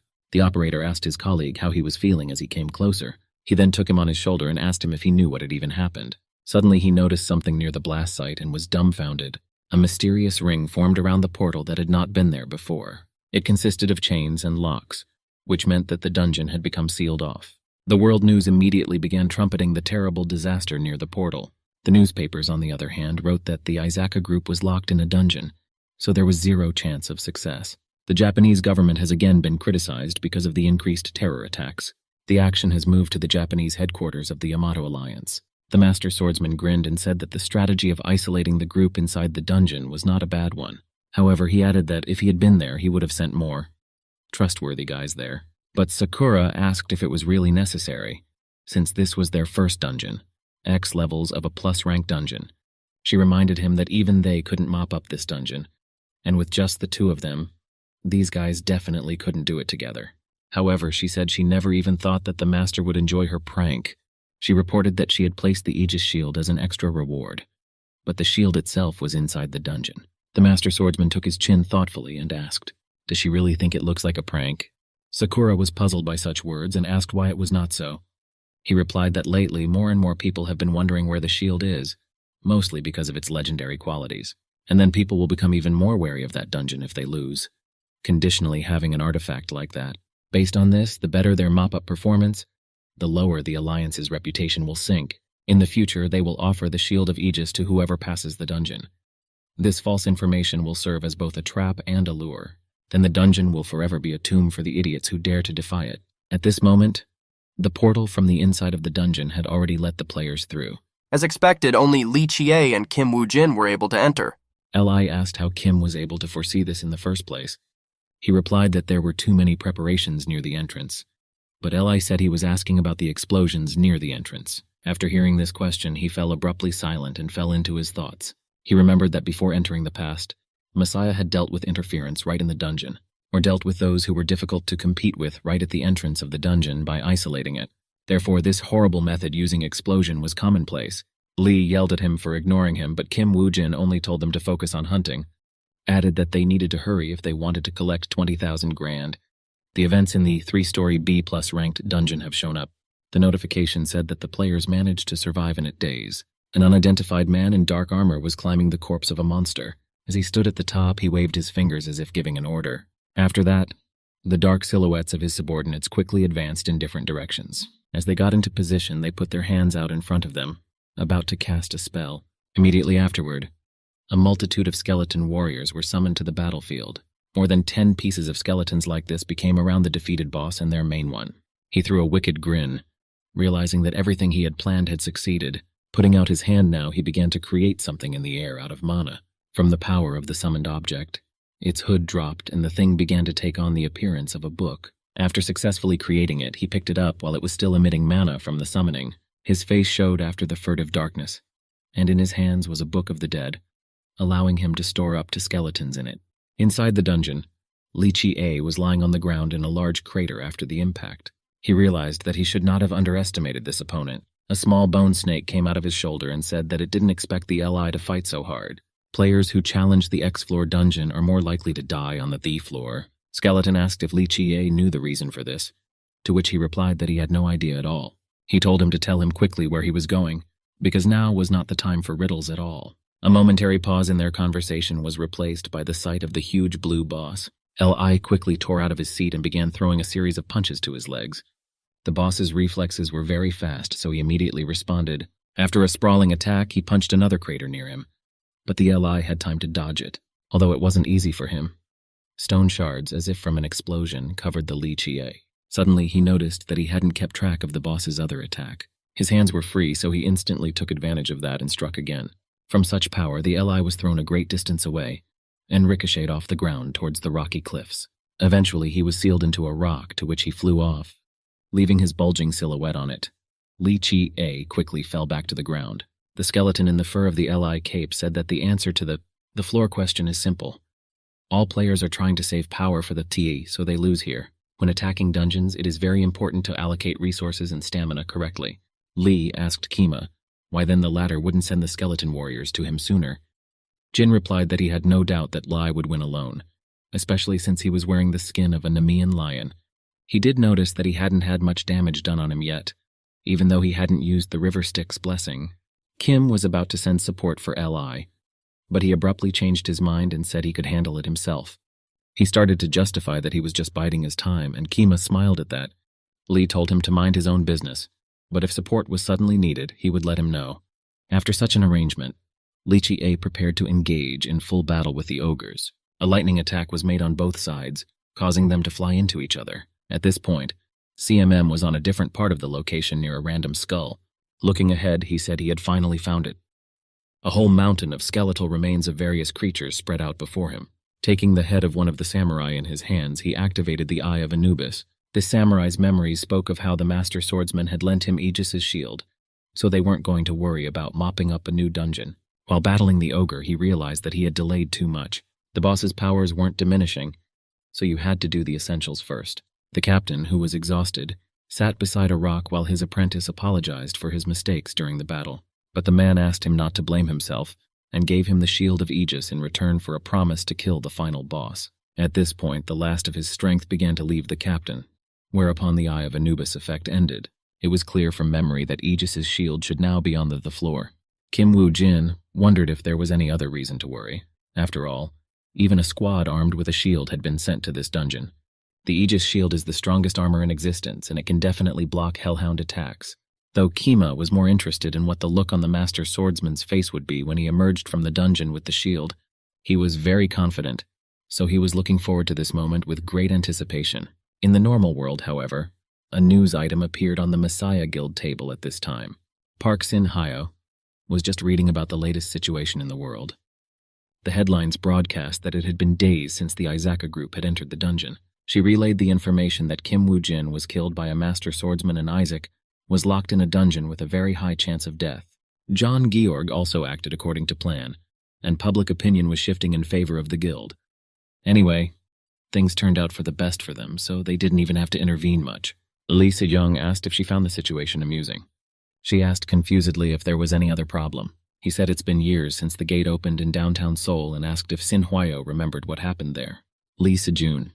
He recalled being jumped on by a guy who thought he couldn't get out of the portal alive. Park Sing-yo silently continued to listen to her head in silence. He said that instead of dying in that dungeon in his time, he survived, and what's more, his position has been greatly strengthened because of it. It was then that Lee said he was getting thoughts that because of Isaac, he is who he is now. However, with a cold expression on his face, he asked if he should be grateful to him for what he had made Lee Se-juna to be. He threw an emotionless glance at Park Sing-yo. Again, he said that he and Isaac seemed to be very similar in some ways. He rhetorically asked Peek Sin Hee if that was the case, to which she remained silent. Then Lee Se-jun added that he would definitely have to meet Isaac at least once if he made it out alive. The light of the level rise was visible even from the far reaches of the underbelly. Lee Chie finally defeated the ogre boss single-handedly. Afterward, he sat almost powerless against a defeated foe. The Kim Woo-jin who came up said that he finished faster than he thought he would. He had brought the skeletons to him just in case, however. There was no longer any need to. An angry Li said he almost died while Kim was quietly holed up somewhere. Jin added that there was no way he would have acted so frivolously. Anyway, the way they dismantled it, it was worth it to start moving to the floor. Pulling on a slight smirk, Kim Woo-jin was very satisfied that Li had completely managed alone. Reading the newspaper, Hyun Nim said it's just as he thought it would be. The secretary asked if he was talking about the Hellhound dungeon, to which he replied in the affirmative. Everyone assumes that Isaac is already dead. Even the newspapers are saying so. The surprised secretary asked if this dungeon was more powerful than the Dragon Dungeon. The boss replied that instead of the word powerful, the word dangerous would be a better word to use. The thing is, the hellfire from the dog's mouth doesn't stop until it burns the target to the ground. Among the legendary items are rare armor with the absolute protection effect. Without the presence of something like that, he wouldn't have dared to attack the dungeon. What's more, a dog has a higher regenerative capacity than trolls, and the balance between attack and strength is almost perfect. The secretary asked if it would be all right with Gina knowing all of this. The boss said not to worry because even though he looks like a regular kid, he can show an ace up his sleeve when needed. He asked rhetorically, "Were there ever easy dungeons? You just have to believe that it will work this time too. And there's more than one Chin-A, so there's no need to worry." So they had to come back safe and sound as always. Inside the dungeon, Kim was climbing a sheer cliff face. He already had a shield on his back with which he was climbing higher. Climbing to the top, he fell and was exhausted. It took a while for him to find the shield because it was in a problematic spot. If it wasn't for the Eye of Anubis, the shield would still be buried here even when passing the dungeon. Since he was thrown between cracks in the ground, Lee yelled at the collapsed Kim and told him to get up faster and help him out. While he was saying this, the dog behind him launched a surprise attack from behind him. Chin-A kept saying that he was so busy that he would soon die without the help of Kima while fending off the attack. He also asked why the Jin always makes him do it. "Kim," he interjected, not understanding exactly what the man was talking about. He shouted again, explaining that he always spent his time in comfort and safety while he suffered. After that, he grabbed the dog, jumping at him by the throat. Gripping her tightly, he stopped the attack and was about to say that even tanks have rights, and threw the dog to the ground. He asked why Kim thinks he's not in pain. He's just running inexplicably from the third floor. Li said they didn't come here for treasure, sort of. While he was saying that he just had a good character, so he put up with everything, a tremendous energy was felt from behind him. He immediately cut off the conversation and turned back around. That same huge beam of fire began pouring towards him. Chin-A only had time to cross his arms, realizing that he wouldn't have time to dodge something like that in time. Just as suddenly he felt the damage on him, it didn't begin to go away. Kim Woo-jin stood in front of him, displaying his Aegis shield to the beam. The shield effect of the absolute defense shield was activated, which meant it couldn't be destroyed. The boss stopped the attack while waiting for the results from its use. The remnants of the bow's energy ricocheted off Aegis's shield. The shocked Chin-A stood, still crossing his arms. A satisfied Kim said it was the very shield he was looking for. Lee Chio changed his mind about the uselessness of Jin in this dungeon. Thoth handed the shield to Ellie and said it was time to get out of the dungeon. But even so, he said he should be careful with the Hellhound. If she launches her attack again, she'll immediately knock her out with one hit. Ellie said that since they now had Aegis's shield, there was nothing to worry about. Kim Woo-jin added that he still has more to say. Suddenly, in the midst of their conversation, the Hellhound began launching its beam again. Kim shouted to him to dodge the attack faster. A huge beam struck the area. However, the guys were able to dodge it. Ellie didn't understand how that happened, since the hound was definitely on the other side of it. Looking around, he tried to figure out what had happened. Suddenly, he noticed something on the other side of the battlefield. Kim knew this was going to happen because he'd already seen it with the Eye of Anubis. This was the reason why players were unable to complete the dungeon even with the Aegis shield. The thing was, they couldn't dodge two directions at once. After all, there were two hellhounds on the battlefield at once.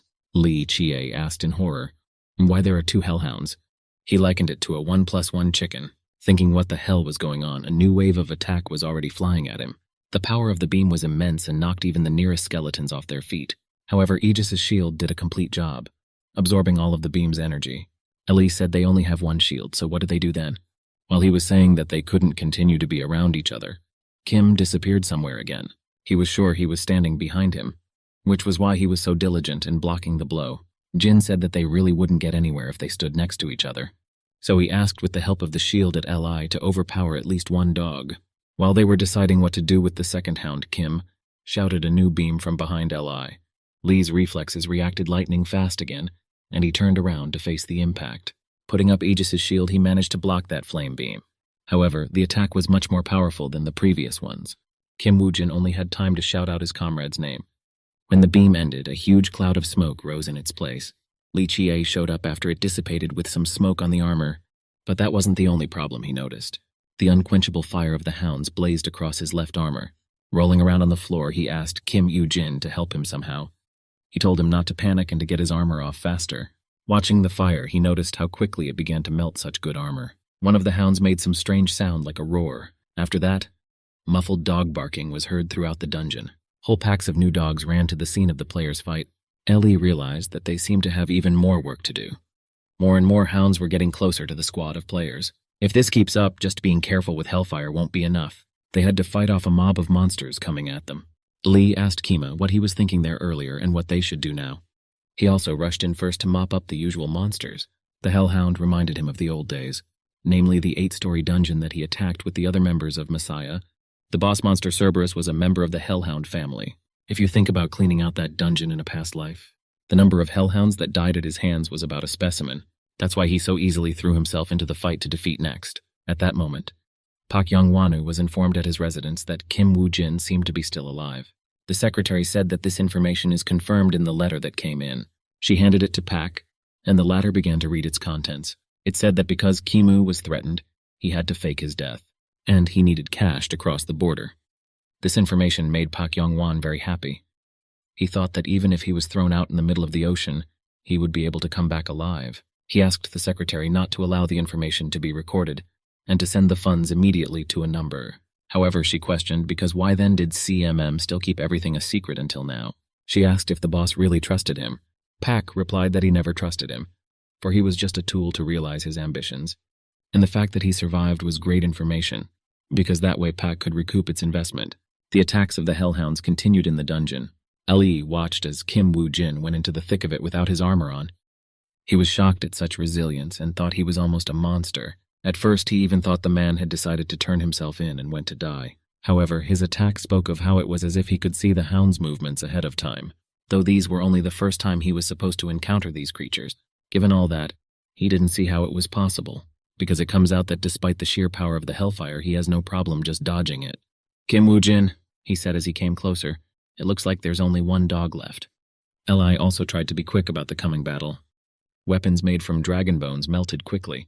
Even so, Kim Woo-jin was not about to fall into confusion. Multiple instances of made weapons began to appear around him. That's when he said he made it enough to kill everyone on the location. He's done what he set out to do, and so far things are going smoothly, so there's no cause for concern. So he suggested that everyone start wrapping up. Suddenly the Li asked him to stop and wait. He quickly ran up to him and stopped beside him. Kim Woo-jin asked him what had happened. He said he can't just keep being a stowaway because he has pride too. So Lee Chie asked to leave the last critter on him. Kim, he smiled and asked if the man was sure he could handle it. He said that Jin could even be hesitant and gave him his shield. After that, he grasped one of the Kima copies tightly, and he added that he can't stand being a burden to anyone, so he'll show what he can do. In a flashback, he recalled the injured girl returning to their office. At that moment, he realized he had people he had to protect. That's why he wanted to become much stronger than he is now. With maximum concentration, he fully prepared for battle. At this point, events were unfolding in the tropical terrain of one of the HQs. Men with guns controlled the kneeling prisoners who were sitting on their knees. Inside the building, a man placed a suitcase of money on the table saying there was payment there. A woman standing in the shadows asked what it was, to which she was replied that it was a fee for the request that had been made. The men outside opened fire on the captured men. Of course, they all died immediately, leaving whole pools of blood outside the building. The man giving the payment said he was grateful for killing the local players near the entrance to the dungeon. He reported that in this way they had made his business much easier. And the girl began to count out the money. Immediately, she threw out a wad of bills and said he was talking utter nonsense. At the man's confused look, she said they couldn't risk their lives for such pennies. She said they only have payment in either skill pages or items.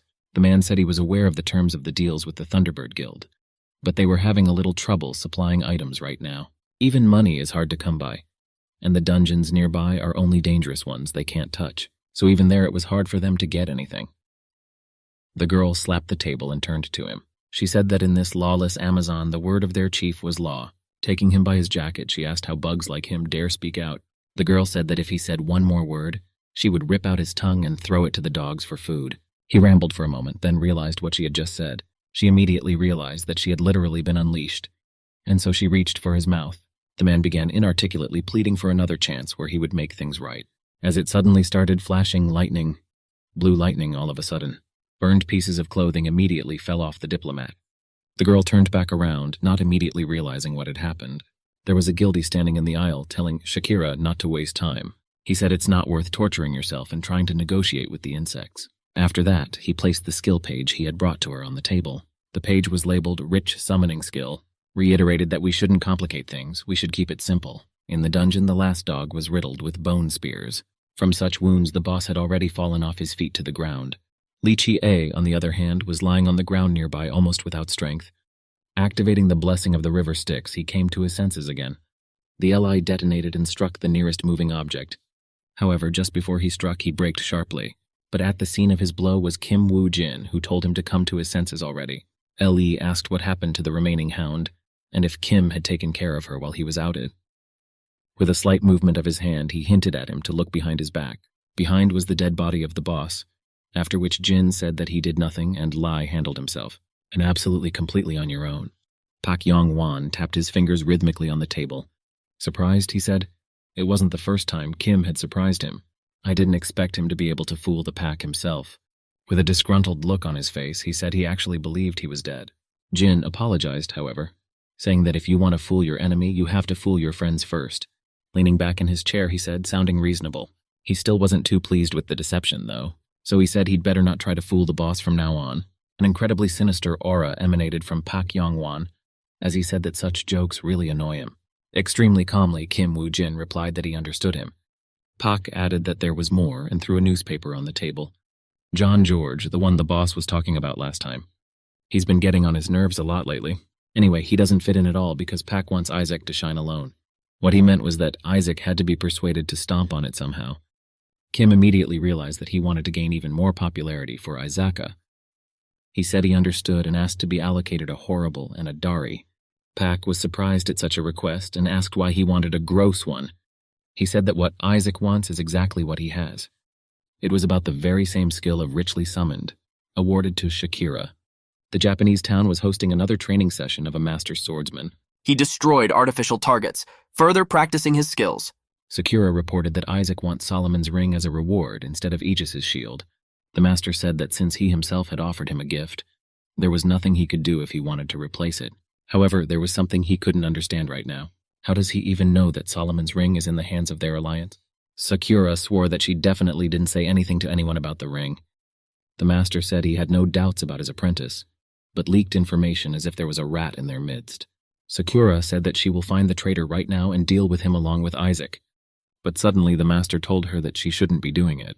Immediately he tucked his katana back into its scabbard and said that the day would soon come when he would definitely meet them in person. Excitedly, Sakura asked what exactly he meant by that, but the angry swordsman said all he had to do was just wait it out. Now he would have to chop them up with his own hands to get satisfaction. Events have moved back to Amazon to the Thunderbird Guild headquarters again. Shakira asked who she's looking at right now, jokingly saying it's either a zombie or a ghost. Kim Woo-jin on the other side of the table said more like a ghost. She asked if he was going to continue to pretend to be dead in front of the world and live in the shadow of Isaac. He said it's not that important right now and let him think what he wants to think. Pounding the table, she asked if he was trying to tease her now. After all, it's official. Kim is dead, so it won't be much of a problem if she kills him again. Smiling, Jin said it was time to end this useless squabble. Kim added that he didn't come here to fight, but he's going to get to the head of the... Having cooled her ardor, Shakira thought he was pissing her off. However, he was waiting for a meeting with the head of the... She said she was giving him 1 minute to explain himself. Dirty, after all, a man who has to work through the exchange. The CMM then asked if people would be included in the exchange.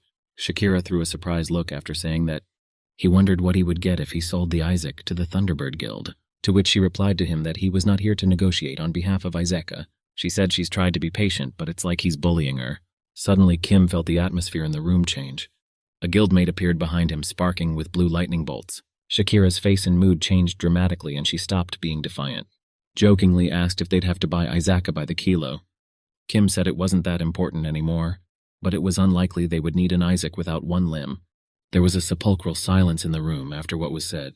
Said it was a pretty tempting offer, so he offered to elaborate further. A small warm light from the woods flared up in the dungeon. It was Kim Woo-jin and Lee Chie sitting around the campfire. With his mouth full, Ellie asked if Jin was really planning to do this. Kim didn't immediately understand what the man was asking, so he asked again. Ellie said they had just come out of a X-story dungeon where they were on the verge of death. So he said he was certainly willing to go to a 5-story, but the A+ ranking seemed a little early. Kim asked how come the player is afraid of dungeons. He said he always provokes him that way. China said he won't get away with something like that this time around. CMM said to shut up because there's someone else here besides them. Ali didn't immediately realize what was wrong, however. He began to fidget around. Almost behind his back was indeed some person. He gently said hello to the players he met. Kim himself was very surprised by such an encounter because he didn't expect it. The girl introduced herself as Michelle from the Messiah Guild and said that they would be mopping up the dungeon together tomorrow. Embarrassed, she said she was a fan of theirs, and this would be their first attack together, so she wanted to greet them personally. Kim Woo-jin was already familiar with Michelle in the past. In his memories, he recalled how in a past life she had died here, where her comrades mourned her death in the dungeon. And Jin himself, of course, was with them. Lee Chia immediately warmly welcomed the new comrade, saying he was glad to see her. He added that if she's a fan, she probably wants an autograph, but she said you shouldn't do that. Li said he wasn't having any trouble at all, so he'd already pulled out a pen. Michelle asked Lee to apologize, then handed her notebook to Isaac, asking for his autograph specifically. He quickly left her his autograph and handed her the notepad while Lee Chie was just mortified. With anger and excitement, he broke the pen in his hands. After a while, the whole group went to the next rank dungeon. The members of Messiah's group were already there in full force, sent out on a mop-up mission. The more somber members of the Thunderbirds were there as well. And, of course, the Izaka group with the still demoralized Lai. Sitting with the head of Thunderbird, Kim, was telling him what a very limited number of people knew. In fact, Izaka has been controlled by Kim Woo-jin all this time. Asked if that was in fact the case, which Jin did and confirmed. The enraged Shakira was sure this was some kind of nonsense, but a slight gesture of her hand told her to shut up. CMM said he's heard that he likes to collect different items and skill pages, but there are supply issues due to level restrictions. So he said that he could help attack the right dungeons with Izaka. However, all of this, of course, must be subject to the conditions of both parties. Looking at the way Kim says, it thought he probably wants something specific. But he said he doesn't do things he knows are unprofitable. As he stood up from his seat, he said that he didn't know what Jin wanted. However, he wasn't particularly interested in it. He was interested in selling Izaka, even though it was nothing special in reality. Shakira herself was only too happy to disagree. She said that he was a diplomat, but in reality he was just a pawn, so she asked if she could deal with him. For now he had become useless. In the wake of the departing chapter, Jin said how he heard that a Cyclops dungeon had appeared in Amazonia, and their guild was forming a team to attack it. Those words made him stop where he was and finish listening to Kima. He turned around and asked what this had to do with him. Kim Woo-jin said he would send Isaac to clean up this dungeon, and he replied that it was the funniest joke in recent times. He couldn't believe it after all. Isaac had just finished a X-level dungeon, and here he was going into a Thi-level dungeon again, and he was A+ as well. He laughed out loud, adding that it was an incredible confidence booster. He promised that if they could make it work, they would talk again. Kim immediately asked what he could offer for Isaac then, but he said he wasn't going to buy Izaka, because according to him it would be better to buy Kim Woo-jin right away. At the end, he interrogated if he was willing to work under him. First, however, he will have to take a test, for he is still a bit skeptical. Holding out the skill page to him, he said it was time to start bidding. The gifted page had a vampire skill in it that turned the owner into one. Kim was in agreement and decided that he would go to the dungeon in the guise of Isaac again. It's the first day after entering the Cyclops dungeon. The skeletons of Kim Woo-jin were already in full force fighting the local monsters. Dodging the attacks, Lee Chiao asked what the man was going to say to Pak Yong-won. The Jin-controlled skeleton asked what he was talking about. Lee replied that it had become obvious that they were on the side of gross, and Pak would not stand for such a thing. Kim replied that he had no plan and would hand things over to Paku the way they were. With surprise, the Li turned around and almost forgot about the monster behind him, but he quickly dodged and climbed out of the impending attack. Jumping off the seat, he kicked up some dust behind him. After such information from Kima, he was screaming the whole time he was attacking what the guy was even talking about now. Turning that aggression into a punch, he took a good swing at the ogre. That one was thrown back by a very powerful Li attack. The skeleton, being controlled by CMM, was simply observing the results of what had happened. From beneath this cloud, Li Qie himself slowly emerged. The skeleton let out a very surprised look on his face. Smacking the skeleton on the skull, Li asked if he was serious about accepting the offer of gross. Jin reasoned that Pak Yong-wan was almost impossible to carry out anyway, so it was better to confess to everything. Li asked that did Kim really think that Pak would just say, "Oh, I see," and let them go? Of course it's not going to happen. Approaching in his real body, Kim said that he seemed to have gotten it all wrong, because if they tell Pak Yong-wan about the deal with Grozny, will he then consider them traitors, or, on the contrary, will he think that they betrayed the horror? It had been days since they had entered the Cyclops dungeon. On the 4th floor in the Minotaur maze lay the corpses of slain guards. Another group of heroes fought in one of its branches. Guild Tank Messiah said that at this rate he would soon go insane. Calling out to his comrade Kayla, he asked him what the situation was there. The magician relayed that he had a similar situation. Afterward, he turned to Michelle and asked how long she had to. She was just finishing the preparations to use a powerful spell. The orcs of this labyrinth reacted sharply to the light of the spell and immediately lunged at the defenseless mage. So the tank asked urgently to protect her. He, along with Kyle, prepared to fend off the monster's attack. The energy of the spell made her eyes glow a bright yellow color, and a couple moments later, there was a massive explosion around the perimeter of the entire portion of this maze. The smoke from it began to disperse, and behind it showed a small white barrier of the group. The tank was a little nervous about the barrier time. He said that the difficulty here is huge because of the high rank of the dungeon itself. Tank added that until they get to the main entrance, the monsters will continue to appear in droves like this, so the group decided that if there was a wider passageway, they would follow it. Narrow passageways bounded by walls were dangerous because they were easy to surround, and they'll set up camp where there's room to retreat. Suddenly, one of the blood goblins that hadn't been hit jumped on the group. He quickly told Michelle that the enemy was behind him. She only had time to react to turn around on the goblin himself. When he was about to swing his machete at her, "Michelle?" She closed her eyes, realizing there was nothing she could do to him so quickly. As suddenly a distinctive thumping sound was heard, however. Michelle was not injured. The goblin lay just beneath her feet, slain in the back. The group immediately started asking if she had hurt herself. While Michelle replied that everything was fine, the shadow of Kim was right behind the goblin. Tank quickly and surprisingly turned his attention to him, not realizing what he was doing here. He thanked Kima for the rescue, and the latter asked why they didn't follow through on it. Jin explained what he meant by control shot. After that, he started killing all the orcs in the area with his sword. The pretend goblins became fearful of receiving the same fate, and the tank looked at it in shock and didn't understand how there could be so many of those, who was really just lying there pretending to be dead. CMM said that blood goblins differ from other species in intelligence. The Gina warrior skeletons had already approached from the other side, blocking the passage of the fleeing men. After that, they were all quickly chopped to pieces. Tank was shocked at what was happening, for he had heard about it for the first time. The Messiah Guild had volunteered to mop up the dungeon together, so Kim expected more of the same. Turning to the group, he said that those didn't seem to be good for anything at all. Tank got really pissed off by this, so he said to watch what Kim says. But Michelle turned to Jordan as if to tell him to cool it. Jin said that a guild leader must be on guard and responsible for the safety of his subordinates at all times. And if he knew about the blood goblins beforehand, those should have prepared for the battle with them in advance and properly. Kim, he rhetorically asked him, "Isn't that right?" And judging by his lack of preparation, he thought the rumors about the Messiah had been exaggerated, so he said he had hoped in vain for a big result. Kim Woo-jin realized that he himself was not perfect, but he would not tolerate such an attitude towards their efforts to save this world. The magician behind him turned to Isaac and said to stop, for they already knew what he meant. No need to get unnecessary emotions involved, as they teamed up for a joint sweep. Michael said that Kayla was right and they were grateful for the help, but they weren't quite sure what business Isaac was here on. She said she hoped he didn't come here to pick a fight. However, Isaac said he had a bit of a problem with it. The thing is, his team's tank hurt his leg. Li Chia greeted everyone in a friendly manner.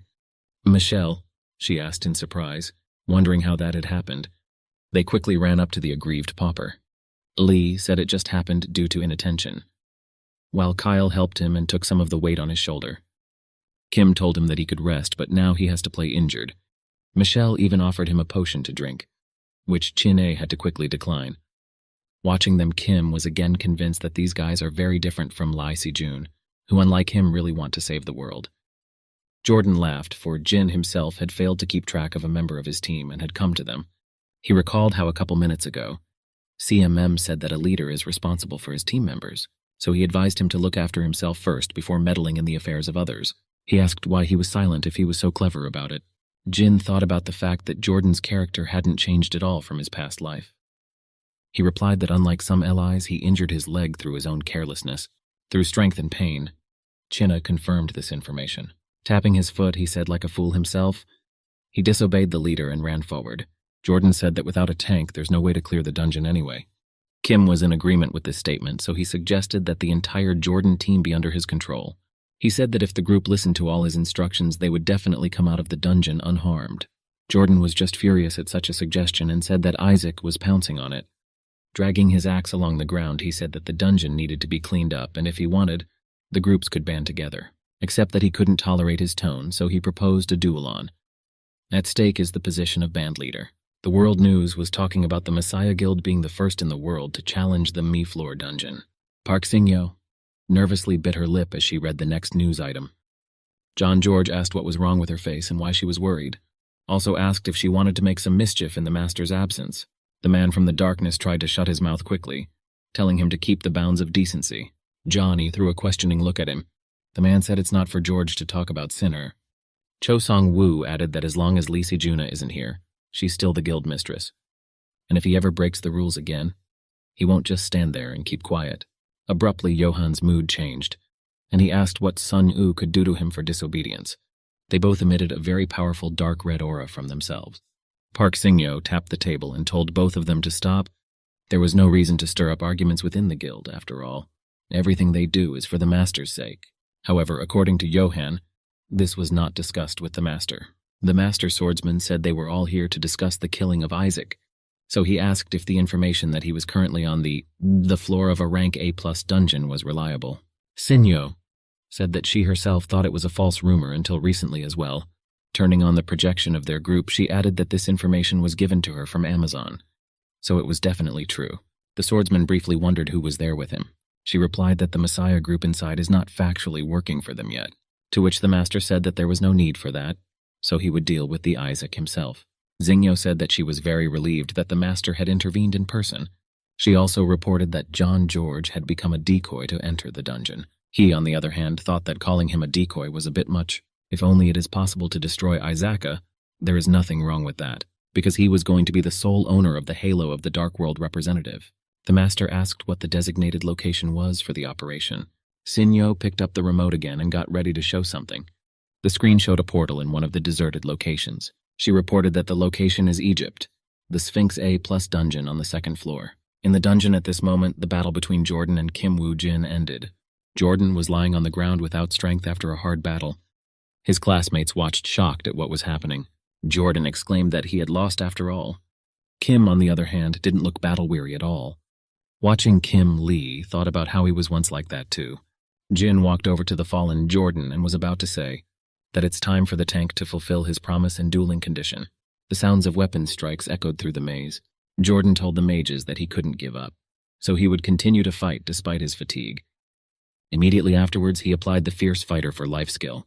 This technique put a provocation effect on him. Launching himself at the Minotaur, he was only going to provoke it into attacking himself.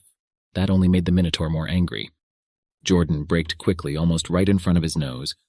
Immediately, the Minotaur hit the location of the main tank. Jordan barely had time to dodge this attack and flew out of the raised dust. Getting to his feet again, he called out Kayla, and realized his landing was not good. Suddenly, Kale jumped behind him right towards the boss. Armed with 2 blades, he jumped out at the Minotaur before it could recover from the attack it had inflicted, and immediately he plunged both blades into the boss's thick skin. Running the entire length of his torso left him with a multitude of cuts. The skeleton warriors of the Kima did not lose the opportunity to strike as well. The mages, along with Michelle, were also preparing to do damage with spells. A couple seconds later, several powerful explosive shots flew at the boss. Observing the situation, Jordan turned to see what the new leader of the group was doing. Immediately, he realized how reckless he had been in entering the argument. Kim Woo-jin understood his thought, so he only smiled silently. As Jordan hesitated, Kaylee shouted his name loudly. He realized he was being warned about something, so he looked around quickly. It didn't take long for the Minotaur's new attack to arrive, and it was approaching from above. However, his foot was stuck in the stone surface, preventing him from getting out quickly. He realized that there was almost no time left to dodge, so he would have to fight back like this. In his thoughts, Jordan realized that doing this now would be incredibly difficult. There was a loud sound of rocks and cobblestones cracking across the maze level. The terrified Michelle couldn't believe what had just happened. The Minotaur, with its powerful kick, landed right on the spot where Jordan was standing. A couple seconds later, when all the shards had crumbled, the boss leaned on his hands and let out a loud roar. Closing his eyes, Jordan was already hoping for the imminent fate of being crushed. However, when he did open his eyes, he realized he was still alive. Turning his head back, he saw the developing blonde hair there. Kaylee said he was scared to death for Jordan's life. An unperturbed Kim Woo-jin stood behind a dusty cloud of Minotaur impact, holding Jordan himself in his arms. Confused, he didn't understand how this had happened and ordered him to be released immediately. Jin jokingly said that since that was what the princess wanted, so be it, and quickly threw Jordan to the ground at his request. But here he was already asking why Kim couldn't do it more gently. Michelle quickly ran up and asked him if he was seriously injured, to which he replied that he was fine. Noticing Kim starting to leave, Jordan asked him where he was going, to which he replied that since the tank was out of service, someone should replace it. Jordan said he was carrying some flair and was not going to fight himself. Amid active skeletons, he said that Kim is so-and-so DD, and why would he get involved personally? Looking around, Jin asked if he had some other way of doing things. Rising from the ground, Jordan said he'd rather go himself even if he had to die because of it. Kim called it suicidal to go into battle with a leg wound like that. He said it's not cool for a leader to sacrifice himself by abandoning the team, and it would be better if he instead spent more time practicing without allowing that situation to happen. Quickly jumping up from his seat, he added that a tank is not just some bullet and damage catcher on its own. His main goal is to stall for the rest of the team. At this moment, Hen Nim was receiving an old acquaintance at his headquarters. A man jokingly complained about the rude greeting as his boss called him a ragamuffin. This man was a certain Francois Cheru, who was a dragon slayer. Hyun Nim quickly asked him why he had shown up because he wasn't particularly fond of such meetings. Francois replied that the boss must have some important business to attend to, for otherwise there was no reason for him to drag himself to such a distance. He said he didn't come just to look at his old balding buddy, but before we started discussing the case, Francois had one question. He asked if those words about saving the world were still in effect. It seems that Hyun Nim didn't expect such a question, because he had forgotten about it himself. Cheru added that he made the decision on the day Mr. Lee died after all. A little confused by such words, the boss turned his head, looking behind his buddy's back. Francois didn't immediately understand what the matter was, and waited for an answer to his question. Behind him stood the boss's secretary, who of course had also heard the dialogue. A little confused, he said he remembered everything he said and would definitely follow through on it. Realizing the whole situation, Francois asked that nothing had changed. But the boss, putting his hand on his knee, said there was something else. Hyun Nim will only calm down when it pays twice as much for a benefactor and 4 times as much for an offense. Meanwhile, in the dungeon, the Minotaur groaned from its wounds. Jordan couldn't believe that Kim was dodging all the attacks without even using the physical strengthening skill. To Gina, the Minotaur was a surprising adversary, for it was as if he knew all his actions ahead of time. But if one only dodged all the time, one could not count on success. After that, Kim quickly tore off in the opposite direction from the boss. The group didn't understand what he was doing and yelled at him, asking what he was going to do. Jordan telling him to hurry up and look back as he ran away. The Minotaur ran headlong into the Kim Woo-jin. He hit the wall behind the Kim at a high rate of speed. The group thought that the Kim probably didn't have time to dodge such a quick attack. Lee Chia, however, realized that it was about to start all over again. Jordan thought that although Kim was nasty, he couldn't die like that. He was already starting to think that it would be better to die himself because now they wouldn't even have skeleton warriors, which meant they had definitely lost. Suddenly, the remaining skeletons burst to the feet of the Minotaur. Jordan immediately noticed it, but didn't realize how they were moving. With their blows, they scattered the dust around the boss and completely saw his entire body. The Minotaur, having made a run with its horns forward, got stuck in the wall of the labyrinth. Just then, Kim Woo-jin appeared behind the dust cloud, unfurling his blade. Jokingly, he asked his boss why he couldn't move his head. After a second, he leapt from his seat towards the Minotaur's head. Kim quickly jumped on him with his blade while the boss was immobilized. As in his past battles, he chose the Minotaur's eye as his weak point. Piercing the boss's weakest point with his sword, he further weakened him and infected him with blood. The hot steam from the Minotaur's nose spoke of the fury added to it. With a little more effort, he was able to climb out of the wall. Kim realized that the boss still had a lot of strength left, even though he thought he could buy some time. Oh, and unlike the others, this monster has a mind, so it can no longer be lured to the wall. The Minotaur has also gone berserk, and at a very opportune moment. The enraged beast sees only what lies ahead. The boss quickly jumped from his seat despite his enormous size. Then his next plan of action was to bring all his strength and crush the enemy in one blow. Just as CMM suggested, this is how it works. Suddenly, a bloody goblin from the lower levels flew into the boss's eye. This job was taken up by skeleton warriors throwing corpses at the boss. As they approached the target, they began to glow a bright golden color. The dozens of corpses around the boss suddenly got this coloration and filled with mana. A second later, Kim Woo-jin used his Dead Man's explosion skill, and a massive explosion rang through the dungeon again, already from the goblins detonating around the boss. Messiah's shocked group just stood there and watched what was happening. A loud but deafening sound of the boss's body falling to the ground was heard. Surrounded by skeleton warriors, he plopped right down on the floor. The skeletons that ran up wasted no time and immediately began to strike at him. Someone was piercing his skin in thin places, trying to further infect him with poisoned blood. CMM, on the other hand, realized that his work was almost done, so he began to turn around in the other direction. The shredded Minotaur, unable to do anything, roared again to the entire dungeon. The new skeletons only came up to the boss more and jumped on top of it. At Messiah's headquarters at this point, John George asked why Sun told only him to stay behind. With a sneer, he said if he wanted to ask him out on a date. Ignoring his words, Park Sing-yo, she asked what was up with the past order. Johnny immediately realized that it was probably about Balmung. He said he found someone who beat him to it, so it was kind of embarrassing. Jinghae thought in surprise that there are really others who are after this sword besides them. Cho Sung-woo said he can't listen to it anymore. He began pulling out a weapon from his inventory that looked like a small blade, and just seconds later he moved behind George's back. Without thinking long, he put that blade to John's face. Sun said that only by putting a hole in his head would he be able to understand what politeness means. However, Georg replied that he shouldn't do that, as he was their precious bait, and the sword was some kind of toy sword too. Cho Song-woo, he threw his gaze at him contemptuously. Johan added that without his help it was very unlikely they would be able to handle a big fish like Isaac. The son, who lost his temper, said he was going to destroy him now and go to Egypt himself. But suddenly their arguments were interrupted by Park Sing-yo, telling them to stop immediately. Johan was right, because you can't find better baits than him nowadays. Cho Song-woo had to just accept this information. Scoffing, George said that Sin Hyo was well versed in the case. Tired of it all, she said she'd rather let him take up his role as bait. Meanwhile, Isaac with the group entered the floor to the Forest of Giants. When Kim and the others had already exited the portal, he heard someone call out to him. It wasn't someone from the Messiah, so he immediately looked over there. The man said that, as he suspected, Isaaca's data is great, which is the reason they were all able to go further. CMM wasn't particularly interested in this dialogue, so he immediately asked what was the matter. The man replied that it was no big deal, but asked if the man had forgotten his promise. Kim clarified whether it was referring to the fact that he had promised to give the items back after the dungeon was cleared out, to which he was told that he had memorized everything correctly. Something pissed off Jordan a lot in the dialogue of Isaac and others. Michelle touched his arm and asked if he was okay, to which he laughed and replied that of course it was fine. Kale told him not to think too much about what happened in the last battle. Michelle, clapping her hands together, was in agreement with him. She said it wasn't his fault. It was just that Isaac was too prominent. However, Jordan was only more offended by these words, but he still thanked his comrades for their support. Kim heard and saw all this, but decided not to interfere.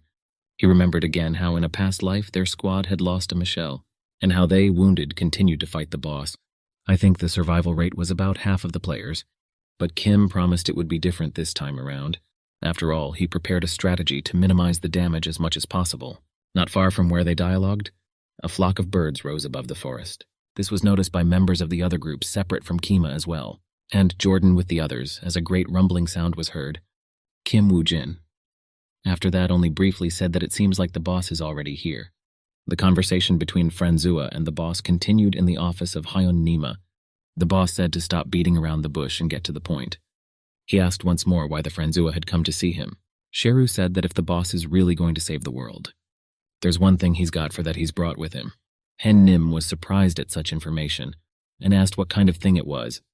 Immediately, he started pulling what he was going to show from his inventory. The boss managed to notice that this thing has a hilt, which means it's something like a sword. The secretary was also very much interested in this, so she watched what was going on, and indeed he drew and placed a large sword on the table. The boss was simply shocked because this sword was exactly Balmung's sword. Franzua said that this is the one the Messiah Guild is secretly looking for right now, and it is the only sword that can kill the savior. The delighted boss asked if he would give him the sword for free, to which he was not answered. The plane from the Manhwa Shiru went back to the mission. The boss watched his departure from his personal car near the runway. He asked the receptionist if there were any problems when he flew out, to which he was told it was fine. However, the secretary had a worried look on her face. She wanted to say something to the director, so immediately she turned to him and he asked what was the matter. The secretary said he didn't have to worry about her opinion. The boss was suddenly confused and said he had never worried about her opinion before. She said she personally asked Francois Chiroux, asked about what happened the day her father died. Han Nim immediately became a little concerned and realized that she knew everything now. The secretary quickly turned the key of the car, starting it up. The sweating boss asked if she was sure she was all right, but she replied with the most emotionless face possible that things were far from all right. After that, their car finally started up and moved off. A group of heroes led by Kim advanced to the cave. Jordan was embarrassed by the guys from the Thunderbird Guild, so he asked if it was definitely going to be okay. Jin replied that if they wanted to win the battle, it would be far better to unite together. Suddenly, one of Thunderbird's subjects ran up to everyone, calling out to the leader. He reported that the boss was already here and asked what they should do next. The leader suggested starting the attack immediately, as it would only be best for everyone to leave the dungeon as soon as possible. Kim said don't be stupid and hide individually, as they have done so far. He said not to underestimate this monster and do as he is told. The Thunderbird leader was greatly angered by this treatment of him. The guy who delivered the information was asking how they should go about it after all. Just like Isaac said, they managed to come here without too many casualties. So if they manage to destroy the two-headed Cyclops with their own hands, if he gets rid of Shakira, he can become the guild leader's right-hand man. Such an idea really excited the faction leader inside the dungeon. He told the scout to gather all his men urgently. Kim heard the leader say that the two-headed Cyclops would be caught by themselves. He told Jordan not to think about the Thunderbird Guild, because right now they're supposed to be figuring things out on their own. Approaching Li Chie, he asked him how his condition was. Li replied that he was certainly in great shape. Suddenly there was a shout of Michelle that monsters were starting to move out of the cave. Huge ants with red eyes started coming out of there. CMM said everything is great and they are starting to go ahead with the plan. Everyone got ready, and Li said he was getting in on the action too. Just then, Chin A equipped himself with Solomon's ring, saying he got it by tricking Kim-sun. His power was the ability to control a lower-level monster. He tested the force on one of the exiting ants. Suddenly this creature began to glow with a yellow light, and was covered in this halo. At this point, the Thunderbird Guild group had the worst performance record. The monsters didn't give them time for even a brief respite. The leader surrounded by the creatures didn't realize where they all came from. Dozens and hundreds of blows spilled blood. Yet the monsters were growing in number. In desperation, he told those to try to approach him, for he would cut them all to pieces. And as he was backing up, he got caught on one of the rocks. Unable to keep his balance, the leader fell backwards onto the ground. However, he got up rather quickly, realizing that he didn't have time to lie down. Looking around, he didn't understand how this had happened. Most of his battle comrades already lay dead. Turning his head to the left, he said that because he had just fought the Cyclops, but then bypassed the monsters and left the battlefield. And he killed all the monsters, that's for sure. However, all his comrades are now dead. No sooner had he regretted such losses of his men than he heard the sound of approaching footsteps. Looking over there, he realized he was all alone against the boss. The two-headed Cyclops has already come up with the remaining player. Their eyes, like the eyes of the other bosses, glittered with a bright red light. The leader realized that there was absolutely no way he could handle this on his own. Undeterred, the boss attacked him with his huge fist. The rumble of an unblocked punch echoed throughout the neighborhood, and in place of the Thunderbird leader, only a pool of blood remained, also dripping from the Cyclops' hands. Later, the Cyclops relocated to his hideout, where he took a meal. Kim Woo-jin, along with the rest of the group, caught the boss with his back turned to them. Jordan turned to Isaac, wanting to ask him something. He timidly said he wasn't sure if it was all the right thing to do. Kim Woo-jin, he interjected. What exactly does he mean by that? Jordan replied that he meant tame striped ants. He asked if he was really going to team up with them for the battle. Kaylee called them quite cute and even offered to let Michelle touch them. Jordan said they are currently controlled by the subject, however. Who knows when they will want to attack? He said that the subject probably has time constraints, to which CMM asked if he doubted it, but then he quickly began to backtrack, saying it wasn't about that. Of course, with the ring, Kim won't be able to control the ants indefinitely. Before that can happen, however, the insects must fulfill their role, and afterwards the monsters will just self-destruct and there won't be any problems at all. Li Chia ordered the ants to move out, for it was their time already. Activating the ring, he began to command the monsters under his control. The bright light of Solomon's ring will illuminate the big ants. Raising his hand up, he spread its effects to all nearby creatures. After a few seconds, the crowd of ants advanced toward the attack. Cyclops immediately sensed this and did not ignore the threat. Rising from his seat, he saw a whole army of ants moving toward him. Their speed and agility allowed them to quickly reach the boss and start climbing up his leg. Wrapped around the Cyclops' entire body, they began biting him in all sorts of places. Li Chia was very happy that they were doing well, and the ants were doing well. Jordan, on the other hand, was even a little shocked since they had so easily dealt with the 5th-floor boss of the A+ ranked dungeon. From afar, they watched as this army even managed to plow the Cyclops on its back. Getting close to the eyes, the controlled ants began biting the boss's eyelids. Suddenly, a strong glow erupted from those same boss's eyes. The ants froze, watching him and temporarily stopping their attacks. After a few moments, they started pouncing on each other. A great battle of ants amongst each other has begun. Alicia didn't immediately realize what had happened, so he thought that the ring's effect had already ended. While the ants fought each other, the Cyclops never missed an opportunity to kill them. Immediately, he rose up and began crushing them literally like cockroaches. CMM reported that the boss's eyes have different effects.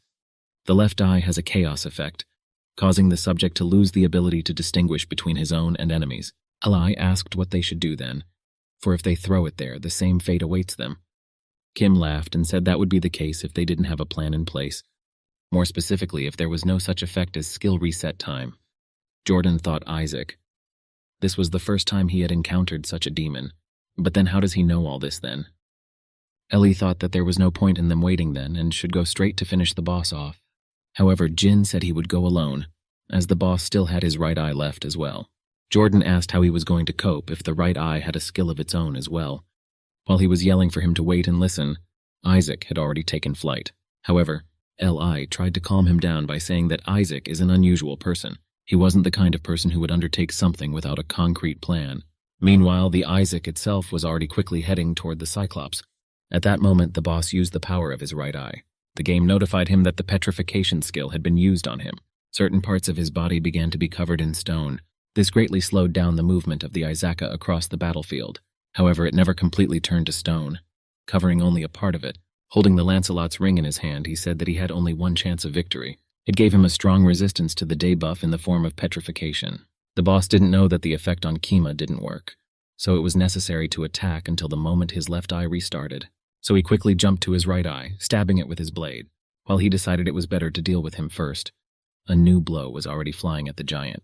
He didn't have time to react to it that quickly, so he was thrown backwards. Suddenly, a new bright yellow glow appeared in the dust at the sight of Kima's arrival. At the last moment, he managed to activate and completely absorb the attack with Aegis's shield. The angry boss started making loud noises after a failed attack. Just as immediately, a new explosive attack flew at him right in the chest area. It was Michelle, launching her explosive spell at the boss. After that, their entire troop decided not to stand still and help Isaac in the battle. Moving closer, Li said it was their turn now.